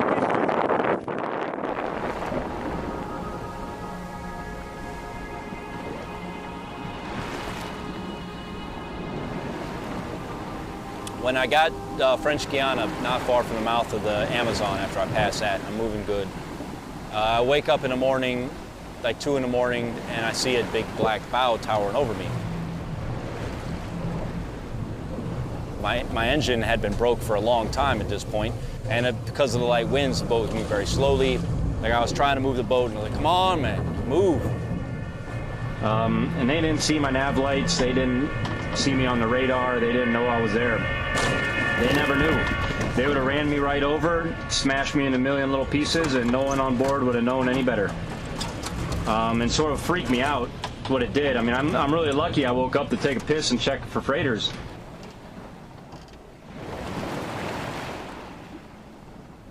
Matt was getting closer and closer to his finish line, and I tracked him down about 600 miles out. I was very excited to see him, of course. It had been a while. I didn't really know what to expect.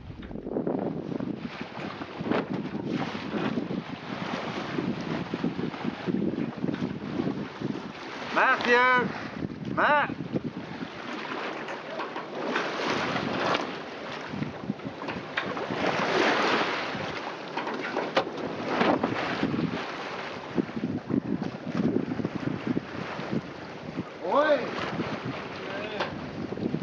He looked amazingly fit.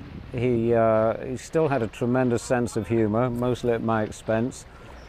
And again, he was getting light on food, so we had spare food and we put it all into a ice box and floated it across to him with some spare batteries.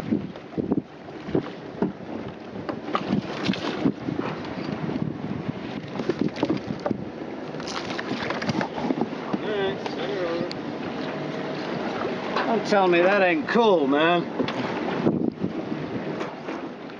I don't want to hear one complaint.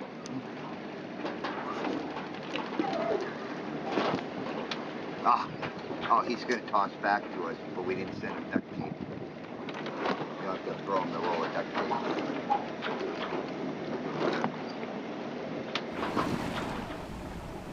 I was in a much bigger, more comfortable, faster boat, of course, so we sailed alongside for a few hours talking, and then I left him.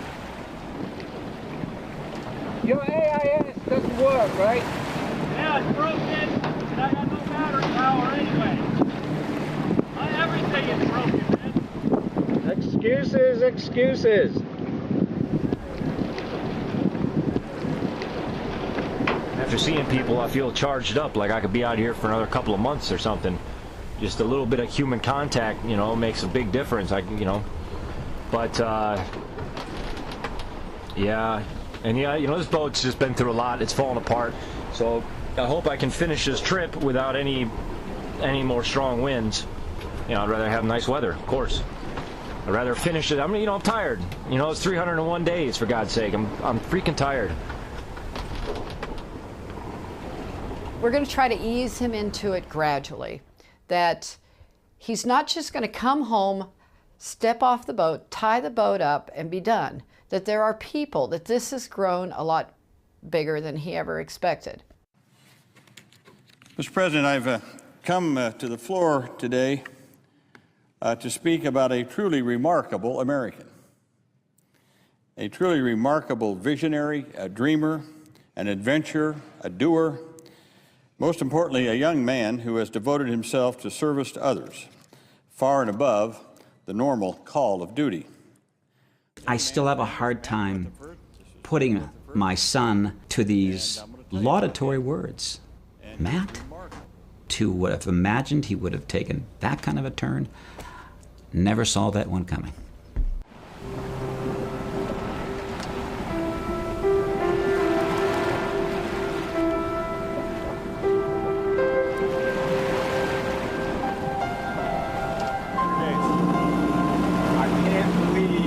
Looking at the boat in person that is the little dot that I've been staring at for the last 300 and some days. It's tiny. The wind isn't doing hardly anything out here. Now I could try to get on the other tack and head back out that way. Yeah, well, I knew this was going to happen. I was going to sit here and stare at the finish line. Because the wind had died and the bay was flushing out, it pushed me for 16 miles the wrong direction, south. So after 308 days alone on a boat and roughly 27,000 miles, I nearly wound up shipwrecked on a beach within sight of the finish line. The next morning, when the sun came up, the winds picked up. Now, they were headwinds, and they were strong, 25 to 30 knots. But I could at least work my way up into them, get through the bay, get through the mouth, through the finish line. And as I was doing it, waves were crashing all over me, and I was completely soaking wet. Well, I didn't care one bit. What Matt has shown is that you can do it with nothing but yourself. And that's really all he had. I mean, he had a second, third-hand boat that was falling apart before he left, but he had himself. Well, he's right up there with all of the great heroes in maritime history in the state of Maryland as well as in the United States. He is the first person to do this on his own. So he really is a hero in our country, perhaps around the world. You know, you want to get young people to have a spirit of adventure and challenging the forces of nature. There's just something that does wonders to the human spirit, and Matt has done that. He's given us all this sense that we can do more than what we think we can. Matt's quest was so pure, and he pulled it off with such style and panache, and he did it for a great cause and organization. I'm blown away by what Matt did. I was his biggest skeptic, and now I'm his biggest fan. What he has done is a voyage for the ages.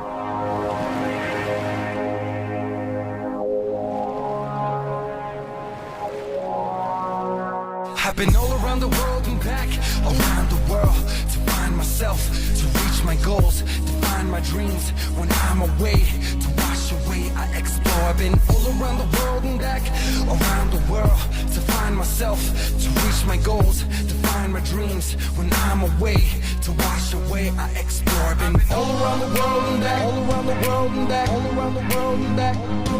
I've been all around the world and back, world and back, world and back. I've been all around the world and back, all around the world and back, all around the world and back. I've been all around the world and back, world and back, world and back. I've been all around the world and back, world and back, world and back. I've been all around the world and back.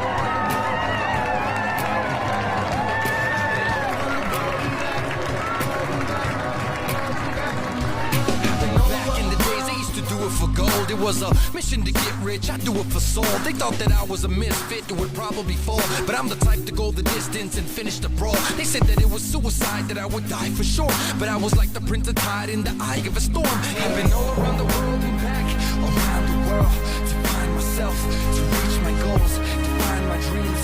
When I'm away, to wash away, I explore. I've been all around the world and back, around the world, to find myself, to reach my goals, to find my dreams. When I'm away, to wash away, I explore. Are you ready to officially welcome our hero, Matt Rutherford? Come on in, Matt.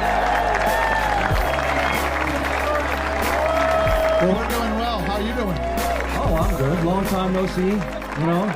It's really strange being here. It's like a dream. Any minute I'm going to wake up and be in the middle of the ocean, and, you know, which happened over and over and over and over again. So, how does it feel to be on land? Are you rocking a little bit? No, you know, it's fun. I'm a very lucky guy when it comes to seasickness and motion sickness, and I can deal with it all, so I have no problems with nothing. Although, I don't know, maybe later. Maybe after a few beers, I'll be rocking. Did you see any pirates along the way? Every time I looked in the mirror. Matt, I've heard from single-handed sailors that get out there in the ocean and actually have an imaginary boat that they're racing against. Did you have another boat you were racing against? Oh, no, I would have lost. I was going really slow, for the most part, yeah. And at the doldrums, what was your slowest day run? Backwards, 60 miles. You've completed this circumnavigation of the Americas, very strong feet, cheering for you all the way. My big question, what's next? I need to get a haircut. You guys see this going on? Thank you all for coming out to welcome Matt home. Matt, well done. All of Maryland is proud of you. Thank you. I followed your blog. Oh, thank you very Okay, much. great. We have to do a couple media interviews real quick. Yeah. Okay, we have to do some media interviews real quick. It's going to take one. Okay. Oh, I did. No, this is, yes. Yep. Okay. Matt, what's your regular occupation, and are you going back to it? How do you make it? A sailor was my occupation. I just quit like an hour ago. So yeah, I don't know. I go back to being a vagabond, I guess. What's the number one thing you missed that is number one on your agenda now that you're back on land? Talking to a nice lady? I don't know. Was there ever a moment where you were all by yourself, things are breaking down, and you're like, I'm not going to be able to do this. This is ridiculous. I can't do it. I never got to a point where I wanted to turn around, and even if I did, mostly I was so far out in the ocean I couldn't have done it if I wanted to. But there were times when things were breaking and you're cold, you're wet, you're sneaking back.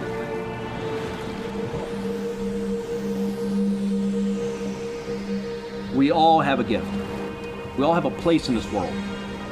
As long as you're doing something that you really love doing, then you are living the right life. You know, what is the meaning of life? The meaning of life is being happy. The point of our existence is to enjoy our existence. Find something that you're passionate about. Find a way that you can add to this world, that you can help this giant group of people living on this round ball, you know, floating out in outer space.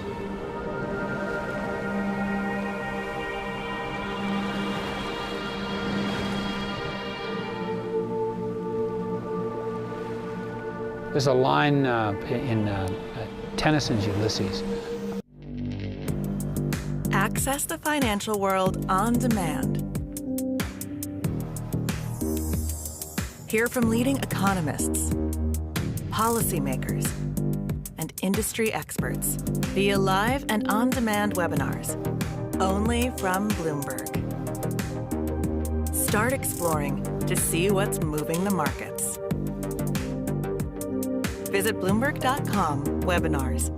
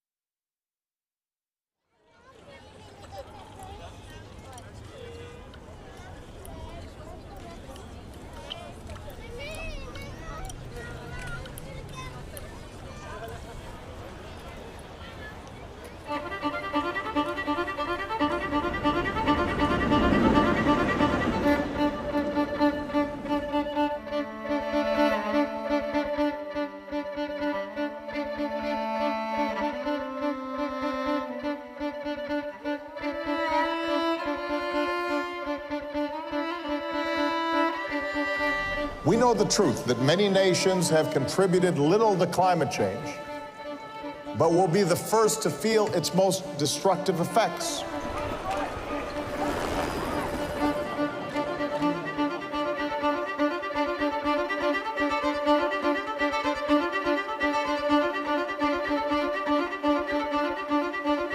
Mais avec l'accord, nous sommes maintenant en mesure de limiter la hausse des températures en deçà de 2 degrés, de 1,5 degré même d'ici la fin du siècle. It's being hailed as an historic agreement and a turning point for the world. Je regarde la salle, je vois que la réaction est positive, je n'entends pas d'objection. L'accord de Paris pour le climat est accepté.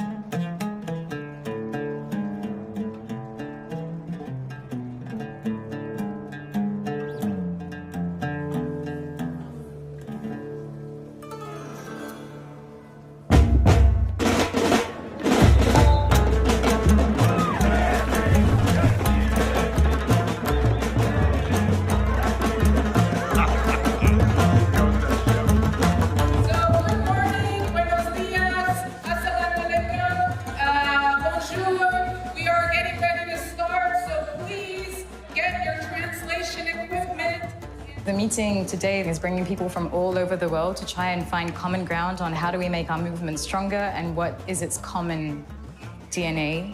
We have divergences, but basically we do agree on what are the causes of climate change and how we want to go about solving them.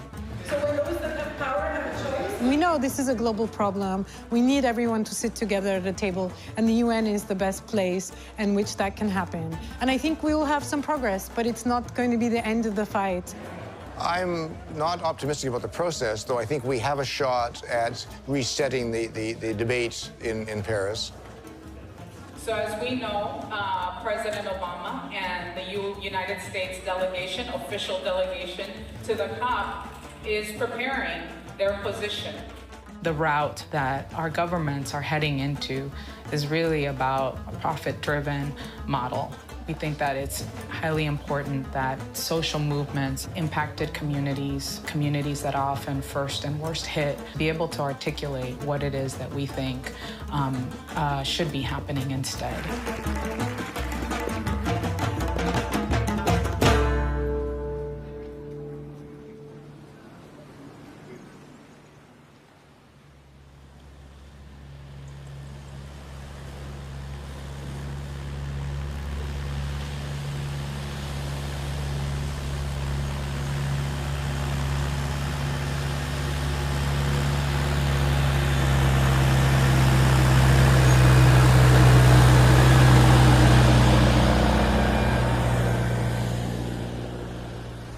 We need to combat institutional racism, and we need major, major reforms in a broken criminal justice system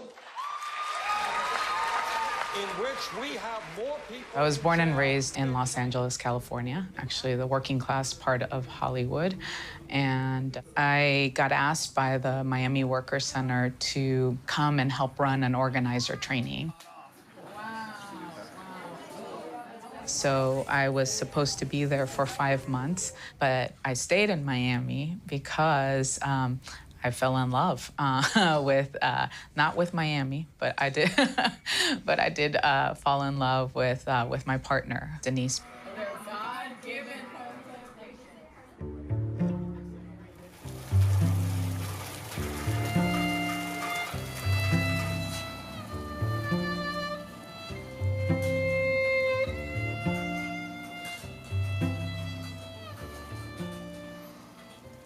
My mother is from El Salvador, and my dad was Colombian and German. Both my parents migrated when they were fairly young to the United States. They met at a club, and I'm actually a product of a disco hookup.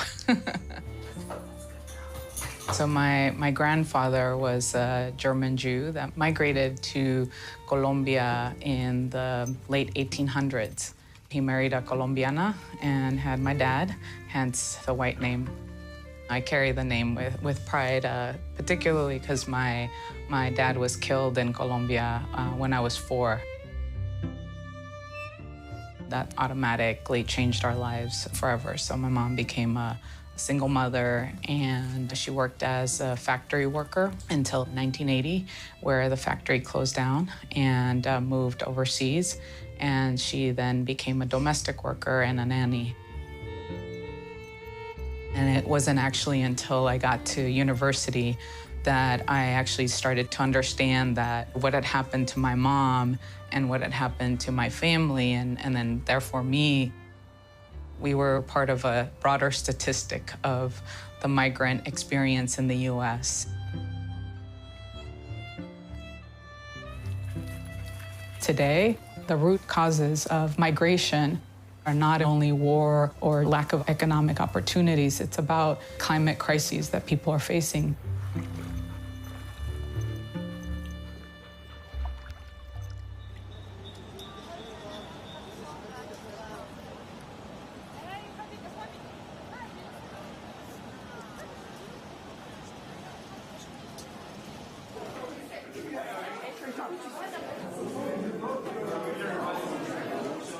Many of you probably know him as the only one who tried to reject the Cancun agreements.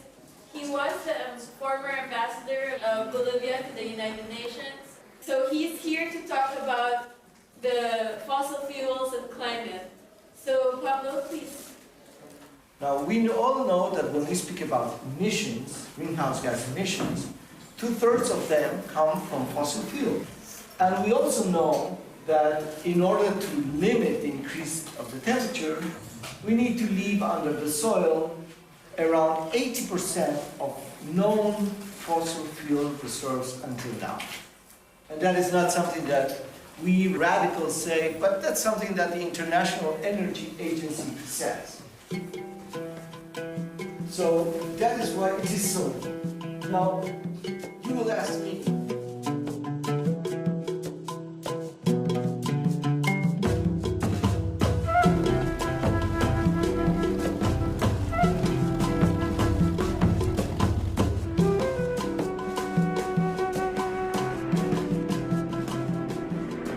I began to be aware of the problem of nature and Mother Earth when we had the water war against the privatization of water here in Bolivia. Because the fight against the privatization of water meant that you had to understand what is the significance of water. You're not only fighting for the human right to water, you're also fighting for water because water is the blood of Mother Earth. There is no Pachamama, as we call it here, without the blood.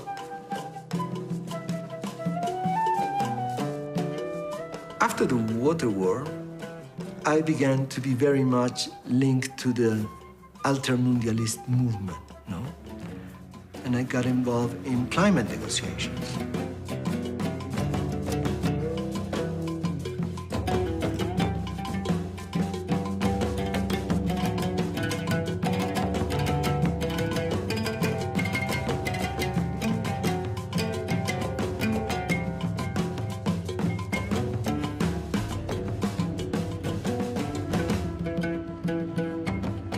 We are 5 years away from the agreement in Cancun.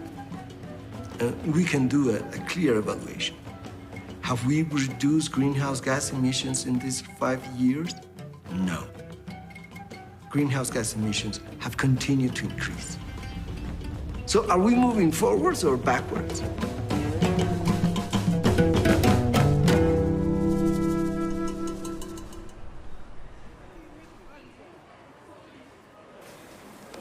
So, an agreement that doesn't mention fossil fuels will not solve climate change.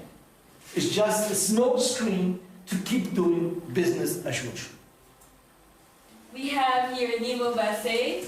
Nemo received the Alternative Nobel Prize for his work in the struggle against fossil fuels. So we're here to hear from Nemo. Thank you so much, Mary. Good afternoon, brothers and sisters. Good afternoon, in-laws and outlaws.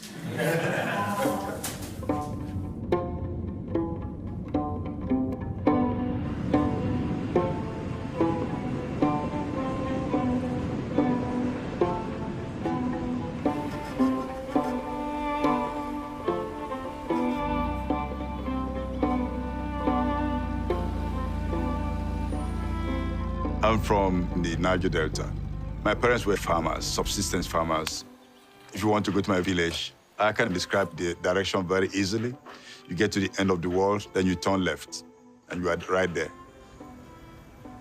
How do you see the publication? Nice and it's educative. Educative? Yes, I think I will have to use this to teach MES members too. Oh, really? Yes. Why do they need that? One other Shekiri communities, they always experience this oil spill too. As I grew up in the heydays of anti-colonial movement in Southern Africa, Eastern Africa, those built in me a sense of political awareness. Thanks for the comments. Are you hearing me?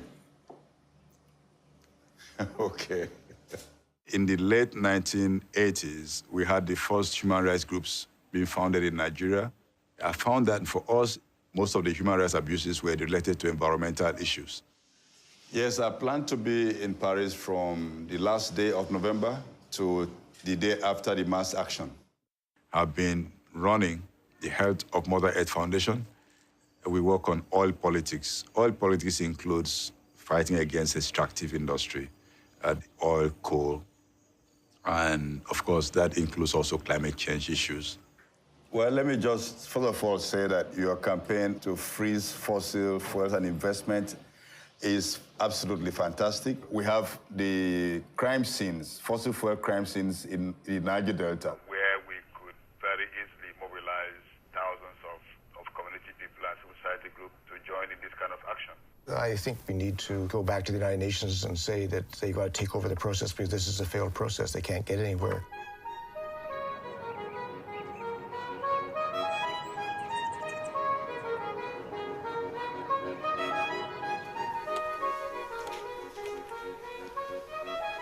I'm technically blind. If crude terminology, you could say I have about 1% vision, perhaps. It's sort of a form of juvenile macular degeneration. At one point, they were doing psychological testing because they couldn't figure out what it was. And the conclusion from the psychiatric testing, I'll never forget, it was deeply insulting. It was that I was abnormally normal.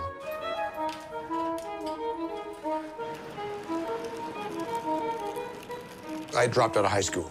I had nothing against high school, it just wasn't very interesting. We backpacked around for about 15 months. The big shock for me, frankly, was I was in Sri Lanka. Rice farmers kept telling me about how much they hated the rice they were growing, that these Green Revolution varieties weren't appropriate, and they wanted their old varieties back again. And that taught me something which became really important in my life, which was to understand the importance of the diversity of agriculture and the ability of farmers to be able to use that diversity to respond to their needs and conditions in ways that they couldn't when agriculture became more industrialized. I came back to Canada and we started to work on seeds as a global issue. Who owns it and who controls it? We're meeting in Paris next weekend and with all the coalition, the Climate Coalition 21 groups. And we'll sort out what happens there. But the big debate is what signals success and failure in the conference. We'll see. So I'm going to be going to Bolivia. What I'm trying to decide is whether I should stop at the potato park. I focus mostly around biological diversity, environmental concerns, agriculture. But it's not just that. It's human rights. It's indigenous knowledge concerns. It's all those things as well. The fundamental issue is the myth that there are technological fixes to all of our problems. Industrial production of food, for example, gives us only 30% of the food that we eat on this planet. But they take up 70% of the resources and a huge amount of the fossil energy of this planet. There are better ways of doing that. Small local production gives us now 70% of our food with very little fossil fuels. Can we take that system that's been developed, which is working, which is producing most of our food, and make it stronger? Yes, we can, and without using the fossil fuels.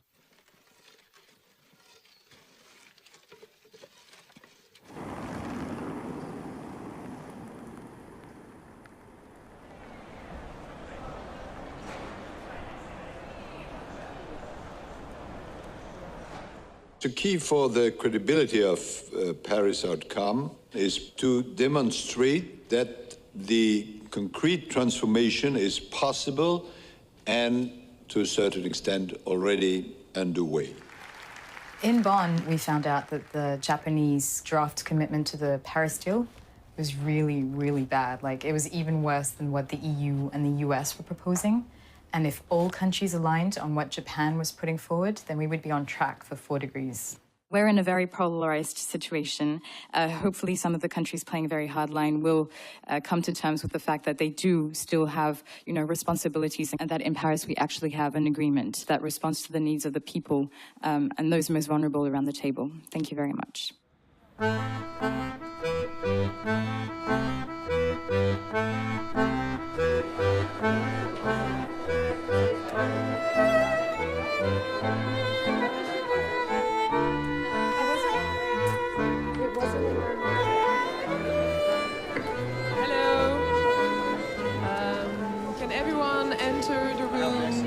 Do you have all your headphones for the translation? I just wanted to talk about the weekend 28th, 29th of November. Out of Tunis, we decided to have 2 big mobilization moments. One in the beginning of the COP on the 29th of November and one on the 12th of December, just as the COP is finishing. Normally it finishes on the 11th, but we already know there will be drama and the COP will be happening as we mobilize a second time. We are expecting a very strong mobilization, laying out some red lines in terms of where they can compromise and where they can't. Oh, yeah. The 29th, there will, of course, be a big march in Paris to make clear these are our demands. You should know this is what we are expecting. You have 2 weeks.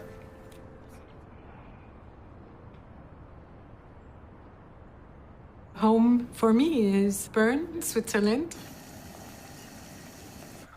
I never thought that I would live here. I came originally to work with a famous Swiss scientist, Thomas Stocker. Instead of going back to India, I ended up falling in love with a Swiss person. Because I'd come from Bombay, I missed the hustle and bustle and all the people.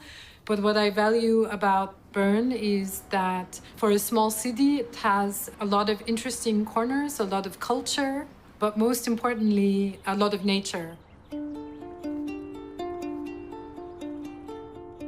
I feel very lucky to have parents who didn't put pressure on me to become a doctor, an engineer. They wanted me to study what was interesting to me. So I did a PhD in chemical oceanography. So I worked with climate models to understand how the ocean and the atmosphere exchange CO2.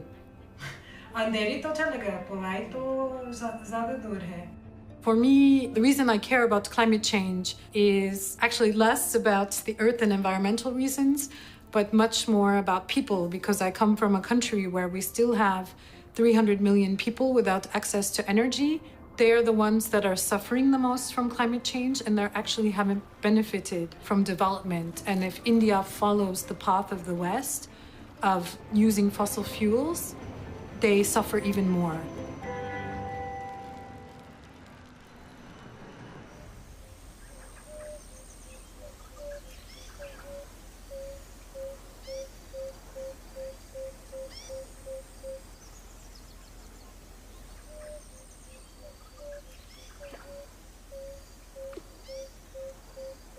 From 1958, which is the year in which I was born, Nigeria began to export oil in commercial quantities. At that time, wherever the oil corporations went, there was hope that things were going to change for good. They were hoping they're going to have shiny cities, they're going to have all the good life. And so wherever they went, they were welcomed with fanfare, with celebrations, and with everything. But not soon after, hope was dashed because what they thought we were going to get, they never got it.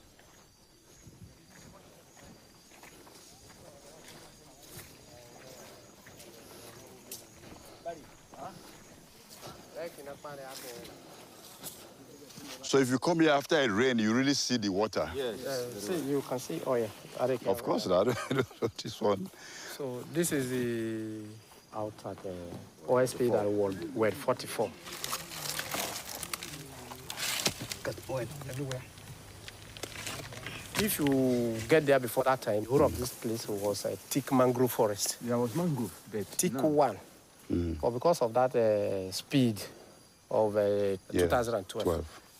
This where the people were fishing? Yes. With mangrove. All these places you see, there was a huts that people stay inside. Yeah, the fishermen. Yes. It's like a fishing camp. Yes.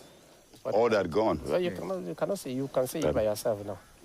So what had been done? What had been done by Shell since Nothing at all? Nothing at all has done here. That is one of their drums. From Shell? Yeah, of course. From Shell. Wow. There was fire here too. It's incredible. So this is the equipment failure of Shell on 2009. And all they did here was containment. And that's by digging these small holes for the oil to be collected there. And they constantly fly the helicopter around here to see whether the spill is still there, or to see whether people are looking at the spill. Hi, Shell, I hope you are seeing us.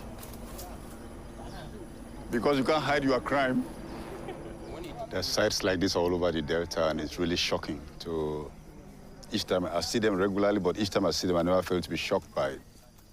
Not only shocked, getting really angry over this, because to know that this is where people depended on for fishing, for seafoods, for farming. This area, now they can't do anything and nobody's doing anything about it. It's incredible. It's just incredible. Okay, so we'll go.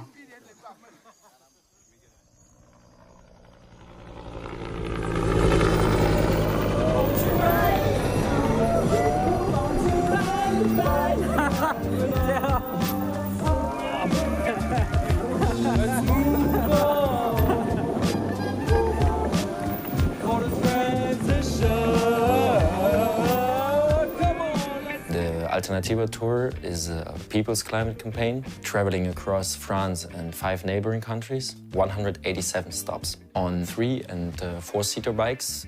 Through this, we want to raise awareness and promote alternative solutions to climate change. We want to address the root causes of the problem, meaning the capitalist structure of our societies. But how do we do it? We have to develop alternatives. So this is one foot, but the other foot is we have to resist as well. At each stopover of the tour, there are different kinds of mobilizations happening locally. Sociable moments of eating together. We also talk to locally elected politicians, and then there are also conferences. If you don't communicate on what you do to the outside world, then you won't be able to bring in new people.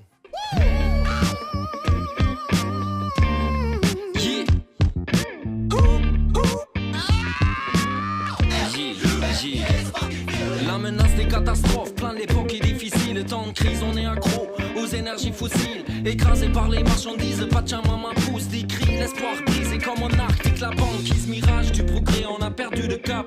Les inégalités s'aggravent alors qu'on taffe comme des malades. Le climat se dégrade, les dégâts sont palpables. Et pourtant les citoyens baissent les bras.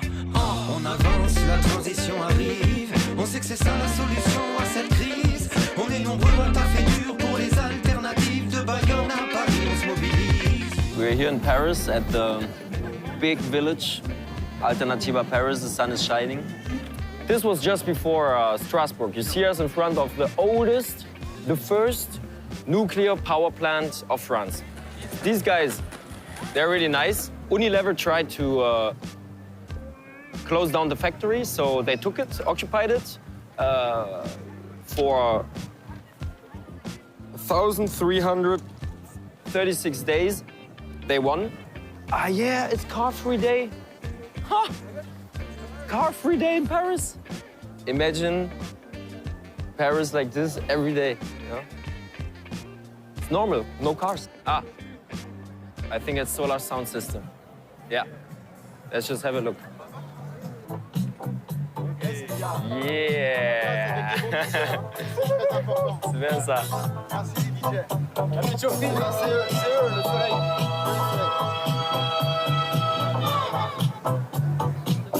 You can also warm up. Lights everywhere. The challenge in front of us is so huge. So you could just, many people, me included, sometimes they just say, we will never manage, we will never manage. But we have to, because if we don't do it, nothing will change. So let's do it, and let's do it with joy.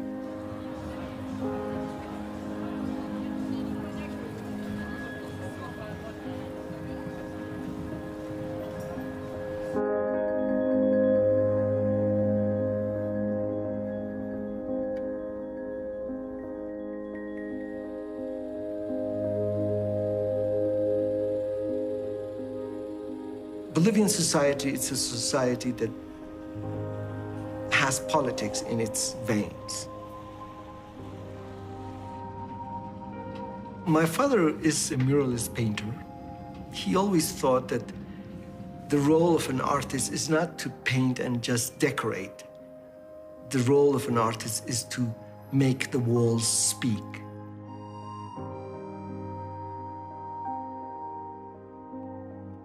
In Bolivia, we had a very deep revolution in 1952.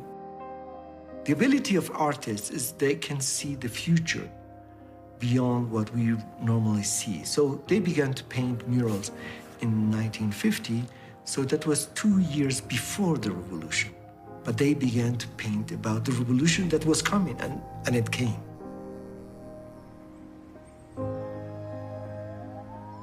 In 1967, we were living under a military regime. That's when Che Guevara came to Bolivia. And my brother was a follower of him. After Che Guevara died, here we had another process of revolution. There was a military coup against this process. A couple of months later, my brother was detained and then he was disappeared.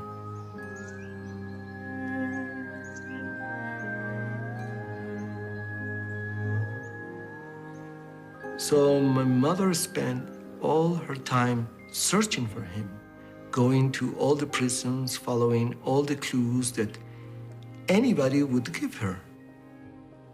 That is the issue of enforced disappearance. You don't have even the possibility to say, okay, he has died.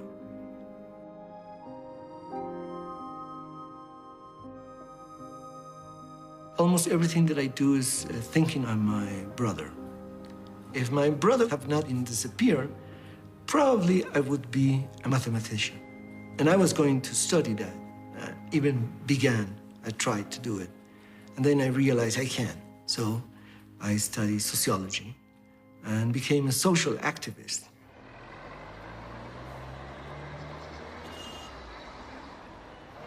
Those that are concerned about climate change are a minority in the world. Why do I think this is going to change? Because climate change is a reality, and it will get worse. People are going to react. So in reality, what we are doing is to try to prepare for that moment.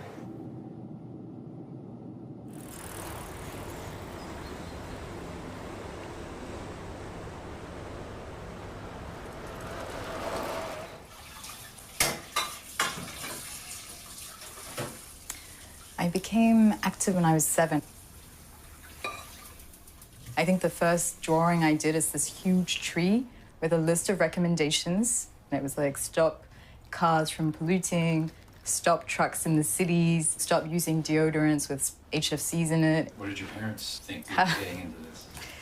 They think it's cute, but they don't think you can make a living out of it. So I'm not the joke of the family, but I'm like the climate hero, haha. Is it okay if I buy a car, Alex? And how am I going to go to India if I can't get on a plane and that kind of stuff?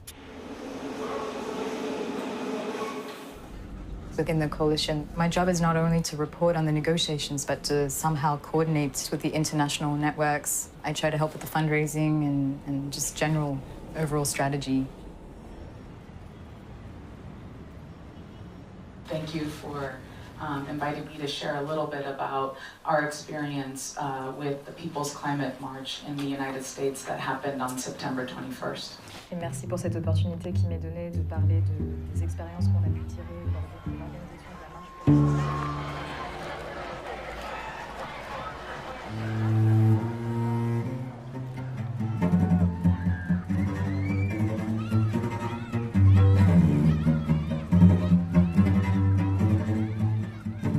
For us in the United States, this was a watershed moment in terms of movement building.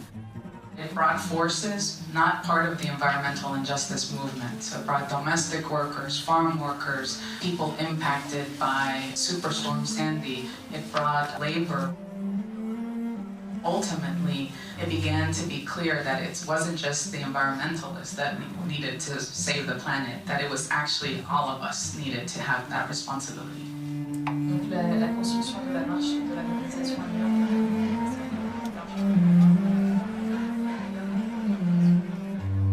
So we're very happy that we will be coming back with a big delegation from the United States to participate in the mobilizations, to participate in the exchanges, but also instead of calling it the COP, the Conference of Parties, we know we will come away with the convergence of peoples, and that's really where a lot of our faith and our hope is. Tackling climate change is a generational fight. There is so much to be done. So we want our movement to be bigger, broader, deeper, whatever the word is. For Paris, our red lines are that we need to keep fossil fuels in the ground and we need to transition to clean energy and we need finance to support countries so that they can make the transition as well as to deal with the impacts. The fact that there are a number of actions planned, the big march on the 29th, 2 weeks of actions, a mass action on the 12th, that will give people hope that there is a way to stop the worst impacts of climate change, but that starts with you and me, and not you and me driving less, not you and me recycling, but you and me banding together to show that there is people power and that it can stand up to vested interests such as the fossil fuel industry.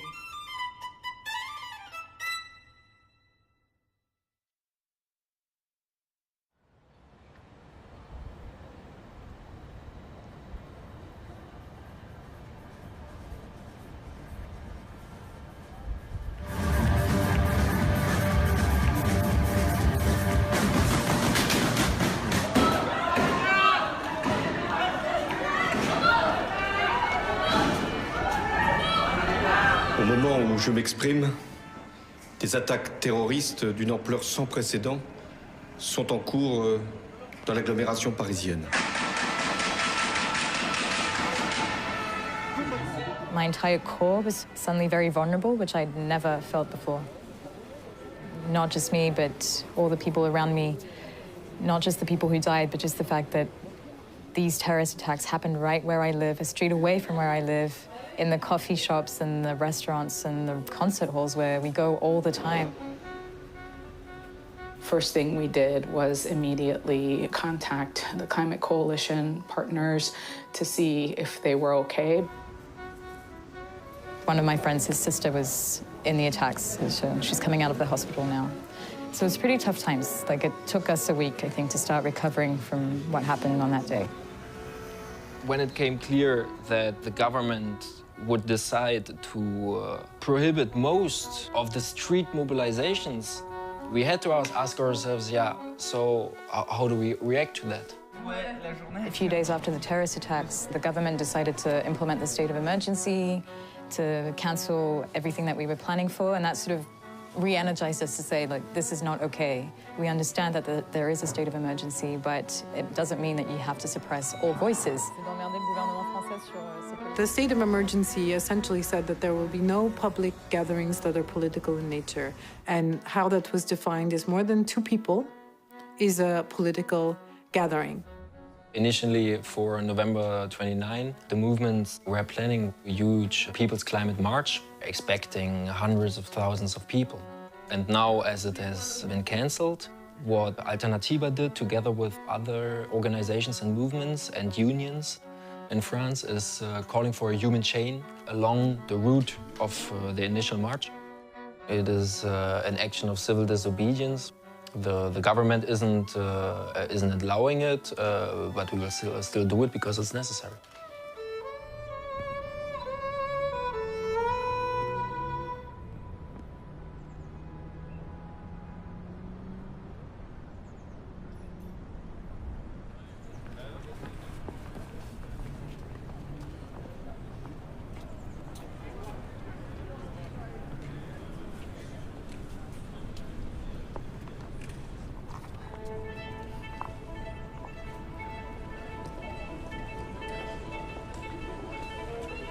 In the morning, there was a call for citizens to leave their shoes, saying that, okay, if we are not allowed to march, let's at least symbolically put thousands of shoes on Place de la République, which was beautiful to see.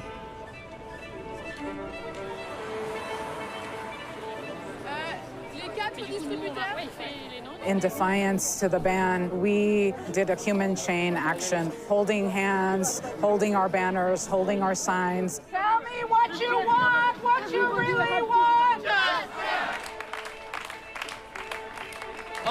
Attendez!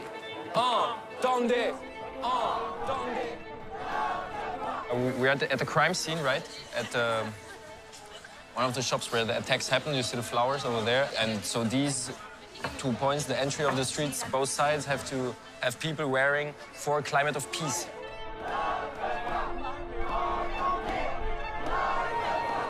Take the hands, prenez les mains et on les met tous en l'air. Ça a commencé. Et vous les mettez en l'air. Ouais, voilà, super. When I came there, actually, I felt all that vibrancy and people were smiling and you felt like people had the courage to be there, were happy to be there, were happy that something was taking place.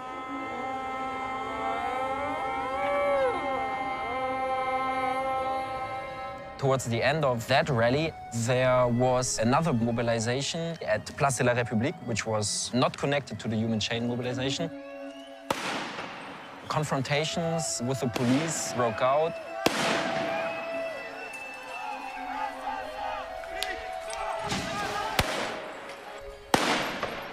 They let us go in, marching inside Place de la République. Then they began to throw some tear gases, and they decided to crack down against the people that were doing that demonstration. And if you ask, was there any danger for security? I don't think so at all. It was just to set an example so that there will be less and less protests and mobilization during these 2 weeks.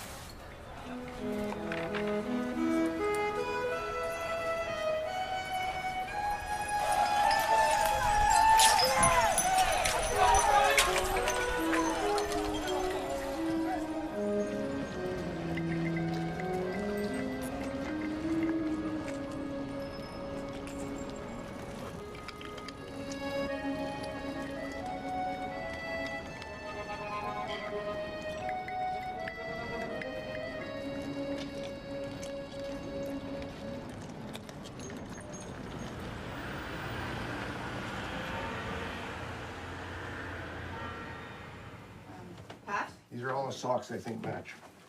Well, don't worry about your socks. Oh, I do. Yeah, I worry about shirts. You're putting your 2 suits in there, plus all these shirts, plus that jacket, plus socks and underwear. And, okay. I don't know. Not ideal. Unilateral treaties involving the United States, for example, guarantee rights for corporations that would have been unacceptable 3 decades ago. Many of these treaties oblige governments to defend corporate rights and do not preclude the exercise of force. As the size of government shrinks, I have gained perhaps more than anyone you know from new information technologies in terms of my ability to read, my ability to dictate messages, my ability to participate in society. We're not against technology at all, certainly not against science. We are against corporate control over suites of technologies which may or may not be safe, which they are telling us are the only way we can solve environmental issues.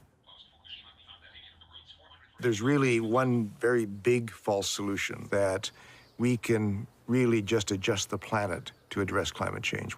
We can change the ocean surface, or we can change the stratosphere, or we can change the land base. The idea that someone can put their hand on the thermostat and adjust it for the rest of us is a scary thought.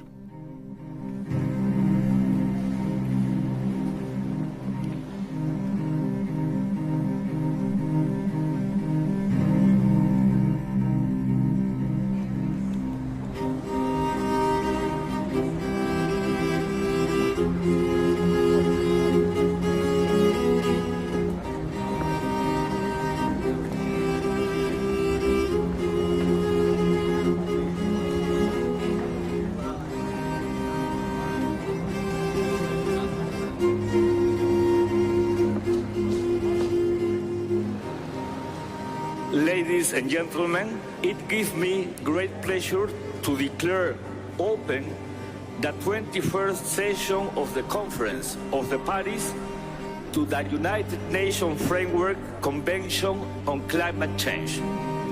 COP21 is kicked off with unprecedented momentum and heightened pressure from a diverse chorus of voices. If we put the right rules and incentives in place, we'll unleash the creative power of our best scientists and engineers and entrepreneurs to deploy clean energy technologies and the new jobs and new opportunities that they create all around the world.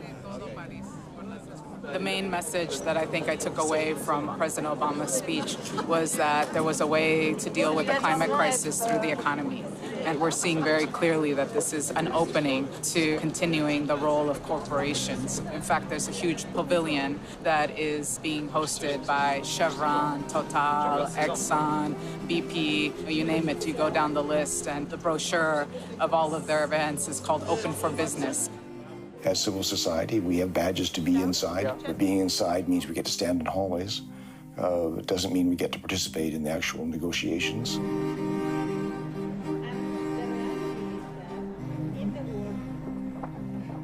Get feedback and a response from a lens.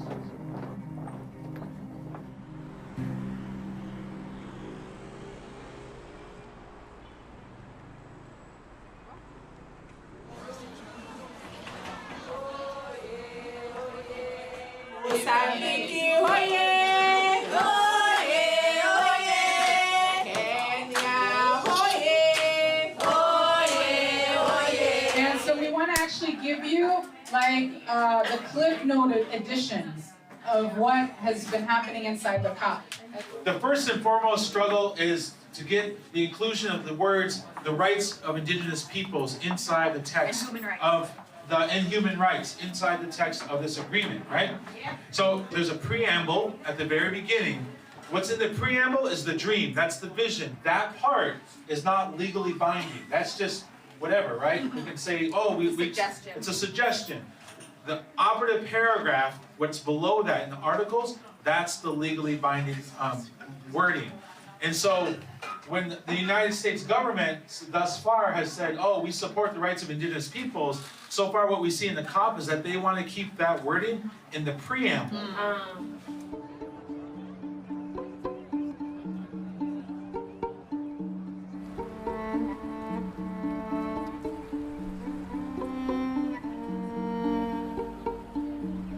So one, thank you for having me here.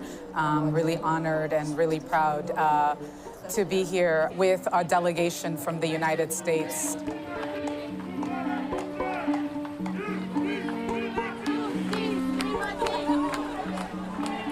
We're ultimately coming here to raise the voices of frontline communities who are fighting the extractive industries. We understand the interconnections of poverty, racism, climate change, and militarization. No more false solutions! No more false solutions! We must keep fossil fuels in the ground! We must keep This agreement that is being negotiated is based on what we're calling false solutions of the carbon market. The capitalistic attitude is to take, as if it's never going to end. And that's not sustainable. So we need to make sure that people are hearing from the frontline communities, the communities that are at the points of extraction that actually have traditional knowledge. We need to have a balance again, a connection with nature. You need to stop extracting, actually leave fossil fuels in the ground.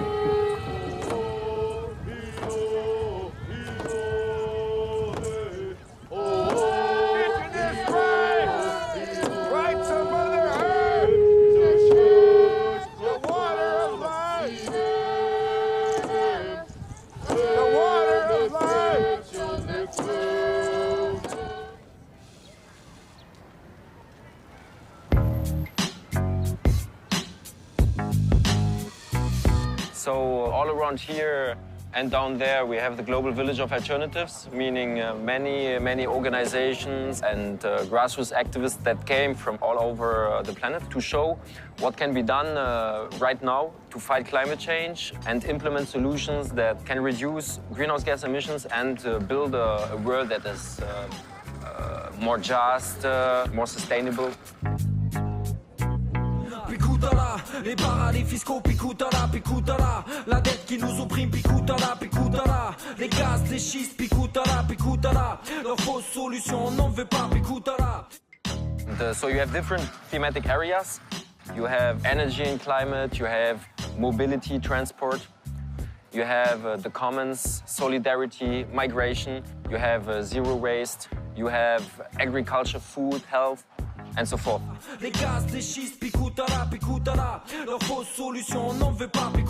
Small-scale farming is an alternative to climate change in itself. Reduces greenhouse gas emissions, maintains soil fertility, and creates way more jobs than the agribusiness. Le climat pour Rome, le marché paysan, le village montreuil, des initiatives. Est-ce que vous êtes là, les gens? Aïe!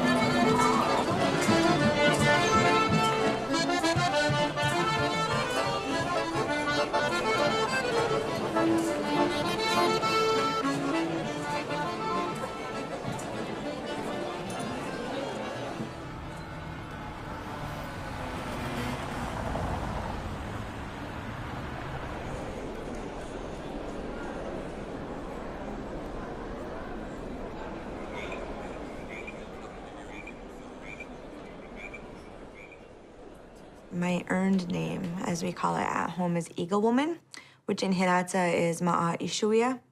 And I got that name actually when I was 20 after I survived cancer.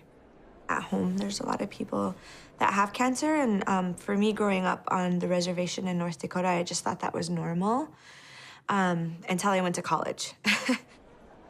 We've been under attack for as long as I could remember, through fossil fuel extraction, through coal-fired power plants, uranium mining, fracking that's happening now right on the reservation. And it has caused not only the environmental impacts, but the social impacts have been absolutely devastating. If it's greenwash and you know it, clap your hands. If it's greenwash and you know it, clap your hands. We're here with a wide coalition of grassroots organizations that want to expose the false solutions that are being on sale here at Solutions 21. How can a company that is pushing to expand coal and keep open some of the dirtiest and most inefficient coal-fired power plants in Europe possibly be a sponsor of Solutions 21 and possibly promote themselves as a solution to climate change? This is clearly the corporate capture of the COP. They paid for access to negotiators and influence the COP process and greenwash their image. So Suez is pushing fracking across Europe. They're one of the largest organizations involved in pushing fracking in Europe. We have some folks from the United States, indigenous folks that have been fighting fracking. I'm going to pass things over to Candy Mossett. We are looking for renewables. Fracking is not one of them. In North Dakota, they are actually flaring all of this natural gas into the atmosphere. We have people that are dying from the asthmas, from the cancers, from all of the chemicals that must be used for fracking. Literally billions of gallons of water have to be used for fracking. That water can then never be used again for human, animal, or plant consumption. Suez is killing the future. My name is Candy Mossett. Candy Mossett. North Dakota. Be careful. All we want to do is make a speech and go. I'm just being pushed out.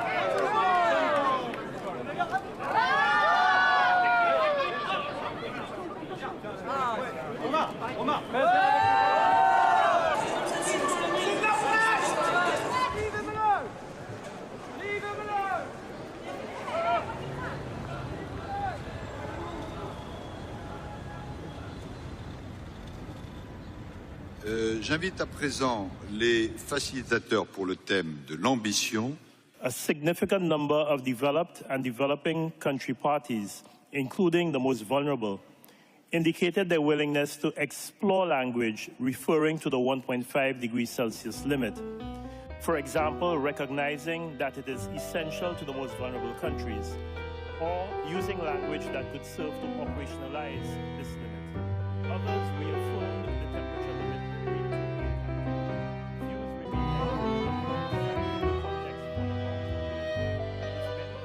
remain for the contextualization of the 1.5 temperature limit.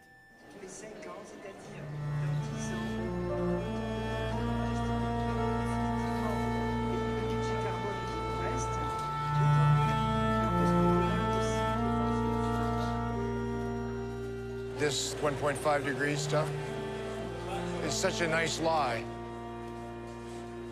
What they're going to have to do to even seem like something is remotely viable is they're going to say we have to do massive bioenergy, carbon capture and storage. technologies which may never exist, or if they ever do exist, it'll be 30 or 40 years from now, and it'll be at a cost we can't remotely afford, and no guarantee that it will actually stay in the ground anyways. I feel like I'm putting my children on a school bus, and to get home, it's got to go over a river, but there's no bridge on the river. But the industry's saying, don't worry, by the time the bus gets there, we'll build a bridge for you. We're designing it now. We'll get around to it. We'll build it before the bus can reach the riverbank, and so they'll get over that river and they'll get home. But they haven't even started to build it yet. And the bus doesn't have any brakes. We're putting my grandchildren on a bus that has no brakes and driving them towards a river that's got no bridge. And we're supposed to do that?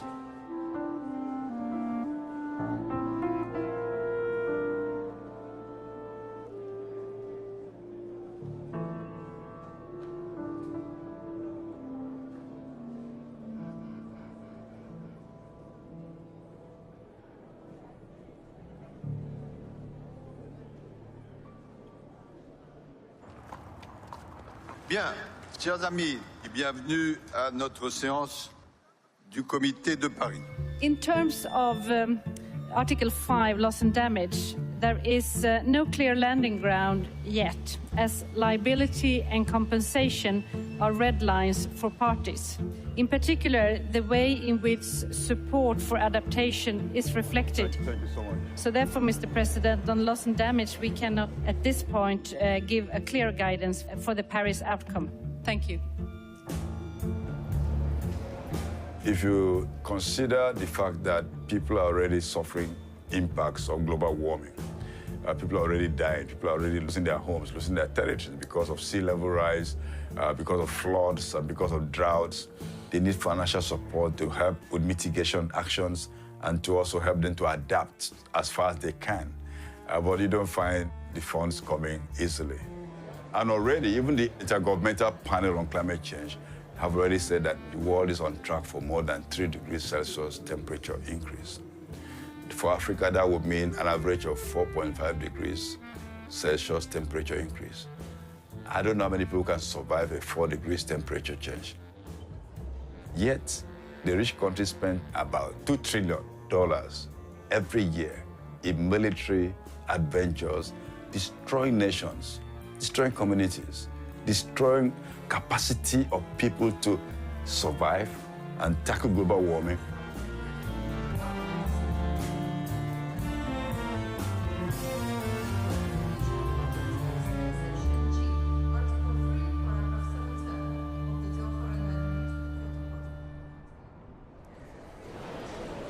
We're waiting for the new draft agreement to be published. We're not very confident at this moment on exactly what we're going to get. The news has come at 1 o'clock today. 1 o'clock. So up to then, it's probably going to be quite quiet, and then afterwards, you know, the fireworks will start again. Crazy and analyze, and so. But they're not talking about leaving fossil fuels in the ground. No, nobody's talking about that. Fossil fuels in the ground. No. I come from Nigeria, and on a daily basis I see the terror and the horrors of oil extraction. And here we are talking about global warming without talking about stopping the dependence on fossil fuels. I mean, this is hypocrisy at best.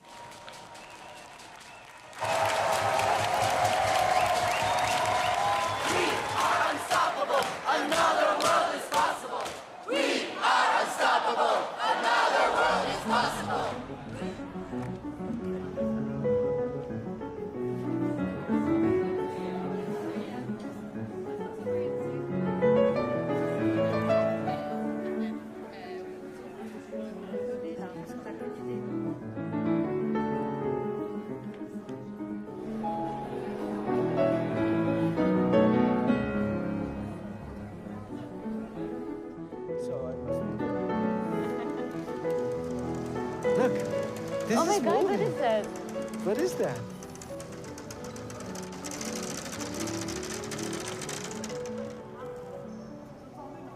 Now, if you get away, it will start to move.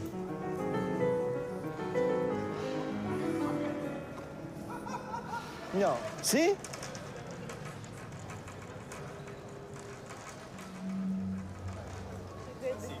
Okay. Okay. See you tomorrow. Before we go into the various actions, it's very we have already scored a massive political victory because the government has initially said you are not allowed to gather in public on the 12th of December. And now we've actually forced them to realize, you know what, they're going to come anyway. People are going to be frustrated, people are going to be angry, and people will want to show that we are going to take action on climate justice in the next years. And I just wanted to thank everybody for being here and for scoring that victory.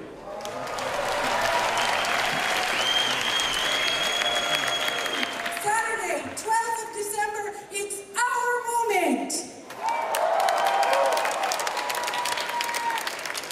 We know what's happening in the Bourget.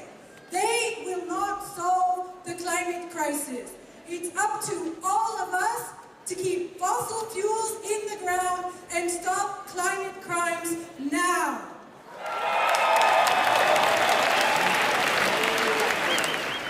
The heat is on to seal a deal at the final day of the COP21 climate conference in Paris. After lots of talking in the French capital, there's a new draft accord. J'invite maintenant la COP à adopter le projet de décision intitulé Accord de Paris qui figure dans le document. Je regarde la salle, je vois que la réaction est positive, je n'entends pas d'objection. L'accord de Paris pour le climat est accepté.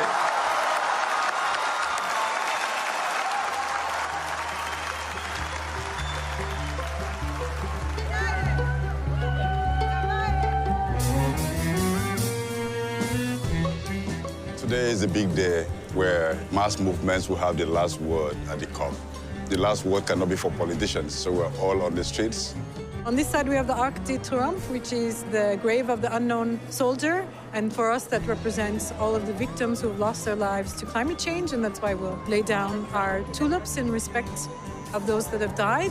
And if we look further up, we have La Défense, where we have the dirty industries, including Total, has its headquarters there. And that red line is going to start from the victims, and it's going to point to the perpetrators, because that's who we're going after. From the belly of the beast, from the belly of the beast, no justice, no peace, no justice, no peace. You can see that now. People know that the agreement is bad, but they are not frustrated. They are not demoralized. People have learned the lesson. We don't have to expect nothing from governments and from the UN system. We have to do it ourselves.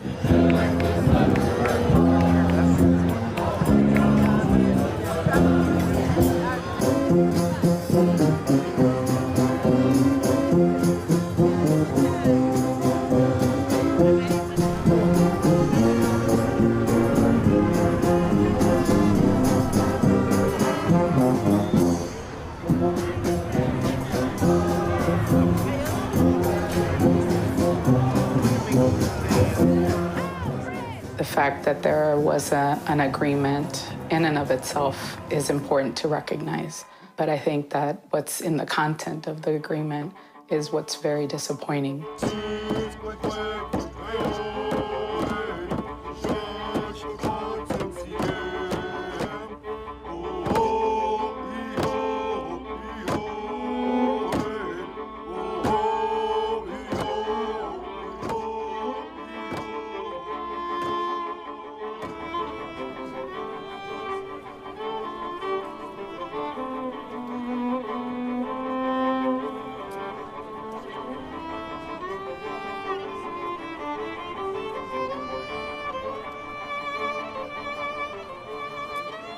One thing that I do know is that no matter how long you go in the wrong direction, no matter how far you go in the wrong direction, you will not get to the right destination.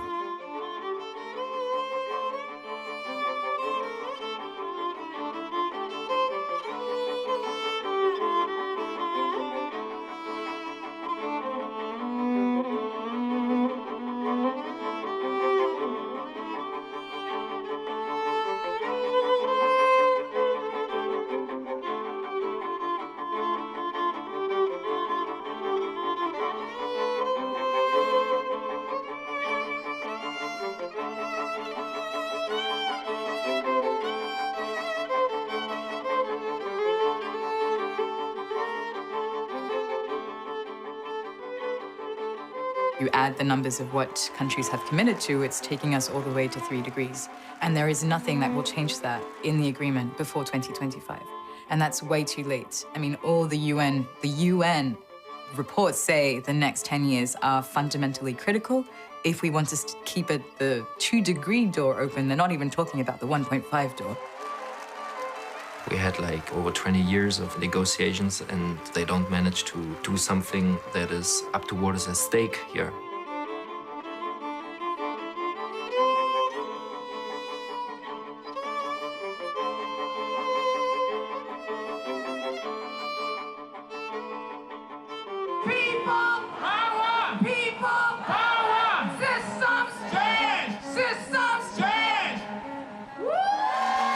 I think that one of the results is that there is less credibility to this show, to this theater that are the cops.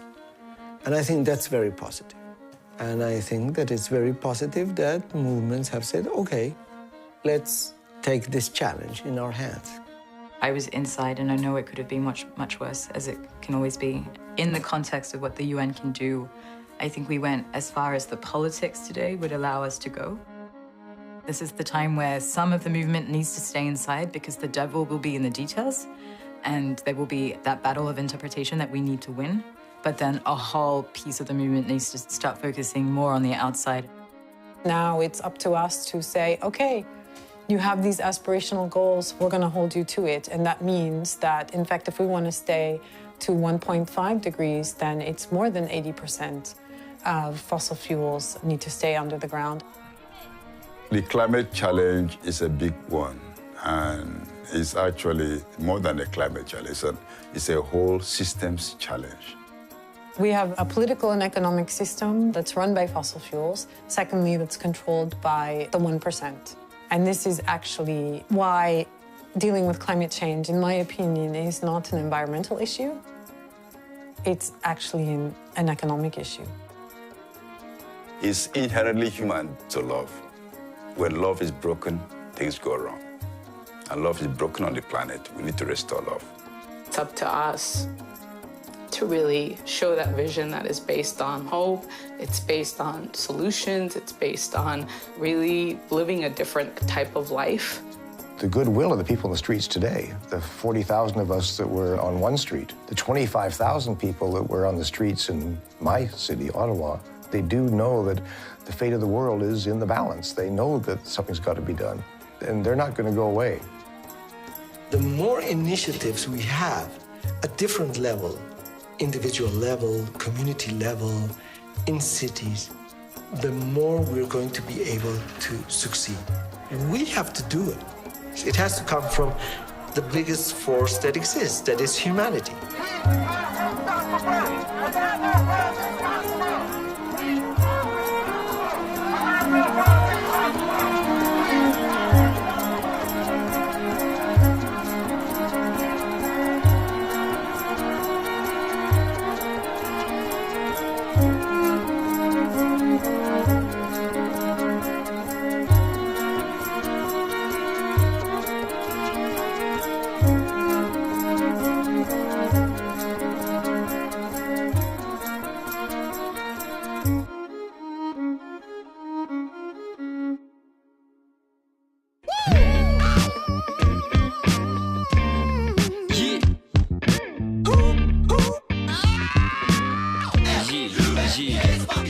La menace des catastrophes, plein d'époques et difficiles. Temps de crise, on est accro aux énergies fossiles. Écrasé par les marchandises, Pachamama pousse des cris. L'espoir brisé comme en Arctique, la banquise. Mirage du progrès, on a perdu de cap.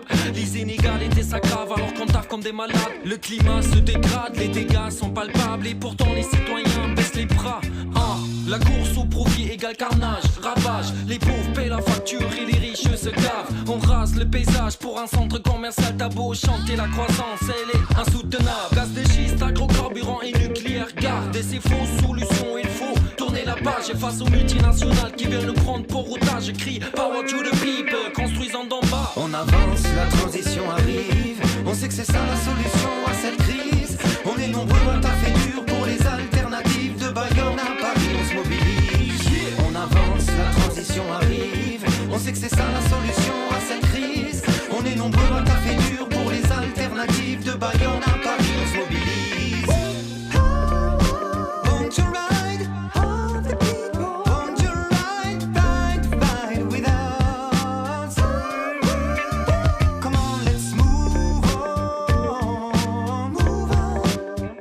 the transition.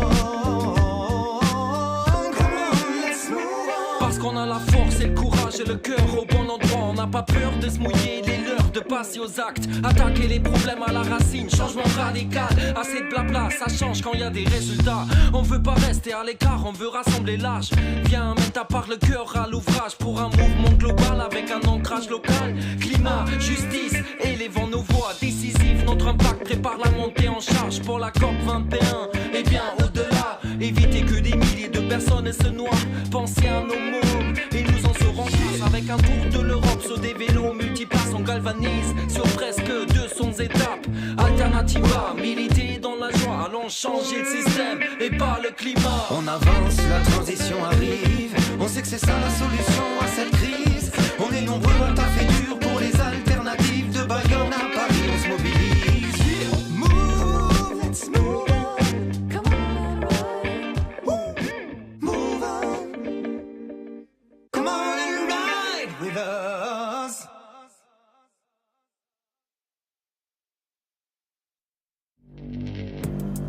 Access the financial world on demand. Hear from leading economists, policymakers, and industry experts via live and on-demand webinars, only from Bloomberg. Start exploring to see what's moving the markets. Visit Bloomberg.com/webinars.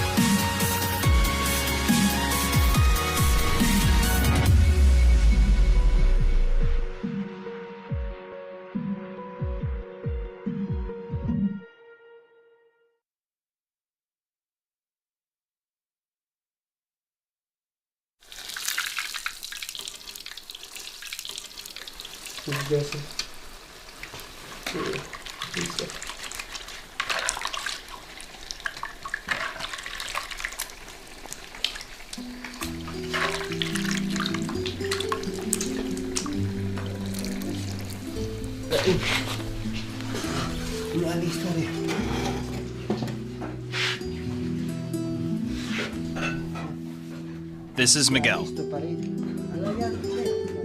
He and his family live in western Bolivia on the Altiplano in a town called Quillaces.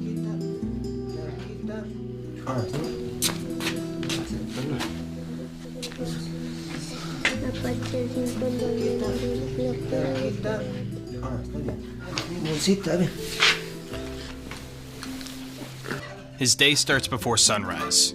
He'll be herding llamas in the morning and harvesting quinoa in the afternoon, like so many of his neighbors and so many of those that lived here before him.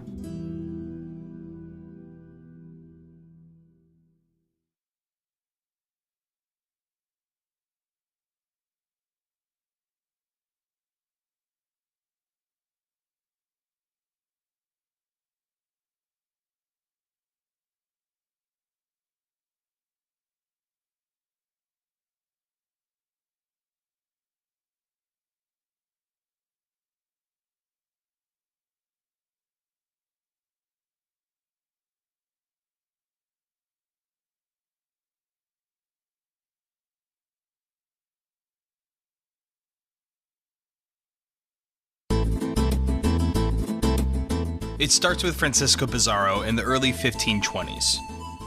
After hearing rumors of riches in South America, Francisco led multiple expeditions to its western Andean region. These expeditions were the first of many made by men who would later be known as conquistadors. When Francisco and his friends first showed up, among the many surprising sophistications, they found food and agricultural systems consisting of three primary staples: potatoes, maize, and quinoa. With the beginning of Spanish rule in South America, many aspects of traditional life were suppressed. Among these was agricultural life. And while you most likely have heard of maize and potatoes, quinoa just became another subsistence crop for poorer rural families. Its ties to religious ceremony and Incan culture caused the Spanish to scorn its growth, and commonly referred to it as a peasant's food. Since then, indigenous populations have been suppressed in various regions of the continent, including Bolivia. There, social revolution did not come until the mid-1950s, and with it came agrarian reform.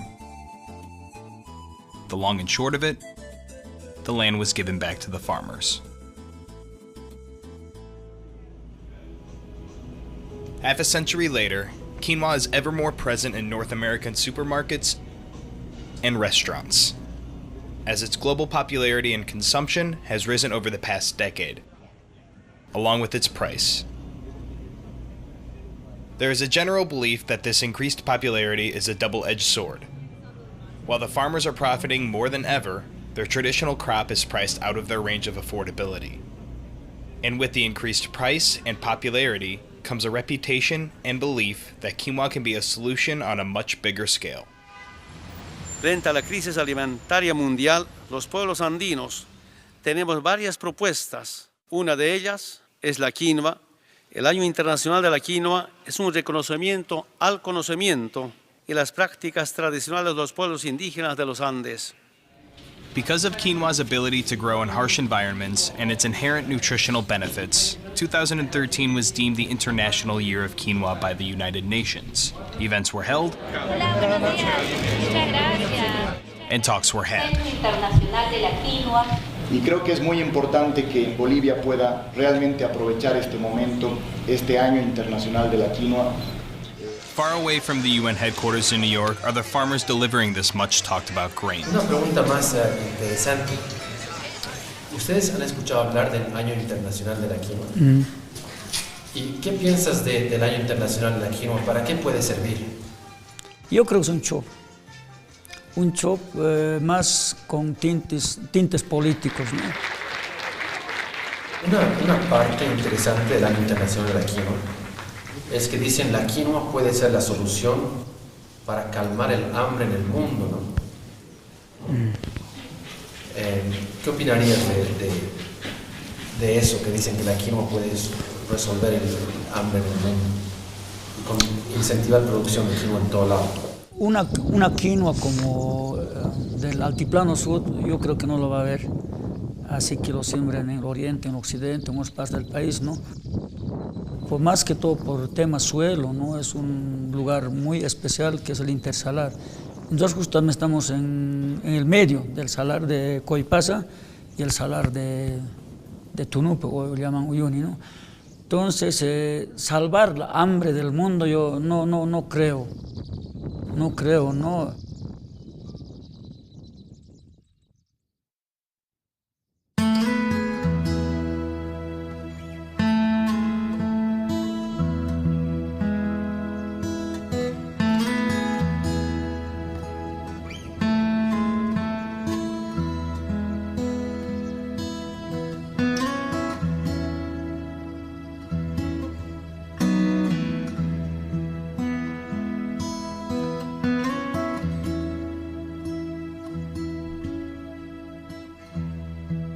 Tengo 53 años y yo trabajo en el campo con mis ganados camélidos, puedes verlo acá en esta pampa verde, y también trabajo con la quinoa en la producción. Y nosotros aquí en esta organización trabajamos paralelamente en el área de trabajo en este campo. Y yo me siento feliz, ¿no? Siempre nosotros, desde años atrás, desde nuestros bisabuelos, siempre acostumbramos recordar de Pachamama, de Madre Tierra, donde también nosotros hemos sido descendientes de los españoles y los incas, porque antes eran la vivencia de los incas, y pues Hatunquillacas es pueblo de los incas. Quillacas is one of those southern altiplano communities that supply quinoa to the masses. It's a harsh place to travel through, but while it can be difficult for people, it's perfect for quinoa.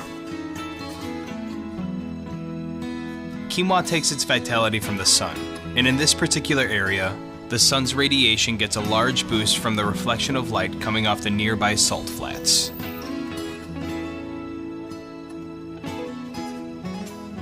The soil and the quinoa benefit greatly from the extra rays, but with the increased radiation, the high elevation, and the dry air, the local growers have only ever been able to farm quinoa. Most of them take their quinoa to a town called Chayapata, located just north of Quillacas.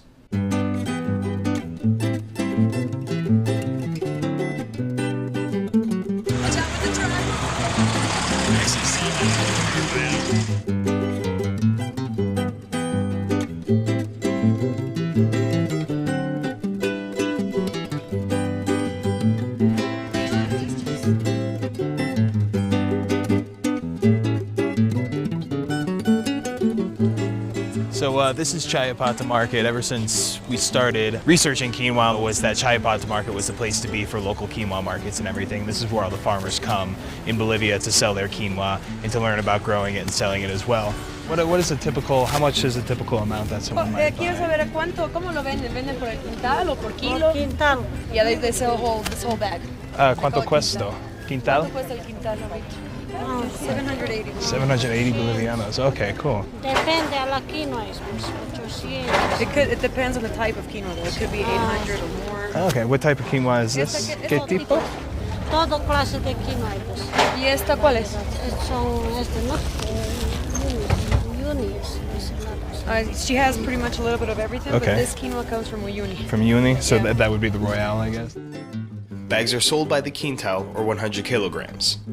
On this day, some Royale quinoa varieties were selling close to 800 bolivianos a bag, about $115. This price is about triple what it was a decade ago.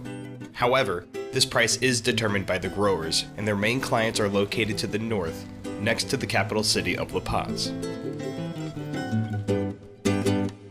Located on top of the canyon in which La Paz sits is El Alto. Most of the country's quinoa processing plants are located here.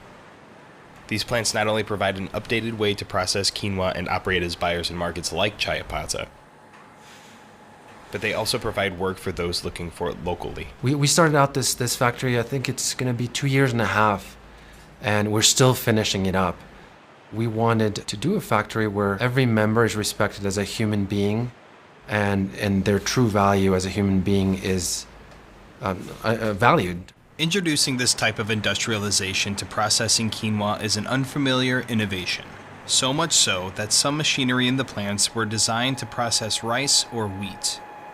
And quinoa-specific machinery is only recently becoming a reality. Not only is the quinoa sorted by color, it also must be washed. Here is the place where we receive the grain from our farmers. We are working today with 447 organic quinoa farmers who belongs to our Andean Valley Suppliers program. The quinoa comes straight from the farm, and while the farmers do their best to sift and wind-wash dirt and debris from the harvested quinoa, the grain still needs to be cleaned thoroughly before it can be packed for shipping. In all of the steps from here, we have strong magnets to control all the impurities that they contain, or pieces of metals that you can have in the grain, screws or something like this. No? Do you find screws in the grain? Yeah, sometimes from Sunny Machine. We found $100 today. Sometimes. Oh, really? Yeah. No, sorry. You taking us out to lunch then? Yeah. But here's the special thing about quinoa is that when you harvest it, it comes covered with a thick coating of saponin. And this saponin coating needs to be removed before the seed is edible. Saponin removal is essential to the process. Saponin is a bitter shell quinoa forms around its seeds as a natural defense. When it is washed off, it creates a foam that can be used for soap. Before this, the process was done by hand, took hours, and used a lot more water. These factories work with the cooperatives that different farming communities have formed into. Co-op enterprises are the best way for the local farmers to compete in the international market. These organizations, with the aid of the importers abroad, ensure that the land for quinoa farming and llama herding in the southern Altiplano remains in the hands of the farmers. Ancestral right to this land plays a large part. Each enterprise has its own model, its own way of doing things. Some of them, they bring to these farmers technical assistance. Some others, they bring, for example, organic products like fertilizers. These producers programs have been built in the last 15 years. In Bolivia, it's a community that owns the land. So there is no producer that is the owner of a certain land. The soil is for everybody in the community.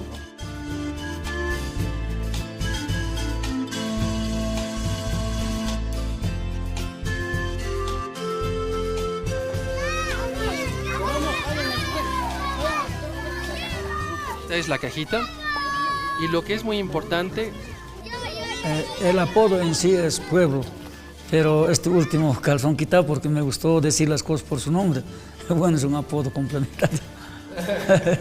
Eusebio was president of APQC, one such co-op. Estaba previsto esta reunión, ¿no es cierto? Acá, este es Chalula. On the day I interviewed him, APQC was certified fair trade. And though he is no longer president, Eusebio, like every farmer in the organization, has a voice in the decisions made over their crop and livelihood. Decisions like seeking to become fair trade certified.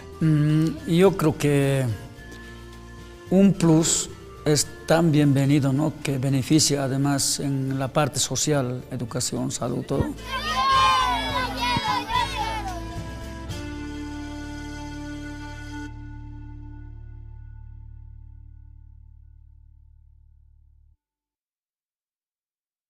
And next, a look at a type of grain that can be grown in Colorado and can feed a hungry world. That and more when News Center 4 continues on this Sunday night in the Rockies.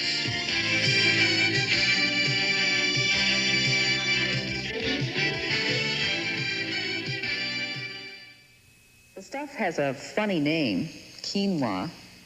It looks like sesame seed or millet. It cooks up like rice. And when it's done, it's supposed to have a rich, nut-like flavor. Quinoa was introduced originally to this country, that as far as back as we know, was probably in 1973 by a Bolivian mystic named Oscar Ichazo, who started a school called the Eureka Institute.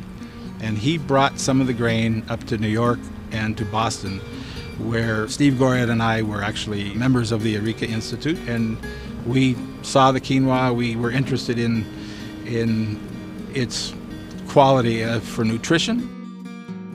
Quinoa is new to America, but it was a staple food of the ancient Inca civilization and is still eaten today by South American peasants.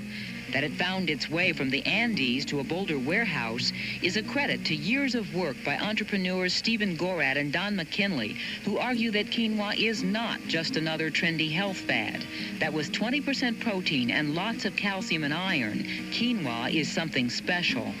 The scientists look at quinoa and they find that the balance of amino acids are the building blocks of the protein, is exactly the type that is needed by the body. And this is unheard of for a plant. I fell in love with it. It started from just looking at it, and then I'm going, wow, this is really, really good stuff. Steve and I started importing and selling the grain probably 1981, 1982, and bringing them here to Boulder, Colorado, and then initially introducing them to the natural food marketplace. So that would have been by 1983. That was the beginnings of quinoa as we know it today. At the time, Boulder was the center for organic food development. Buzzwords like organic, sustainable, and local were being used more often. We started then going to trade shows, regional trade shows, and selling it to other natural food stores around Denver and Boulder. And within about 6 months, we started looking at the bigger markets, the supermarkets, the gourmet market, as it were. And we started talking with distributors for the gourmet trade. The first store brave enough to take it directly from us was a store called Alfalfa's in Boulder, Colorado. Don and I and his girlfriend, we would go there, we would do demos, we would give away samples. Whenever quinoa was available, people would actually buy it, cook it, and eat it. They liked it. So it's really an ironic goal in the sense that it must be accepted in the United States before the rest of the world pays any attention to it. It's delicious. If more in his generation like quinoa, it just may be a food whose time has come. Reynelda Muse, News Center 4.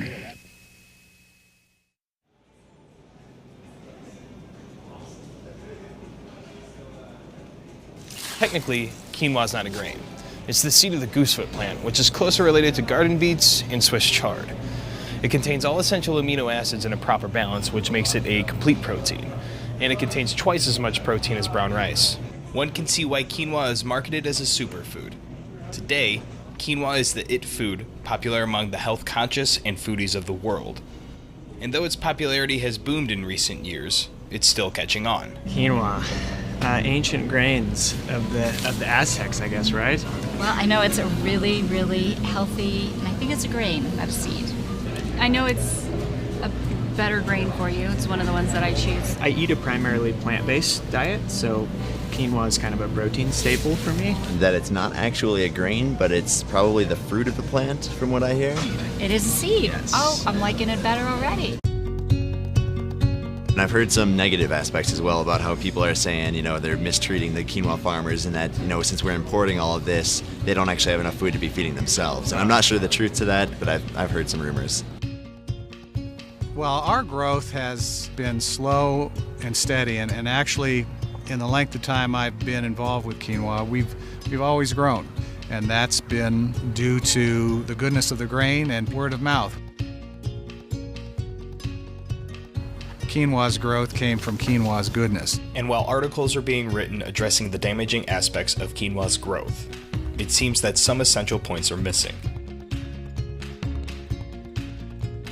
The people that are making these accusations as far as how this is damaging the Bolivians and the Bolivian quinoa farmers, they haven't been down there. They haven't seen or talked to the farmers themselves, and they haven't seen the progress that's taken place. And they especially haven't seen what it was like 10 years, 20 years ago with the farmers in the farm communities and how desperately these people were living and how this has really changed them.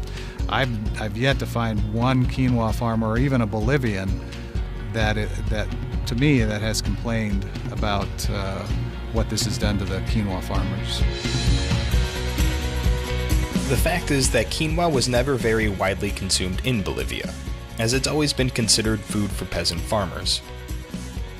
And farmers are making more money than they've seen in their lives. They keep their sovereignty and decision-making power over their product, which is not only key in competing in the international marketplace, but key in retaining their home and their culture. The articles that have been written do miss the point. Foreign quinoa consumption doesn't endanger the Bolivians. Foreign quinoa removal does. And while South American farmers are free to sell their product to whomever they want, a real threat that exists is one that consistently does when a commodity becomes wildly popular. The market naturally commoditizes. And when you commoditize, you lose identity, you lose traceability, you lose the farmers, the people behind it. It just becomes a product. And that's what that's a bad guy in the story. Market competition to Bolivian quinoa comes from similar microclimates abroad. United States, Canada, Australia, Kenya, India. All countries who have begun experimenting with growing quinoa. But here's what I'm afraid of is when it starts growing in India, initially it'll go for a little bit of the Indian market, but it'll mainly go to the export markets to compete against the Bolivian product. The Bolivians who can't choose to plant potatoes or corn or beans because they work in a very difficult environment where nothing else grows. So in a way, we have to fight to make them competitive on a world scale. And I think the consumer is the one that holds the power to protect those growers.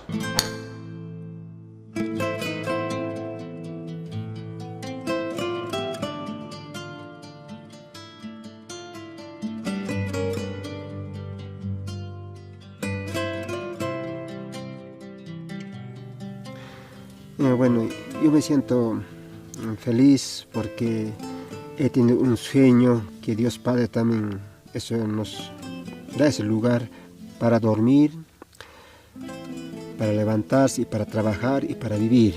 Y siempre nos recordamos. Entonces pedimos a nuestro Creador que siempre que nos dé el buen día para trabajar bien en área del campo de la chacra, la cosecha, y también pedimos a nuestra Madre Tierra también que nos los cuide en este pastizal, nuestros ganados. Miguel lives near the Salar de Uyuni, sometimes known by a different name, the Salar de Tanupa, named after the god Tanupa and the mountain of the same name. The story is that the salar formed from a mixture of her breast milk and tears, a result of crying while feeding her baby. Probably about 6:30 right now. Right up there is Romulo and the rest of the team with us. They're going to show us where Romulo grows quinoa on the side of this big old mountain over here. You're crazy. Romulo is a quinoa farmer who lives at the foot of Tanupa. He grows quinoa on the side of the mountain and makes the crazy climb multiple times a day to check on his crop. They worship the Tanupa, and I think it's like a very important mountain. The mountain we just climbed? Yeah, well, not the whole thing that we got until around there. Yeah. They worship it, so not only the Pachamama, but also the Tanupa is very important to them. Translated, Pachamama means Mother Earth, and farmers in South America have been working with her for centuries.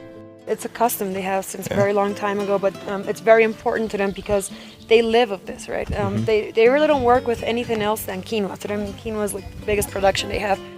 Quinoa is called Kisaya Mama. Translated, this means the mother grain. The community invited us to pray with them for a good harvest and to burn effigies. Then, they make a sacrifice. The practice of herding llamas goes as far back as growing quinoa, and the mutual presence of the two is no coincidence. Both thrive on the harsh and delicate microclimate of the Altiplano and contribute to its balance. Just like quinoa is one of the only plants that grow here, llama manure is one of the only available organic fertilizers. The strongest, healthiest male llama is sacrificed in honor of Pachamama. They take the heart out? Wait, it's still beeping. Actually, we saw 2 of these. Oh, what is that? Oh, gross.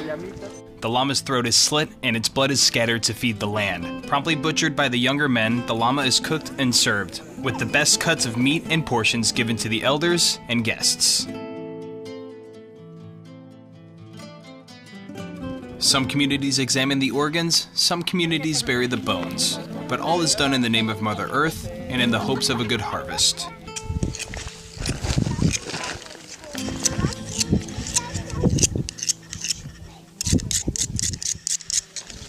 Potos kolon he kolke hay bidita aure marcan he orro hay bidita ingana kasir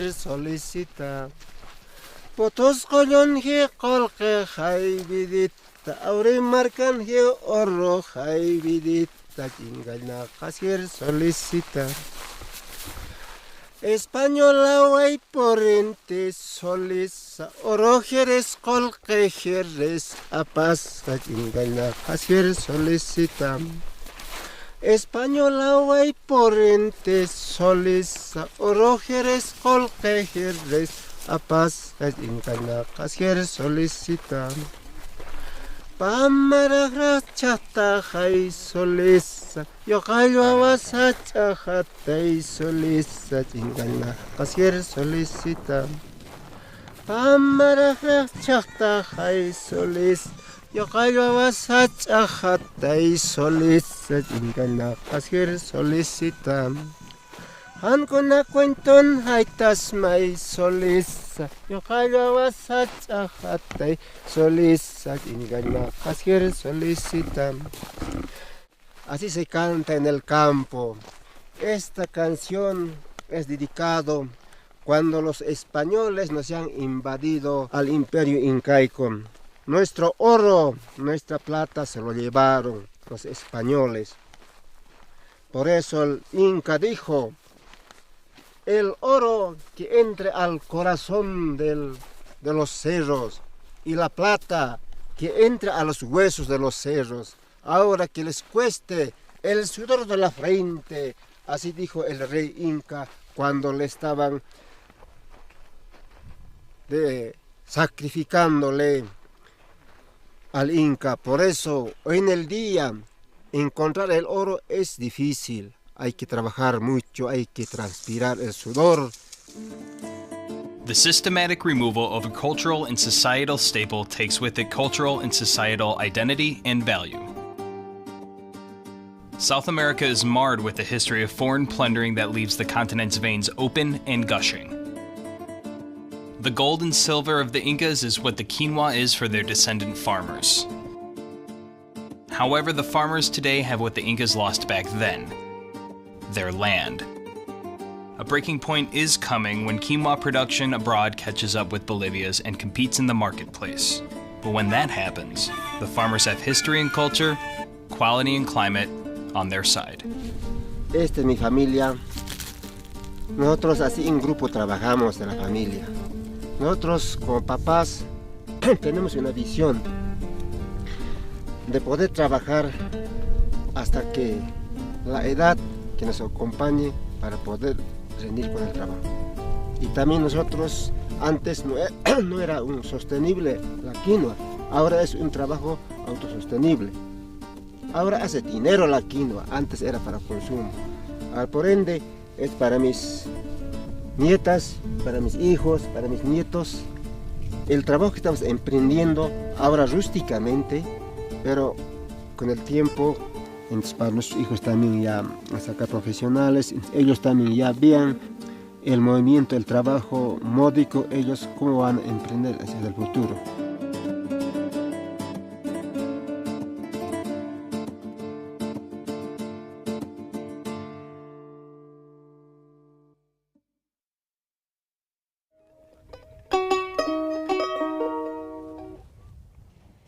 ¿Empiezo? Sí, toca y él después va a subir a caminar y sigues tocando normal. ¿No voy a ir bajando? No, él va a subir a verte. Ya. Sí, seguí tocando normal. ¿No quieres que me suba ahí? ¿Está bien? No, ahí está perfecto.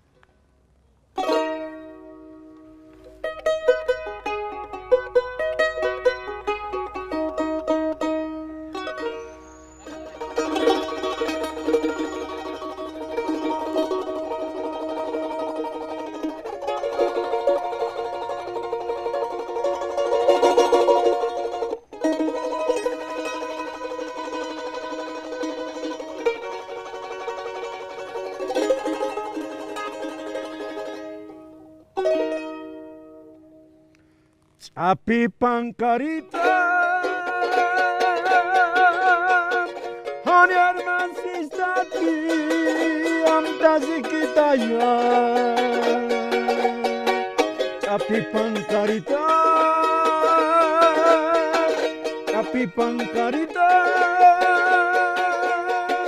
hani arman sistati, amtazi kitaya.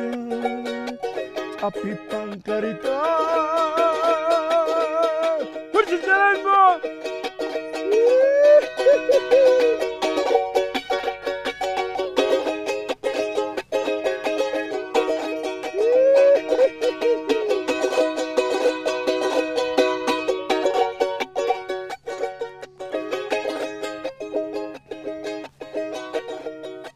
florcita de espinas, no te olvides, recuérdate siempre, florcita de espinas, florcita de espinas, no te olvides, recuérdate siempre, florcita de espinas.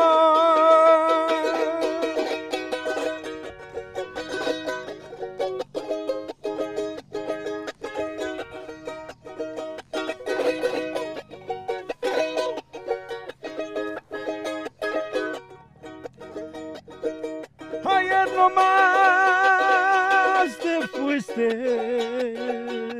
sin decirme adiós, te fuiste. Ayer nomás te fuiste sin decirme adiós, te fuiste.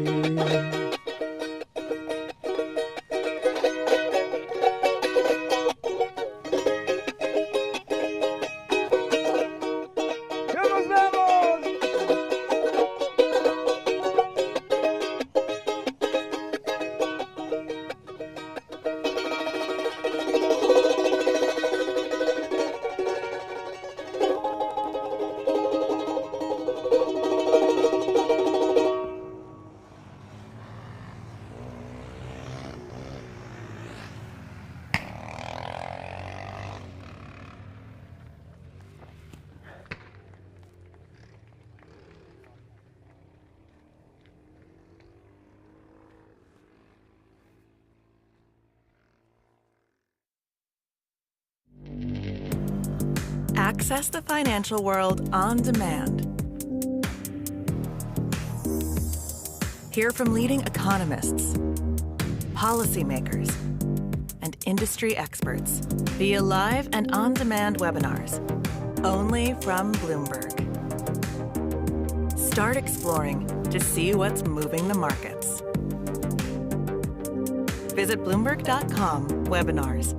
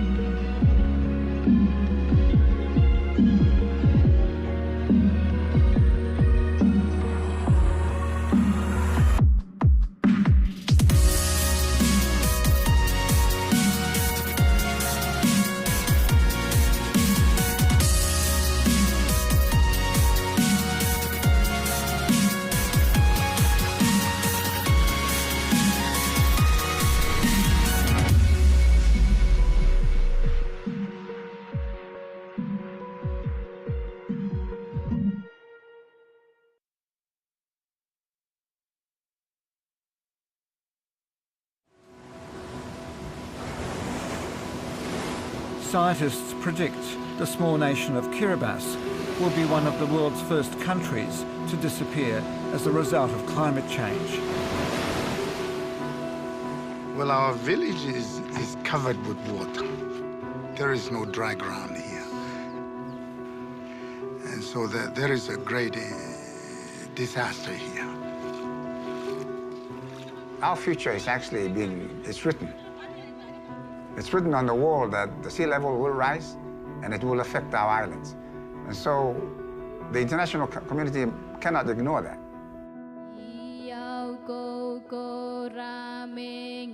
In the middle of the Central Pacific and spread over 33 coral atolls, Kiribati is home to 105,000 people, living an average 2 metres above sea level. How long will they survive the rising tide?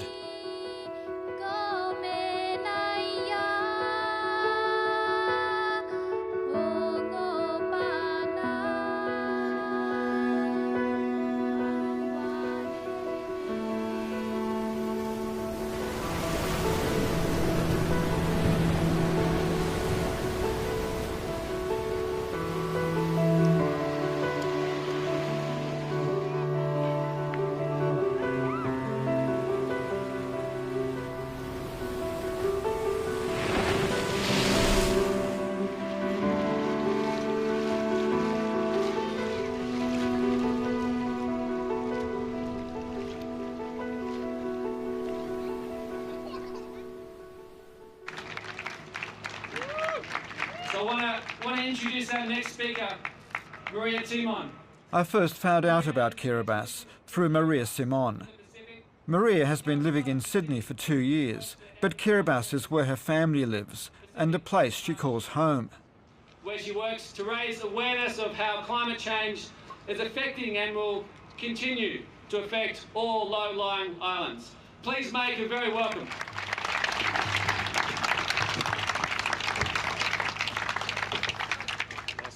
A few weeks back, I went back to Kiribati to visit my mom who was not well. Life is very difficult. My own father said,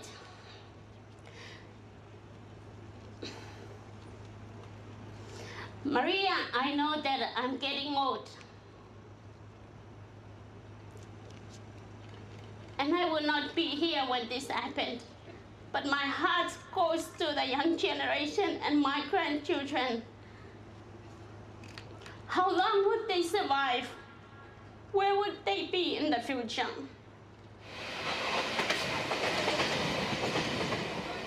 There are many people who don't even know where Kiribati is. It's very frustrating when you want to tell the world what is really happening to your people. We are talking about the lives of people, the lives of human beings, and this is what I'm passionate about. Maria worked for a non-government organisation, the Edmund Rice Centre, and was part of a team preparing for the Copenhagen Climate Conference. The outcome of the conference will be critical for the fate of low-lying island states like Kiribati. I'm very eager to be out there and to tell the world leaders about my people. In the lead up to Copenhagen, we want to be communicating with as many community groups as we possibly can, with schools, with NGOs. We said to most Australians, where's Kiribati? Some may know Kiribati, but they won't know Kiribati and they won't know where it is. So that's part of the reason why we've got to get the word out, you know. In lots of ways, Maria, I mean, you can tell a story that no one else can.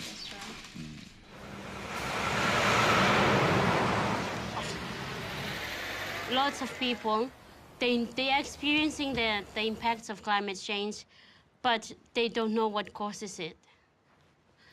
Especially our older people, even my dad. He kept asking, like, why this is all happening and why the heat is getting hotter and hotter, why life is getting difficult. It seemed a big step from this one Sydney school to get the story out to the world. You get to involve in this, 3 claps, like 1, 2, 3. But I had the feeling that Maria was up to the challenge. Okay, can we do it now, before we go? 3 times, 1, 2, go.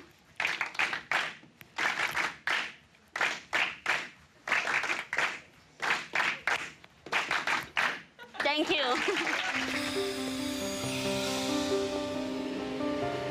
I come from a very big family, and we are very close to each other. I miss my parents very much. My dad has not been well. My mom is very ill, and that is my worry, that being here in Australia, I might not be able to say goodbye to her. At times I feel very lonely to be here on my own while the rest of my family are back in Kiribati. Soon, Maria's climate change work was to take her back to Kiribati. But just days before leaving, she suddenly received a message that her mother had passed away. I was devastated to find out the news. My brother said, "Oh, Daddy wants all of his children beside him,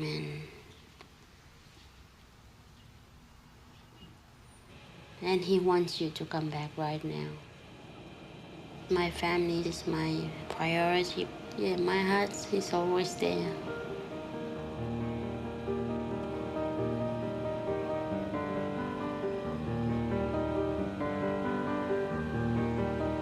We're arriving on Maria's home island of Beru, home to 2,000 people. Maria's been the only one of her 13 siblings to leave the island to continue her education and make her life overseas.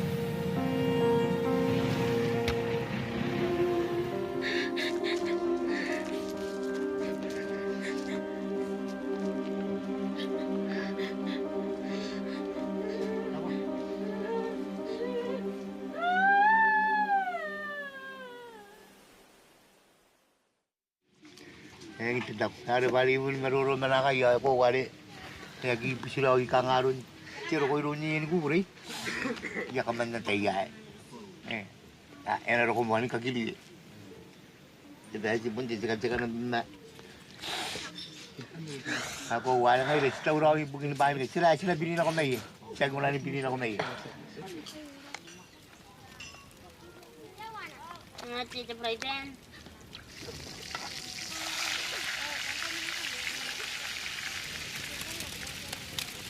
I noticed that life now is totally different without my mom. I miss her so much. But we still have a dad.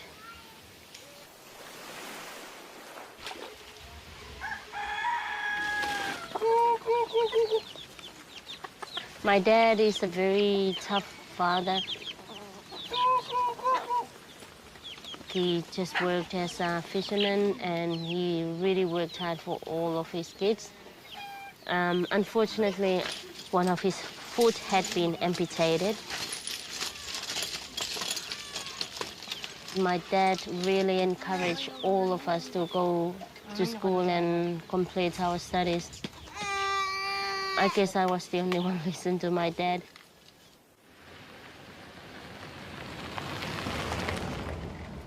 As we drive around the island, it's easy to see the impact of the year-long drought on the breadfruit trees, a staple food source.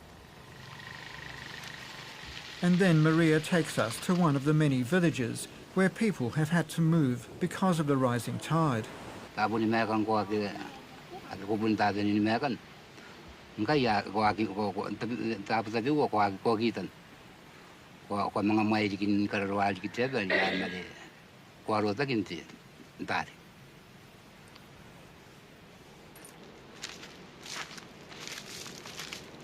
Demo ayo te kawai daya ke ya ka bunga na kiro ya kain biru arau ni ka nga ya ka to bibi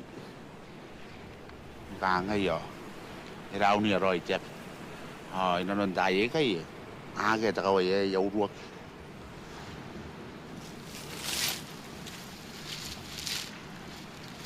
ai yo yo tipike ta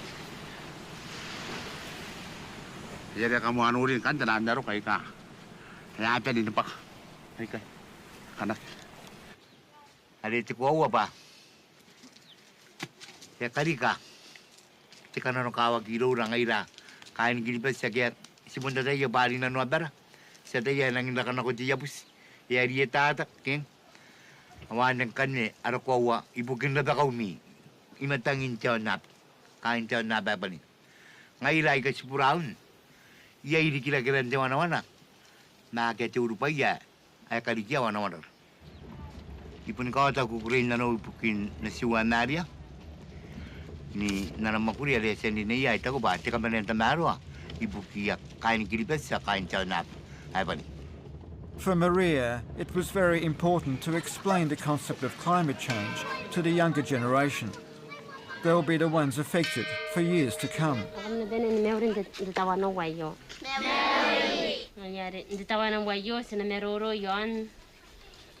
The climate change. The climate change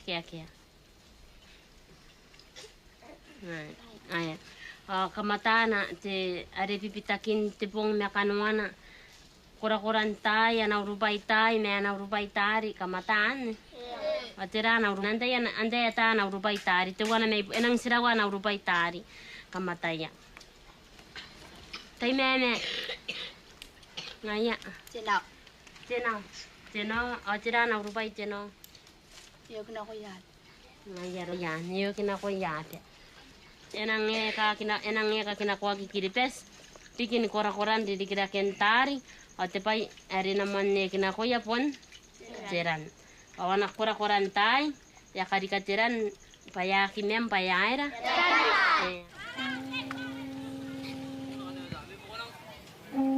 Our trip to Beru has coincided with celebrations marking the anniversary of the Manieba, the centre of social life of the whole village. Sebenarnya kau apa pun mana beratu kia wea. Ada cabanin rokok ini nona ma. Ada ilua. Agak cabanin tahun ini ilun cengai nama monte tamaruai. Yo bentuk kasih itu kan. Mana ada di kau tahu puan itu kalau katira ngai datang sini kiri sedikit ngai datang kita bayar tukia. Karena ada pun rota kia pet ayo tukian tekangan. Tamlop, mesti kira. Ya. Jadi ko nanti pun ko nanti. Nakarauni ka mai ya mi. Pauta na mi oni awairo. Ina para.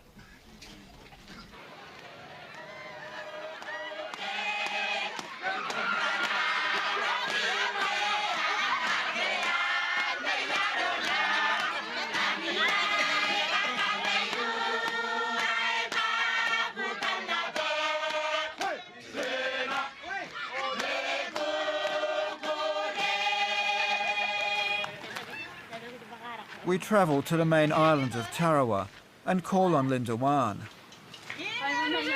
Linda is organising the Kiribati government side event at Copenhagen.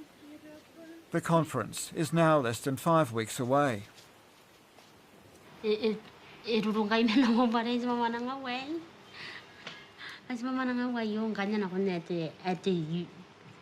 International. Yes, I need meeting. At the UN meeting, I spam. Ngayang kan sarisna makuri as a team. Happened the individual get the group nakakimi kami. Akia come to a day booking the water nomata. Nakiki at that and a paper can the water nomata. Mata, then it got Roy and young air. Yeah, baby. Ma happened that the man, I put an experience. Linda and her partner John Anderson are making an official DVD for the conference. It's one of scores of sponsored videos they've made, educating local people and taking the images of Kiribati to the world. The frigate is one of our key national icons, the national bird of Kiribati. The story tells of a bird flying the ocean in search of food for its young. On her return, she finds that her homeland has disappeared beneath the waves. This prophecy from the past reminds us of the uncertain future we face as a country and as a people.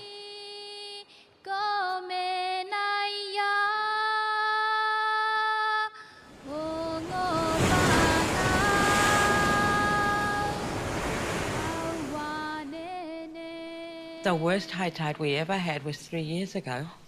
We were standing here and waves were just coming over from the lagoon onto our land. Our seawall was being eaten away. It went right through our house. We worked overnight. When that tide was starting to go out, we quickly had to mix cement, so that we can at least strengthen some of the worst hit areas of the seawall. It was really, really scary.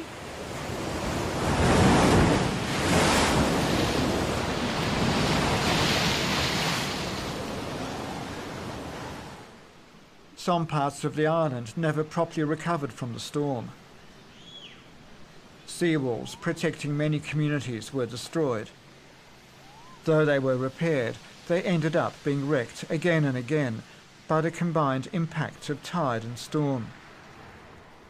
Linda takes us to one of the communities that have been severely affected. People from the outer islands settled here 30 years ago. It was one of the last places left on overcrowded Tarawa.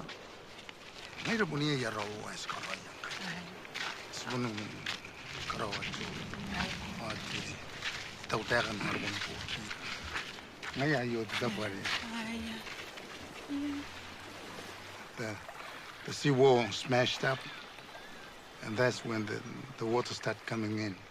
But we need the wall to raise up a little bit, all the way across, and very urgent, because the people are very affected with this damage that we have now.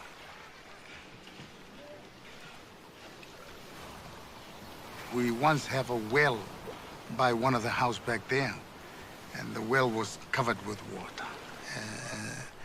And so there is a great disaster here.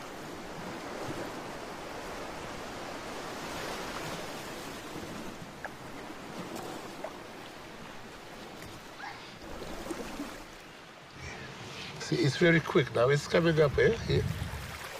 This is my house now. My house was there, where the water is now, between those two plants there to here. And now it's a sea. They say that today it will be much higher than yesterday. So now we are expecting these classrooms to be flooded, some of the houses to be flooded. One advantage of having this flood is the place is very clean afterwards. The waves takes away the rubbish. As a government, we get a lot of requests for protection against the seawater.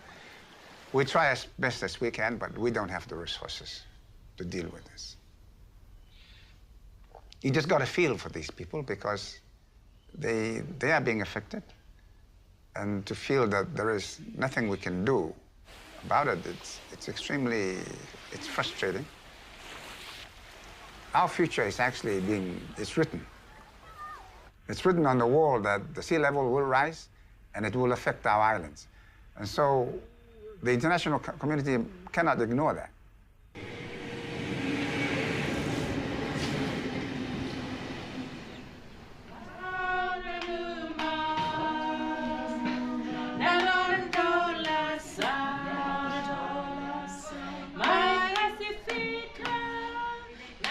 Back in Sydney, and it's only a week before Maria leaves for Copenhagen.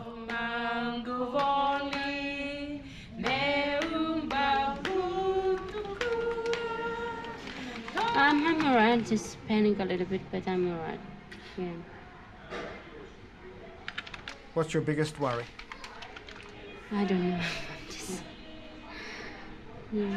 I'm just stressed right now yeah. Maria is a member of one of many non-government delegations trying to influence the outcome of the official talks. Yeah. So if we have 4 or 5 things we want to say in each interview, or each person you speak to, you get those across, and the question is really, oh, well, perhaps, but let me say this. Right, and then you launch into the stuff that Julie was just saying. Accompanying the Pacific Calling Partnership delegation is Maria's boss, Phil Glendenning. In terms of the Copenhagen, my hopes would be this is another beginning of a long-term process. The group is pressing for a legally binding treaty to cut emissions, to keep global warming below 1.5 degrees centigrade. Even a rise of 2 degrees would spell disaster to Kiribati and its even smaller neighbour, Tuvalu. So the question now is, as we leave with great hope and expectation, the only question is to, Will the politicians actually be up to it? Will they be able to follow through on the promises that have been made?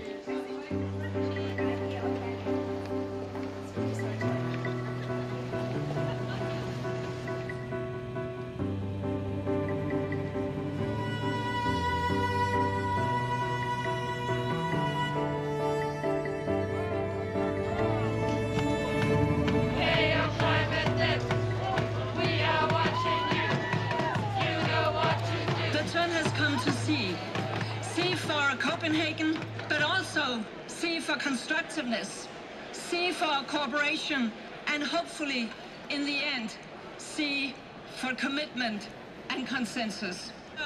Yeah, we gather for a climate conference, and we've already lost Kiribati and Tuvalu. Haven't made it to the map.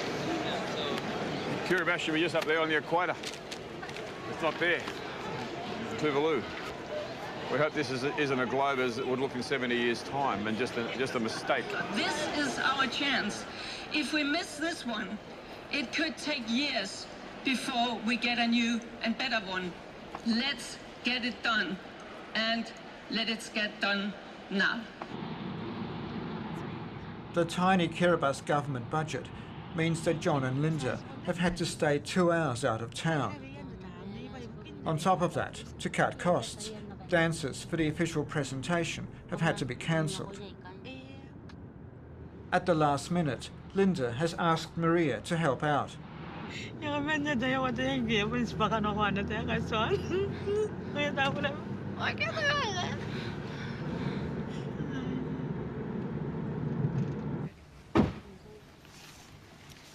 Linda must now prepare Maria for something she's never done before at such a major event.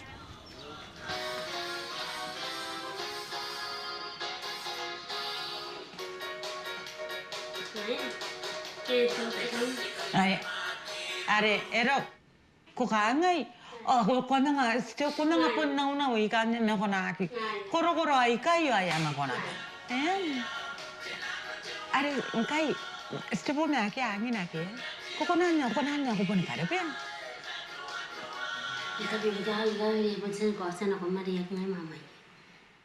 You are celebrating what we do best in our culture.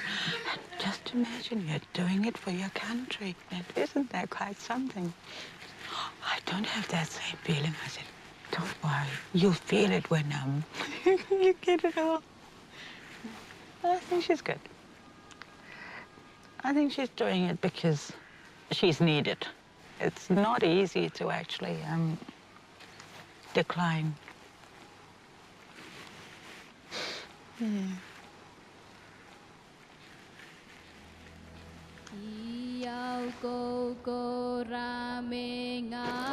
and thank you very much for your interest.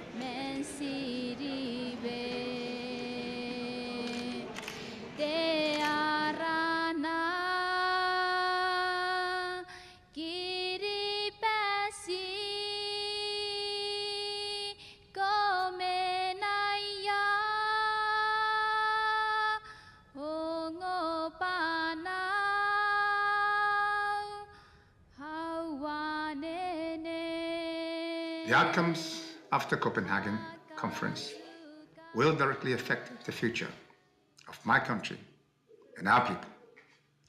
And we call on the global community to take action now for the sake of the most vulnerable countries.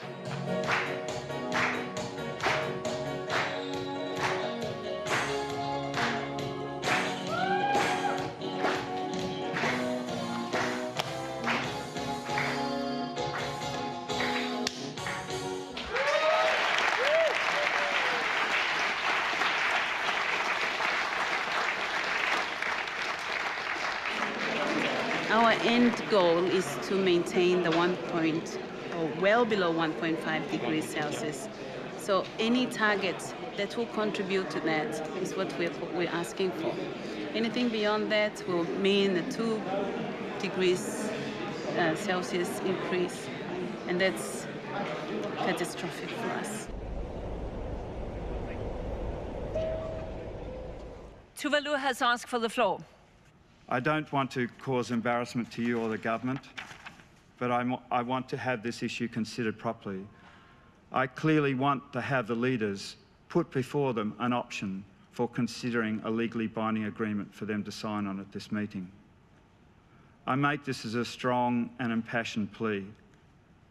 We've had our proposal on the table for 6 months.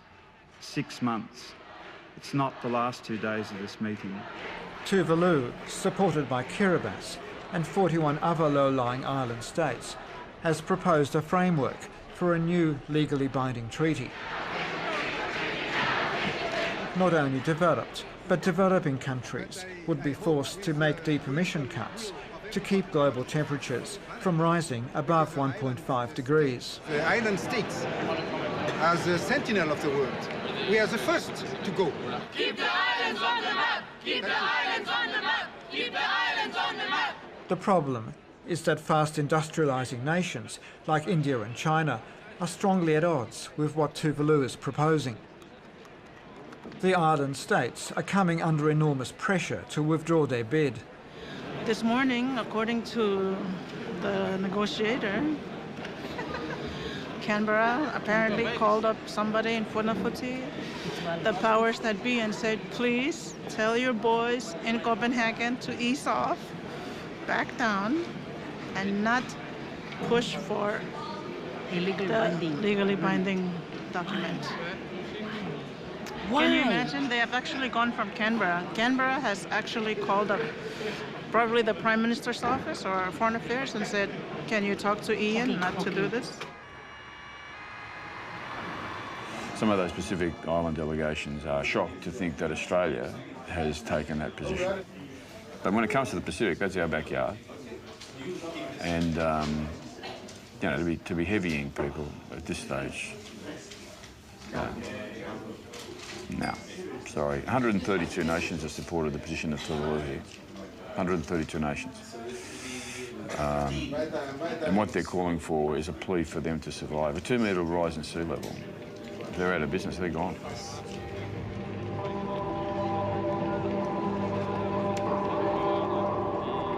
What's happening at COP15 is the death of democracy. It's an attempt to undo 20 years of work on a legally binding agreement. The earth must call the shots. The earth will write the rules.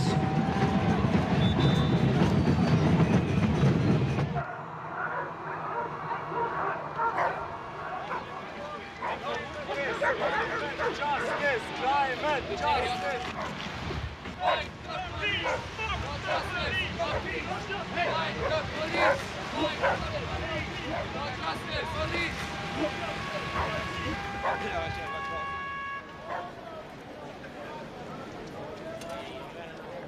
It's not about what degree but it's all about human rights.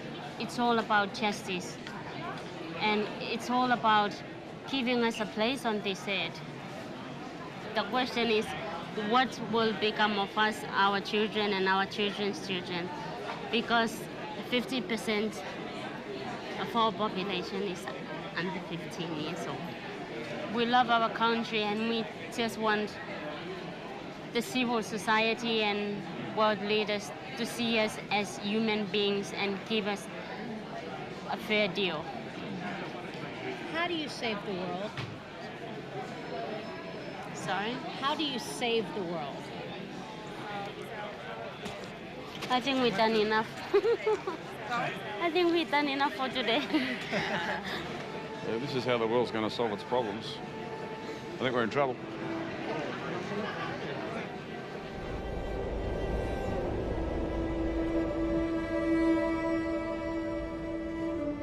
The conference fails to agree on a legally binding treaty, but in the dying minutes adopts a non-binding accord, asking nations to pledge carbon emission reductions.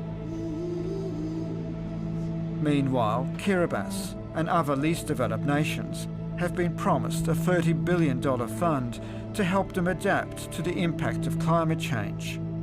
But how fast will the money flow?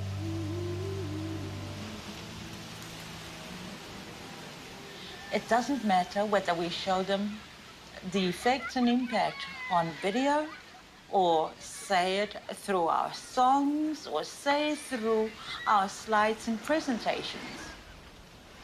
The people that we are talking to are deaf, and they're dumb, and they're also blind. They don't understand a syllable of what we have been saying.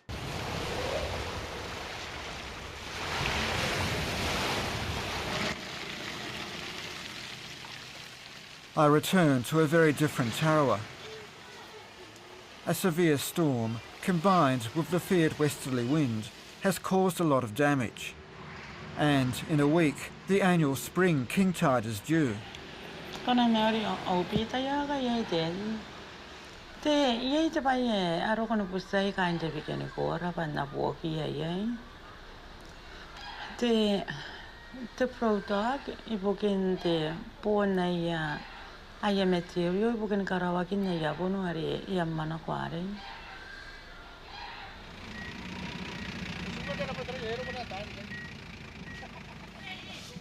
Thank God for our government.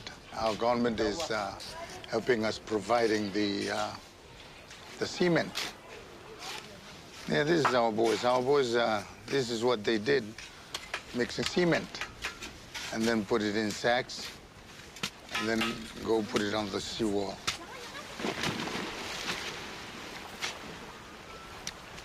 Thank God that there wasn't any waves last night because of no wind. Once we have the wind coming from the north and the west, that's when we have these big waves coming, and it's just climbing up the wall and into the houses, and which is a big problem. It is sad. Sad to know that people are suffering because of somebody enjoying what they're doing. And, well, we know the good Lord knows what is better for us, and he will help us.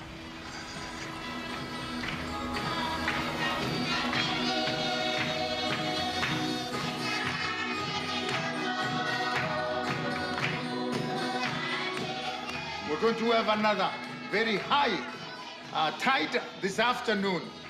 But what is that? We'll continue to pray that the Lord will give us his good hand and protect our place and protect us, our lives, and our little ones. I want you people to continue praying that the Lord will save our place. Praise the Lord. Looks like it needs to be higher than this. We need to make it higher. To add another 2 layers of sandbags. And it needs more sand to pack it up from over this side. We have to ask ourselves the question, if half a meter rise in sea level is projected, we're going to have a lot of problems. Unfortunately, our islands are scattered all over the place. So the next question we have to ask, do we build up all of the islands, or we build up just a few? And if so, which ones? Okay? So these are the many, many complex issues that we have to deal with. And I can guarantee you, the cost is going to be in the billions and billions of dollars.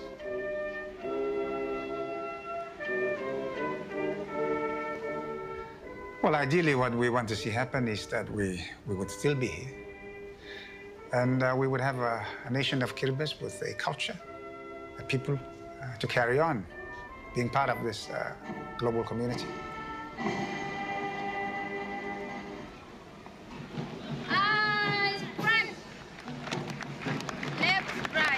Given the current projections, the prospects of that happening are becoming very much diminished.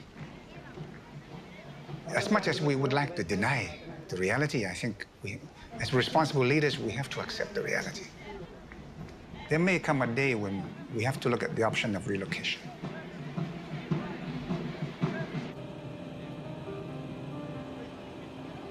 Maria's on her way back to Kiribati.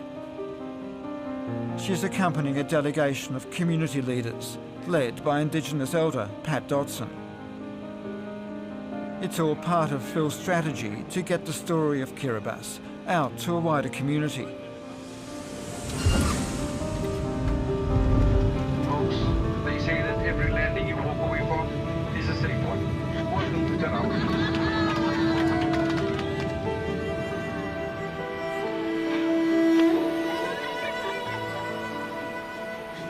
But it's interesting that it's Aboriginal Australia who've actually heard the call of the Pacific. So it's Patrick Dodson and the people from the Kimberley who've heard the needs of the Indigenous peoples of the Pacific and are going. It's a sort of leadership we don't see in politics.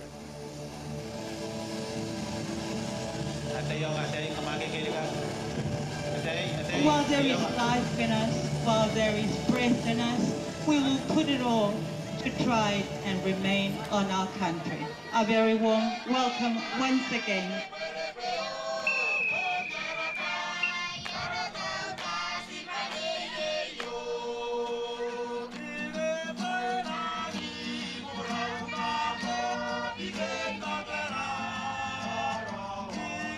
We want you to be able to get the information, the correct one, so that you go back and you speak like us. The trees used to be way out there, and they just died bit by bit. Over there is a swampy land. That used to be a papai pit. Papai pit is one of our main food crops here. As you can see, it's all barren at the moment because at the high tide, the salt water got into there and ruined the crops. We're just trying to introduce them to mangrove planting at the moment. It's a peninsula over that side where they are suffering quite severe erosion. Welcome to our site. This is the Beiriki Nanakai seawall site. So what we've done here is designed this seawall for the next 50 years of sea level rise. I've been filming for over a year now, and it's the first time that I've seen major coastal protection work being carried out. Here we identified that the erosion's very close to the road. So it's really trying to protect the major infrastructure of Tarawa. But we identified 15 sites, similar sites to this. Unfortunately, we've only got funding to do 4 this time. Finally, critical adaptation funds have started to flow. But these funds have come out of existing aid budgets. So what about the 11 projects that couldn't be funded? Whatever happened to the $30 billion pledged by the major emitters back in Copenhagen?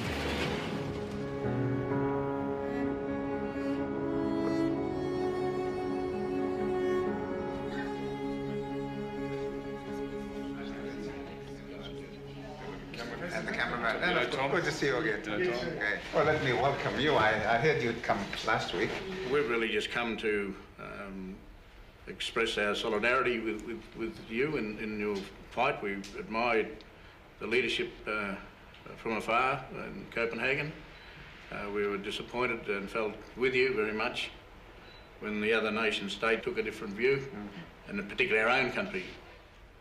For quite a long time, I didn't sleep.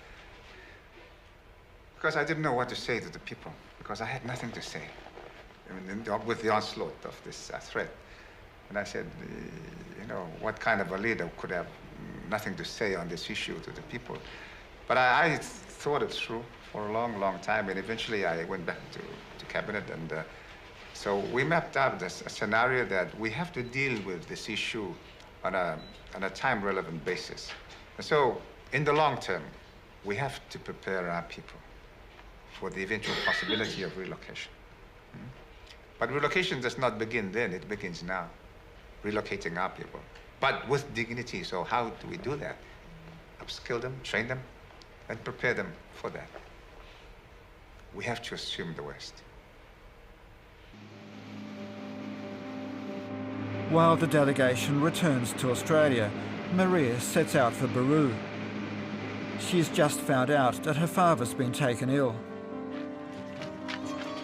With her is Shifang, a young policeman she met last time she was in Tarawa and has been developing a relationship with on the internet since.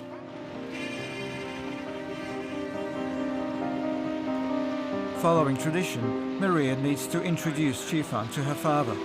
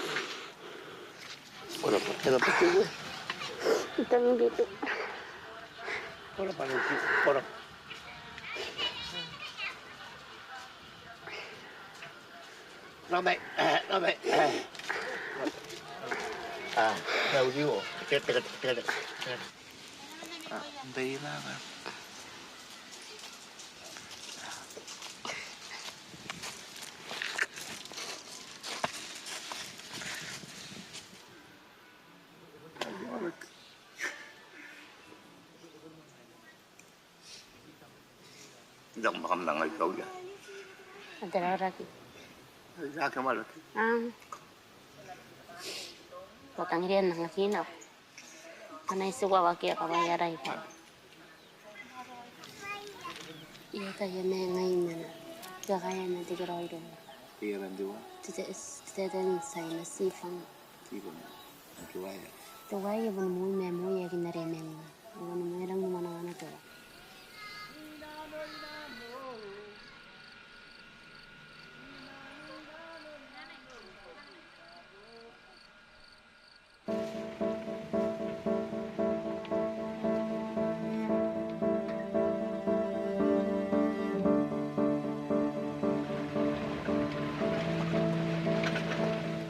My dad said there were cemeteries there.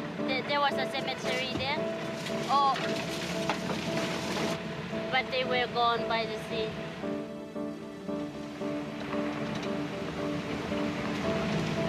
Hari kan ya aku tak tahu dah kan.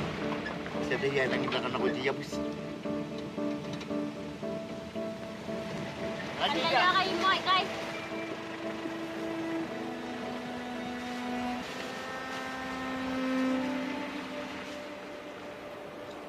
Coastal erosion on Beru is like all of Kiribati, getting steadily worse. And Maria is gathering the evidence. Important conferences are coming up.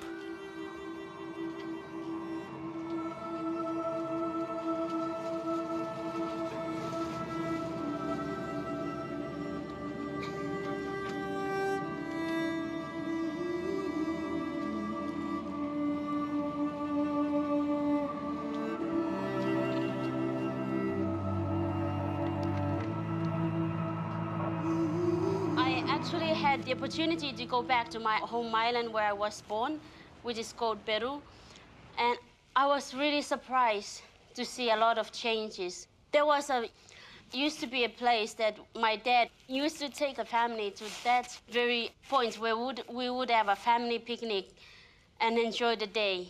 But now, sadly, it's all gone, disappeared. And I was really surprised because I left Kiribati and spent my life 11 to 12 years overseas. But when I went back, a lot of changes had been happening as a result of climate change. When I had an interview with my dad, I said to him, "Dad, now I live in Australia. Would you rather come and live with me in Australia?" My dad said, "I was born here, I grew up here, and I'd rather die here."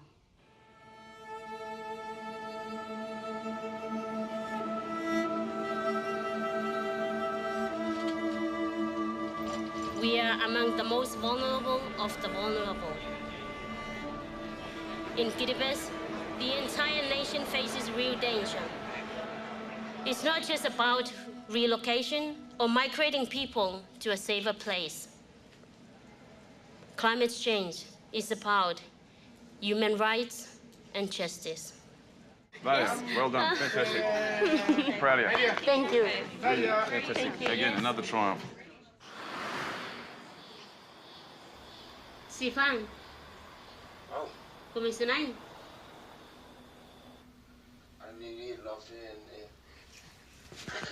Tete Roy no ni natang you are a police officer, you should know. He said he's shy. Ay ni bako manen ko tam ira. Kaya kita dia ke banan me pun tete.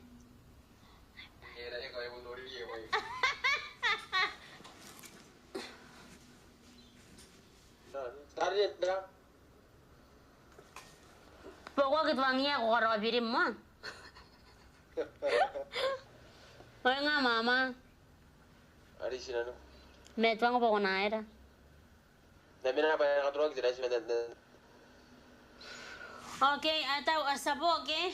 Hirara pa irang intang iri ko. Irang tangil ko na si mina pa yung kutan nga pa yung nore no ba ke. Okay, love you. Love you too. Maya po ko punta ko rabiyak. Ayaw, di naman na kayo.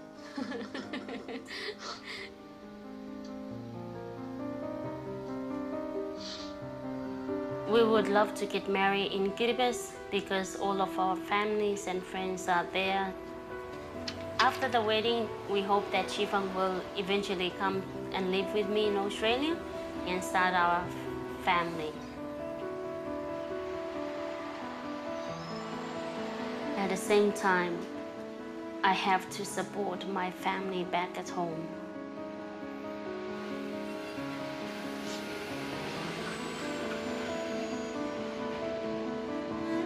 I committed to this job because I know that my people are benefiting out of it. I'm more confident now. I'm more confident to speak out and to talk about climate change and human rights and justice for our own people. The issue is very complex and it's very sad that world leaders are not yet listening to our voices. I won't stop to shout on behalf of my country.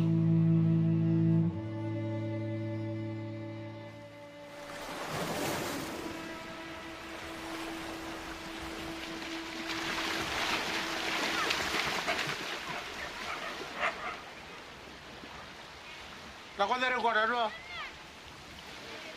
Kaka ya dia tata ri. Ay, apa dia tata roy. Jangan dari ada foto. It's still coming in. Yeah.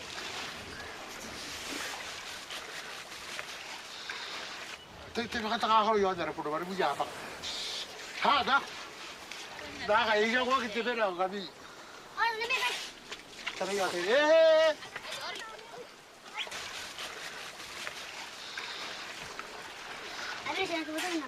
¿Sí? No, sí. Vamos ya. ¿Y ahorita no?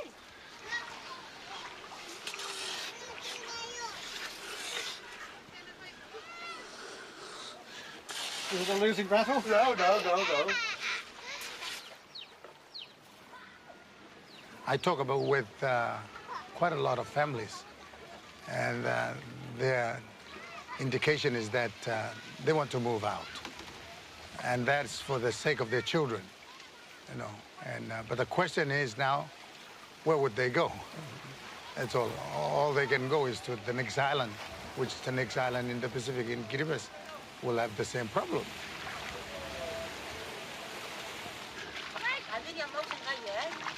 Yeah.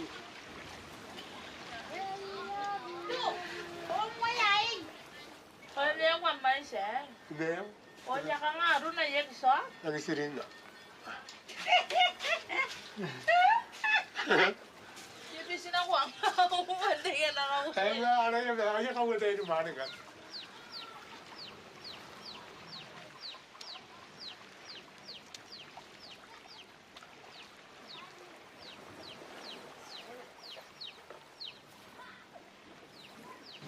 The only answer right now, and if government can liaise with some other bigger countries so people of the islands can move to their higher places. And I think those are about the only options that we're looking at. What high places? High places like New Zealand, Australia, some parts of Europe, Asia, or the United States, somewhere there. No, if those people can have mercy on these people, that would be the answer. It is sickening and sad, because this is what we will face. It is a hungry time.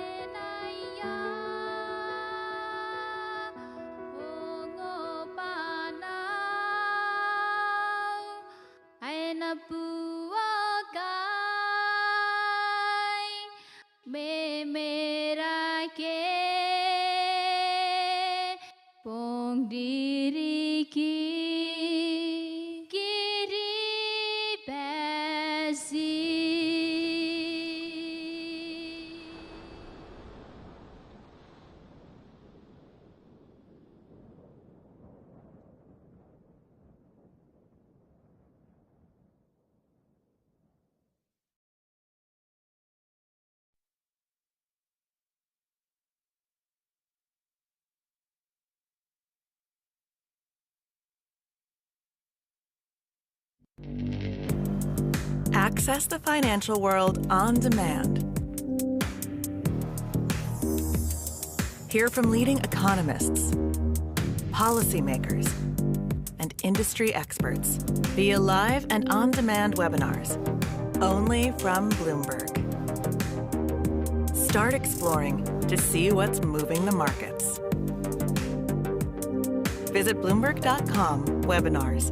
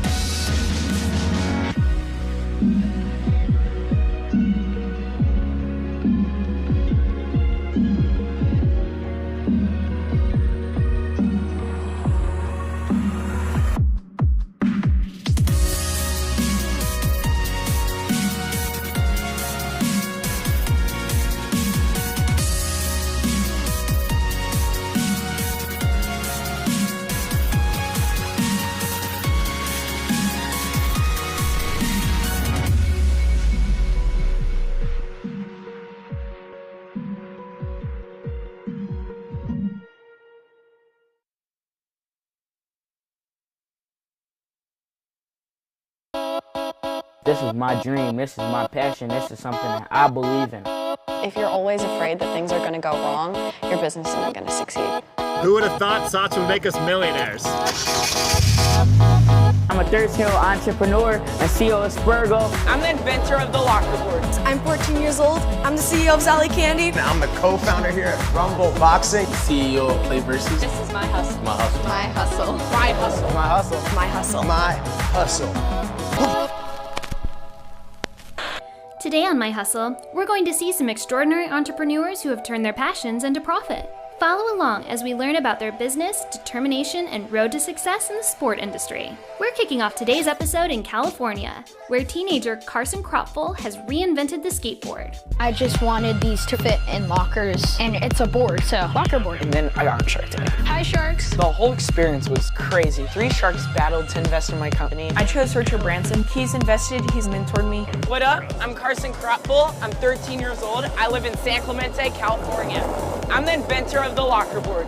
Sustainable skateboards that fit inside your backpack and locker.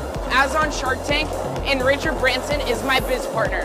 I have over 1,000 board sales, and my company is valued at $325,000. This is my hustle.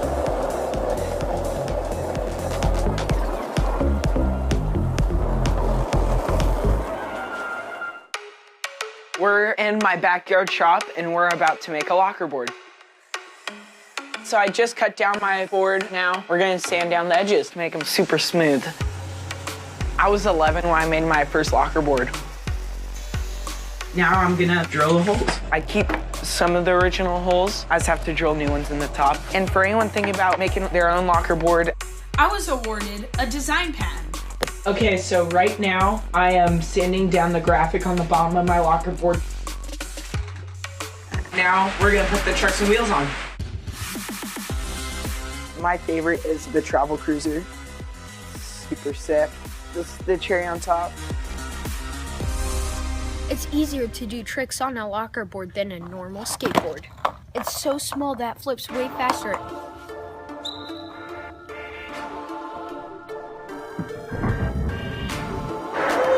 It's a little hard to scan a locker board in the beginning, but after like 10 minutes, you pick it up just like that.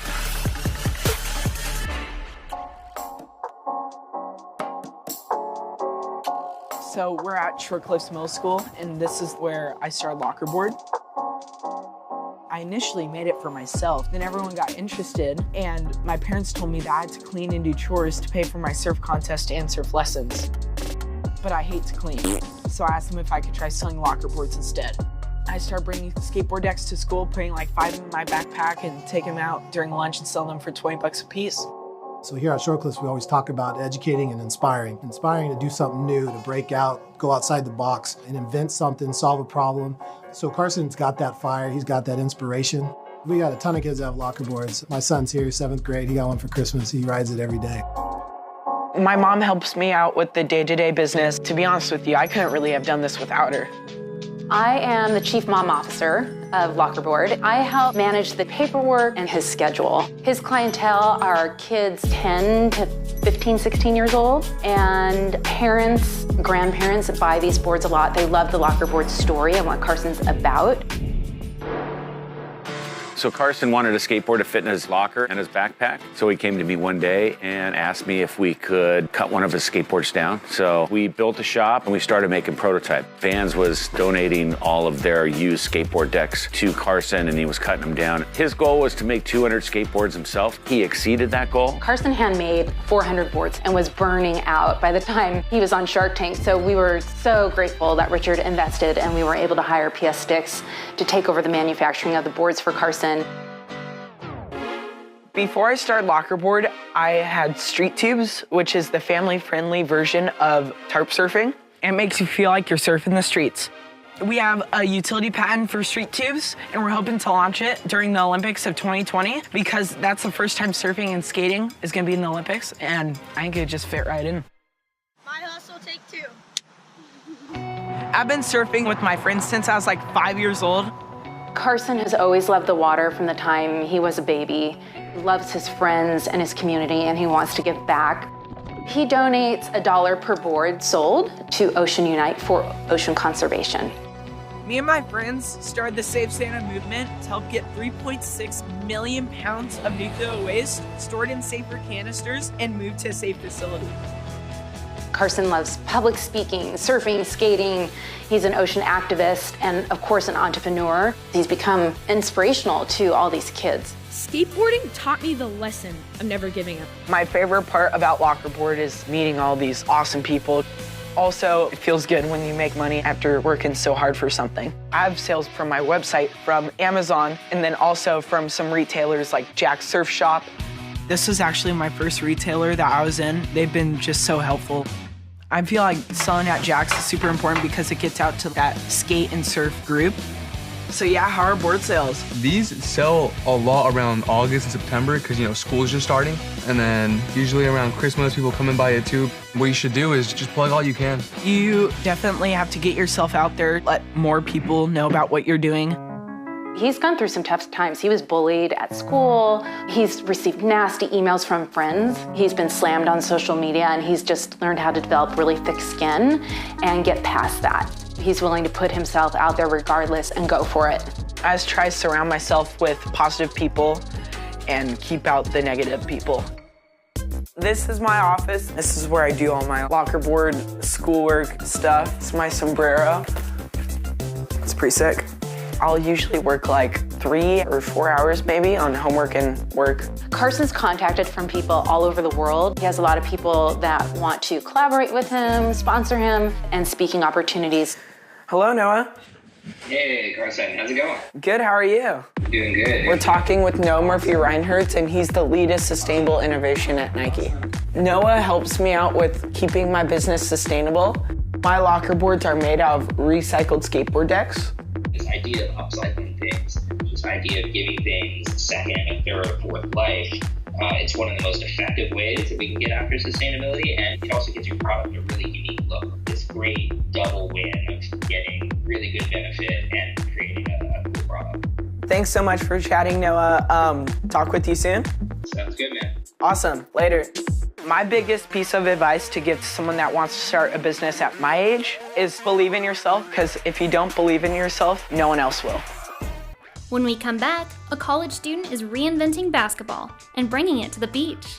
Now we're heading cross-country to Virginia, where college student Tim Shields has invented a new sport, U-ball. When you're trying to create something from nothing, it does take a lot of dirty work, a lot of elbow grease. Because you can see the vision, it makes it so much more powerful despite the highs and the lows that you face. Every time we go on vacation, we find the nearest blacktop, our gym, to play 2-on-2 basketball. And at one point it hit us, why doesn't basketball have a secondary version of it? Why is that the only sport that isn't portable? My name is Tim Shields, I'm 20 years old and I'm the CEO of U-Ball, and this is my hustle.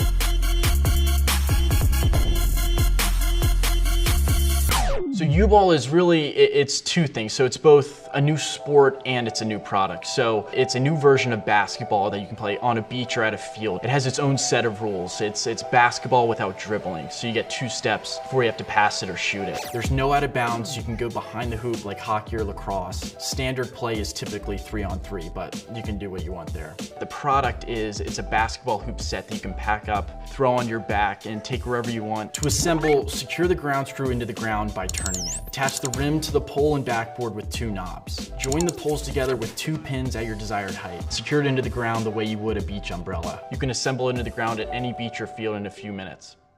I looked at it today and I was like, I haven't seen it in a while. I was like, wow, that is incredible how far it's come. Like, the rim is so much different. The backboard is so much more like defined. It's better looking. It's incredible. So we're here at James Madison University. What we're doing is a little product promotion. It's a U-Ball tournament, and what we're doing, what more do you need? Did they see that? Tim is a complete perfectionist. He's nonstop, always nose to the grindstone, and he's also very open-minded as well. He's always asking for, how he can get better, how he can take the product to the next level. Yeah, I think what I love most about U-Ball is that I can actually dunk, which is, can't do that on a 10-foot rim, which is awesome. I see the sport going college campuses, beaches. Like I said, it's very versatile, so I see it in a lot of places. College campuses, I think, is a great one.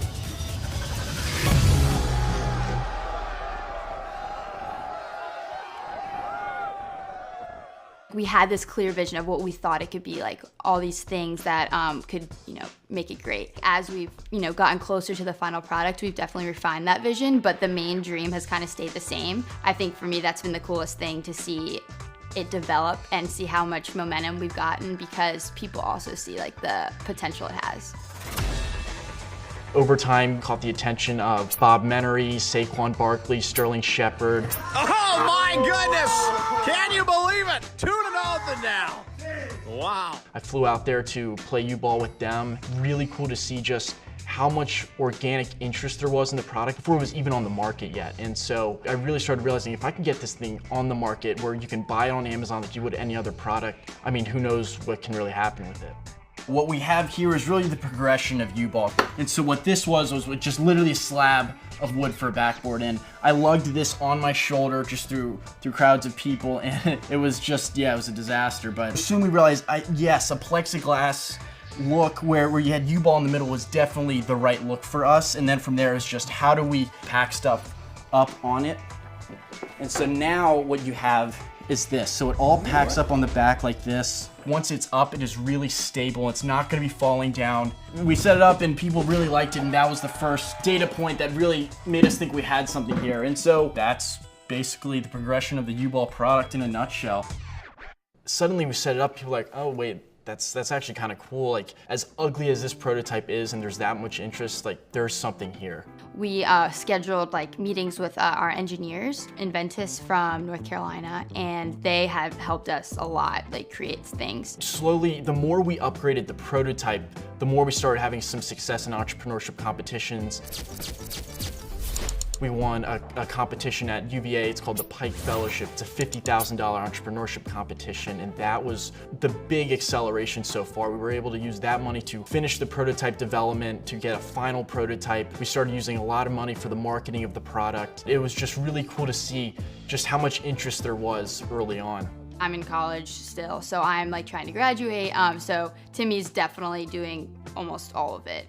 He's been doing like, Startup Virginia, which is like an incubator in Richmond, and has just been doing like daily work probably 24/7. And then I think both of us just have like, we like to share our visions with each other and just like kind of bounce ideas off each other. And so that's been really fun, whether it's like t-shirts or what we think the next year is gonna look like. Right now, we're just getting ready to go to a manufacturer and say like, hey, can you make this? Like, what cost can you make this? Assuming that works out in the next few months, let's get it produced, let's get it back to our backers, and let's get it on Amazon. That's when I think the real explosion is gonna happen, because people have it in their hands. It's not just a social media thing, it's not just a video that they saw, it's gonna be real and it's gonna be theirs. My hustle really, it just, to me, kind of to go back to what I was saying, is it really just comes back to making an attempt. Just trying something in the first place, putting yourself out there is so worth it. It's uncomfortable, but it is so worth it to just make an attempt to solve any problem you want to, because there's obviously plenty of problems to solve. I just love what I'm doing, and I know there's something there, and every time I think that it sucks so much, I just picture going out to a beach one time and just seeing basketball hoops everywhere. I and my sister could be the reason for that. It would be really cool to create a whole brand new sport. Makes it 100% worth it. Keep an eye out for U-Ball at your local beaches. After the break, Delane Parnell introduces accessible esports in schools. All kids play video games. Play Versus creates opportunities for kids to play together in schools. When I was a kid, getting to 18 was like a goal, man. Like I had so many homies that didn't make it to 18. For sure, I never imagined being here. I was just trying to like survive. I'm here with the youngest African-American venture capitalist in the country, Delane Parnell. How are you? I'm doing well. Being on the 30 under 30 list, it's pretty amazing considering where I come from. I grew up in the Jeffries Projects in Detroit. This month, I'm an entrepreneur, Forbes, and Fast Company, the trifecta. The company Play Versus did a very successful round of investing. The company Play Versus is dedicated to creating infrastructure for high school esports that makes it more approachable for high schools to jump in. Notably, it's also the only private company that the National Federation of State High Schools has officially sanctioned. Yo, what's up? My name's Delane, and I'm 26, the CEO of Play Versus, and we're building the infrastructure for high school esports.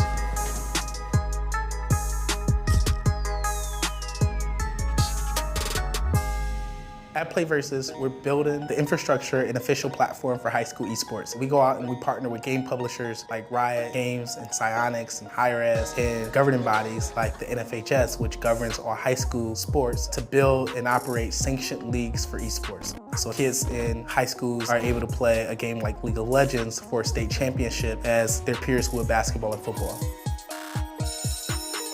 Okay guys, we're going to start practice, so pick your players and get started. We're going to go till about 3:10. I'm Kelly Corrigan. I'm a programming and web teacher here at Shawsheen Valley Vocational Technical High School, and I'm the esports coach. We run a video game club here, and these are kids that could be playing video games at home by themselves, but they come here to play together for the social aspect of it. One of the big advantages is that anybody can do this. You don't have to be a certain size, height, weight. We have girls, we have boys, we have kids of different levels. My name is Kieran. I'm in 9th grade. Growing up, I've always wanted to do esports, and it's always been a passion of mine, and never thought that school would have something like this. So when I heard that there was going to be an esports team, I'm like, oh, I want in. And especially when I heard it was for league, I'm like, oh, I definitely want in. I'm getting emails from kids at other schools asking about this. They want to be on a team. Over the course of the last 2.5 months, I have seen these kids go from constantly saying I and my to us and we. Yo, welcome to our office. Let me show you around. So we have 4 core values, all in. If it's worth doing, it's worth winning. We have Adam Silver, NBA commissioner. We got Afromove, only black player in the NALCS, plays for Drake, Scooter Braun, Dan Gilbert, Nate Shot's team, 100 Thieves. You know how rappers and athletes, they show off their garage, their cars. This is our garage. It's our game room. We test video games, we play video games, player experience first. Everything that we do is for our players. My name's Laz. I'm the vice president here at Play Versus. We're about to play Rocket League, and I'm totally gonna win. We used to play in my grandmother's basement. It was me, my brother, 3 cousins. We only had 2 joysticks, and we used to have to pass around. I used to hate that. That was my first introduction to esports, really, because we had to compete so hard. Win so you could keep playing. So you don't have to wait a couple hours to get the joystick back. Oh, let's go. It's an alley-oop to myself. That's like when Kobe threw it at the backboard and then dunked. Oh, that's petty. When we come back, we'll learn about how Delane started his business. Let's catch up with Delane and learn how he became the successful founder of Play Versus. I can't believe you just did that. We built a product that allows kids to join their high school esports team just like they would their high school basketball or football or baseball team, and to play in a context that's recognized and that's celebrated within the school. It's just a great thing to be with people that you know. We're a great team. I've made amazing friends. We stick together, we work together. It fosters teamwork. It teaches people how to be critical thinkers. Esports at the highest level requires extreme sense of competition, extreme practice and dedication and hard work. Esports teaches teamwork. To win these games, you have to be dedicated. You have to be communicating with your teammates and have a strategy in place together. All of our leagues are co-ed. I think it's a great thing that girls are doing on like esports teams. I think we should all just be together, not separated because of our gender or because stereotypes. The games are built the same way for everyone to compete in the same way and on the same digital field. Good game. Better luck next time. Hey man, you win some, you lose some. Take one, Parker. Tell us why Play Versus is your favorite startup. My favorite startup? Yeah. You know, I could never say one startup's my favorite startup. I'm Mike Jones. I'm the founder and CEO of Science Inc. We're a Los Angeles-based incubator and venture fund. You are easily one of the most impactful people to the success of many LA startups without actually getting the credit. Do you feel overlooked in that regard? I had a lot of amazing moments in my career, either success or failures, where I built and sold companies or my companies just died horrible deaths. My goal was to make sure that my CEOs were always the winners. I just want to see them go off and become that next breed of like insanely good, strong, big business technology leaders. Like I'm totally fine like staying in the background. You've heard me talk a lot. Are there any pieces of advice that I've said that really stuck with you? The one thing that I take away from watching you as a CEO is the extreme focus you have and discipline. I'll see you in a few days for our catch-up, right? All right. I was raised by a single mother. I have an older brother. His name is Daylon. My father was murdered before I was born. His father passed away. My mom, she kept us in sports, put us in whatever sort of program she could to sort of keep us engaged and involved. And she probably changed the trajectory of my life and my careers. She forced us to get summer jobs. I got a summer job at a cell phone store. Eventually, I started selling phones. I went to buying a cell phone store, turned that into 3 cell phone stores. When I was a kid, getting to 18 was like a goal, man. I had so many homies that didn't make it to 18. And for sure, I never imagined being here. And I never was trying to be forward thinking about it. I was just trying to survive. So right now, we're about to go to Cool Kicks to get some fire sneakers. Sneakers is something that we talk about all the time. We're always having competitions in the office. In Detroit, it's all about what you wear and being fly. In our high school, the most popular dudes weren't the dudes on the basketball or the football team. They didn't play sports. It was the freshest dudes in the school. Going into high school, sneakers became a passion for me. The money I did make that I didn't save, I would spend on sneakers and clothes. I remember my brother had these. I used to steal them and play basketball in them. I don't know if I'm feeling any of these, but let's try our hand at this game. Maybe we'll get a pair. $5 per play, Jesus. All right. Oh, no way, let's go. In 20 years, millions of kids across the country will be playing esports. Millions more will be on scholarship. My number one piece of advice for aspiring entrepreneurs is to keep going. Don't let anyone tell you what you can and cannot do. There's more than one route you can take to make an impact in sports. With a crazy idea, dedication, and drive, you can do anything. These 3 entrepreneurs have shown us what their hustle is. What's yours?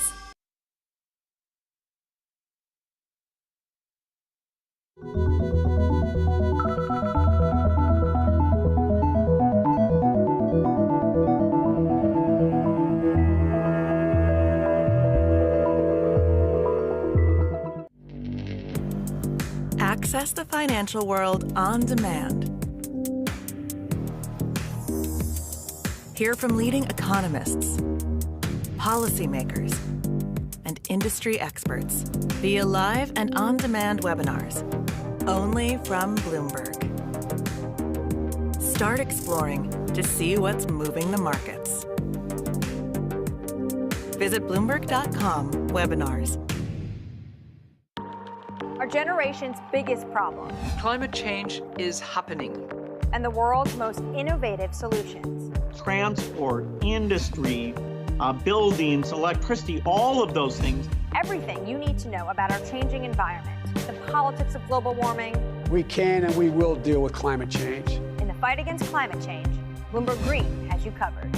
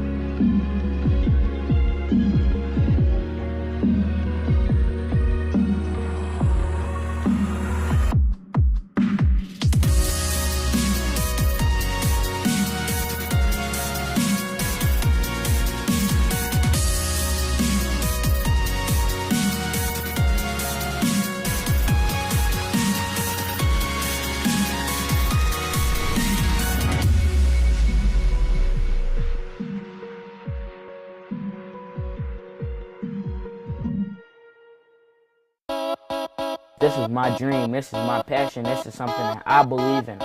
If you're always afraid that things are going to go wrong, your business isn't going to succeed. Who would have thought SOTS would make us millionaires? I'm a 13-year-old entrepreneur and CEO of Spurgo. I'm the inventor of the locker boards. I'm 14 years old. I'm the CEO of Sally Candy. I'm the co-founder here at Rumble Boxing. CEO of Play Versus. This is my hustle. My hustle. My hustle. My hustle. My hustle. My hustle. My hustle. Today on My Hustle, we're going to see some extraordinary entrepreneurs who have turned their passions into profit. Follow along as we learn about their business, determination, and road to success in the creative industry. We're kicking off today's episode in Philadelphia, where 13-year-old Trey Brown started his own clothing line, Spurgo.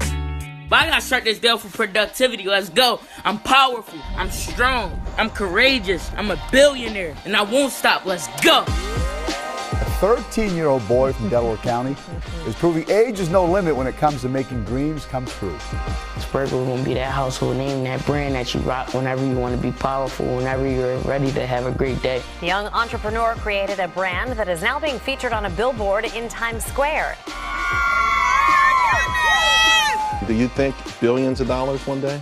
Yes, Spurgo. I want Spurgo to be a household name. Spurgo is gonna be everywhere. He is building a fashion empire.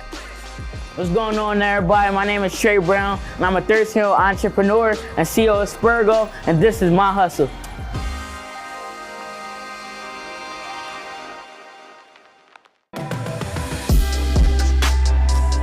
Spurgo is a unisex designer clothing brand based in Philadelphia, owned and operated by me.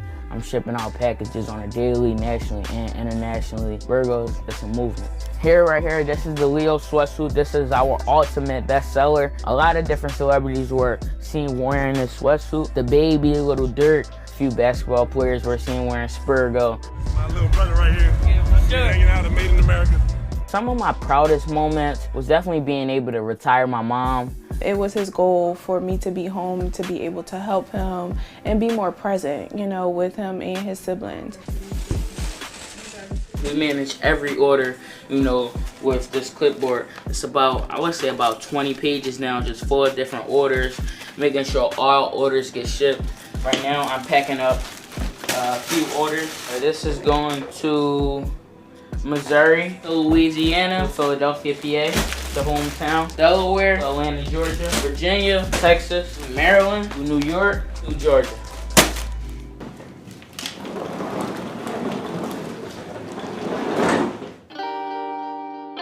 Right now we're at Share Talent Barbershop and Salon. This is where the beginning of Spurgo, the first business, the first barbershop I ever came into. I came in here like with a bag full of shirts. I asked Mr. Omar, could I sell, some Spurgo in here? He said yes. I was a little nervous. My name is Trey Brown. I'm 12 years old. I started my own clothing line and everything. Everybody, supported Spurgo and supported what I had going on. Became a family after this, always coming in, just stopping by, constant support every time I come into Share Talent.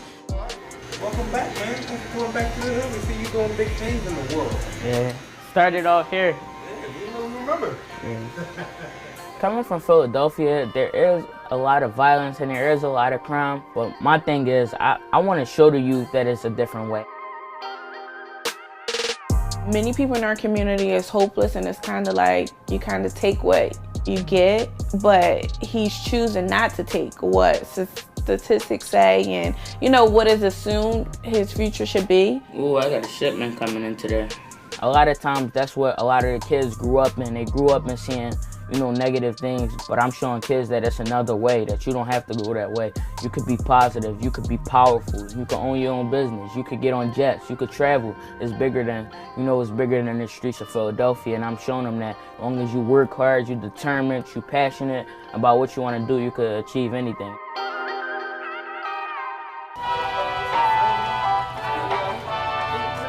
Outside of working with Spurgo, I love to hang out with my friends.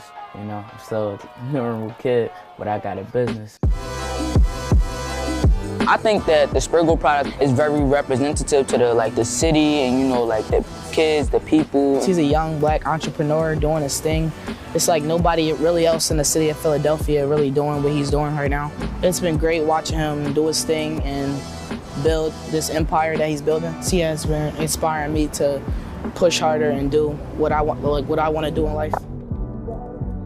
He's building. He has been inspiring me to push harder and do what I want to do in life. Sometimes I'm spending a lot more time on the business, than playing, but that's what it's all about. I'm committing now, I get to play later, but right now I'm focusing on Spurgo and making it $1 billion company. So sometimes I might not be able to always be able to play, but I'm building an empire right now, and that's what I'm focused on. That's my main goal, and I'm gonna achieve it. Hustle in general means to me getting up every single morning, to reach your goal. I get up every single morning, to build Spurgo. I get up every single morning because this is my dream, this is my passion, this is something that I believe in. I believe in Spurgo, so I get up and hustle. That's what my hustle means to me. When we come back, we'll see how a Haitian DJ is bringing his island music to the world.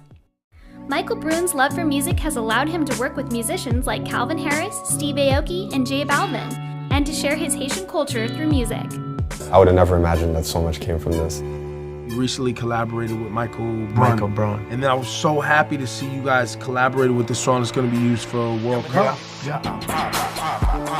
Haiti has always been, the perception has always been bad. He wants to change, the Haiti perception too. Like I want to change my Colombian and Latin perception in the world.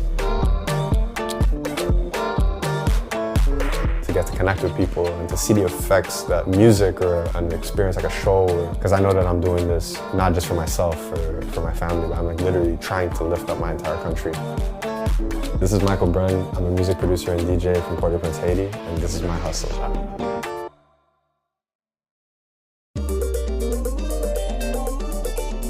Right now, I'm working on a bunch of new projects. Back in the studio after finishing my bio tour. This is the biggest tour that I've done in my entire life. Played 10 cities in the US, and now going to Europe at the end of the year. So I'm just getting like a bunch of good new music ready for that. Whenever I come back in New York, I feel like I just have to put all my ideas down. In the beginning, it was just so much work when I started doing music because I was living and breathing it in a way where every single thing I did was new. Figuring out all these different aspects of my career pretty much worked until I fell asleep and then woke up and did it again the next day for years. Eventually, I got signed by two different really big artists at the time, Hardwell and Dirty South, on their labels, and that was like the beginning of a whole bunch of other stuff. So I ended up working with like Calvin Harris and Siesto and Steve Angelo and a lot more people. It was incredible. I got to play festivals. I played Ultra Music Festival, I played Coachella, played EDC, played around the world. And I learned a lot about being an artist throughout that like period between I guess like 16 to early 20s. But then as I like grew up as an artist, I realized that I loved Haitian music and Haitian culture as well. So I felt like incorporating Haitian culture, Haitian sounds with what I had learned making electronic music was a really great way to do that. And I didn't want to just like throw something together. So I took my time and like did research and looked at what other artists had done from Haiti and internationally. When I felt that I understood it well enough, that's when I started putting the two together and transitioned into what I'm doing now.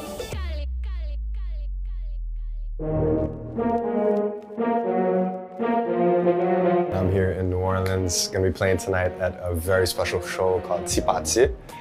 It's a fundraiser for the Crew du Carnaval, which is an organization that Arcade Fire and a bunch of other amazing artists work with. And we're now at the Preservation Hall in the French Quarter, looking at some amazing Haitian art all around. This is the Beauté Bliée exhibit. So getting some inspiration, some good vibes, and then gonna play tonight. Can't wait. Working on Local, my debut album, was the first like focused Haitian music project that I had done so far. And that to me was like years of work. That was collaborating with a lot of different artists from Haiti across the board, so many different genres, and then merging that with different artists that I worked with internationally. So Major Lazer, Mr. Easy, Adekunle Gold, who are both from Nigeria, Guilty Beats, producer from Ghana, Win and Regine from Arcade Fire, putting all of that together with classics and creating something that nobody's heard before. I tried as much as possible, from the music videos to the artwork to the music to every single aspect of this, for it to be made in Haiti. If you've never heard anything about Haiti or you've never seen anything about Haiti, that project can serve as like a guide into the culture. Another huge moment that happened pretty recently was I did the World Cup song with J Balvin. That was a dream of mine that I didn't even think would ever be possible. Like getting to do that and then going on tour with him, playing across the US and like all these stadiums, and then doing my own personal tour as well. I feel like those kind of big festival moments or those big song moments, those are all a combination of many years of work. There are a lot of challenges, I think, when you're working as an artist independently. Creating opportunities for touring, for example. Bio is a completely different concept from anything that most venues would normally book. So I had to work on that from the ground up and be like, hey, this is what the show is about. This is what the sound of the show is. This is what it looks like. And then convince these venues to like, hey, you know, book us. It's gonna do well. It took me doing a lot of shows that didn't do well to get to the point where it's like, oh, this is what people would enjoy seeing. When you go from like a 40-person show to like 2,500 people over 2 or 3 years, you see the work that it takes to do that. And it takes a lot of mistakes and it takes a lot of things not going well for you to realize I need to adjust until I get to the point where it's working correctly. And taking risks is part of this. Like you have to have faith in yourself and not be afraid to fail. Because as soon as you're not afraid to fail and you have the mindset that you're gonna figure out what success comes from, you'll find it. One of my favorite quotes is, if opportunity doesn't knock, build a door. In the example of like getting to work with J Balvin, I had nobody in common with J Balvin before we met, but just having the thought that it was possible. I want to be known as an artist that built bridges from Haiti to the rest of the world, but also across all these different cultures and sounds that I've worked with as well. I found that the more I'm working with people around the world, the more I realize like how similar people are, not how different they are. It's hopeful, and I think it's needed. Music can be a source of strength and healing, and it's helped a lot that people actually are open to new things. They want to hear new things and see new things. After the break, we'll talk to an LA-based barber who cuts the hair of A-list celebrities and athletes. I didn't think a pair of clippers would take me this far around the world. And started off as a hobby, and then now it's my life. He just gets it. The blends, the fades, like nobody does it like him. He cut me once, and I was like, yep, nobody's cut me ever again. Again, I came out here to create something out of myself and create my own lane, and I feel like I did just that, you know. Just a young kid from Toronto trying to make a name and trying to make a career for myself. What's up, guys? My name is Vince Garcia. I'm the barber and co-owner of Gray Matter, and this is my hustle.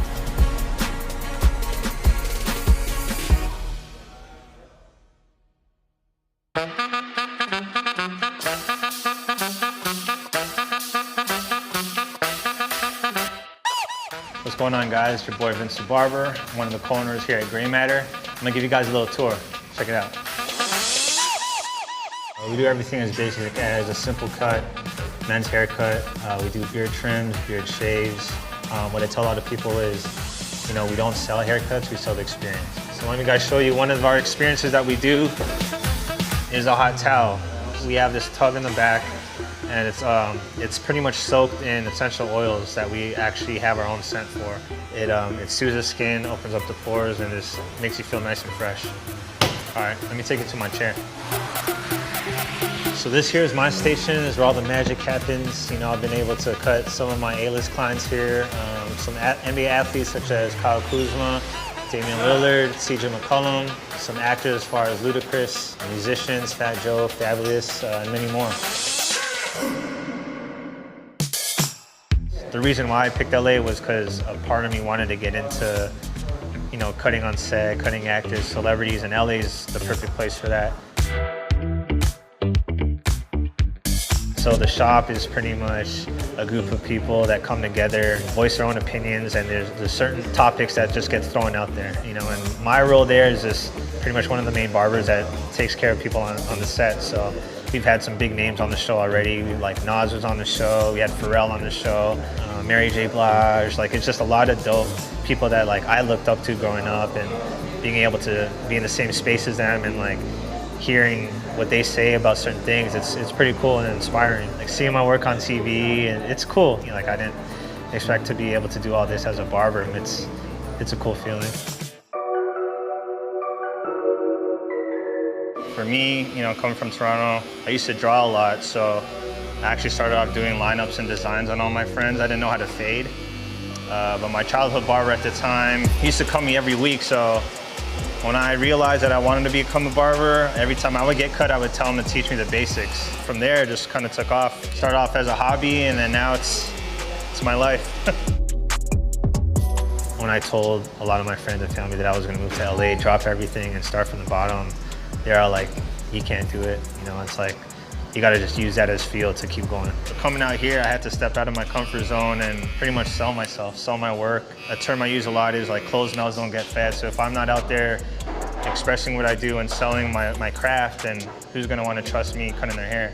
And so I had to go everywhere I went, whether it was the clubs or restaurants, gas stations, grocery stores. I would hand out my business card and pretty much sell myself. Tell them, you know, I know you probably got a barber, but you know, I own a barber shop. Why don't you try me out? First cut, I'll give you a discount. Something, just to get them in the chair. And I just know, you know, I'm confident in myself that once I cut them that one time, they'll keep coming back. And, you know, I just kept using that whole motto, and it worked. I was able to build a pretty quick clientele base in a matter of months, so it worked out. Outside of the shop, what I love doing most is playing basketball. You know, I've been playing ball ever since I was a kid, so it's just something where I could just be free and free my mind and not worry about clients calling me, trying to get in the chair. Yeah, just my, a way to come together with my homies and just play a good game of basketball. One of the mottos that I live by is grind, hustle, stack. Now, I'm almost 33. Like I said, I got 2 kids, I got a family. It's a matter of just like hustling, working hard, stacking your money. Yeah, those are just three main words that I kind of live by. The grind of it all is just, keep practicing, keep doing it every day, practice after school.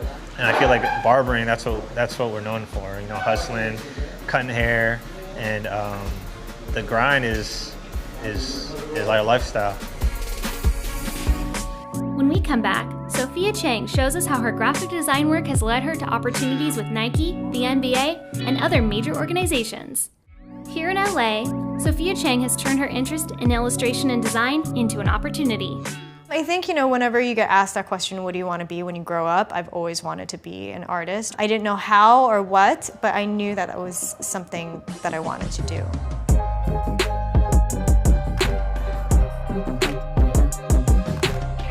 My name is Sophia Chang. I'm an illustrator and designer, and this is my hustle.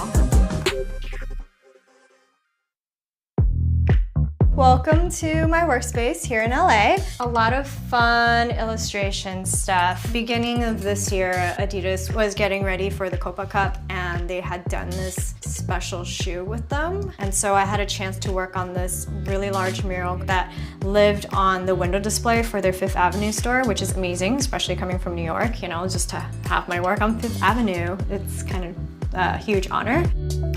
So Donovan Mitchell was with NBPA, and they wanted to highlight Donovan Mitchell as not literally Rookie of the Year. I guess they call it Leader of the New School, and so this was a really fun illustration to be able to highlight that. And then with the MLS, one prominent one is Scarf Timber for the month of September. They're essentially like scarves that people could purchase that was really all about raising awareness and raising funds for childhood cancer. So we can kind of go over here where I can show you a little bit more about my work. I try to keep all of my sketches. Some of the sketches for this guy is actually on here. This is like this workout studio in LA that I like going to, and I really didn't like their decor and wallpaper. So I actually had reached out to them, and a lot of my opportunities I like this, where I just asked them, hey, my name's Sophia, I'm an illustrator, can I make some stuff for you? Aside from client projects, I'm always looking at different ways that I can tie in personal things that I enjoy and turn turn those interests into opportunities. And another prominent project that I worked on was a collection with Puma in 2013. So this was supposedly their top lifestyle grossing collection up until Rihanna had done hers. The intention for this project when I worked on it was really to create something for everyone. So I created kind of a different colorway for each kind of consumer. Future wore it, Jay-Z wore it, Rihanna. It totally came as a surprise. I didn't know the collection was gonna do so well. And the collection also got me in a number of books.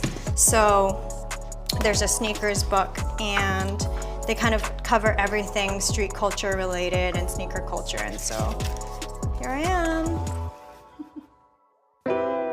I've been drawing pretty much my whole life. I never even knew what the word illustration was until I got into college, and I actually pursued a major in illustration. And then after I graduated school, it was just like any other person's story, starving artist, you name it, counting change to try to take the train and buy a Metro card to go see a potential client and doing calls like that. One of my larger breaks was definitely working on the illustration for Anthony Bourdain. I had a friend who knew somebody that had worked with the production company for Travel Channel, and they were looking for an illustrator, and so they had recommended me. The production company put it on Facebook. It was so well received that I got a direct call from Travel Channel to hire me for the entire project, so that was amazing. And of course there was a lot of great press around that project itself, which then helped to bring a little bit of awareness for me. I think the biggest takeaway from that is also the fact that I did this completely free. I did it just simply because I thought it was a great opportunity, so I was willing to invest my time and my energy into the project. Yeah, and I'm really grateful to be able to have worked with a lot of the brands that I have now, but a lot of it really is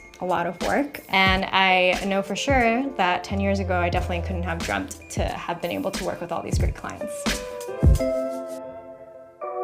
We are here in Long Beach, California at the Art of Bloom exhibit. And so Undo, my health and wellness platform, is going to be hosting a special event tonight, which is a yoga practice in collaboration with Jivamukti Yoga.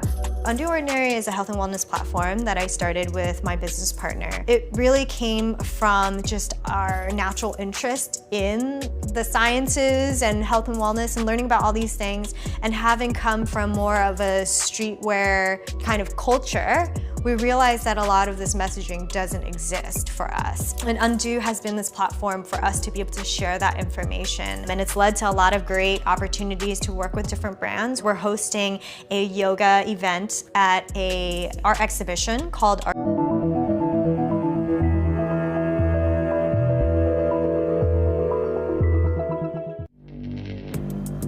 Access the financial world on demand. Hear from leading economists, policymakers, and industry experts via live and on-demand webinars, only from Bloomberg. Start exploring to see what's moving the markets. Visit Bloomberg.com/webinars.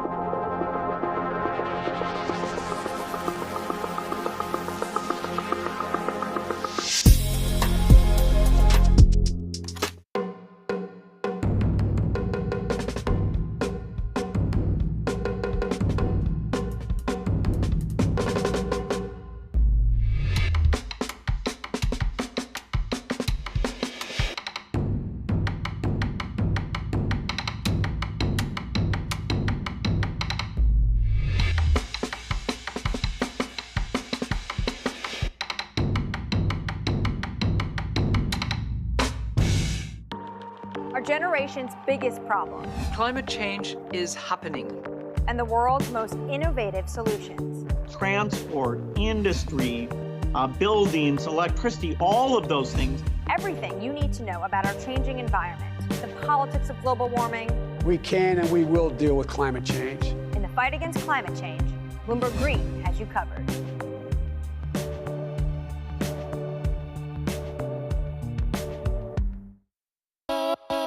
This is my dream, this is my passion, this is something that I believe in. If you're always afraid that things are going to go wrong, your business isn't going to succeed. Who would have thought SOTS would make us millionaires? I'm a 13-year-old entrepreneur and CEO of Spurgo. I'm the inventor of the locker boards. I'm 14 years old. I'm the CEO of Sally Candy. I'm the co-founder here at Rumble Boxing. CEO of Play Versus. This is my hustle. My hustle. My hustle. My hustle. My hustle. My hustle. My hustle. Today on My Hustle, we're going to see some extraordinary entrepreneurs who have turned their passions into profit. Follow along as we learn about their business, determination, and road to success in the creative industry. Up first, we'll see how Austin and Hunter created a place where college athletes can sell their old gear. It's easy to find a shirt or a hat for your favorite team. It's a lot harder to find game-worn apparel. It's called the Player's Trunk. It's already received national attention with people like ESPN's Jay Billis talking about business on Twitter. It started at the beginning of this quarantine, and we came up with the name, and we just got rolling.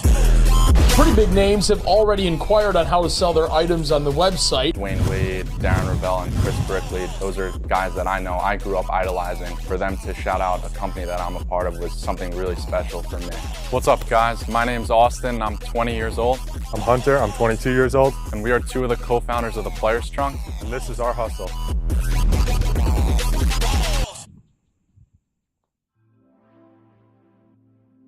So the Player's Trunk is a platform that we established to give former college athletes the opportunity to sell their team-issued and player-owned gear to fans worldwide. The idea initially started about a year ago when we kept seeing former college athletes try to sell their gear on websites such as Instagram and Twitter. Immediately we thought that there had to be a better and more efficient way that these athletes could sell their gear instead of having to go through hundreds of DMs. And that's when we initially brought the idea to two of our co-founders as well, Xavier Simpson and Charles Matthews, who are former Michigan basketball players. And after they each stopped playing, they wanted to sell their gear. First of all, a lot of people that were DMing them weren't serious buyers. They just wanted to have some sort of interaction.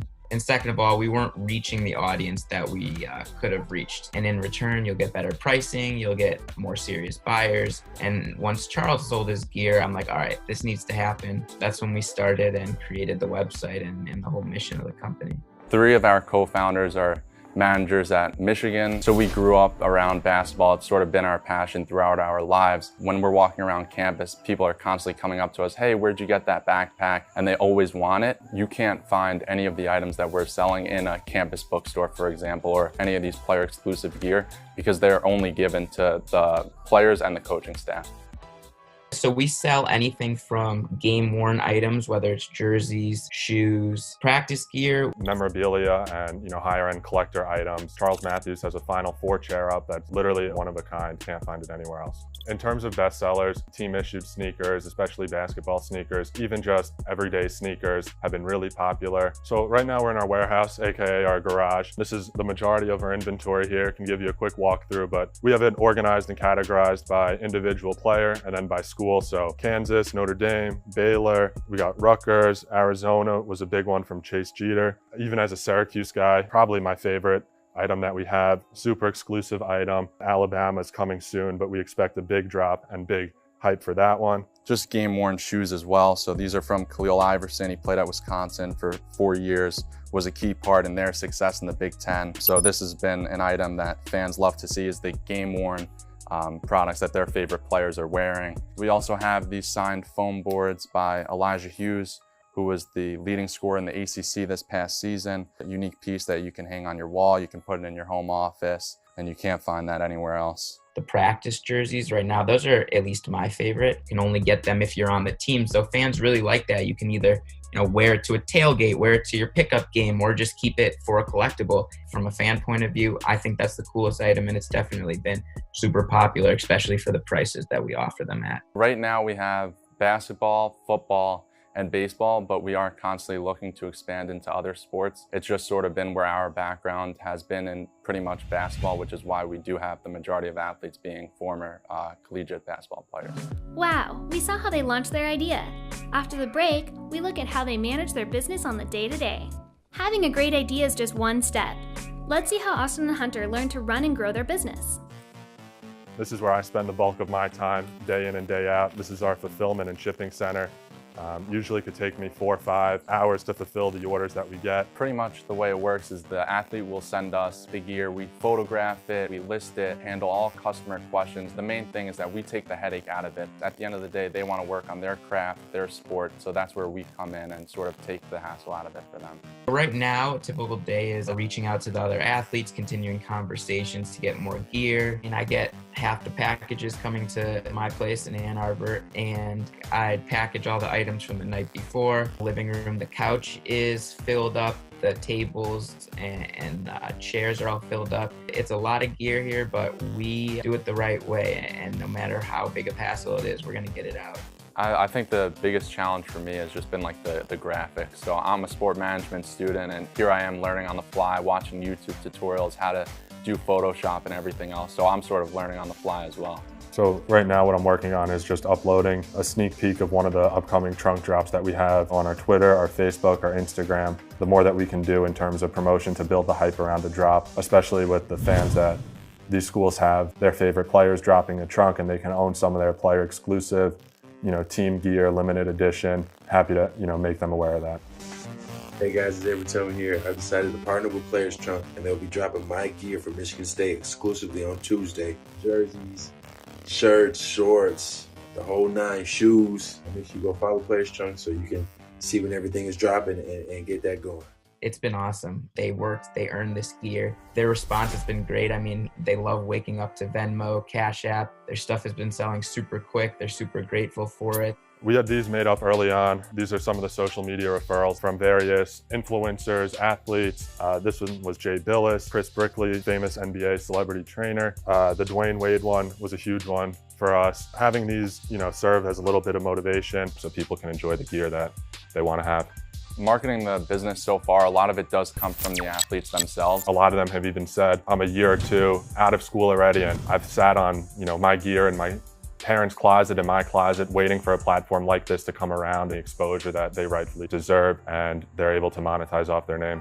I actually found out about Players Trunk through my agency. I think it's a no-brainer, and I think Players Trunk, what they do is an excellent idea. Allowing players to profit off of their name and likeness, I think is something that should have been established from the jump. So some of the items that were included in my trunk, had a lot to do with stuff that I had extras of, fans that have purchased, items. They've shown their extreme gratitude. I think it's really cool, just to have that connection with fans that really do. So I think it's just a home run for both sides, and I'm happy to be a part of it, like I mentioned before. Yeah, I think the biggest advice that I would give is just go for it. There's not going to be a perfect time. We had the idea over a year ago and we were always toying with it, playing around with it. The COVID pandemic hit, and what are we going to do to stay proactive and better ourselves? And all three of us said, hey, we're going to launch this and take it from there. But in terms of what's next for the Players Trunk in the short term, it's starting to expand and branch out into women's sports. We're launching already next week with volleyball players, women basketball players, a few softball players, and we'll continue to take it from there. They've come up with an unbelievable idea. They're the consummate professionals, and they ensure that the athlete is able to profit in the way that they should. I'm very proud to be a part of it, and I think the sky's the limit for them because they've done it the right way. For me, my hustle really just means, the everyday grind. It's those unseen hours, those late nights, but we're out here doing what needs to be done to get the work done and make sure we're delivering on our promise to customers. My hustle to me is just all about the sacrifices you're making on the day-to-day, furthering myself and also continuing to grow the business. The grind has been real, and I want this thing to be the best it can be and grow in so many ways, and the only way to do that is hard work. All three of us know that, and that's what we continue to plan on doing. We're going to be just fine. When we come back, we'll meet Sean Kelly, the 23-year-old who started Jersey Champs. Sean Kelly tapped into the market for custom jerseys. And he doesn't just do sports jerseys. Artists, movies, brands, you name it, he makes it. Jersey Champs is a sports apparel brand that creates custom jerseys for all types of people, whether it's influencers, professional athletes. There's a lot of stuff we could do with jerseys. We don't just hit the sports fans, we hit all types of fans. We've made custom jerseys for Logan Paul, Roddy Rich, Ezekiel Elliott, Jarvis Landry, Darrell Revis. This ain't Jersey Champs. Turn around for me. Tell me what your name is, Jello. And the ones we've worked with on actual jersey deals were 2 Chainz, YBN Namir, and Young MA, and those all sold out completely. Hi, I'm Sean Kelly. I'm 23 years old. I'm the founder of Jersey Champs, and this is my hustle.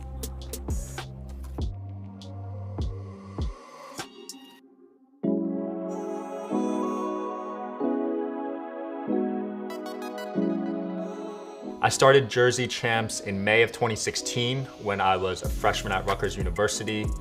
I started it because I really saw a need in the jersey game for other types of designs. Back then, you could only get jerseys of your favorite athletes, and there really wasn't jerseys of your favorite artists or other interests.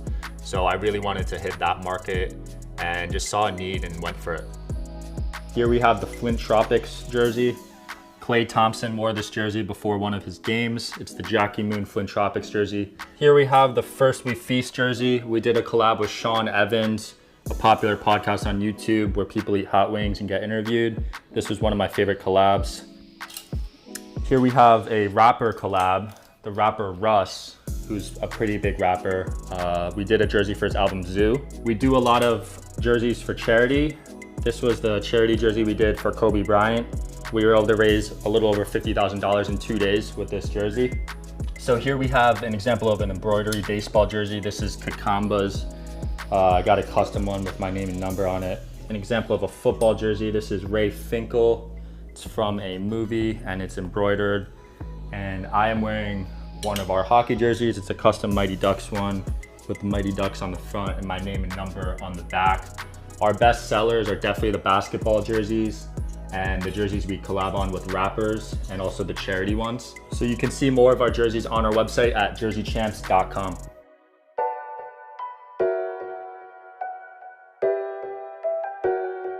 We're actually in the progress of making a custom jersey for Damian Lillard, the Dame Dollar jersey. I basically DM'd him on Instagram. That's how we get a lot of our influencers. Since we have that big audience, they'll usually respond to our page.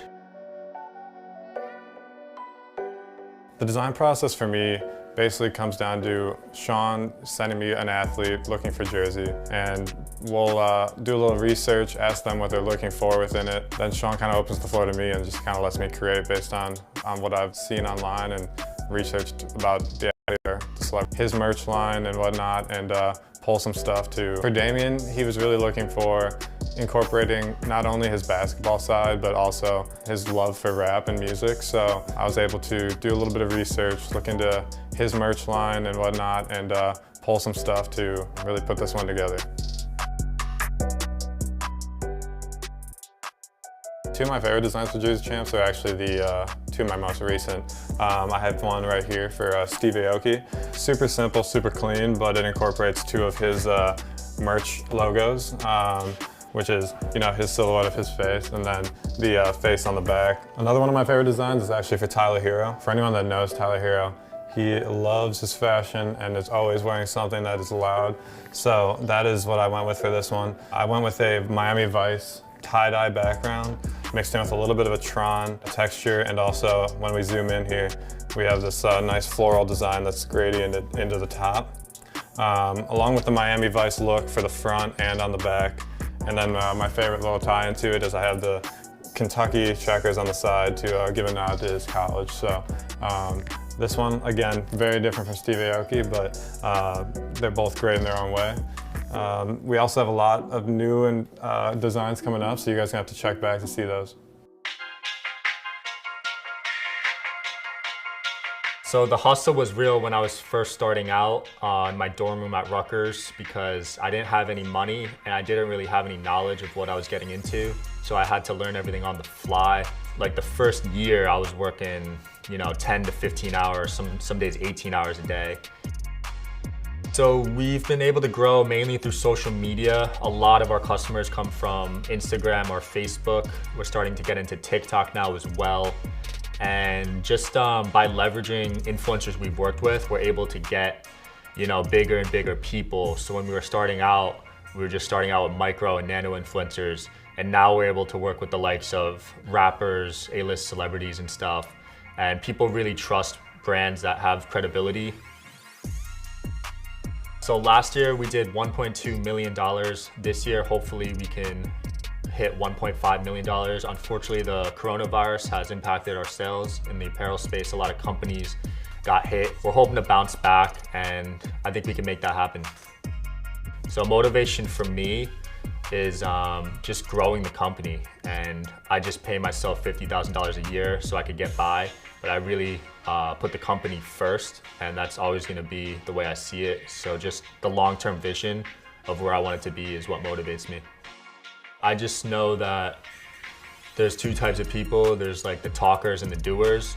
I try to associate myself with action takers and the doers, so I don't really, entertain people that are all talk. And I just believe you surround yourself with success, you'll become successful. So that's definitely my biggest piece of advice. So Jersey Champs has been amazing. It's built so many relationships with me that it's been unreal, honestly. So I'm moving out to LA in a few months, and I'm just gonna try to grow the influencer credibility of our brand and try to partner with so many people out there. We're trying to get into events, we're trying to get sponsorships. So there's a lot moving forward that we're excited for. We really wanna hop into esports and see what we can do there. After this, we'll head over to Alex Katz and his custom gear. He paints and designs custom kicks and gear for big name athletes. Let's see how Alex Katz hustles. So Stadium Custom Kicks is a team of artists all located throughout the country, and we customize footwear in every sport, and our customers of all different levels of play and all different ages. I followed the account for a long time, but I had no idea that he was a creator of it. So once I met him, I found out. I was just kind of amazed that he had been doing all that while he was playing in the minors. Being a player in itself is a lot of work. That's a full-time job in itself. So to balance a business on top of that, or family, or whatever you got going on, you know, it's definitely tough juggling all that, especially the business he's built. It's pretty big, so I'm sure he's got a lot on his plate. My name is Alex Katz. I'm 25 years old. I'm a pitcher in the Kansas City Royals organization and founder of Stadium Custom Kicks, and this is my hustle.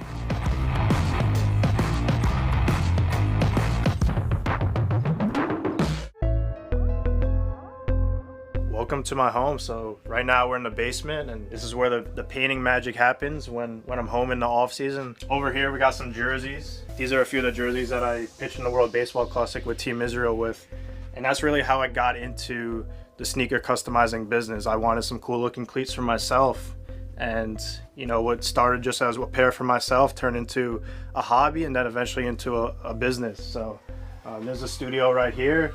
We have a little ventilation unit which goes out to the window, so we're not breathing in all that paint. Here's some more jerseys, as well as some other shoes and cleats of mine. Some of them I painted myself, but we also have a team of 10 amazing artists right now throughout the whole country. This pair right here, I actually painted after we got sent home from spring training. Put my last name here and did a cool little abstract pattern. You know, something like this. It's just simple, just putting my last name on there. Andrew, our artist from Seattle, he painted these. These are a little digi camo on these. Here's some basketball shoes with the St. John's logo. That's where I went to college.